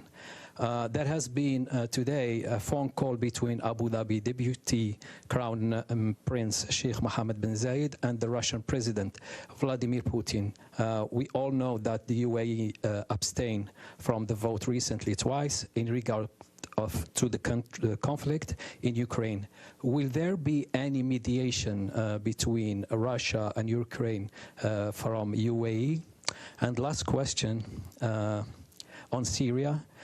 It's not a secret that Turkey is occupying large territories in northern Syria. They raise their flags. They use the Turkish currency there, and there is a Turkish military presence in these occupied territories in Syria. My question, why the international community is not condemning the Turkish occupation in Syria and northern Iraq, because it is the same thing in northern Iraq, same way they are doing with Russian operation in Ukraine? Thank you. Go ahead. Thank you very much. Congratulations, Ambassador Nseba. We are proud of you, and we're happy to see qualified Arab women in this position. My name is Abdul Hamid Sayam from the Arabic daily Al-Quds Al-Arabi, that is based in London. And my question to you in your capacity as the representative of UAE. Just 2 hours ago, another Palestinian was shot and killed in Beit Fajjar, south of Bethlehem. The Israelis had never been so bold in their campaign against the Palestinians more than they did after the Abraham Accord. We thought, and your country expressed it eloquently, that with this peace accord, they will be better off for Palestinians. There will be more chances for the Israeli to feel at ease. They are accepted around the Arab world, and that might reflect positively on the Palestinians. But exactly the opposite happened. The campaign to gun down Palestinians, to confiscate more land, to bulldoze more houses, and I'm sure you heard the last report by Mr. Winsland. So do you see that as, can you tell us how you're going to use this peace accord with Israel to help reach a peaceful settlement where Palestinians can see their independent, contiguous, sovereign state with East Jerusalem as its capital? Thank you. So, Ambassador, just one more from him, and then we'll turn to you. Thank you. Spanish Schwinghammer, the German press agency, DPA. We touched on your abstention in the Security Council on Friday already, but your explanation of the vote on Friday was that the UAE is committed to the territorial integrity, sovereignty, and independence of all member states of the United Nations. Ukraine is a member state, so why did you abstain? Okay, I'll start with the questions in the order they came. The first was on Yemen. I think yesterday was a groundbreaking resolution in the adoption of the Yemen sanctions renewal, which designated, as you saw, the Houthis as a terrorist group and imposed an arms embargo on them. And I think it was a signal to the outside world that the Security Council is united, first of all, in condemning terrorist attacks, which happened in the UAE against civilians and civilian infrastructure, and also happens quite frequently in Saudi Arabia. And so the Security Council is saying that they are holding the Houthis accountable for those cross-border attacks and that they have crossed a very clear red line, and the Council is committed to addressing that red line. So I think that's the essence of the resolution. It is now an arms embargo on the Houthis. It's also the designation of the Houthis under the Yemen sanctions renewal, and it's the description of them as a terrorist group. Those are the main takeaways from the Yemen sanctions renewal, and it received widespread support. Building on that, of course, and as I said in my explanation of vote, it is the UAE's belief that there is no military solution to the conflict in Yemen, that the political process must be reinvigorated under the UN Special Envoy Hans Grunberg, and we invited him to brief the Council about 10 days ago under an AOB, any other business item, to share updates on his progress for his framework or his roadmap. But clearly he needs more leverage, and clearly there needs to be more of a mechanism to incentivize the Houthis to stop committing cross-border terrorist attacks and to focus instead on a political process. And of course, it's not only the Houthis and the government of Yemen, the legitimate government of Yemen, but there has to be other incorporation of other players in the Yemeni scene. At the end of the day, this has got to be a Yemeni-led, Yemeni process that they choose for their country, in the same way that Ambassador Mohammed Bouchab commented on Libya. I think that's very much our role, also as an Arab member of the Council, to encourage the file holder to help shape Council discourse. So that is the essence of the resolution yesterday. It's a strong, united signal from the Security Council condemning the cross-border terrorist attacks committed by the Houthis, designating them as a terrorist entity, and imposing an arms embargo on them. Now, you raised the very important question of humanitarian impact, and there was much discussion in the Council around this, and Council members, including the UAE, were rightly concerned about a financial asset freeze potentially impacting commercial activity or humanitarian aid. The humanitarian aid actors, as you know, are concerned about that. And those considerations were taken into account, and that is why there is no financial assets freeze within this sanctions renewal. Now, it's not to say that there may not be in the future if they continue to behave in this way, but it's to say that for now, this resolution doesn't impact in any way the already grave humanitarian situation on the ground in Yemen that we are all a part of the solution for. So that's on Yemen. You asked about the phone call between His Highness the Crown Prince Sheikh Mohammed bin Zayed Al Nahyan and President Vladimir Putin. What I can share with you is that the call happened earlier this morning, that the situation in Ukraine was touched upon, and in the same vein as we have called for de-escalation in our statements, that call for de-escalation was made.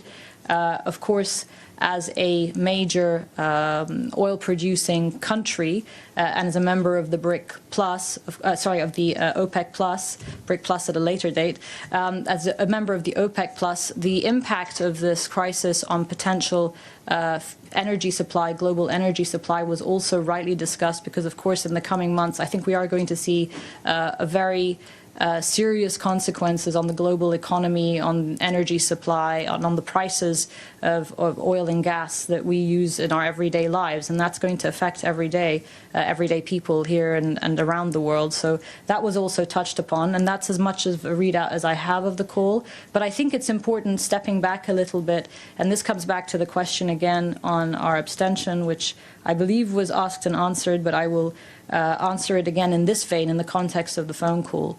Of course, this is an important crisis, and we must all address it. But at the same time, we must leave space for a diplomatic off-ramp.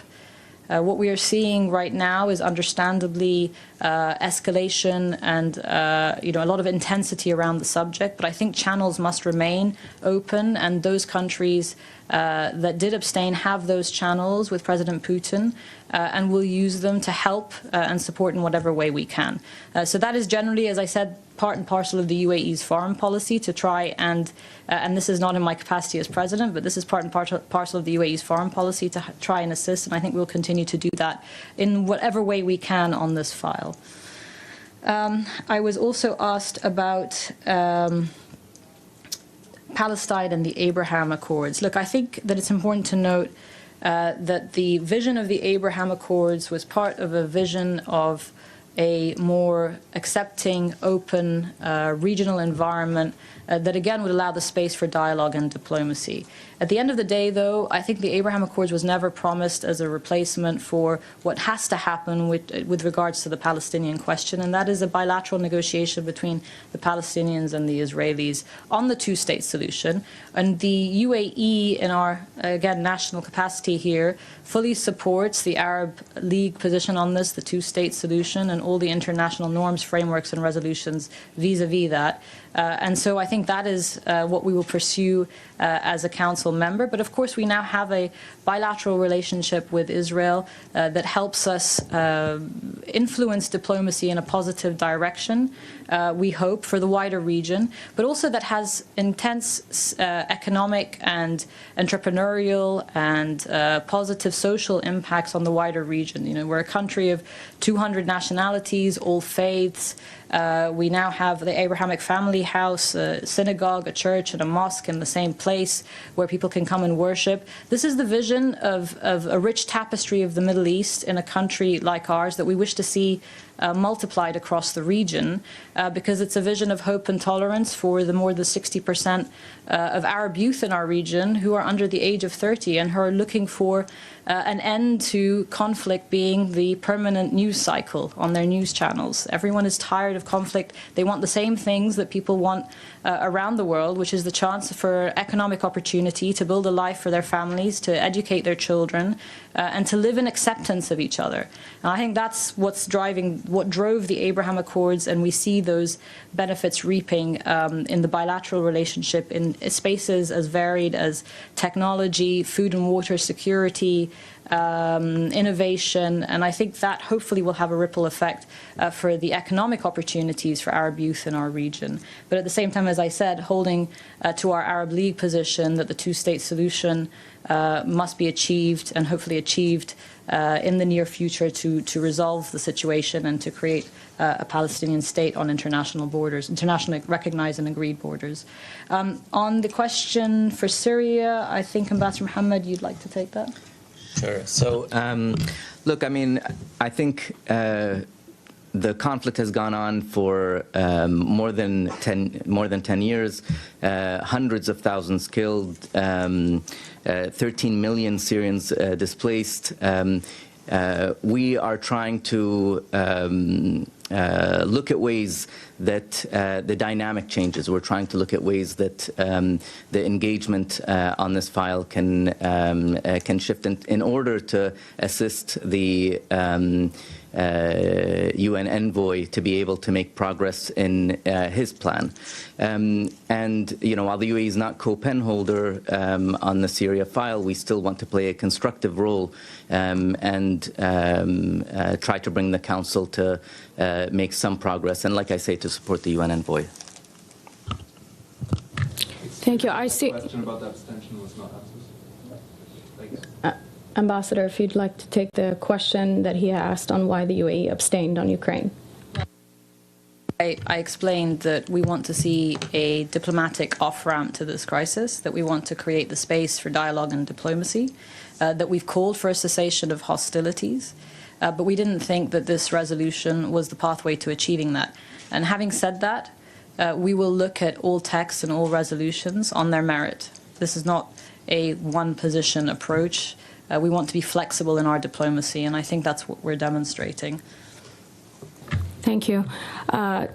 Team, due to time constraints, we'll only take two from here. So, sir, you in the blue jacket, and then Majid, and then we'll turn to our virtual colleagues. Benny Avni of New York Sun. Hello. So, according to reports from Vienna, they are very close to concluding the Iran nuclear deal, or renewal of the Iran nuclear deal. So, two questions, since it might fall during your presidency. Do you think there needs to be another Security Council resolution on it? And secondly, can you tell us a little bit more about what the UAE approach to the renewal of the deal? Majid? Yes. Thank you so much. Thank you, Ambassador. I have two questions. The first one is a follow-up to my colleague's question regarding Turkey's military activities in northern Iraq and also in Syria. Iraqi government multiple times complained about this formally to Security Council and to UN secretariats, and also the Syrian government. Do you support any action at the council level or any other way to in order to support Iraq's protests in terms of Turkey's bombardment and military activities that still continues? Even yesterday there was shelling. And my my second question is about Yeah. Yes, please. Thank you. Thank you, Majid. So I also saw Evelyn. Evelyn? Oh, thank you very much.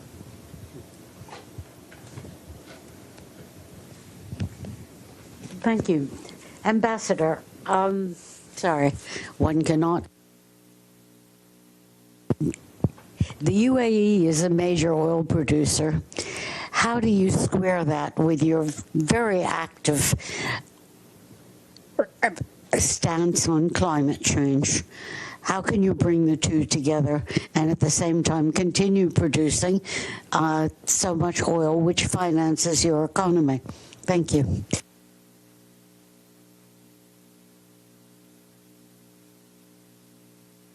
So I think the first question was around the JCPOA, and the answer in terms of whether there needs to be council action is not clear from those primarily concerned with the JCPOA themselves.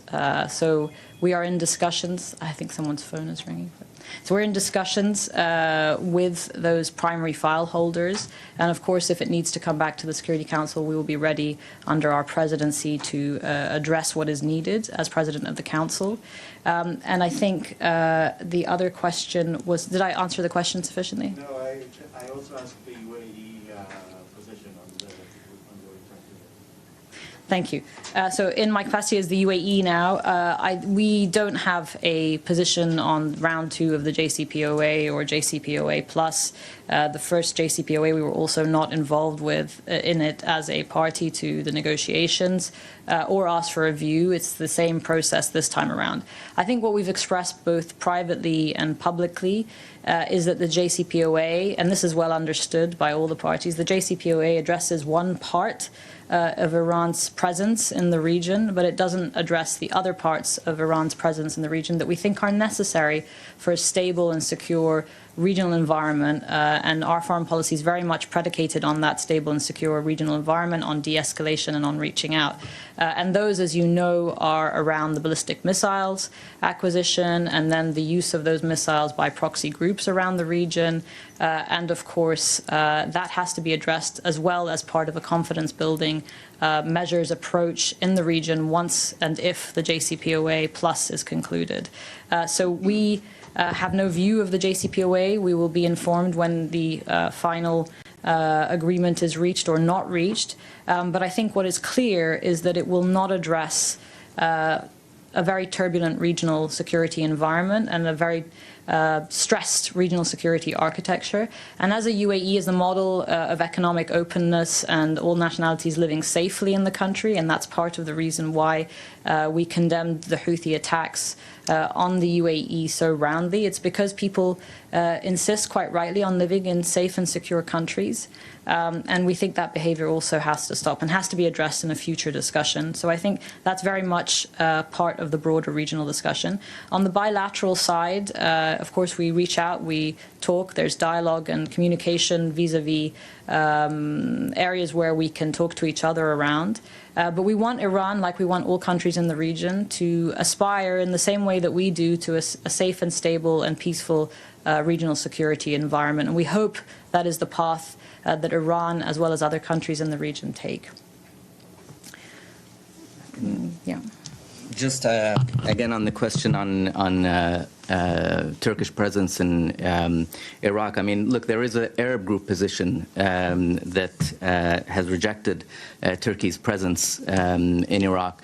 But when it comes to the Security Council, there's, as you know, for action to be taken, there's a certain structure in the Security Council, and you have to get a certain number of countries on board for that action. So we will certainly work to assist Iraq, but within the possible, within the structure of the UN Security Council. And I'll just answer Evelyn. So we think it is one of the remarkable success stories in our country that we are a hydrocarbon economy. Procedural question, which is you mentioned, Madam President, that one of your three major thrusts is going to be on climate. It's not clear to me which day that is exactly. I don't see the word climate anywhere on this program of work. Okay, I'll take that. The climate area formula meeting is scheduled for the 9th of March. Yeah, the area formula meeting. So that's just to answer that question, George. Talal, good to see you as always.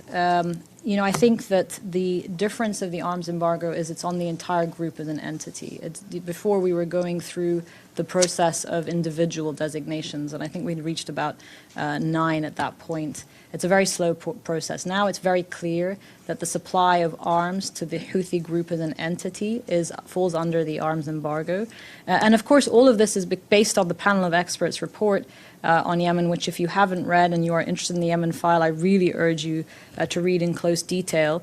There was much in that report that we also wanted, frankly, along with the UK, the penholder, and other countries concerned with the Yemen file to also put into this resolution to prevent more arms going. But of course, diplomacy is about compromise.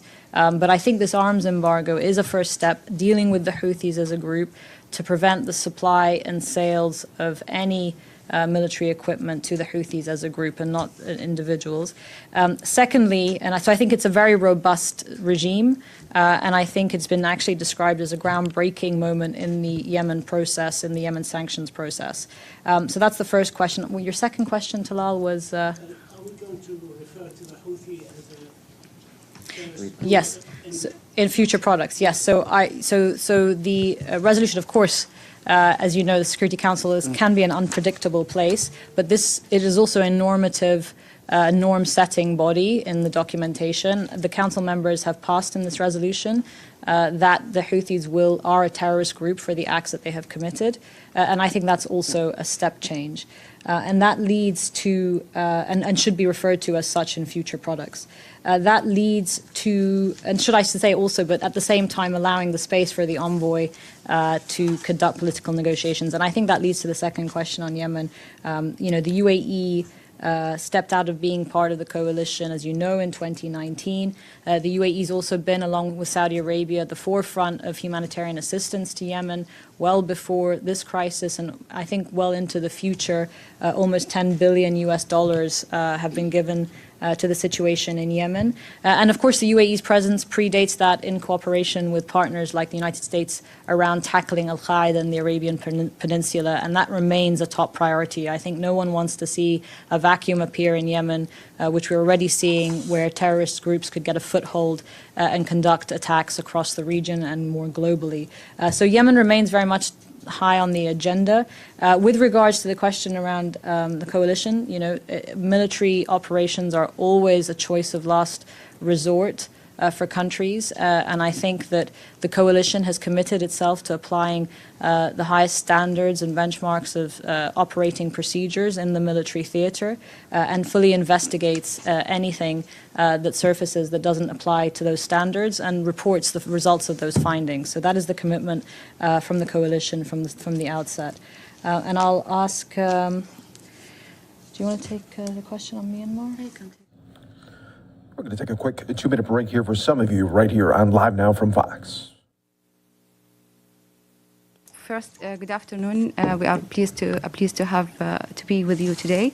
If you can't hear me, I can't take my mask off. Sorry. Okay, so the Council is clearly concerned about the situation in Myanmar. And as you know that for any action needed from the Security Council, it needs to be agreed, discussed and agreed upon. The great things that achieved this month was a press statement where the Council spoke in one voice regarding many elements. I would just mention a few of them, all of them are actually in agreement when it comes to the dire humanitarian situation, the need to put an end to the violence, and of course how important it is to de-escalate and come to bring back the dialogue. Everyone, I would say, council members, very highly supportive of the ASEAN, and we want to give also space for that efforts to bear fruit. When it comes to also the Rohingya, which is a very important issue for us as well, that we will continue to advocate for, not just as a council member, but also as a UAE and also through the OIC. These are the important elements that the council really were able to speak in one voice, but any other actions, of course, will need to be discussed and agreed upon, and there are always room for improvement. Thank you. Thank you, Ambassador, and thank you all for joining us here today. I just wanted to say that this isn't the last time that we will have an interaction, and please do get in contact throughout the month, and we will definitely share updates throughout. Thank you so much.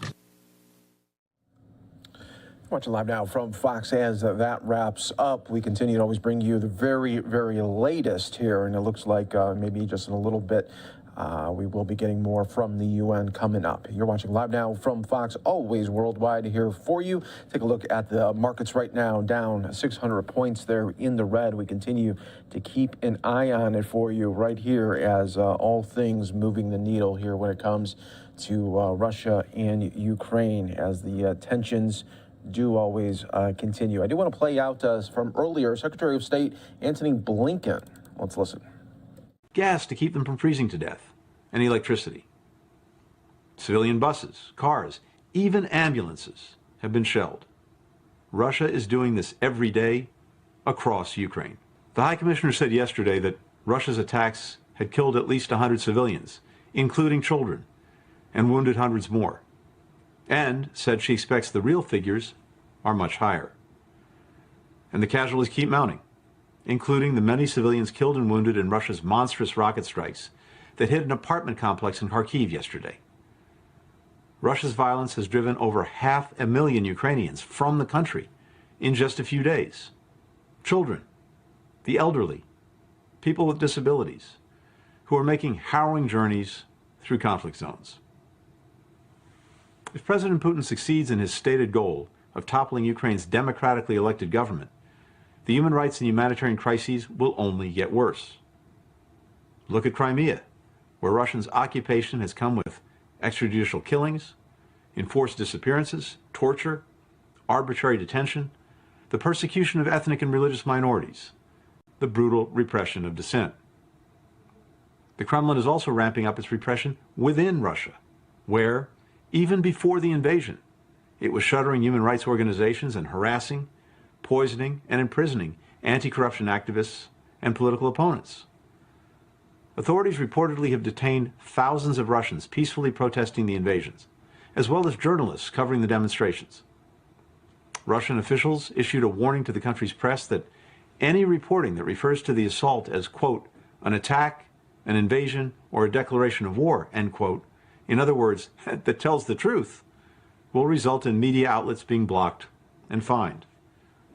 And Russia's prosecutor's office said that any Russian who assists a foreign country, foreign organization, or international organization during its so-called operation may be imprisoned for up to 20 years.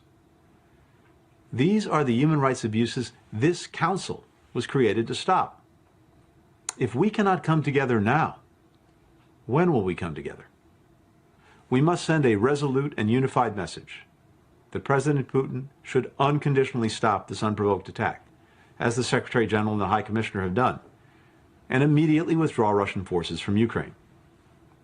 We must condemn, firmly and unequivocally, Russia's attempt to topple a democratically elected government and its gross human rights abuses and violations of international humanitarian law. And we must take steps to hold the perpetrators accountable. This Council's decision to hold an urgent debate on the crisis in Ukraine is an important step toward ensuring documentation and accountability. I thank the many members who supported it. We must underscore Russia's obligation, even in its unlawful invasion, to respect international humanitarian law, including as it relates to the protection of civilians in the conflict. Council members should stop using language implying that all sides bear equal responsibility for the unprovoked attack of one side. This isn't even-handed. It's wrong and fails to place accountability where it belongs. The same goes for members who argue falsely that denouncing human rights abuses is politicizing the situation. It is failing to speak up about human rights abuses that politicizes the situation. We must reject Russia's attempts to falsely justify this attack as a defense of human rights, misappropriating terms that we reserve for the worst atrocities and disrespecting every victim of those crimes. Finally, we must press the Kremlin to respect the human rights of all Russians, including the right of citizens to peacefully express dissent and journalists to report the news, and provide information to the families of Russian soldiers who deserve to know the fate of loved ones killed in President Putin's war of choice. One can reasonably ask whether a UN member state that tries to take over another UN member state while committing horrific human rights abuses and causing massive humanitarian suffering should be allowed to remain on this council. Even as we focus on the crisis in Ukraine, it's far from the only part of the world where the council's attention is needed. In Belarus, the Lukashenko regime is brutally repressing civil society and the country's pro-democracy movement, using transnational repression to silence critics abroad and enabling Russia's invasion of Ukraine. In recent days, Belarusian authorities have detained hundreds of people demonstrating peacefully against Russia's attack. In China, the government continues to commit genocide and crimes against humanity in Xinjiang, against predominantly Muslim Uyghurs and other minority groups. We urge the High Commissioner to release without delay her report on the situation there.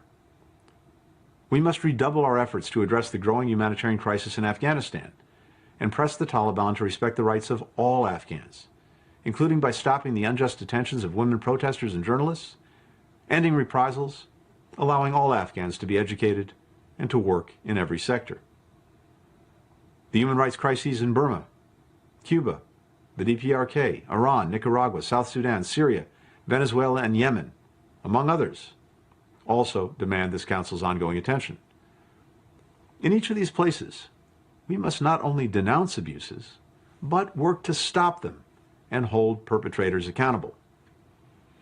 Yet, at a moment when the world needs both moral clarity and unity from this Council, some governments are arguing that sovereignty gives countries the right to do whatever they want within their borders.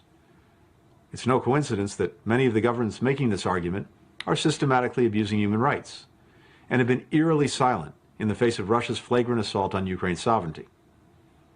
The Universal Declaration on Human Rights begins with the word universal, because nations decided that there are certain rights that every person, everywhere, is entitled to enjoy. Members of this Council have a special responsibility to strengthen, not weaken, those rights. One way to do that is by welcoming scrutiny of our own records. In September, the United States issued a formal, standing invitation to all UN experts who report and advise on thematic human rights issues. We urge every Council member to take this step. We know we have work to do to advance human rights at home. Every member does. What matters is that we all hold ourselves to the same standards and work to address our shortcomings, as we are doing. Here's what else you can expect from the United States on this Council. First, we're committed to working with other countries, including those we don't always agree with, to advance human rights as members have seen in their engagements with our permanent representative to the UN in Geneva, Ambassador Sheva Crocker, and our new ambassador to the Human Rights Council, Michelle Taylor. Second, we've heard repeatedly that the United States has often focused more on strengthening civil and political rights than we have on strengthening economic, social, and cultural rights. People around the world are looking to us to do both, and we hear that call. Third, we'll continue to counter anti-Israel bias and the unfair and disproportionate focus on Israel on the Council. The Commission of Inquiry and Standing Agenda Item 7 are a stain on the Council's credibility. We strongly reject them. Fourth, we'll keep fighting for the human rights of LGBTQI+ people, people with disabilities, members of racial, ethnic, and religious minorities, women and girls, and all marginalized populations and people in vulnerable situations. In recent days, people on every continent have come out to demonstrate against Russia's invasion and for the rights of Ukrainians. They understand that if we allow the rules of the international order to be flagrantly trampled anywhere, we weaken them everywhere.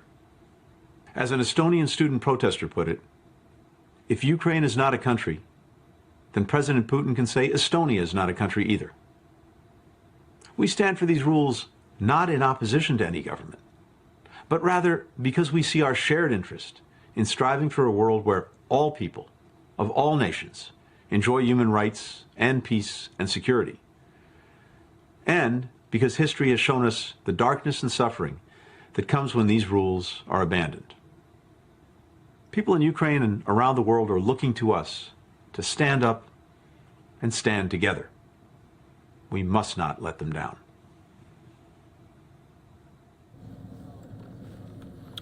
Live look right now at the UN General Assembly. Looks like that will get going here in just moments. We'll bring it to you right here on Live Now from Fox. Let's take a quick 2-minute break here for some of you.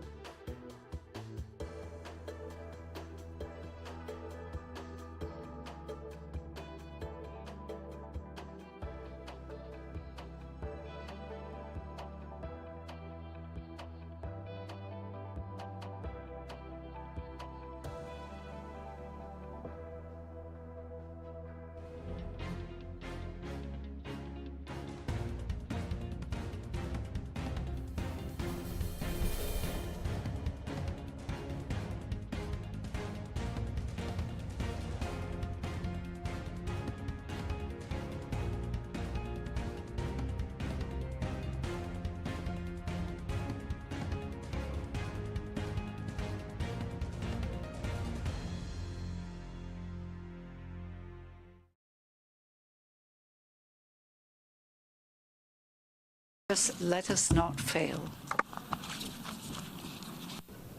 I thank the distinguished representative of Dominican Republic.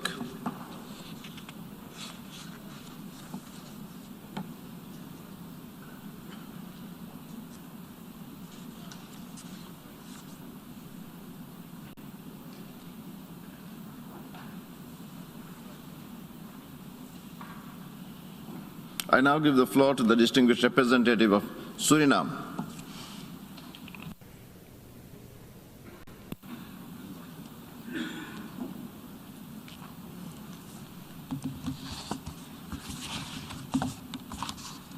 Thank you, Mr. President, Mr. Secretary General, colleagues.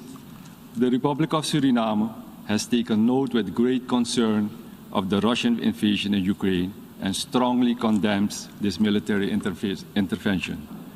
Suriname supports the principles of international law as enshrined in the Charter of the United Nations and underscores the independence and territorial integrity of Ukraine. The Russian invasion of a sovereign and independent state cannot be accepted and under any circumstances and must stop immediately. This invasion will have far-reaching consequences for the people of Ukraine, and it is a serious threat to peace and security, both in the region and the world.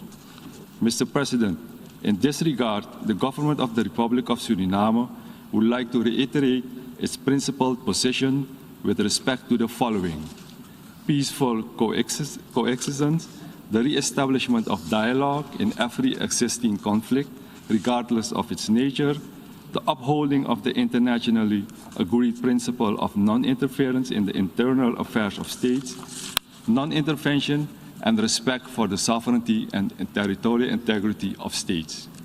In light of the above, Suriname urges all parties involved to engage responsibly and practice restraint in order to prevent destabilization of the region. Mr. President, there are no winners in any war. War brings only human suffering and devastation. Suriname expresses its concern about the humanitarian situation in Ukraine and calls upon all parties to allow and facilitate the safe and unrestrained access of humanitarian assistance to those in need, to protect civilians, including those who are humanitarian personnel and persons in vulnerable situations. Suriname welcomes the actions undertaken by the Secretary General and the United Nations in this regard and supports the Secretary General's call to end the war.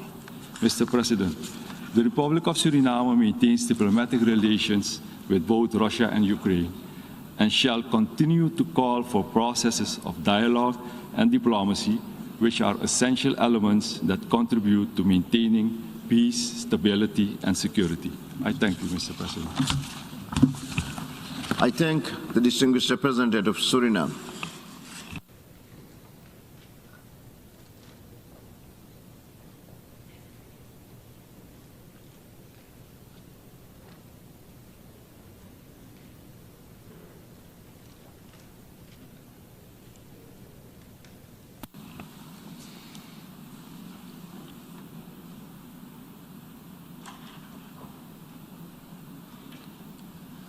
And I now give the floor to the distinguished representative of Brunei Darussalam.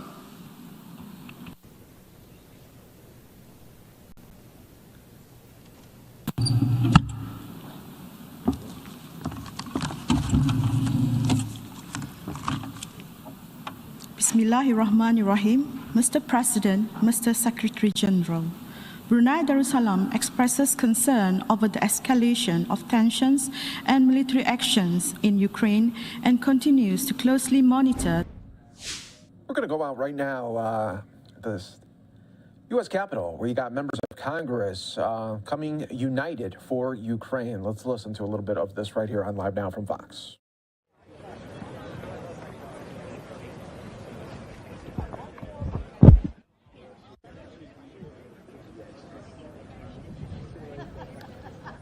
All right, so this was tape played back here moments ago, and you see Speaker of the House Nancy Pelosi and others in Congress here as this was just moments ago as they are putting their support for everyone in Ukraine during these very hard times with the invasion. You're watching Live Now from Fox, always here with you, bringing you the very latest.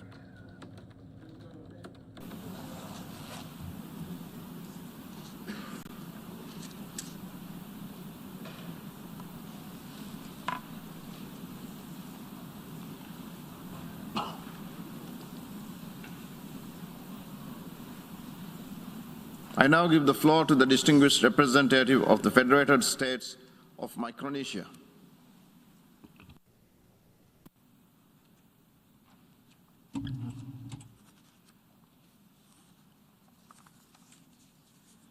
Mr. President, Mr. Secretary General, Excellencies, we align ourselves with the statement delivered by Fiji on behalf of the Pacific Islands Forum members.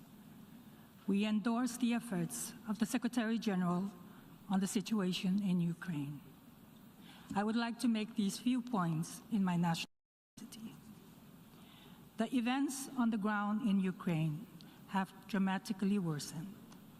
In addition to the tensions in the eastern part of Ukraine, we are now seeing a full-fledged invasion of a sovereign nation, an attack from a member of this organization on that of another member.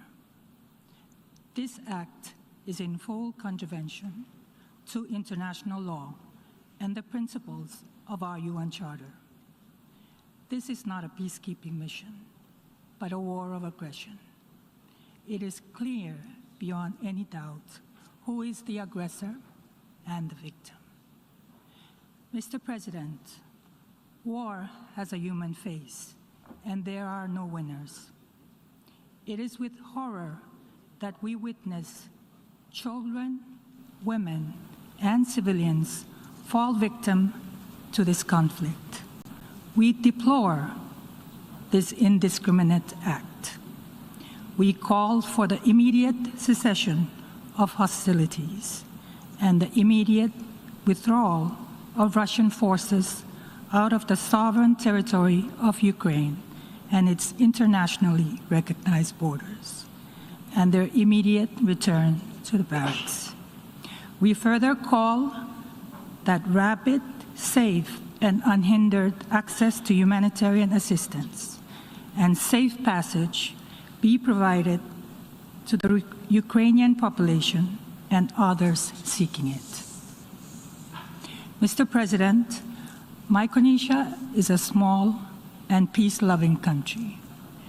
The principles of our nation's constitution, which unites our Micronesian island nation and its people, are closely related to the principles of the United Nations Charter. We are encouraged by the strong expressions and actions of the United Nations, particularly those directed at the protection of human rights, as well as under humanitarian law, and the prevention and suppression of armed conflict. We are thus deeply concerned by the abhorrent acts of the Russian Federation. I cannot overstress our determination to stand united with the people of Ukraine. In solidarity, the Federated States of Micronesia, as announced days ago by our President, has severe diplomatic relations with the Russian Federation. Mr. President, diplomatic negotiations are needed in good faith and on equal terms if peace is to have a chance. We urge parties to take the path for peaceful dialogue. We draw inspiration from the strength and resilience of the Ukrainian people in the face of overwhelming forces. Micronesia stands in solidarity with them, and we have co-sponsored and will vote in favor of the draft resolution, Aggression Against Ukraine. I thank you. I thank the distinguished representative of the Federated States of Micronesia.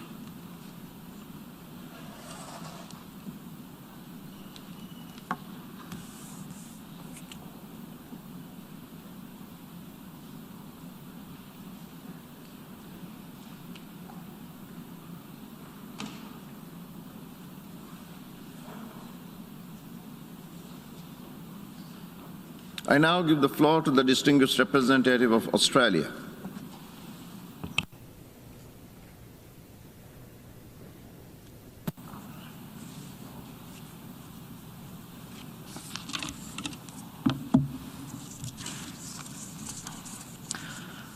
Mr. President, Secretary General, colleagues, but particularly our dear friend, the Ambassador of Ukraine.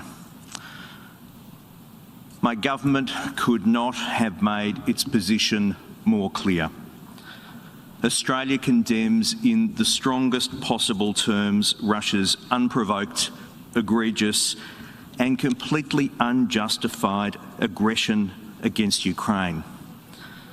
As our Prime Minister has said, there is no pretext. There is no provocation. There is no just cause that Russia is seeking to pursue. These are unilateral, hostile actions. Mr. President, the UN Charter,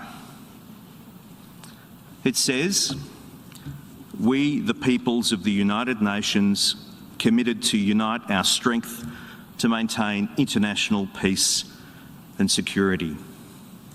Yet, Russia has chosen war. We strongly reject any assertions or excuses that Russia's actions are motivated by humanitarian concerns. We call Russia's actions for what they are: a brutal invasion and a direct attack on the people of Ukraine. President Putin and the Kremlin have ignored repeated high-level calls to engage in genuine reciprocal dialogue over security concerns.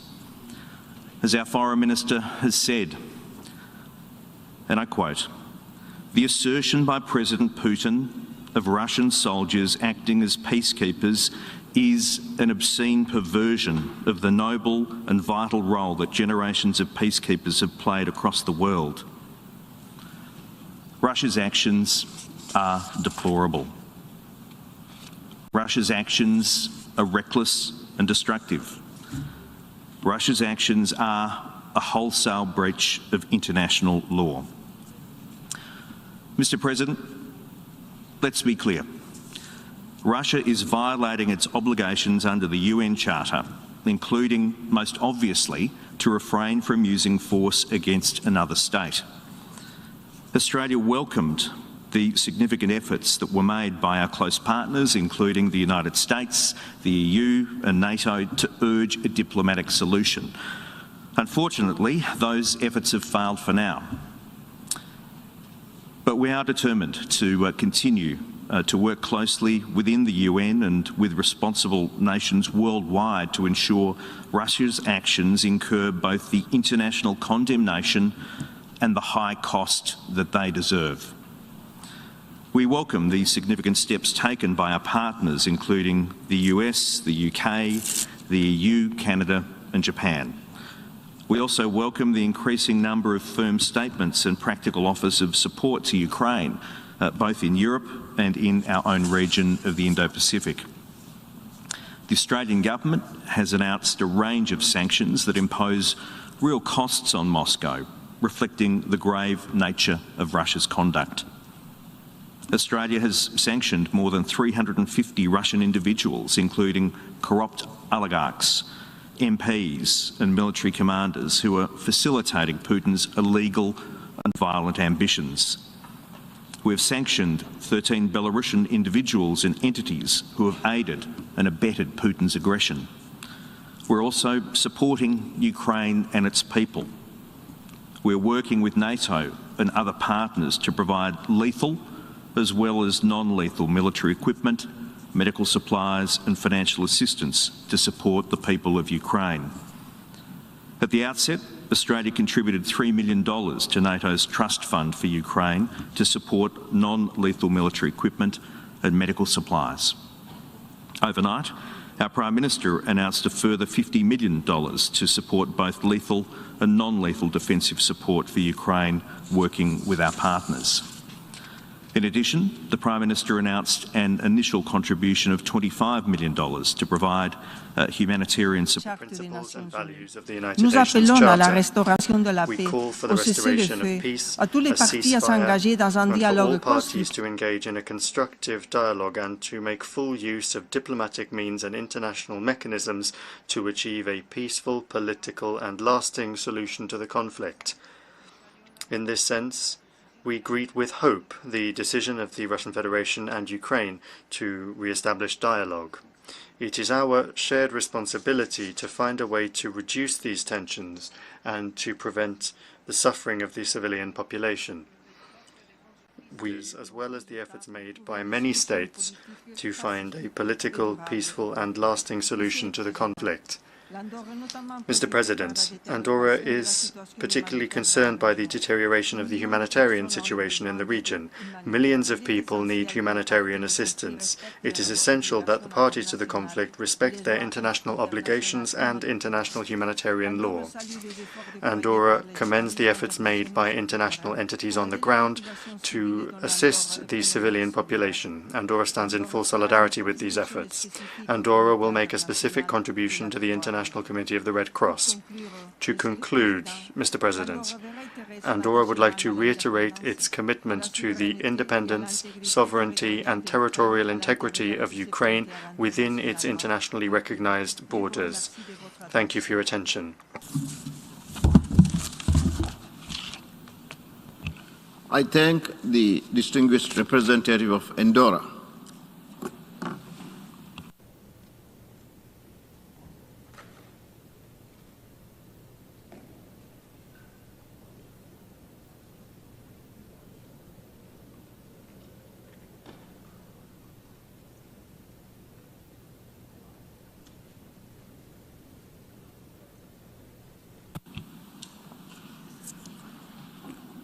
I now give the floor to the distinguished representative of Côte d'Ivoire.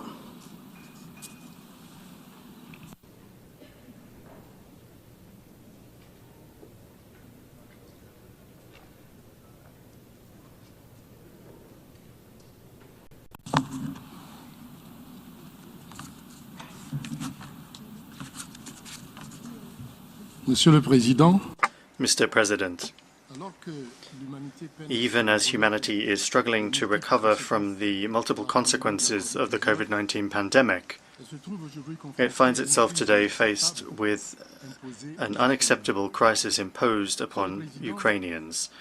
Mr. President, my delegation would like to thank you for organizing this emergency special session of the General Assembly devoted to considering the draft resolution on the situation in Ukraine. My country will vote in favor of the draft resolution submitted to us to indicate its commitment to respect for the integrity and territorial sovereignty and independence of states, as well as to the peaceful settlement of disputes as provided for in the United Nations Charter. Côte d'Ivoire will therefore vote for peace and will defend it everywhere against war and against the law of right makes right. We must always keep in mind the responsibility that is incumbent upon us to leave future generations with more than we received from previous generations.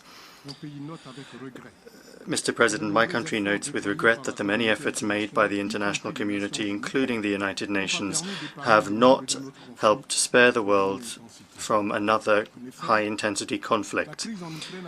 The crisis in Ukraine has harmful consequences not only for this country, but also for the entire region, and could constitute a threat to international peace and security.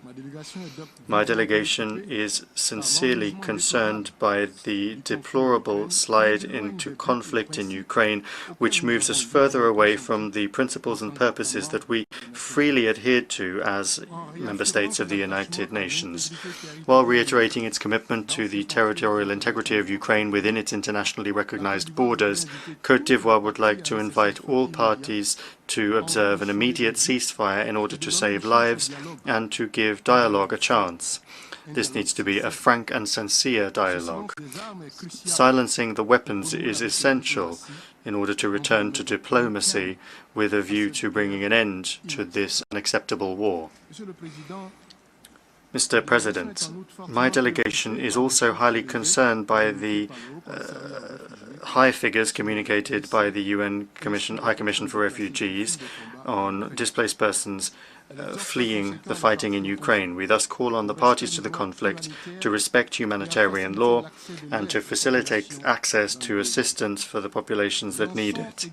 We also make a sincere appeal to the international community, including humanitarian actors, for them to mobilize the resources needed to provide assistance to those populations in distress in Ukraine and also in the countries that are hosting many refugees. Mr. President, my country has learned that persons of African origin who are fleeing the terror that has broken out over Ukraine Ukraine are facing racist-tinged treatment and bullying. If these reports are proven accurate, we would have reason to raise legitimate questions over this, at the very least, discriminatory and inhumane attitude.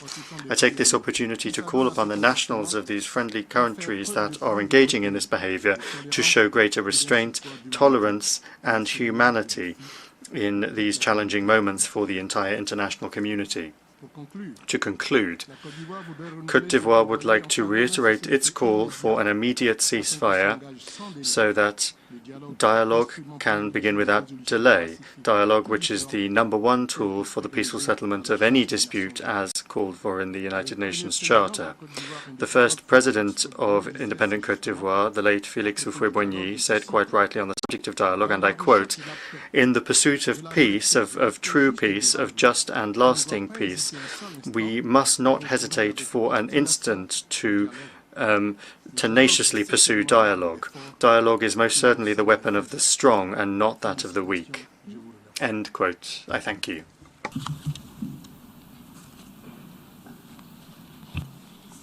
I thank the distinguished representative of Côte d'Ivoire.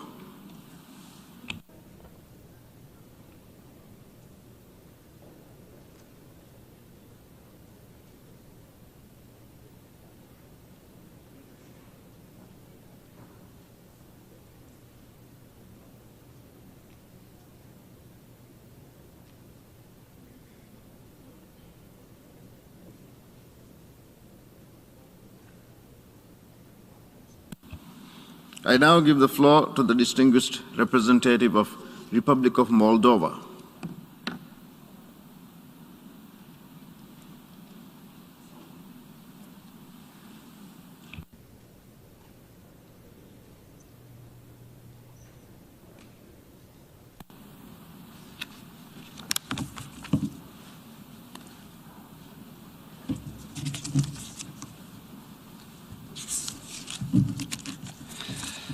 Mr. President, the Republic of Moldova aligns itself with the statement of the European Union and wishes to add the following remarks in its national capacity.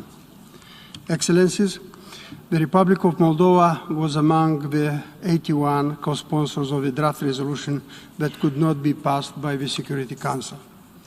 As the debate was transferred to the General Assembly, where we all have equal rights to vote, we decided to co-sponsor again the new draft resolution. By doing this, Moldova wants to add its contribution to the collective efforts aimed at stopping the war and helping our organization to fulfill its mission as the utmost defender of international law, peace and security.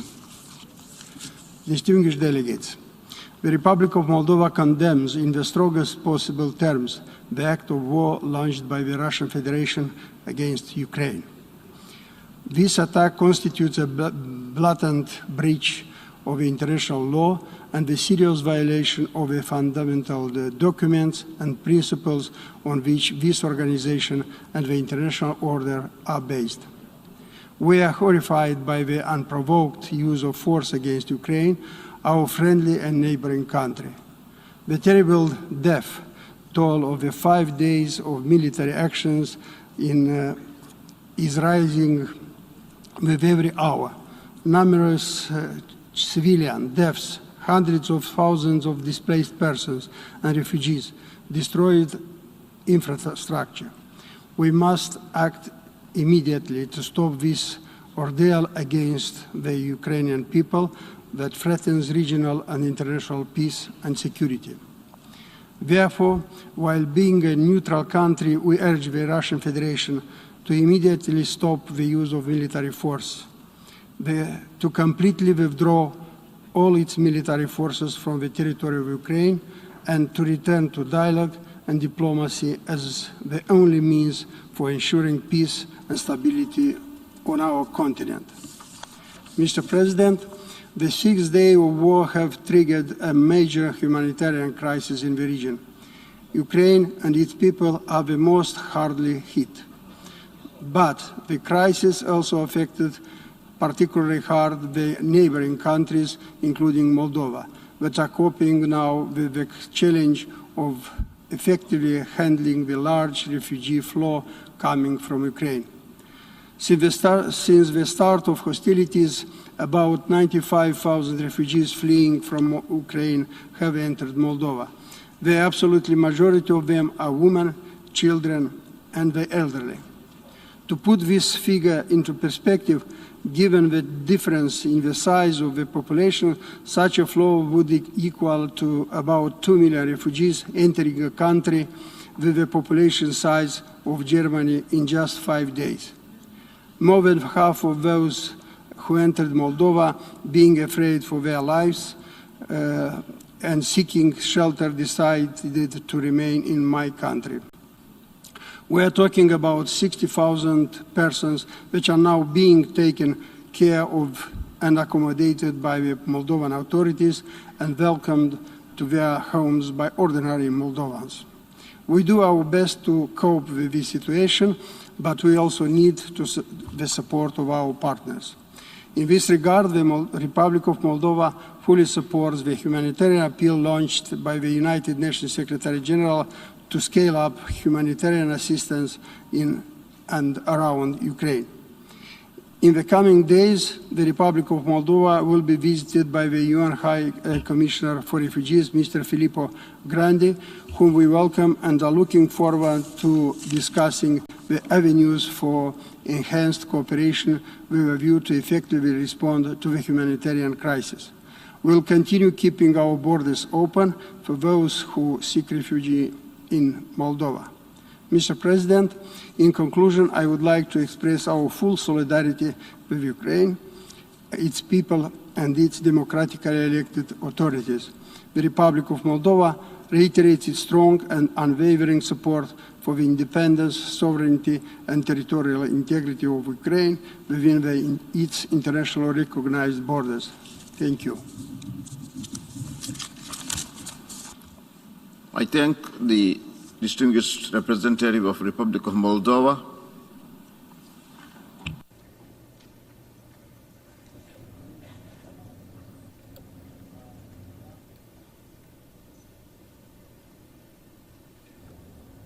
And thank you again to everyone watching here with us on Live Now from Fox. We are live right now listening into multiple remarks being given by leaders around the world on this invasion as we enter into day number 6. Don't forget, right here on Live Now from Fox, we will continue to always keep you updated with the latest videos and reports coming to you from Ukraine. Let's go ahead, listen back in live from the UN floor.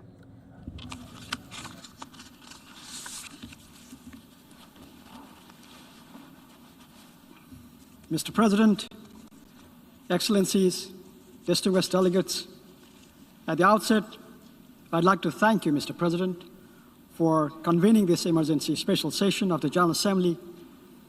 Truly, a global parliament with 193 member states to deliver on its urgent responsibility to maintain international peace and security in general, and to restore peace in Ukraine in particular.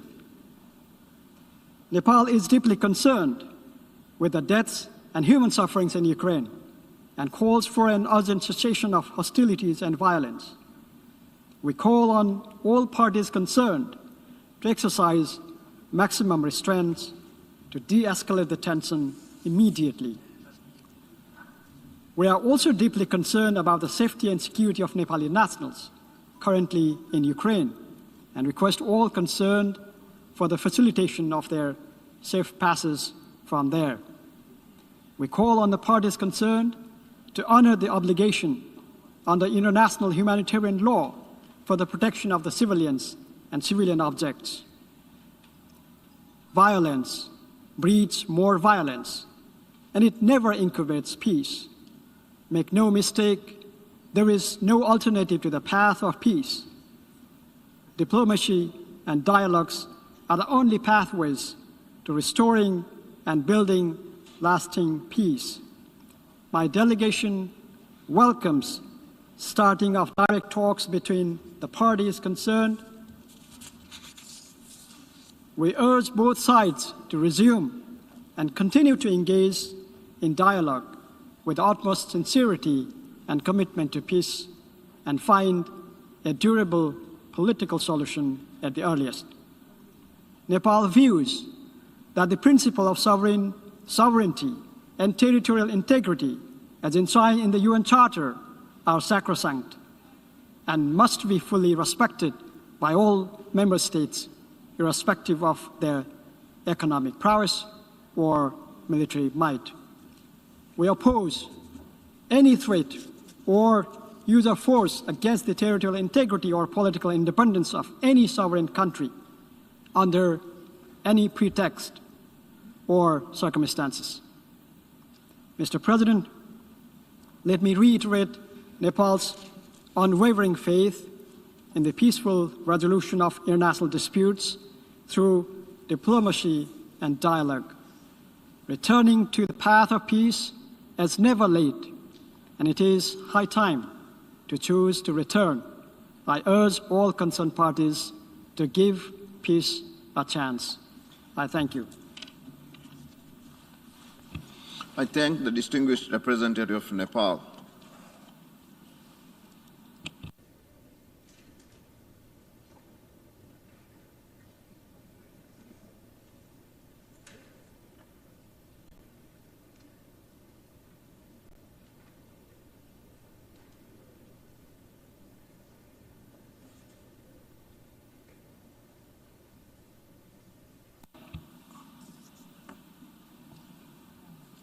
I now give the floor to the distinguished representative of Grenada.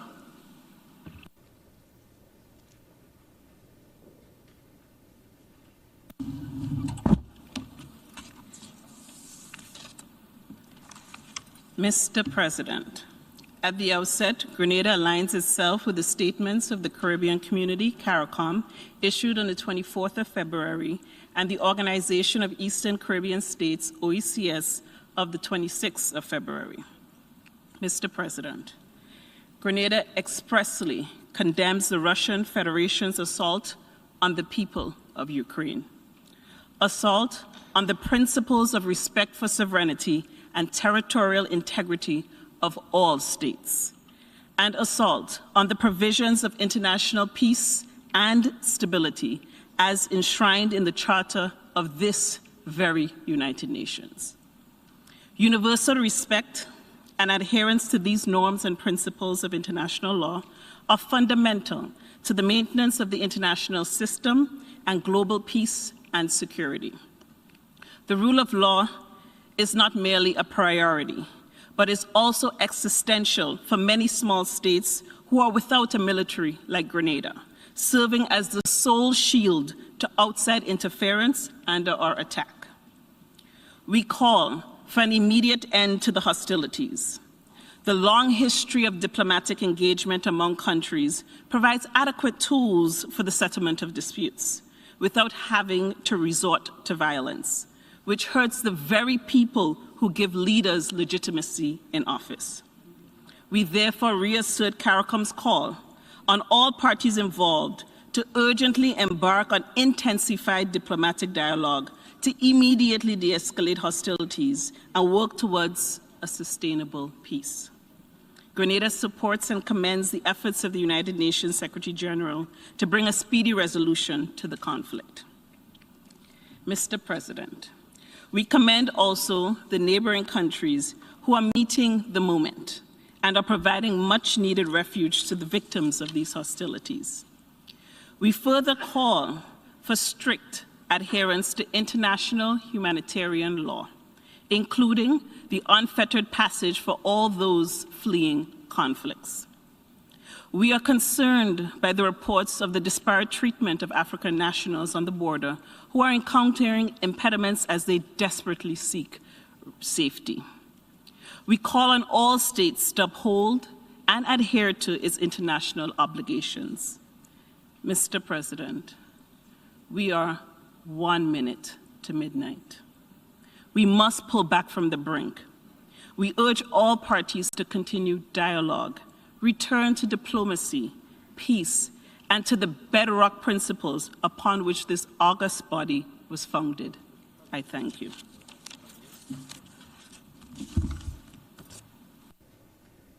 I thank the distinguished representative of Grenada. And as we continue listening in live here, we are going to be sending some viewers off to a 2-minute break. Continue to get always the latest right here with us and on our social media platforms. Don't forget to follow Live Now from Fox.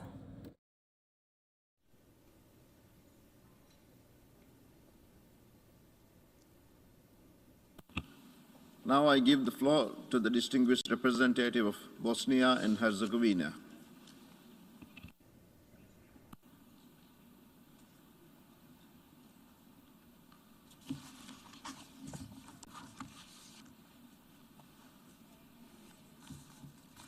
Mr. President,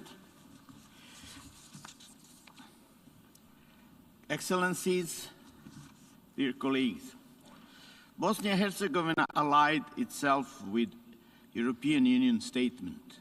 I will make following remarks in my national capacity. As we speak, the world is facing one of its most acute security crises since World War II. At this very moment, the attack on Ukraine is taking new civilian victims. The fighting is ongoing.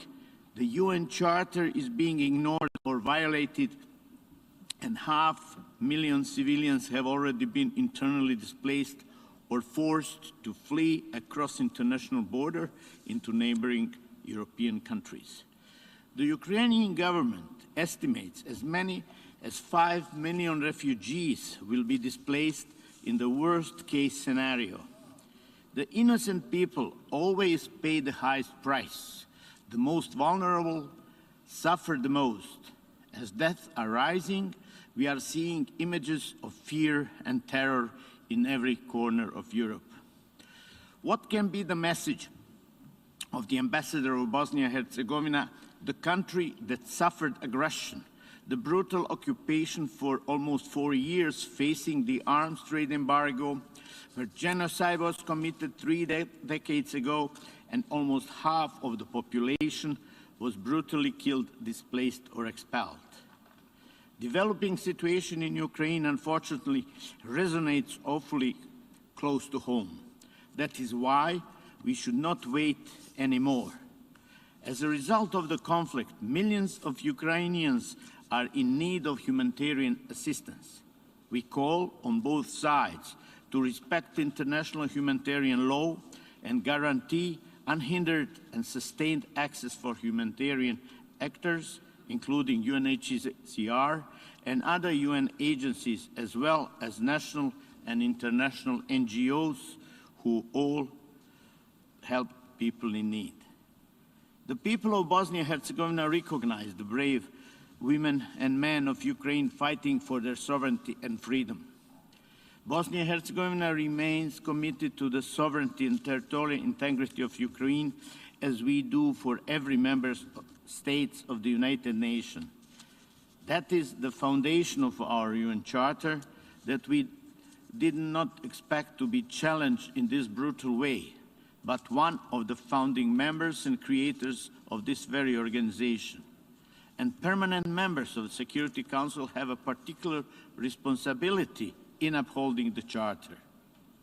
Russia's aggression against Ukraine has severe global implications. Non-compliance with the fundamental principles of international law, the UN Charter and basic principles of international relations directed towards another state is a very serious concern. These rules apply to all. We call on all international organizations, especially the International Court and tribunals, to closely monitor the developments on the ground and to assess any violation of international law, including international humanitarian law. The Security Council, which according to the UN Charter has the obligation and general powers to maintain the international peace and security, has unfortunately, in this case, failed so far. Negotiating peace must continue to be objective over any military solution to the crisis. We reiterate the Secretary General call for immediate cessation of hostilities and start of bilateral negotiation for a peaceful resolution of the conflict, in line with the UN Charter. We have been given a little hope as the first attempt for bilateral negotiation between the representatives of Ukraine and the Russian Federation started yesterday. I'm hopeful that all sides will be able to put an additional effort to stop the bloodshed and return to negotiating table as soon as possible. Mr. President, we are facing an unprecedented international situation where the use of nuclear weapons is becoming an option. We are, as a global community, ready to put the generation of children before this challenge. Have we, as the United Nations, sourced all available means in accordance with the UN Charter, including Chapter 7, that enables the Security Council to take coercive action with respect to the threat of the peace, breaches of the peace, and acts of the aggression? It's my hope that the United Nations will not wait long and let many more civilians and innocent people suffer and be killed, displaced or expelled, before taking appropriate action to end this brutal bloodshed, as it was the case in my own country 30 years ago. At the end of this session, the UN will vote on the draft resolution condemning the Russian aggression on Ukraine. Bosnia and Herzegovina will vote yes and invite all member states to do so. I thank you. I thank the distinguished representative of Bosnia and Herzegovina.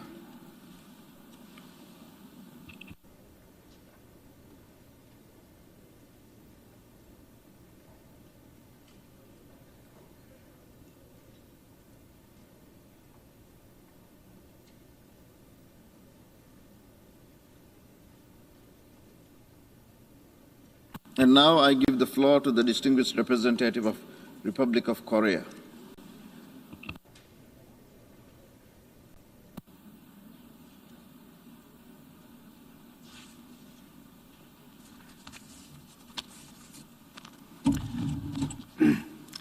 Mr. President, Mr. Secretary General, we are gathered here today at one of the darkest times in recent history. My delegation joins the international community in strongly condemning Russia's armed invasion of Ukraine. In this regard, the Republic of Korea co-sponsored the UN Security Council resolution last week, and also the GA resolution scheduled for a vote later on. This war was a choice made by Russia, which would not have taken place if it had listened to the calls of the international community. We condemn any act that seriously undermines the sovereignty, independence, and territorial integrity of any member state. Russia's decision to recognize the independence of certain areas of Donetsk and Luhansk regions undermines the fundamental principles of the UN Charter. Ukraine's sovereignty, territorial integrity, and political independence must be respected. My delegation takes this opportunity to affirm its solidarity towards Ukraine and its people. We urge Russia to stop its offensive against Ukraine and to immediately withdraw all of its military forces from the territory of Ukraine. We strongly oppose any use of force in seeking a change in status. We also call on Russia to immediately reverse its decision related to the status of the Donetsk and Luhansk regions of Ukraine. My delegation is seriously concerned by the recent announcement by Russia to put its strategic deterrence forces on high alert. We urge Russia to refrain from further escalating the crisis and to seek diplomatic solution. Reports of increasing civilian casualties and mass displacement, as well as the destruction of civilian infrastructure, are of grave concern. The relevant provisions of international humanitarian law and international human rights law should be respected. We welcome the continued efforts of the Secretary General, member states, and regional and international organizations to respond to the humanitarian crises. In this vein, the Republic of Korea will further increase its humanitarian assistance to Ukraine. Mr. President, in the early days of this organization, the Republic of Korea was the first country that the United Nations assisted in response to an act of aggression under the Uniting for Peace resolution. The resolution forms the basis of today's emergency special session. The resolution forms the very basis of today's emergency special session. I repeat, my country still exists today because the peoples of the United Nations at the time stood up immediately to the crisis of the innocent lives that had to suffer for no reason of their own. It was a testimony, a clear example of what this organization could do when we are united together with one voice to protect the principles of the UN Charter. This is why my delegation does not see the situation in Ukraine as some distant tragedy. This is why we are expressing our solidarity towards the Ukrainian people. This is why we still try to have hope in this system and the commitment of its member states to uphold the principles of the Charter. And again, this is why we must be resolutely united against this act of aggression. I thank you, Mr. President. I thank the distinguished representative of the Republic of Korea.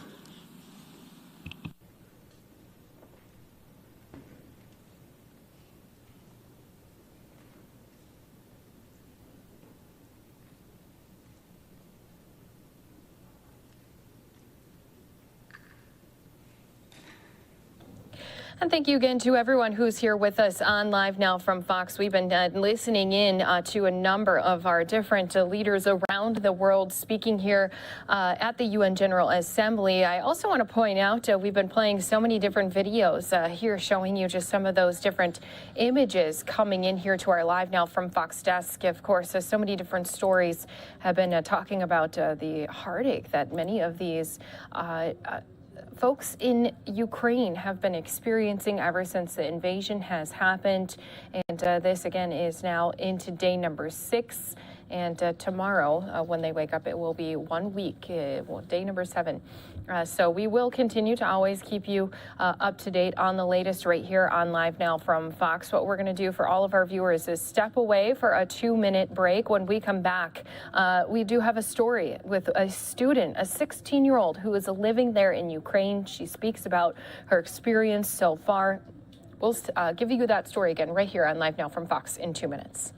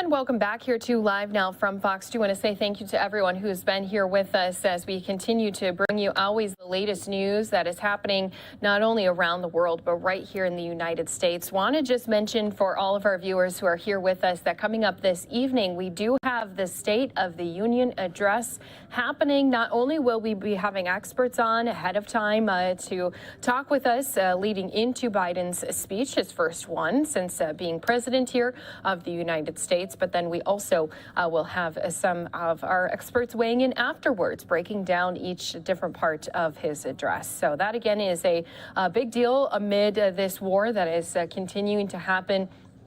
Ukrainian civilians have been fleeing the country ever since Russia invaded, even before then as well. So I know there could be many comments made on that during his address as well. So don't forget, coming up tonight, starting around 8:30 p.m. Eastern time is when we will have that special coverage continuing until 10 p.m. Eastern time as well. So thank you again to everyone who's been here with us on Live Now from Fox. So we've been keeping you fully covered on always the latest that's been happening and developing over in Ukraine with this invasion. Did want to at least point out a couple different videos that we've had coming here to our Live Now from Fox desk, especially since they've been circulating on social media at a time when there's still so much tension, so many citizens fleeing the country.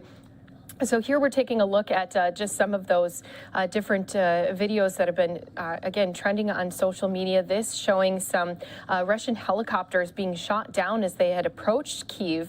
Now, this video is believed to have been shot Thursday when the Russian invasion, again, had just kind of been getting underway. And there was reports of 17 helicopters that had been seen flying and 2 allegedly shot down by Ukrainian forces. So again, this is just one of those videos we also had here that I wanted to give a little bit of explanation to when you've been seeing it in our triple box there as we've been listening into the United Nations. Also want to let everyone know that President Zelensky has not been silent during this time. He has been showing his support to his country, showing his strength as well. And he got a standing ovation when he had given his speech to the European Union. So he had spoken about the devastation Ukraine is experiencing. They've had airstrikes, bombs, and missiles, but also spoke about how the Russian invasion isn't going to, quote, break us. We are strong. So he had emphasized the Ukrainian people are motivated and fighting for their rights, for their freedom, and for life. So again, this standing ovation being given to him by European Parliament during his speech. He had joined via video link to thank the European Union for their continued support. And it really does show his country that he continues to stand firm with each and every single citizen who's had to stay behind. Again, reports have been coming in saying that more than 660,000 Ukrainians have already fled. It could displace as much as 5 million Ukrainians because of this war. So we've been showing you all of these different videos right here on Live Now from Fox. Don't forget, if you feel like you've missed anything, you want to stay up to date on stories, you can always follow us on our Live Now social media platforms, because we always are posting the latest with the stories as well as those videos as well. So we know at this time that Russian forces still continue to push their way through. We have had some reports that they possibly have a large convoy that had gotten stuck just north of Kyiv as they are starting to lose a little bit of their food, a little bit of their gas as far as the Russian military goes. So we will continue to monitor all those reports. We did have some images that had been coming in. I want to, of course, show them off to many of our viewers if I'm able to find it. But the images had shown this convoy, about a 40-mile long stretch along a road that is on its way to the capital of Kyiv. Now, initial reports had expected the convoy to be at least 17 miles in length, but now it seems like it is much larger than that. So this is, again, showing you just some of those images. Unfortunately, along this route, there is some burning homes and buildings, and it's showing that ground forces, helicopter units are all being deployed also. So we will continue to monitor all of these different videos coming in, all the different reports that have been also given to us here We do have Ukrainians who have said that they are continuing to fight and defend everything that they do have. There has been peace talks yesterday between Ukrainian officials and Russian officials. It was inconclusive at this time, but they did say that they are going to try to come together again for a second round of talks in the future. So thank you to everyone who's been watching here with us, staying on top of always the latest news with us here on Live Now from Fox. What we want to do is, since we still have those live the live feed coming in from the United Nations, I'm going to jump back into that with that triple box here for you. And then coming up here in about 20 minutes, we will also be getting an update from Capitol Hill as, again, we are preparing to hear from President Biden tonight during the State of the Union address. So let's go ahead, send everyone into that triple box, listen back in as we continue to hear from multiple leaders as they're talking about this Russian invasion. De un nivel superior de carácter estratégico a la crisis que ya era nacional de Ucrania. Threat, strategic in nature to the national crisis in Ukraine. Today we are seeing a crisis at 3 levels with regrettable loss of human life, and the developments on the ground are changing at a high rate of speed. What arose as a violent national divide in Ukraine has escalated into an international military crisis. Currently, less than a week since the onset of the conflict, we are heading dangerously towards a third level. That is, an escalation between 4 nuclear powers, which, in changing their strategic security balances and attempting to destabilize one of them through an economic blockade, in this case the Russian Federation, could lead to the unleashing of a conflict of global proportions. This situation has no precedent in our history since the Second World War. Mr. President, in the current circumstances in Eastern Europe, security is a value which must prevail for all parties involved. The United Nations was established after the greatest war in history to guarantee the maintenance of international peace and security. Its greatest success has been avoiding a third world war. And even when it's not been possible to avoid armed conflict, the role of our organization through political negotiation has been to reverse conflict and to return to diplomacy for a peaceful resolution. And that is our duty today, to correct our path and to avoid going into a point of no return which will compromise the survival of present and future generations. We must work towards ending an escalation of tensions. Our role today is not to fuel tensions and divides at all 3 levels that I referred to, at the national, regional, and global level. The United Nations cannot be used to further fuel conflicts. We emphasize the fact that this is the only institution in the world with the capacity, the experience, and the instruments required to achieve a peaceful settlement of disputes of the magnitude we are witnessing today.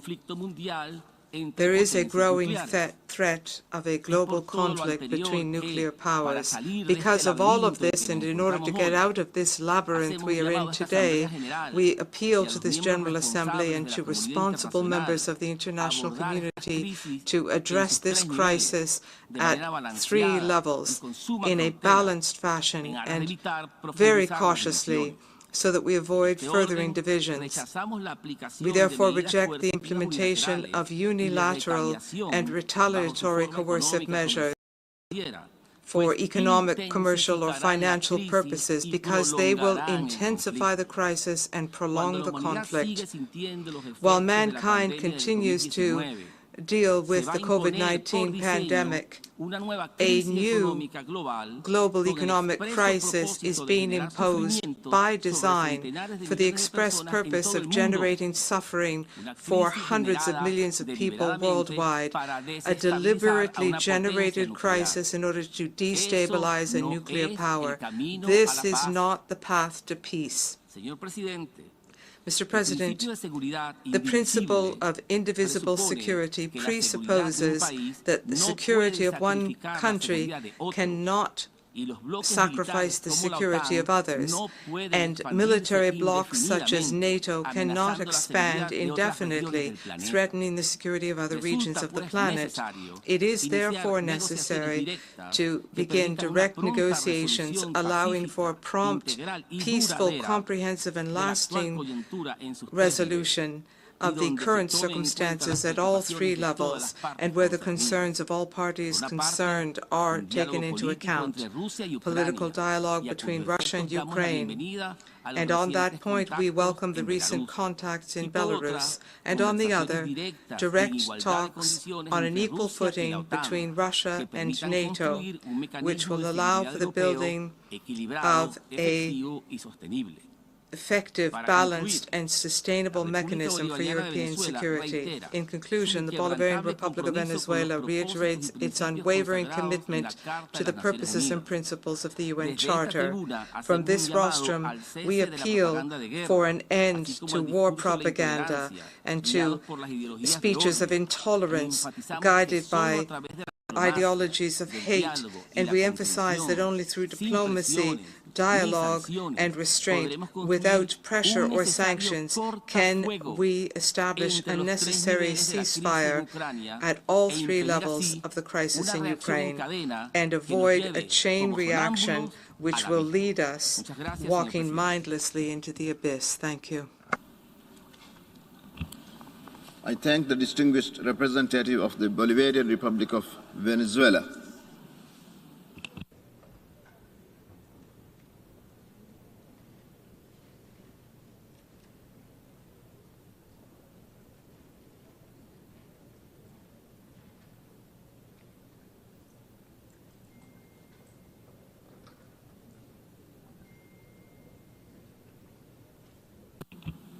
I now give the floor to the distinguished representative of Vietnam.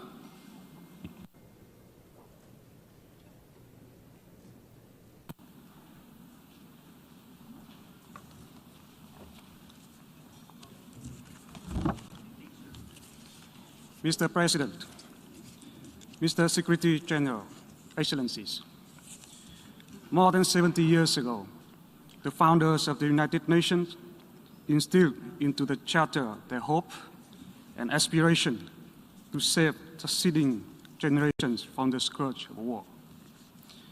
They enshrine in the Charter the fundamental principles which have become the foundation for contemporary international law and friendly relations and cooperation among nations.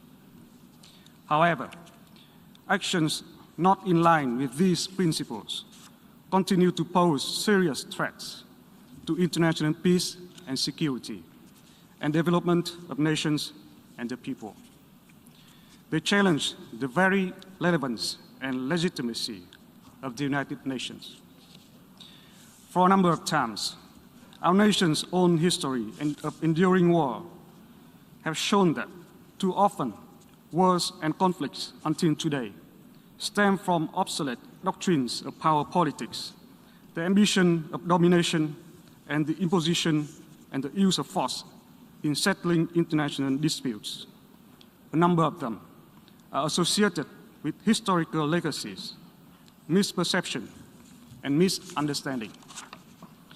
Vietnam understands firsthand that once broken out, wars and conflicts only cause enormous suffering to human beings and grave consequences for many aspects of the life of nations directly involved as well as of others.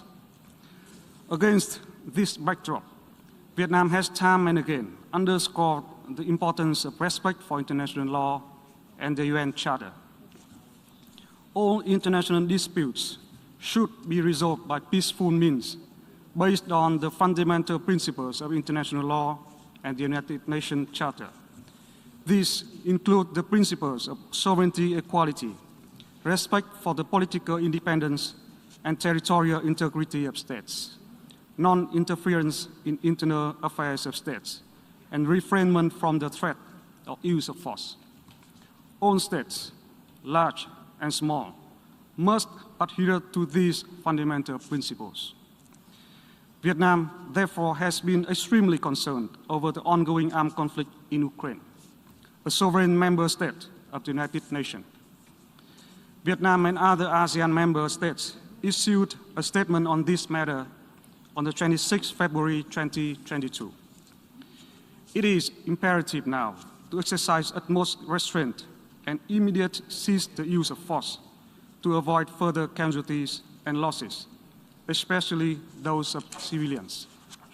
We call on all concerned parties to de-escalate tension, resume dialogue and negotiation through all channels, with a view to achieving long-term solutions that take into consideration the interest and concern of all parties.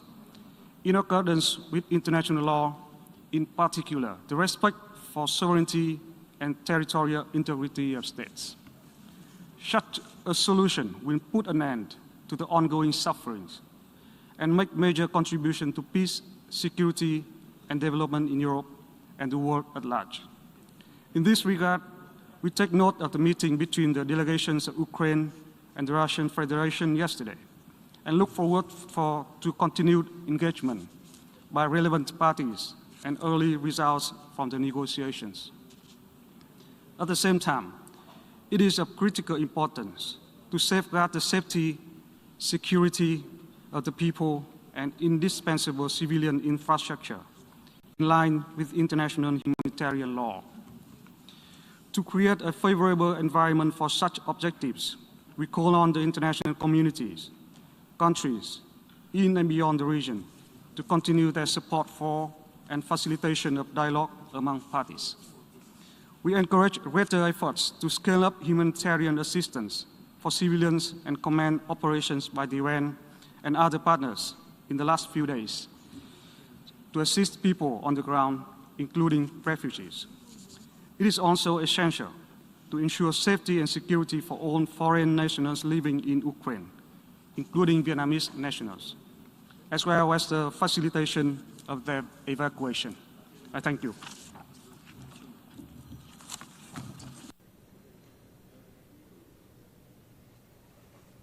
I thank the distinguished representative of Vietnam.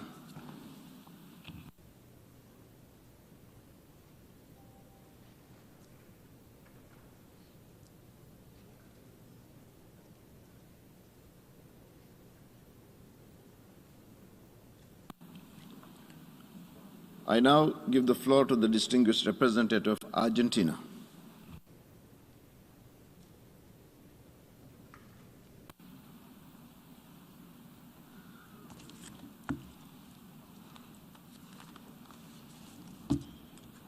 Señor Secretario General, señor Presidente de la Asamblea, distinguidos colegas. Nos encontramos reunidos en la Asamblea para defender los principios fundamentales the founding principles of the United Nations, to defend international peace and security. The situation in Ukraine cannot be cast aside in the fundamental purposes of this organization. We have asked all parties involved in the situation in Ukraine to de-escalate the conflict, and that is why we agree in appealing to the Secretary General and to all existing multilateral fora to cooperate to ensure de-escalation of the conflict and a return to the negotiating table of all stakeholders to find a solution through political dialogue, direct negotiations, and all peaceful means which could lead to an end in the violence and help to achieve just and lasting peace. The Republic of Argentina condemns the invasion of Ukraine, and we reiterate to the Russian Federation to immediately cease the illegitimate use of force as well as military operations in Ukrainian territory. We would like to underscore the message of the Secretary General, which he made yesterday when he referred with great concern to the decision of the Russian government to put its nuclear forces on alert. The Secretary General said, and I quote, "This is a chilling development. The mere idea of a nuclear conflict is simply inconceivable. Nothing can justify the use of nuclear weapons, end quote. We have established clear principles with regard to weapons of mass destruction, in particular the use of nuclear weapons. While we defend the peaceful use of nuclear energy and non-proliferation, we must work towards the complete destruction of a weapon which threatens the planet with total annihilation. Mr. President, we have insisted that at times such as these, it is absolutely essential to repeat the importance of defending the UN Charter and respect for the preeminence of law in international relations. Mr. President, no acquisition of land can be recognized as legal when done through the use or threat of use of force. It is the logical consequence of respect for sovereignty and territorial integrity of any state. International law has set general principles which we have all recognized, and we do not have the luxury of choosing when they are applicable or not. And hence, any attack against the territorial integrity of a state runs counter to the purposes and principles of the Charter. Moreover, there is no doubt that the power of international peace is based on freedom, equality, justice, and respect for human rights of all states without distinction. As the Argentine Foreign Minister Santiago Cafiero said yesterday, Monday, at the meeting of the Human Rights Council in Geneva, in referring to the crisis in Ukraine, and I quote, who is the primary victim in a war? Is it truth or human beings? I believe in these hours of pain and uncertainty, we must all cling to preservation of life as the most supreme of human rights, end of quote. We must therefore address without delay the consequences of the serious deterioration in the humanitarian situation in Ukraine, with hundreds of thousands of displaced and refugees. They must have immediate access to effective and genuine humanitarian aid, and therefore there must be immediate free access of that aid provided.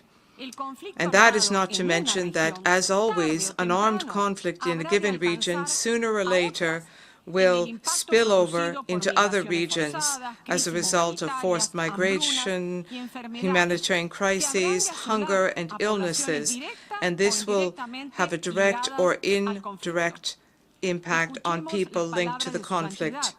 We've heeded the words of His Holiness Pope Francis when he prayed to all parties involved to abstain from carrying out any action which might cause further suffering to the population, destabilizing coexistence, peaceful coexistence among nations, and flouting international law. We believe in multilateralism, and the history of the United Nations has shown us how far we can go together. We know that there is no other way, no other means of addressing the challenges awaiting mankind around the corner. We will therefore continue to strictly defend the principles of the Charter. We are fully committed to those principles, particularly to peace. Thank you. I thank the distinguished representative of Argentina.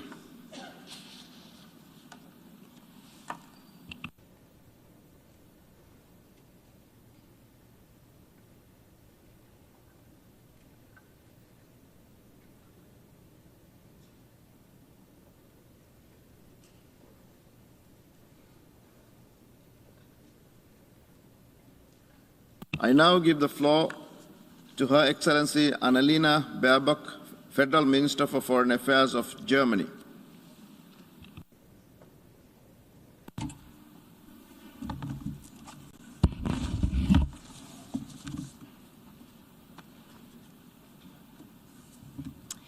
Mr. President, Secretary General, Excellencies, ladies and gentlemen. A baby girl was born in a metro station in Kiev just a few days ago. Her name, I've been told, is Mia. Her family was forced to shelter just like millions of others across Ukraine. Shelter from bombs and rockets, from tanks and grenades. They live in fear, they live in pain. They are forced to separate from their loved ones because of Russia launching a war of aggression against Ukraine. Ladies and gentlemen, I believe today's vote is about Mia. It's a vote about the future of our children. It's about a future that is our choice. I'm standing here in front of you as my country's foreign minister, but I'm also standing here as a German who had the immense privilege of growing up in peace and security in Europe. After the end of the Second World War, after a ruthless war that was launched by Nazi Germany, the United Nations was founded 76 years ago to maintain peace and security. It was founded, as it says in the Charter, to save succeeding generations from the scourge of war, to save generations like mine, but also generations like Mia's. The principles of the United Nations provide the framework for our peace, for an order that is based on common rules, on international law, on cooperation, and on the peaceful settlement of conflict. Russia has brutally attacked this order. And that is why this war is not only about Ukraine, not only about Europe, but about all of us. Russia's war marks the dawn of a new era. It's a watershed moment. Yesterday's certainties are gone. Today we face a new reality that none of us choose.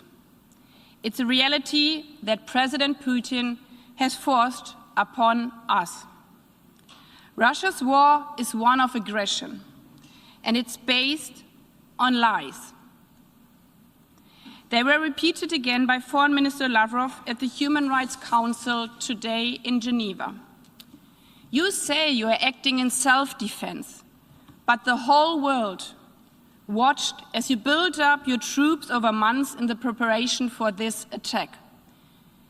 You say Russia is to protect Russian speaking from aggressions, but today the whole world is watching as you are bombing the homes of Russian-speaking Ukrainians in Kharkiv. You say Russia is sending peacekeepers, but your tanks are not carrying water. Your tanks are not carrying nutrition for babies. Your tanks are not carrying peace. Your tanks are carrying death and destruction. In fact, you are abusing your power as a permanent member of the Security Council. Mr. Lavrov, you can deceive yourself, but you won't deceive us. And you won't deceive our people, and you won't deceive your own people. Ladies and gentlemen, Russia's war marks a new reality. It requires each and every one of us to take a firm and responsible decision and to take a side. My country is stepping up its support to Ukraine for medicine, for food, humanitarian goods, and shelter to refugees. So are many of us here today, and I applaud you for it. We know that there are rumors spreading also today in this room that people fleeing from Ukraine who are of African origin are being discriminated against at the US-EU borders. I was in Poland this morning, and together with my Polish and my French colleagues, we made it very clear. Every refugee must receive protection, no matter what their nationality, no matter what their origin, no matter of the color of their skin. We have decided to support Ukraine also militarily, to defend itself against the aggressor in line with Article 51 of our Charter. Germany is deeply aware of its historic responsibility. That's why we are and will always be committed to diplomacy and seeking out peaceful solutions. But when our peaceful order comes under attack, we must face up to that new reality. We must act responsible. That's why we must unite for peace today. I've heard some of my colleagues say when I was phoning around the world in the last days, you are calling on us to show solidarity for Europe. But where have you been for us in the past? And frankly speaking, I want you to tell, I hear you. We hear you. And I truly believe we should always be willing to critically question our own actions, our past engagement in the world. And I'm willing to do so. But this is about now. This is about families sheltering in subway stations because their homes are being bombed. What's at stake is the life or death of Ukrainian people.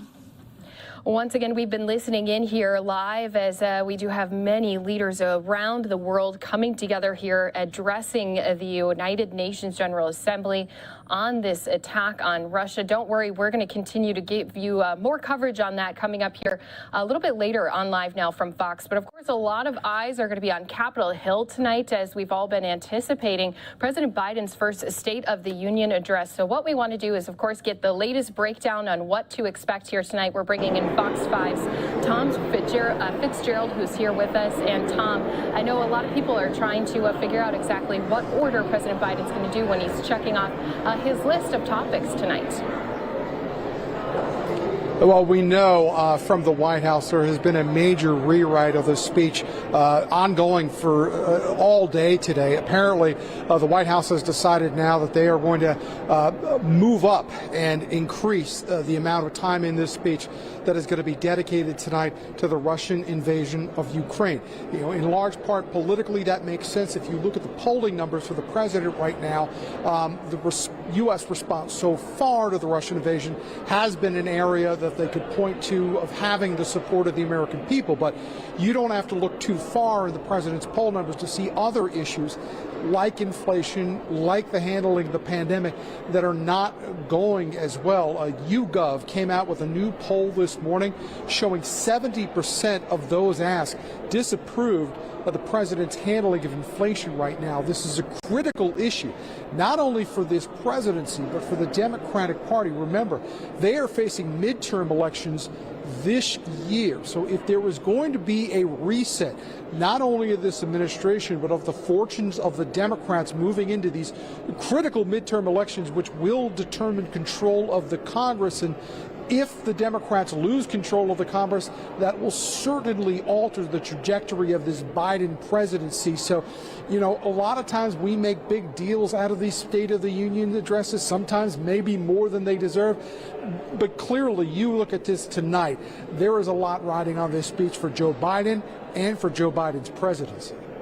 Yeah, and you know, Tom, I'm glad you pointed it out, because usually the State of the Union speeches focusing on domestic issues, but obviously we're going to have no choice but to have him comment on the Ukraine-Russia conflict that's been going on. Yeah, you know, the odd thing is, too, is that typically, especially in recent years, these speeches have been dedicated more towards domestic issues. You know, here and there will be sections where you talk about foreign policy, but in large part, it is a chance for the President of the United States to come out and, in a way, sell you a used car that you are already driving, to tell you about the things that the administration has done. Now, the challenge for the administration tonight, of course, is that these domestic issues are not going anywhere. You know, the country has still not emerged from the COVID-19 pandemic. Yes, things are remarkably better than they were even a couple of months ago, but the economic damage that is going on right now from inflation sends a chill through every Democratic politician that is up for re-election in the Congress this year. Not only control of the House is at stake, but control of the Senate, and it is not looking good for them on either one of those fronts. So the president really needs to make an effort tonight to explain what he has done, talk about how long he thinks this is going to go on, and also clearly spell out steps that this administration and this president is taking to addressing inflation. Because, you know, when they look at this, it's the #1 issue in every poll when you ask voters what they're concerned about. Inflation's at the top of the list. You know, you deal with a kitchen table issue like that, and it's hard to not pay attention to exactly what these concerns are, because this could have critical impact on the midterm elections in November.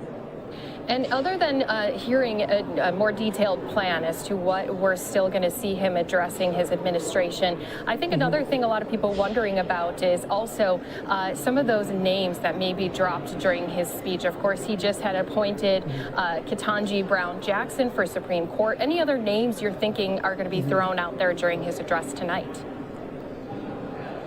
Well, you're right. You know, clearly one of the things that you want to do in a State of the Union address is accentuate the positive. When Joe Biden was running for president, he said definitively that when he got his first opportunity to appoint a justice to the United States Supreme Court, he was going to appoint an African-American woman. This is a major delivery of a campaign promise. It's not there yet. Judge Jackson has not been confirmed. Certainly, the confirmation hearings haven't even begun. But there is widespread acquiescence up here on the Hill that this nomination is most likely going to get through, and Judge Jackson is eventually going to become Justice Jackson. So that's one thing he is going to talk in large measure about tonight. One of the other things that the president is going to try to do tonight is put the focus back on health care. You remember, when he was vice president, one of the criticisms he had of the Obama presidency at times was he said that the Obama presidency didn't do a good enough job of talking about the things that they had accomplished. So President Biden tonight is going to try to refocus some attention on health care. To that end, one of his guests tonight is going to be a 12-year-old seventh grader from Chesterfield, Virginia, Joshua Davis. Joshua is a basketball player. He's a vibrant member of a middle school, but he also has to live with an insulin pump as part of his daily life. And the president is going to talk tonight about what Obamacare and, you know, now the Affordable Health Care Act, as it's known, has meant not only for the people who are dealing with medical conditions now, but certainly what it has meant throughout the course of this pandemic and the importance of keeping health care intact. And I know a lot of, again, just weight coming on his shoulders for this address. So many people anticipating and hoping that it can be delivered in a very well laid out manner. So we do appreciate you breaking down some of the things to expect here tonight. Tom Fitzgerald joining us here on Live Now from Fox. Thanks so much for being here with us, Tom. Good to talk to you. And don't forget, later tonight, we will have full coverage for you right here on Live Now from Fox, starting at 8:30 p.m. Eastern Time. You can expect full coverage of the State of the Union here on Live Now from Fox. Our team is going to be bringing in experts ahead of time as well as after his speech. And you can expect, again, full coverage right here, not only on Live Now from Fox's stream, but also on all of our social media platforms. We are going to be stepping away for a 2-minute break. We will be bringing you more content from not only right here in the U.S., but also around the world. We still do have leaders speaking at the United Nations General Assembly on the Russian invasion. Plus, we'll be showing you some more videos and pictures coming to us from Ukraine. It's all coming up here on Live Now from Fox in 2 minutes.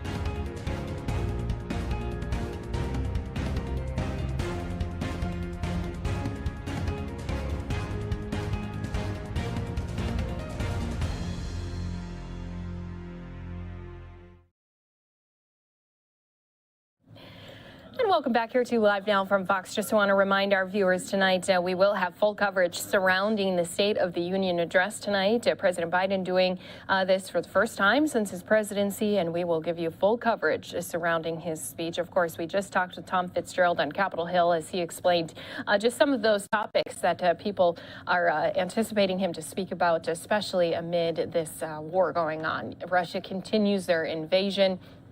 So it will have to be a very careful balance of tooting his own horn as well as addressing some of these key issues that we care about, not even around the world, but as we just heard, also right here at home, including inflation. Did want to at least pop up the big board. See, we did end down in the red here today after there was a lot of dipping in the market. We did end just near that 600 points below. So we will, of course, continue to keep our eyes on this as well as all of the other live feeds that we have coming in here to our Live Now from Fox desk. With that being said, we do still have our United Nations General Assembly. They're still gathered together speaking about this Russian invasion. I want to let our viewers know coming up in less than a half hour, we are expecting to also be speaking with some representatives from Save Our Allies. They're a group who had went into Afghanistan to help with the exit, getting out a number of refugees as well as some of those who had helped U.S. troops over the past few years.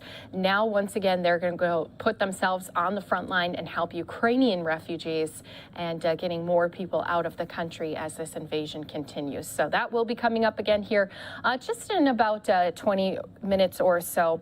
But until that time, let's go ahead and listen back in as we do have, again, those leaders speaking about this invasion that Russia has continued to push forward into day number 6 on Ukraine. Sauver la paix à tout prix.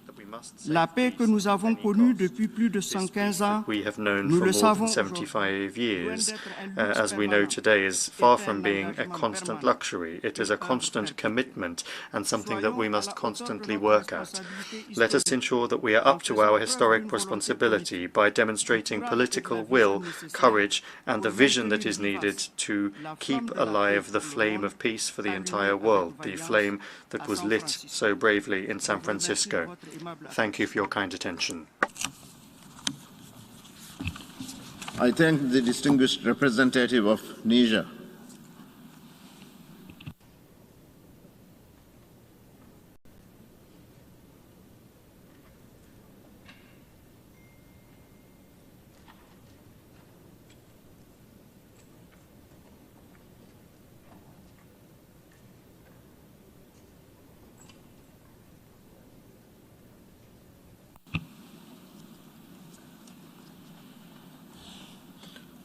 I now give the floor to the distinguished representative of Nicaragua.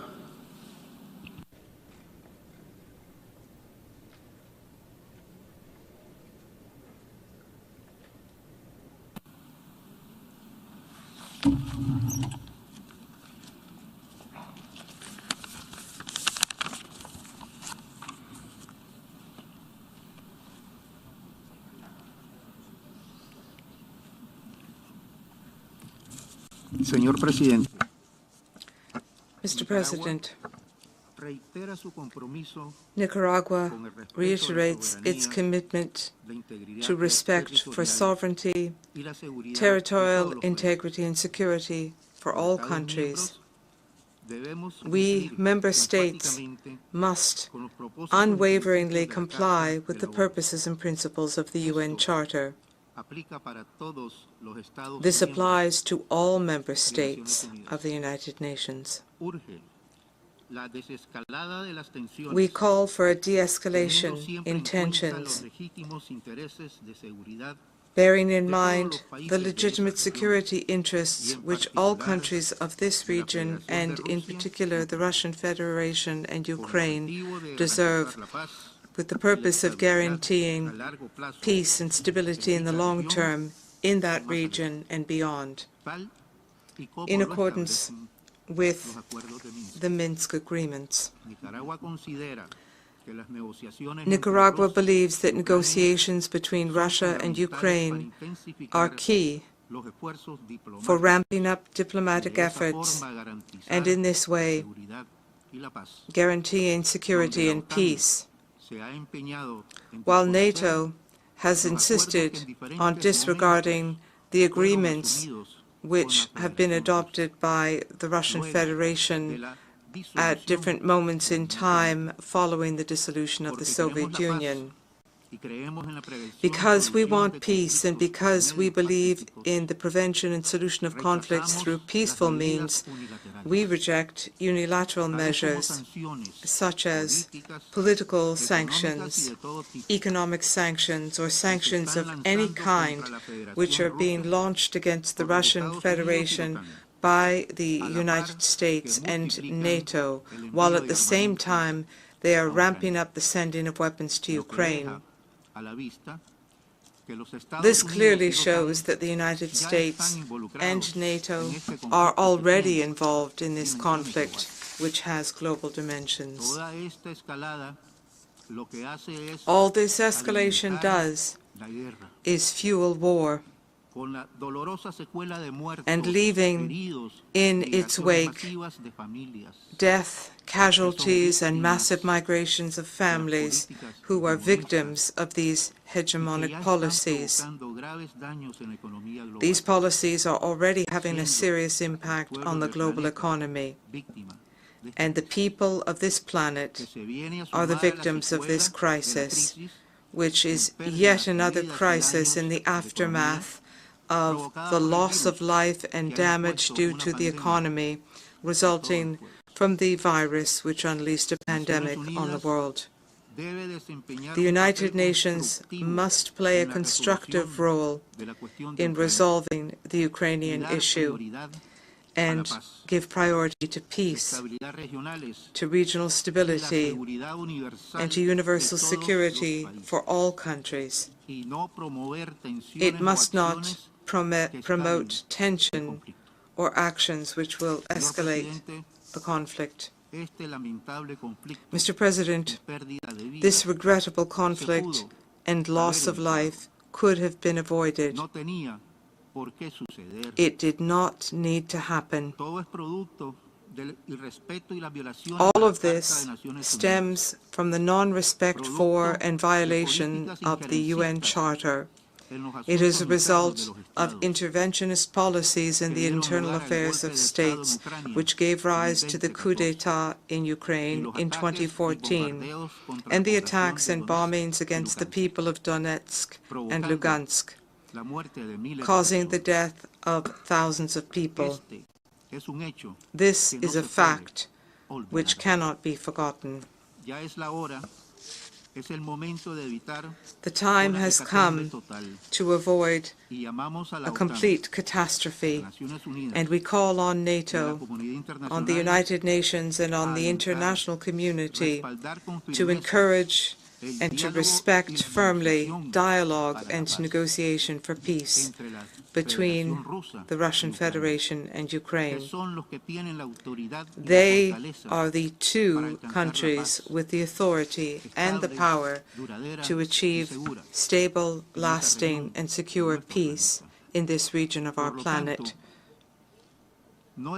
And therefore, it is not through policies of double standards that we will strengthen and build a world of peace, but rather through unity, solidarity, and brotherhood among peoples.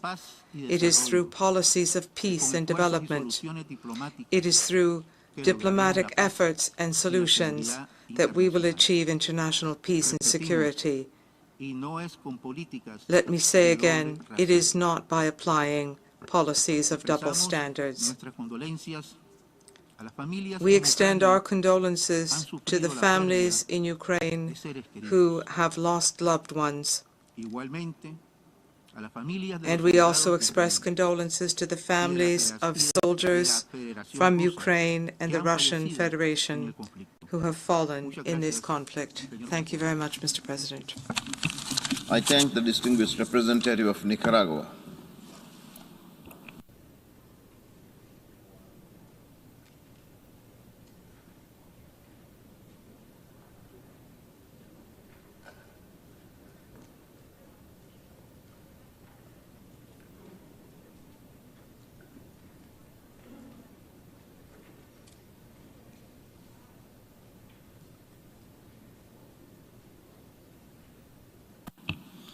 And I now give the floor to the distinguished representative of Romania.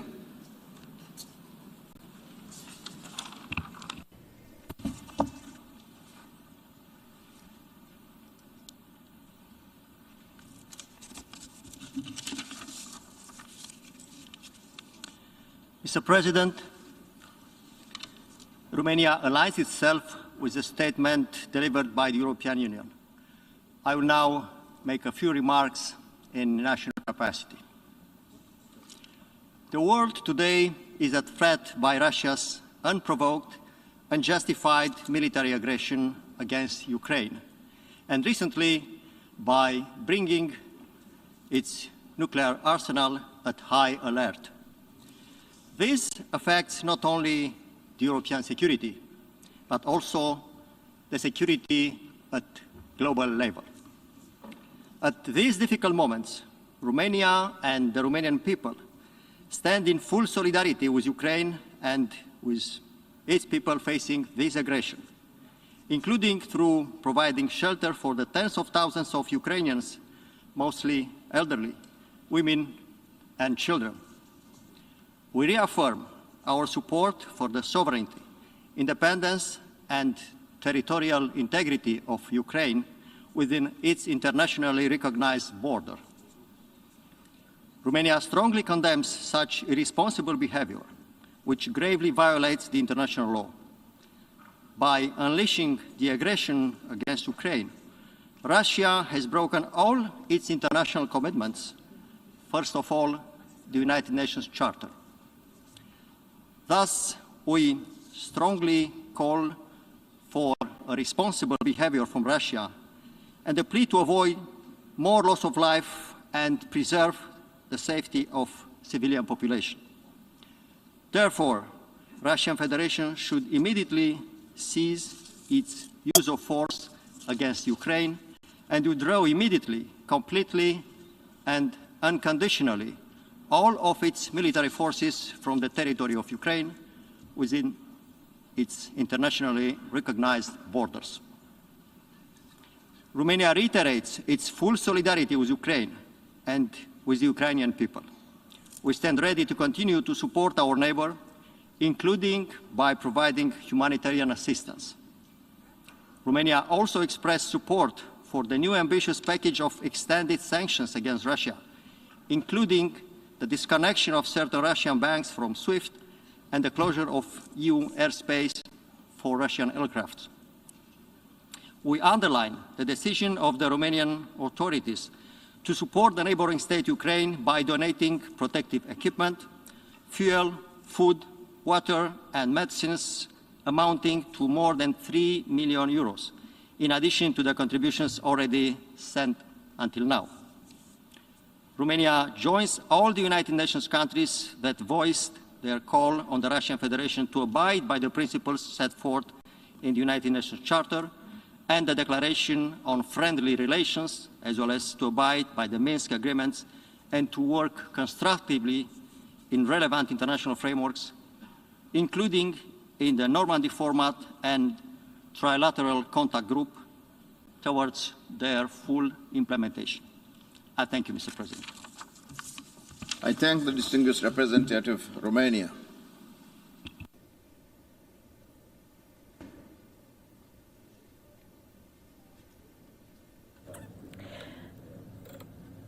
And thank you to everyone who's been watching here with us on Live Now from Fox. Again, we've been keeping you fully covered on always the latest happening over in Ukraine as Russia continues with their invasion. What we want to do is, of course, continue to play you some of these different stories we have coming in to our Live Now from Fox desk. Our Fox 32 Chicago team did talk with a 16-year-old student who is in Ukraine about the crisis and what she has been seeing. Let's go ahead and listen into that story.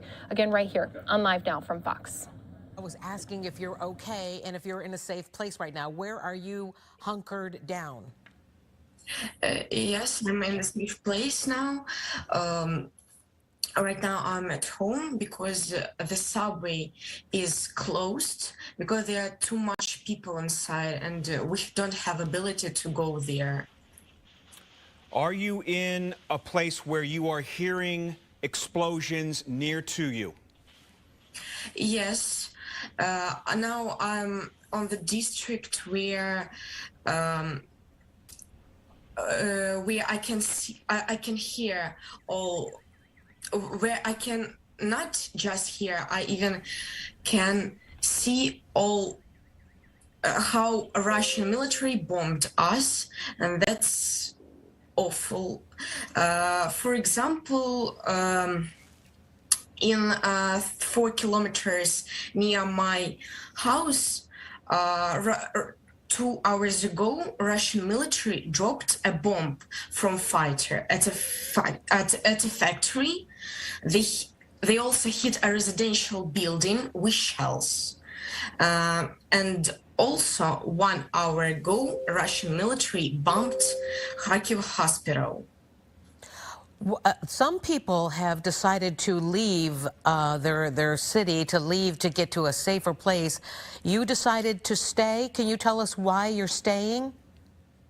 I can explain. It's almost unreal to leave my region, because when people from my region try to leave this one, Russian military kill the whole.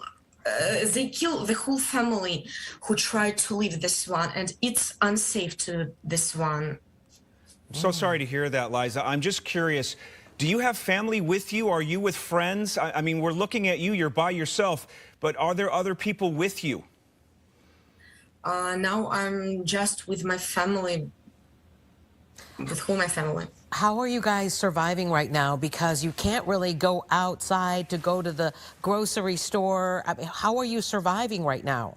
And did you lose power at all? We have the special time when we can go to the supermarkets. Personally, I haven't go out more than 3 days. My mom and my dad go to the supermarkets one time at 2 days. It's unsafe because Russian military kill people on the street when they go to the supermarkets. That's really unsafe, but we don't have any other choices. None of us here could imagine what you're going through. Nothing like this has ever happened here in the United States. Liza, I just can't thank you enough. You're so brave to join us, and you know, our hearts go to you and your family, and we want you to be safe. And thank you so much for speaking with us this morning. Thank you, too.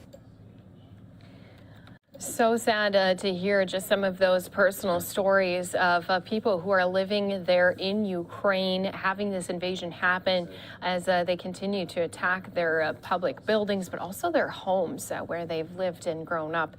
So don't forget, coming up here on Live Now from Fox, we'll be talking with Save Our Allies, who is going to be headed out to Europe. They're going to be going to some of those neighboring countries where some of those refugees have been fleeing the country to. And so they're going to be providing some assistance out there. We'll be speaking with them very shortly. Also, tonight, you can expect President Biden to be making some comments about the war that's been happening. How is the United States going to continue with their efforts in helping Ukraine?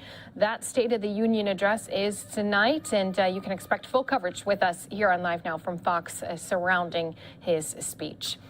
We're going to step away for a 2-minute break and, of course, bringing you more of those top stories right here on Live Now from Fox when we return again here in 2 minutes.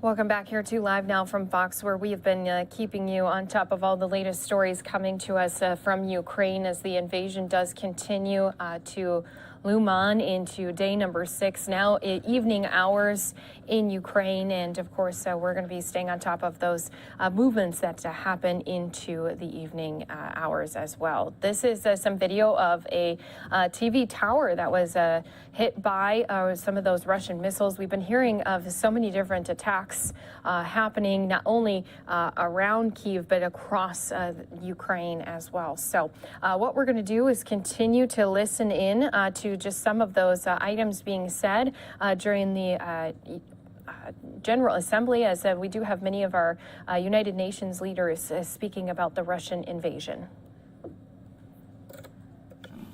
We call on the parties involved in the conflict to strictly uphold international humanitarian law, human rights law, and to protect civilians and their essential services.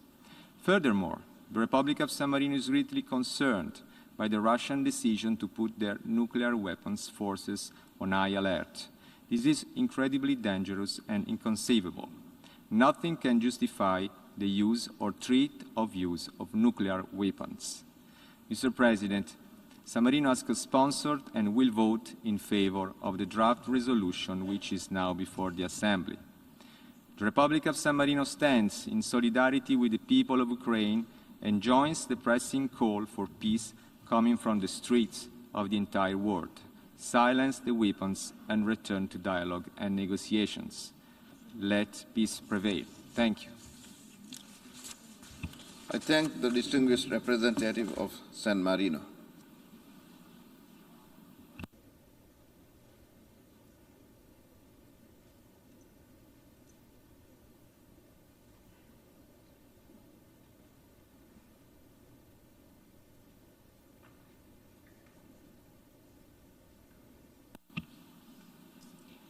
I now give the floor to the distinguished representative of Cyprus.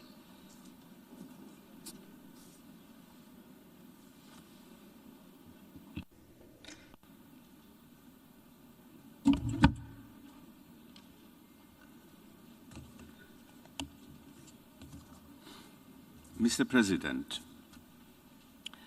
fully subscribing to the statement of the European Union, my delegation adds its voice to the condemnation of the Russian aggression against Ukraine.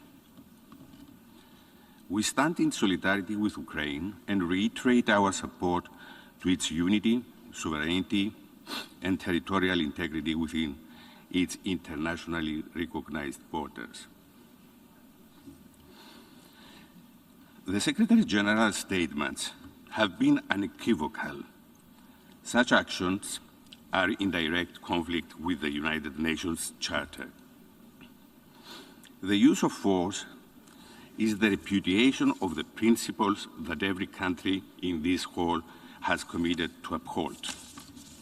Cyprus condemns any breach of international peace and security effected through military action by any state against the independence, sovereignty, and territorial integrity of another. As a small state, which relies for its security on the global rules-based order, with the UN at its core, Cyprus is deeply concerned about the effectiveness of our system of collective security. We have co-sponsored the resolution before us, mindful of the critical juncture for the future of the United Nations and the international order it established. We deplore the human suffering and loss of life, as well as the massive displacement caused by the hostilities, a consequence of war that Cyprus is only too familiar with for nearly 50 years now. While we take note of the talks initiated yesterday between the Russian Federation and Ukraine, and hope that diplomacy will prevail and lead to the peaceful resolution of this conflict, we stress the need for full compliance with international humanitarian law, for an immediate ceasefire, and for the withdrawal of Russian military forces from Ukrainian territory. We also reiterate that the urgent need to reverse unlawful acts, including the recognition of the self-proclaimed independence of the separatist areas in eastern Ukraine. Furthermore, deeply concerned about the current level of nuclear threat, we fully support the recent remarks by the UN Under-Secretary General and High Representative for Disarmament Affairs that the raising of nuclear alert levels by the Russian Federation only increases the risk of catastrophic miscalculation. There are no victors with nuclear weapons, only victims. Restraint, de-escalation, and risk reduction are urgently required for the sake of all our security. In closing, Cyprus, as a victim itself of foreign invasion and ongoing occupation, stresses in the strongest possible terms that the situation in Ukraine constitutes a flagrant violation of international law and undermines the rules-based international order. There is only one way out: diplomacy, not war. I thank you. I thank the distinguished representative of Cyprus.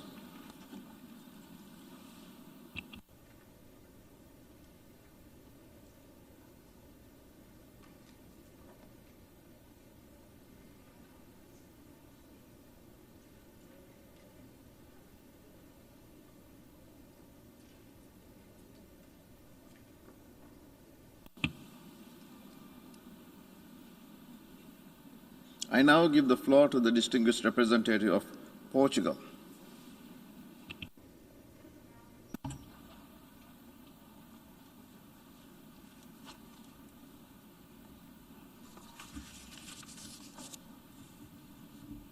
Mr. President, Portugal aligns itself with the statement delivered by the European Union.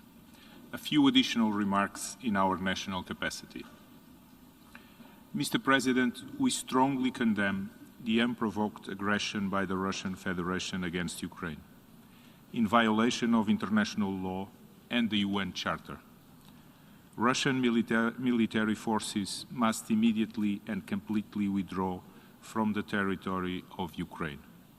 We remain in full solidarity with Ukraine, and we reiterate our unwavering support to the sovereignty, territorial integrity, and independence of Ukraine within its international recognized borders.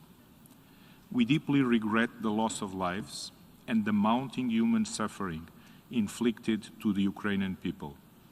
The continuing deterioration of the humanitarian situation is alarming, with an increasing number of internal displaced persons and refugees in need of humanitarian assistance. This rapidly escalating tragedy requires international solidarity. We therefore fully support the efforts coordinated by the UN to address the humanitarian consequences of the conflict. We extend our gratitude for the generosity and solidarity shown by Poland, Slovakia, Hungary, Romania, and the Republic of Moldova in hosting and assisting persons fleeing from the scourge of war. We support these humanitarian efforts and are ready to welcome Ukrainians who wish to continue their lives in Portugal. Mr. President, the draft resolution before us is a timely and necessary step, fully justified by the increasingly dire situation faced by Ukraine and its people, a situation that we need to address collectively. We strongly encourage other member states to vote in favor of this draft resolution. Mr. President, to conclude, we fully support the good offices of the Secretary General and the continued efforts by the UN system. We urge the Russian Federation to completely abandon its military offensive and to participate constructively in negotiations with Ukraine. As emphasized by the UN Secretary General, and I start quoting, "It is never too late to engage in good faith negotiations and to address all issues peacefully." End of quoting. I thank you, Mr. President. I thank the distinguished representative of Portugal.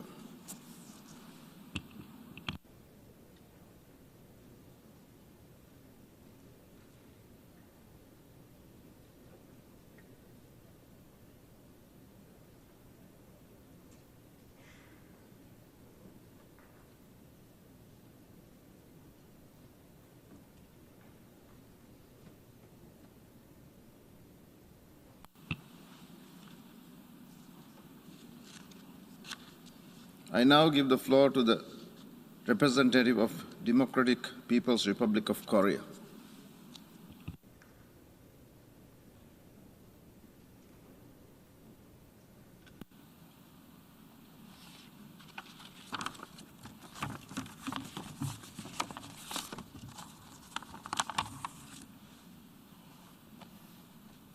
Mr. President, today, the situation of the Ukraine is now focusing attention of the international society.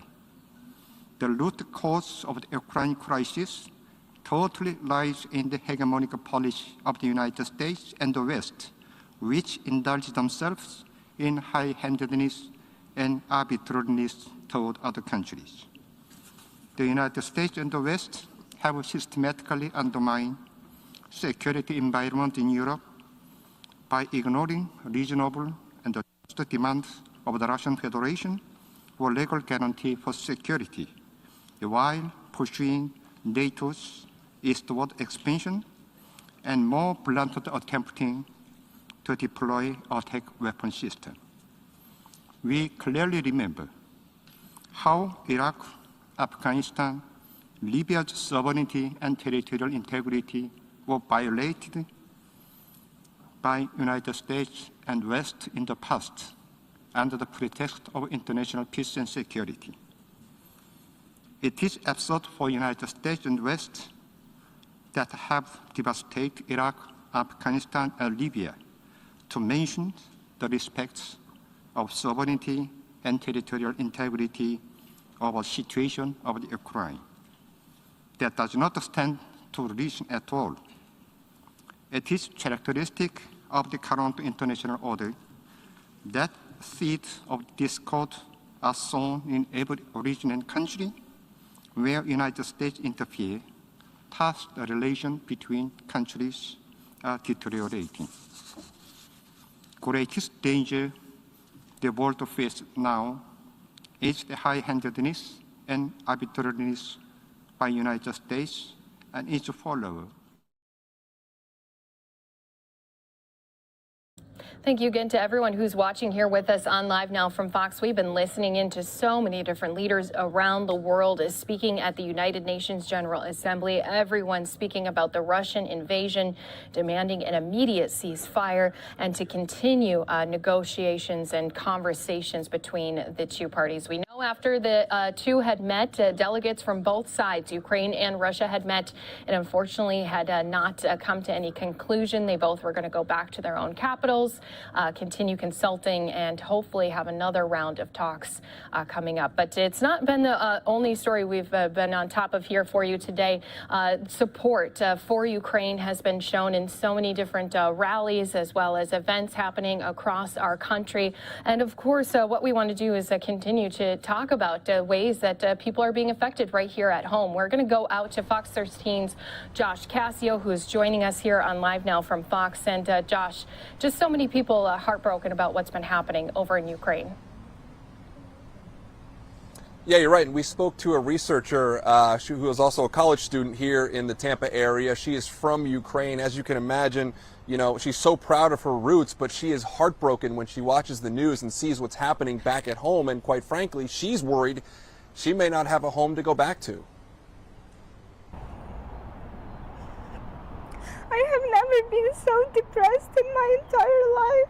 19-year-old Anna Irmalieva came to the U.S. to study and work towards a Ph.D. She's a research assistant at Moffitt Cancer Center and a third-year student at USF studying biomedical sciences.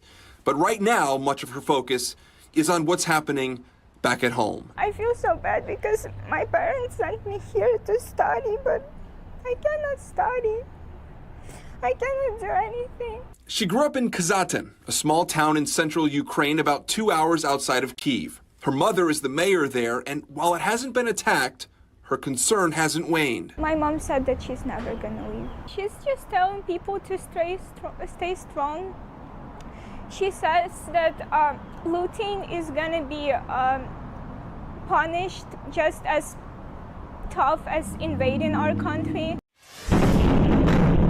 Anna watches the news every day, each of the latest images more heartbreaking than the next. The war leaving her future plans in jeopardy. I really hope I can go back and there will be a place to go back. I consider this a genocide against Ukrainian people. Her people, her family, her home. We are fighting back and we are staying strong and we're not gonna give up until we win or until we die, and that we have never been so united ever. Now, one way Anna is fighting back here is by organizing. She and a bunch of University of South Florida students will be holding a protest tomorrow outside the Student Center, calling for an end to the war and peace in Ukraine. Back to you.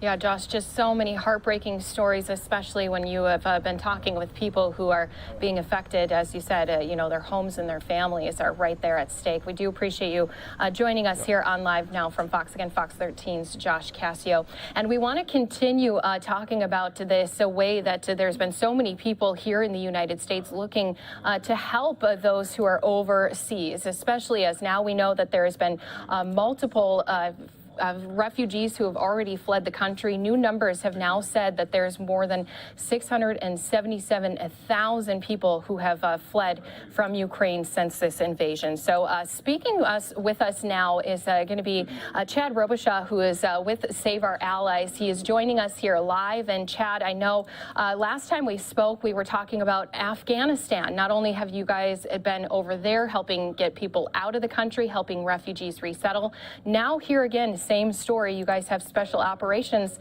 headed overseas. Talk a little bit about what you guys will be doing. In Ukraine for about 2 weeks now, doing a lot of forward assessment for us, seeing what the real needs are and how, you know, who's there, who needs assistance, who needs to get out. And obviously there's a lot of people, you've said over 600,000 people have already fled. There's a big need for Americans to get out. Vulnerable people, women, children that aren't fighting, that aren't going to be fighting, and those who are wounded, who are already wounded, and needs to get medical care. And so I'm going to be leaving on Thursday and taking up another team to meet our teammate there. We're bringing in a team of very highly trained special operations medics, which we refer to as 18 Deltas, and going to go in and provide medical support and help with some other organizations and other efforts to move people safely out of Ukraine to get the medical care that they need. And, you know, unfortunately, this is another time where, you know, the veteran community is having to step up for the failures of our own government and do the right thing. We did this in Afghanistan. Save Our Allies got 17,000 people out of Afghanistan, second to the U.S. military. And, you know, and here we are. We're gonna do it again and do the right thing. And is that some of the biggest needs that you've been hearing, is just even some of that medical attention for people, since so many have been flooding this war-torn country? Yeah, I mean, that was one of the biggest things we're hearing is orphanages. Obviously, people are, the Ukrainian people are just scared for their children. They're scared for their women. You know, I'm getting private videos sent to me that, you know, we won't share publicly because we don't want locations to be disclosed, but orphanages where people are hunkered down in bunkers and, you know, 50, 70 kids just bunkered and just terrified. And there, a lot of them are injured and need medical, not just medical care, but to be medically evacuated out of Ukraine where they can get good treatment in places like Poland. And so we are going to be going into Poland. Our team is splitting up. One of our team members who is a former Special Operations 18 Delta Special Forces medic and now a surgeon is going to be meeting with some of the Polish people in Poland who are setting up a hospital there and being able to move people from Ukraine, from these devastating war zones where that's affecting the civilian populations, and move them safely into Poland where they get the medical care they need. And as you've been speaking, I mean, I wanted to put up the map so people could see just some of those surrounding countries. We've been hearing, as you've said, so many people fleeing to all their surrounding countries that they can to get out of the path of this war as Russia continues with their invasion. So, Chad, how do you get yourself prepared mentally to go into situations like this, where you know that you're going to be seeing, unfortunately, some very hard things to digest? You know, myself, I did 8 deployments to Afghanistan as special operations. I just spent the last 6 months involved in the evacuations of Afghanistan. There's really no way to prepare for, you know, seeing such tragedy occur to human life, especially unnecessary. But, you know, me and my team members have been talking. None of us have to do this. We feel a burden on our heart. Most of us people of faith, and we feel a burden on our heart that God's really just calling us and equipping us from our backgrounds and experience to go do the right thing to help people. And a lot of us have talked and just said, hey, if this was my wife, this was my kids, if this is my family, I hope someone would come help us. And I know I hope someone would. I hope someone would come and help my family. And so that puts a burden on our hearts to go and do that.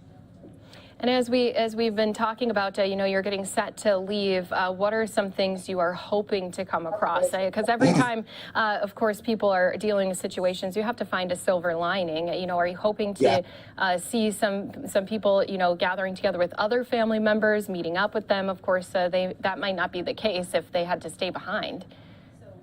Yeah, you know what I was so encouraged about with Afghanistan. Afghanistan was the worst thing that the withdrawal was the worst thing I think I've ever been part of or witnessed in my life. But it was also one of the most beautiful things to see people come together. I run a Christian ministry for veterans called Mighty Oaks Foundation, working with Save Our Allies, and there was this Jewish organization that was donating to a Christian ministry to go help evacuate Muslims. To see, you know, all these people coming together from different beliefs and walks of life and ideological positions, political positions, just come together as humans helping other humans. And I think that's what we're seeing in Ukraine right now. People that maybe don't vote the same or think the same and believe the same things, but just human to human getting together to do the right thing and help one another. And that's one of the things that I saw in Afghanistan. I'm really hoping to see that, and I think we already are seeing that in Ukraine. You know, that's one thing that I have seen is so many different displays of that support for Ukraine, whether it be changing the colors on people's signage, maybe even holding rallies. I'm sure there's so many people here at home who are just wishing they could do more. So if they want to help Save Our Allies, since you guys are going to be going over there and directly helping those who have fled the country, helping get more people out, how can we help you guys continue that mission? Yeah, obviously these operations are very expensive. These are operations that the military should be doing, which they're very expensive operations. So we have to raise money. And, you know, for Afghanistan, we had such a generous, just overwhelmingly generous people step up to make that happen. And we rescued 17,000 people. And so we're calling for the very same thing here in Ukraine. We need support. We need your prayers. And we need your financial support. And you can donate at saveourallies.org. It is a tax-deductible 501c3 donation. And so you can donate there, saveourallies.org. Our current operation for this feasibility study that I'll be doing over the next week is about a $250,000 campaign right now that we're trying to raise for that. So we need people to step up and that can do their part. And this is one way that they can contribute and be part of the solution. And I know you guys have said, too, you're going to be there as long as you're needed. Any expectations as to how long you could possibly be overseas helping these Ukrainians? You know, for me, I'm going to be going there for only about 7 to 10 days to set this operation up. And then we'll have guys that'll stay and sustain operations. I'll probably rotate in and out with some of our other leadership. But this is going to go on for quite some time. Even if this ended tomorrow, there's going to be medical needs. And I mean, the devastation that's already taken place is going to be, you know, it's going to take months or if not years to redo. And but I don't think this is ending tomorrow. It's going to continue on. And we're going to be there as long as we need to continue to helping. Right. And then just one way that you guys are showing your support again is by providing all of that help to those who have been trying to escape. And of course, we appreciate you updating us. I know that, again, it's such a tough situation to be called upon once again after you guys just helped those Afghanistan refugees escape the country, then setting them up not only in countries around the world, but also right here in the United States. And now here out answering yet another plea for help. Well, again, you know, I hope this isn't a third one for us. You know, this has been But I'm so thankful to our team at Save Our Allies. We have such an incredible group of men and women who have stepped up and taken their skills or experience from the military and life and just put it into place to be able to make these make this operation happen. And again, we're ready to. I'm actually looking forward to getting there, getting my feet on the ground, meeting with my teammate, and planning this next operation and helping these people who need so much help. Well, we certainly appreciate people like you. I know that there's many of us who wish we knew how we could help more, but obviously supporting Save Our Allies is just one of the ways that we can lend our own hand. So thank you again, Chad, for joining us and sharing a little bit more about the mission you guys have as you're going to be headed overseas. We hope that you guys can stay safe as you continue to provide support to everyone there, and appreciate you joining us here on Live Now from Fox. Yes, thank you. All right, and don't forget, right here on Live Now from Fox, we're always staying up to date with the latest on not only stories like this, but also the top trending stories happening here across our country.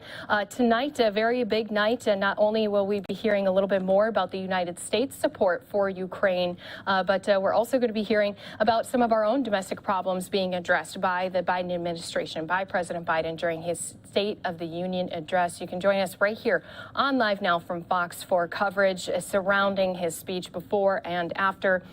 We're going to step away for a 2-minute break. When we return, we'll continue giving you more content as we are worldwide here on Live Now from Fox.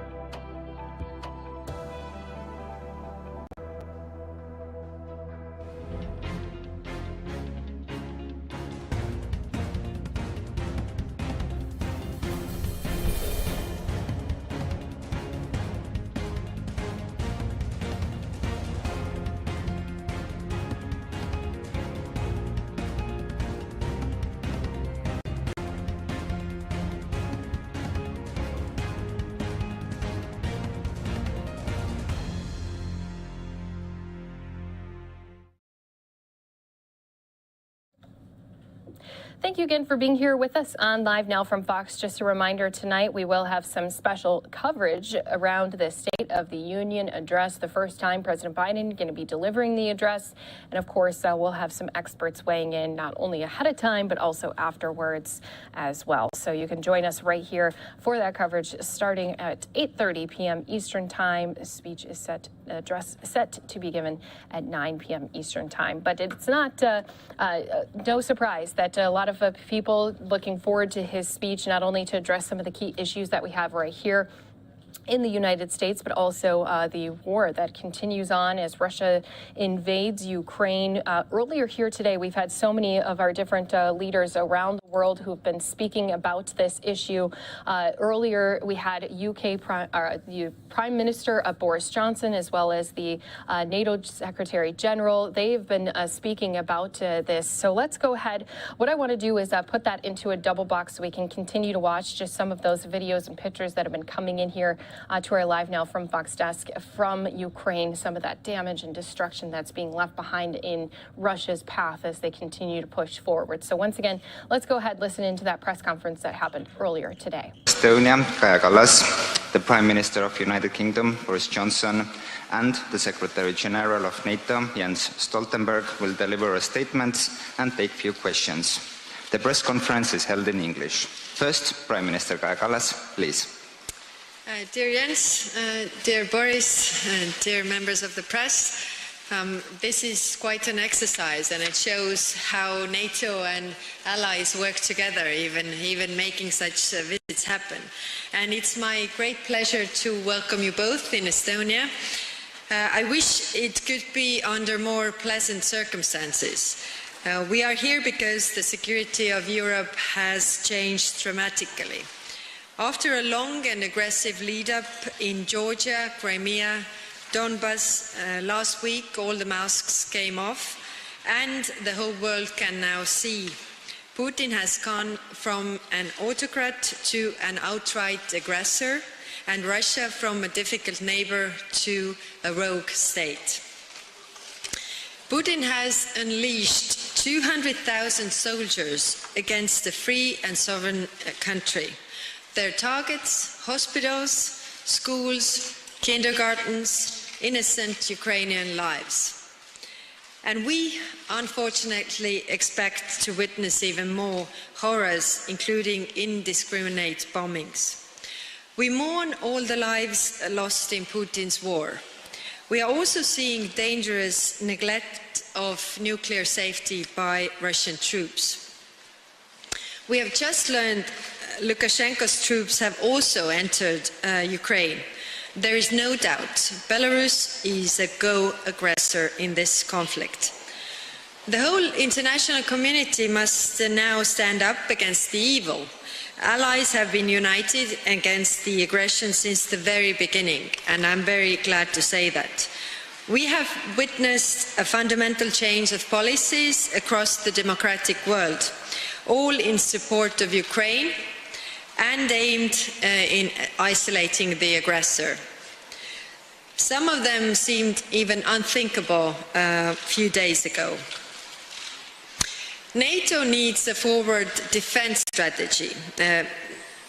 NATO should be prepared to defend the most vulnerable part of NATO, which is the Baltic countries. And this includes, on land, establishing permanent increased forward presence, in air, establishing a credible defense posture, and a sense of urgency in developing NATO's upgraded defense plan. At the same time, we need to continue our urgent support to Ukraine. Military aid is critical here. Estonia will continue with support as we provide significant military, financial and humanitarian aid. We cannot stop until we have stopped Putin. This is what we simply must do for ending the brutal violence and destruction and for helping the brave people of Ukraine. And Ukraine should be given a very clear signal to join the EU. The security of Ukraine is the security of Europe. Although there is no direct military threat at our borders, NATO must take a leap now and adopt rapidly to the new security situation. We must move from forward presence to forward defense and from air policing to air defense. I welcome the decisions already taken to strengthen the defense here. We are today in Tapa, where we can witness the real collective efforts and commitment of NATO.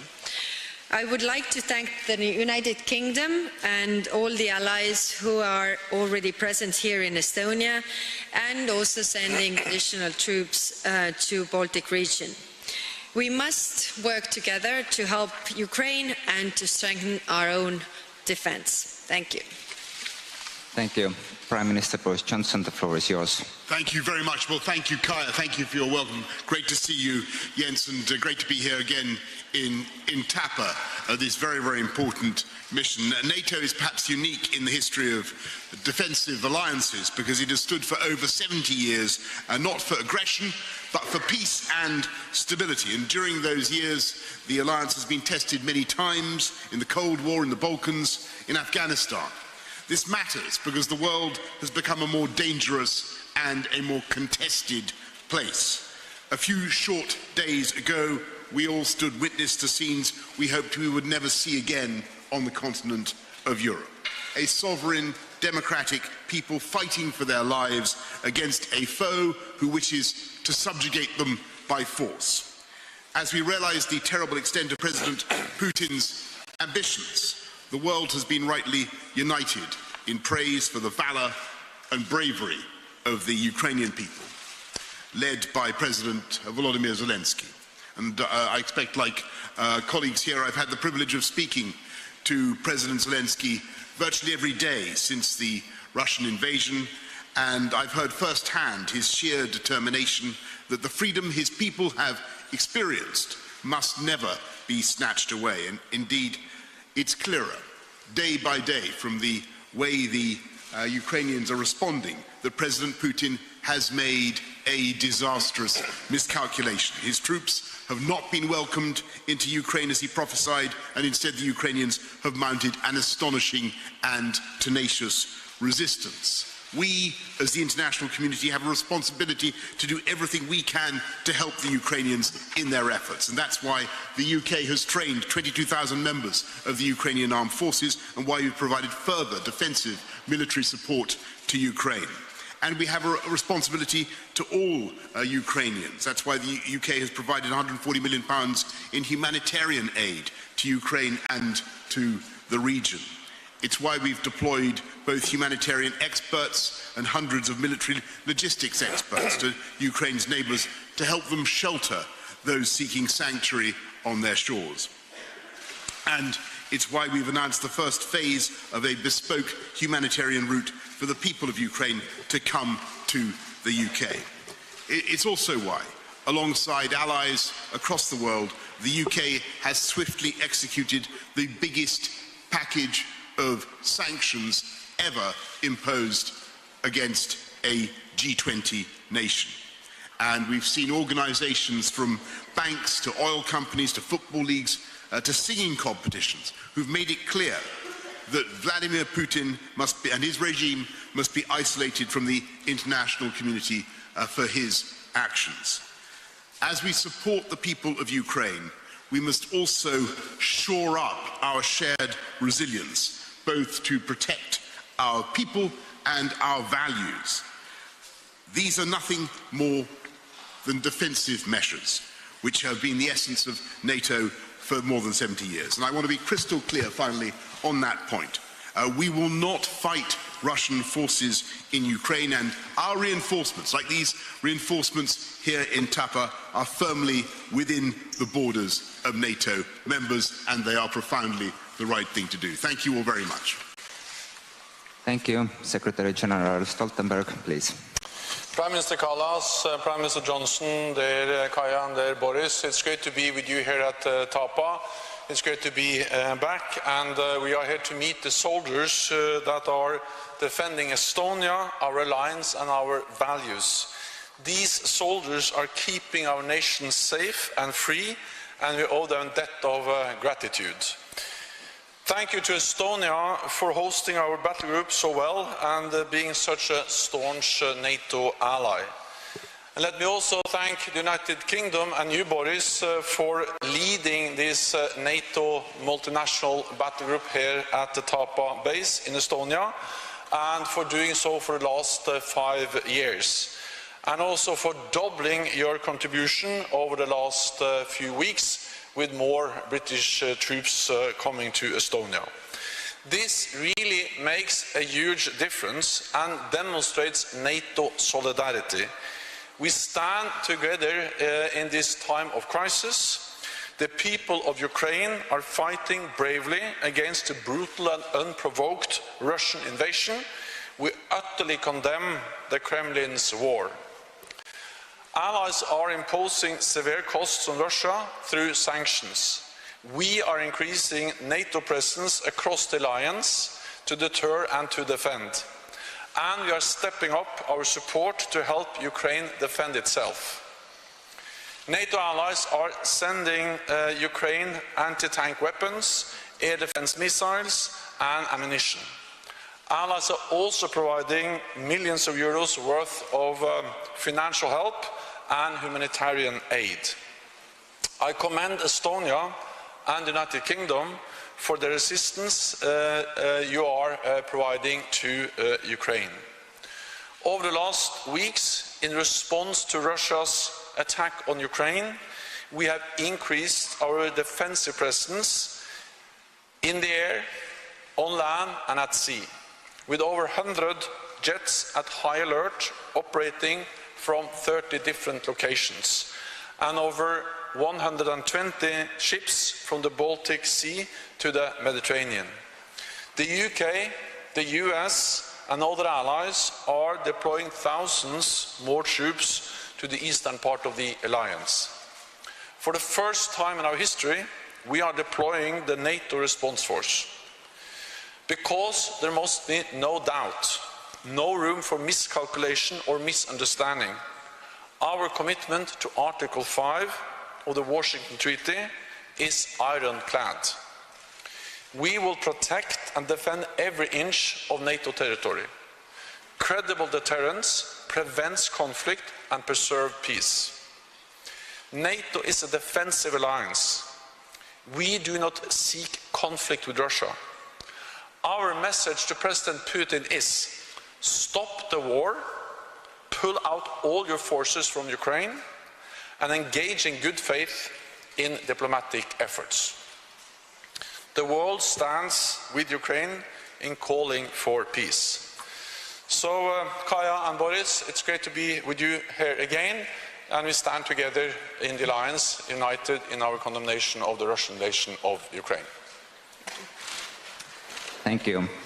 We are now at your disposal for questions. Please state your name and media organization you are representing and to whom the question is addressed to. Please use microphone. My colleague will assist. Hello, I am Katrin Aarma from Estonian television. I have a question to Prime Minister Boris Johnson. Your country has supported volunteers who are ready to fight on the ground in Ukraine. What do you think, under which circumstances should NATO get directly involved in fighting in Ukraine?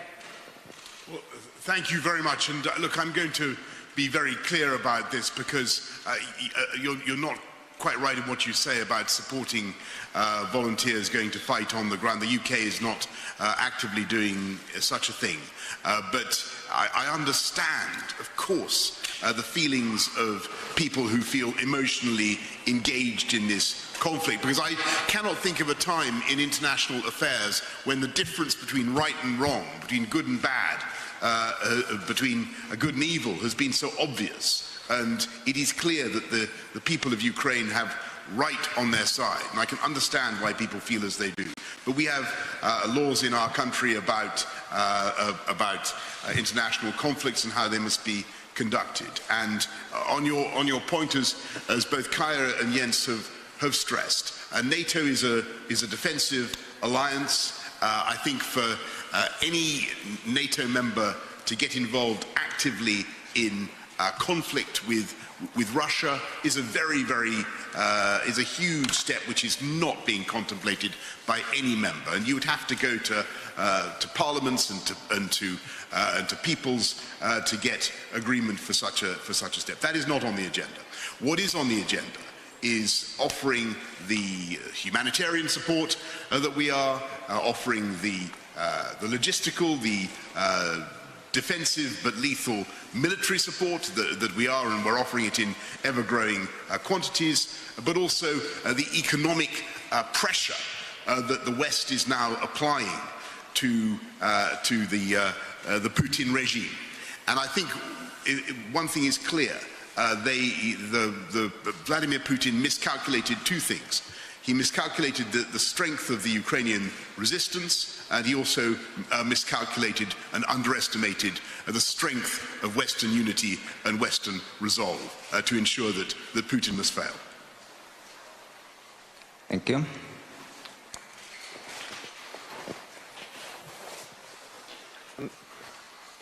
Thank you. Raghi Omar on behalf of all British broadcasters. It's a question to all three of you, actually. Kharkiv city is under heavy bombardment. The capital, Kiev, is being surrounded and has a column of heavy armor stretching somewhere between 25 and 30 miles towards it. Do you think that given the tactics being deployed by Russian forces edging towards indiscriminate use of munitions in civilian areas means that, given Russia's overwhelming superiority, that cities in Ukraine, including the capital, will inevitably fall? And then one specific one for you, Prime Minister Johnson. The UN Security Council is at the heart of the system of global peace and security. Britain, like Russia, is a permanent member. Do you think that you would support moves to suspend Russia from the UN Security Council?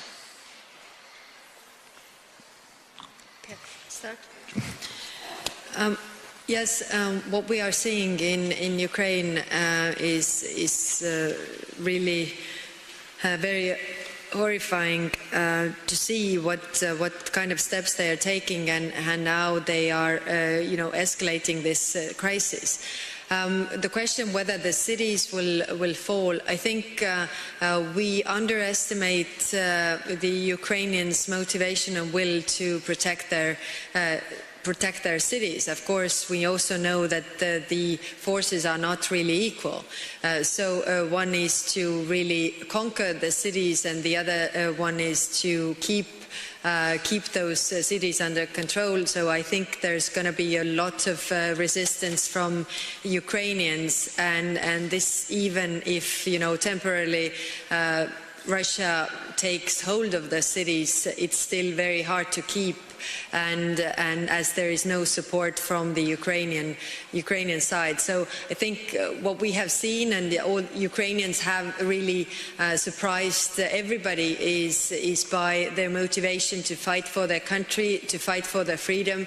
I think the same would be here, because we have already lost our freedom once, and we don't want to lose it second time. So I think all the nation is up to defend their country and to take it back, even after building the resistance in the nation, really, to take those back. Yes, and just Raghi, on your point about what's happening in Kharkiv, it's absolutely sickening. And if it reminds me, if anything, if you remember the shelling of Sarajevo market by the Serbs, the shelling of innocent people in Bosnia, it has that feel to me of an atrocity committed deliberately against a civilian centre. And I think that coming to your second point, within the UN structures, it's very difficult to move people without a vote, and clearly where you have a majority, where you have a veto in the Security Council, you can't. There's a paradox. We can't vote to change the rules without the agreement of the Russians. But what is happening is that I think that the great middle of the UN congregation, if you like, is starting to realise quite how horrific this is. And with every day that goes by, as they watch the heroism of the Ukrainian resistance, and they see what's happening in Ukraine, and they see episodes like the shelling, like the missile in Kharkiv, and the destruction of civilian populations, I think people's stomachs are being turned by what's happening. And they're seeing that it is necessary to stand up against Russian aggression, to support the Ukrainians, and to endorse our strategy, which is that President Putin must not be allowed to succeed. He must fail in Ukraine.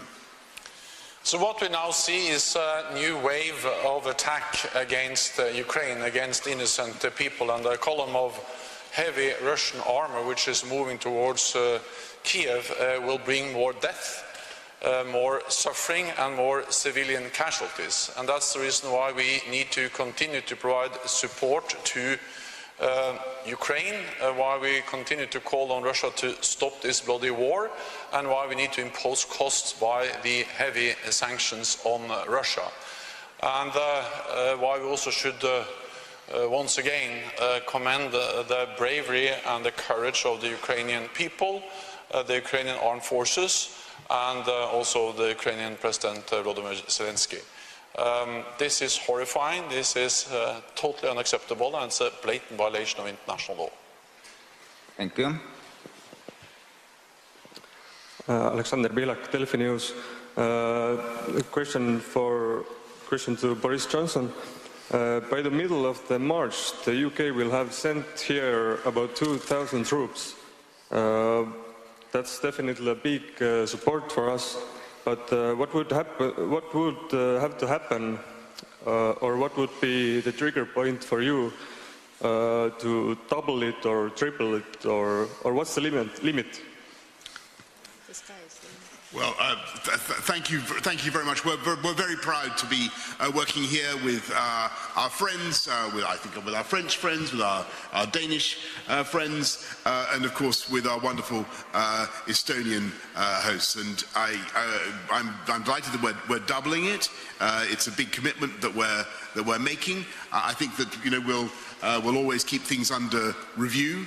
But what you can take it from me that our priority is the safety, the security of our friends and partners across the whole of the eastern frontier of NATO. And we're increasing our presence not just in Estonia, but in Poland, in the skies above Romania, in the eastern Mediterranean, in the Black Sea. The UK is beefing up our presence on NATO's eastern flank. And the message we need to get over, and I think we are collectively, all of us, is that if Vladimir Putin thinks he's going to push NATO back by what he's doing, he's gravely mistaken. This will end up with a fortified and strengthened NATO on his western flank. He'll have more NATO, not less NATO. Thank you. Unfortunately, this is all the time we had. Thank you everyone for coming. Danish television. I go on. Something tells me you'll have a brilliant question. Yes, of course I will. You've doubled your number of troops here at the base in Tapa. Denmark is due to arrive next week. Yes. Would you like to see Denmark increase the number of troops here as well? All I can say is that I had a great conversation with Mette, with your Prime Minister, the other day. She was fantastically robust. I think she understands the problem very well. I'm glad that Denmark is increasing its contribution. We work well with our Danish friends, and of course it's always good that Denmark is contributing more. But I hesitate to go beyond that. Thank you very much. Thank you. Based on the questions that you got, based on the questions, Marika Walsh with the Globe and Mail, this morning you got some tough questions from a Ukrainian reporter. And today, this afternoon, you're telling the crowd here, we as the international community have responsibility to do everything we can to help the Ukrainians in their efforts. So are you actually doing that if you are not granting the request from Ukraine for a no-fly zone? Thank you. And I just want to get back to the points that Kaya and Jens and all of us have made today. It is very, very important to understand that NATO is a defensive alliance. This is a time when miscalculation and misunderstanding is all too possible, and it's therefore crucial that we get that message over. That does not mean that we cannot help our friends, or it does not mean that they do not have a right to self-defense, and we can help them in that self-defense, and that is what we are doing. When it comes to a no-fly zone, which is I think what you asked, in the skies above Ukraine, we have to accept the reality that involves shooting down Russian planes. As I said in an answer to, I think, the first question, that's a very, very big step. It is simply not on the agenda of any NATO country. Thank you all very much. Thank you. Thank you, everyone. Okay, so that's going to do it for UK Prime Minister Boris Johnson there, as he was talking about war escalating Ukraine and also the UK helping out Ukrainians when it comes to weapons and other functions for the military there as they are trying to fend off Russian forces at this time. Well, we know that they've also been helping out with sanctions, which brings us into our next story here, the invasion of Ukraine impacting oil prices right here at home. As oil prices surge, be prepared to pay more at the pump. Prices for gas are already on track to hit all-time record highs. Fox's Giovanni Ligi joining us now live from California tonight. Giovanni, break it down for us. How much are we going to have to pay for gas? We know Californians are pretty used to paying high prices, but it could be even worse. Absolutely, Daytona. I mean, some of the people here in Sacramento, California, are already paying about $5 a gallon of gas. And before spring, experts are saying that the national average price for a gallon of gas is expected to hit $4. It could possibly even reach $5 by summer. I'm actually just reading a tweet from Patrick DeHaan. He is a petroleum analyst with Gas Buddy. He tweeted a couple hours ago that we could beat the national average record, the highest recorded price since 2007, the highest recorded price in all time, which was $4.11. That's the average. And we are currently on track to beat that price, so be prepared to pay more at the pump. One of those reasons why is because of that conflict in Ukraine between Russia, and AAA also says that more people are going to be traveling for spring. The Gas Buddy experts that I spoke to say that usually when spring rolls around, gas prices start to rise between 25 to 75 cents, but this year they could rise an extra $1. So the national average for a gallon of gas is roughly $3.60 at the moment, and we aren't even in spring yet. So in the coming weeks, once again, we could hit that $4 average for a gallon of gas, and some experts, like I said, are expecting it to go even higher and beat that record national average.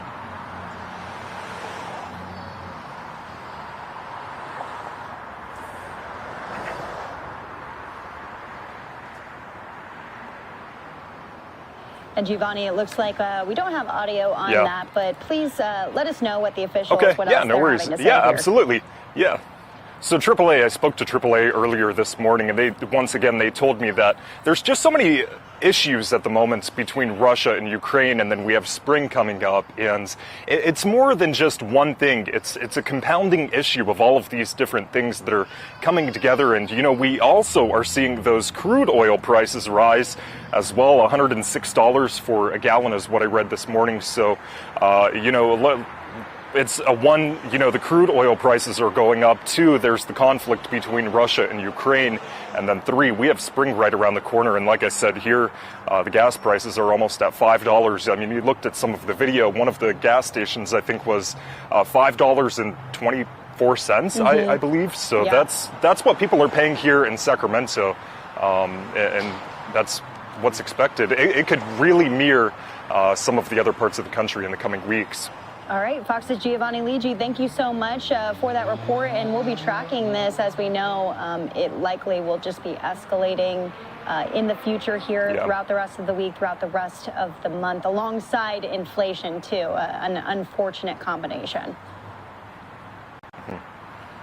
All right, and we are going to continue covering the latest when it comes to the Russia-Ukraine situation. As we know, war is escalating, and we have our Fox correspondents who are there at the scene. So after this commercial break, we'll be going out to the latest from Trey Yingst, who has been following this from the Capitol in Kyiv. We also have a stakeout cam outside of the White House as State of the Union address coming up here. We will have full coverage for you on Live Now from Fox. Do not go away. We'll be back after this commercial break.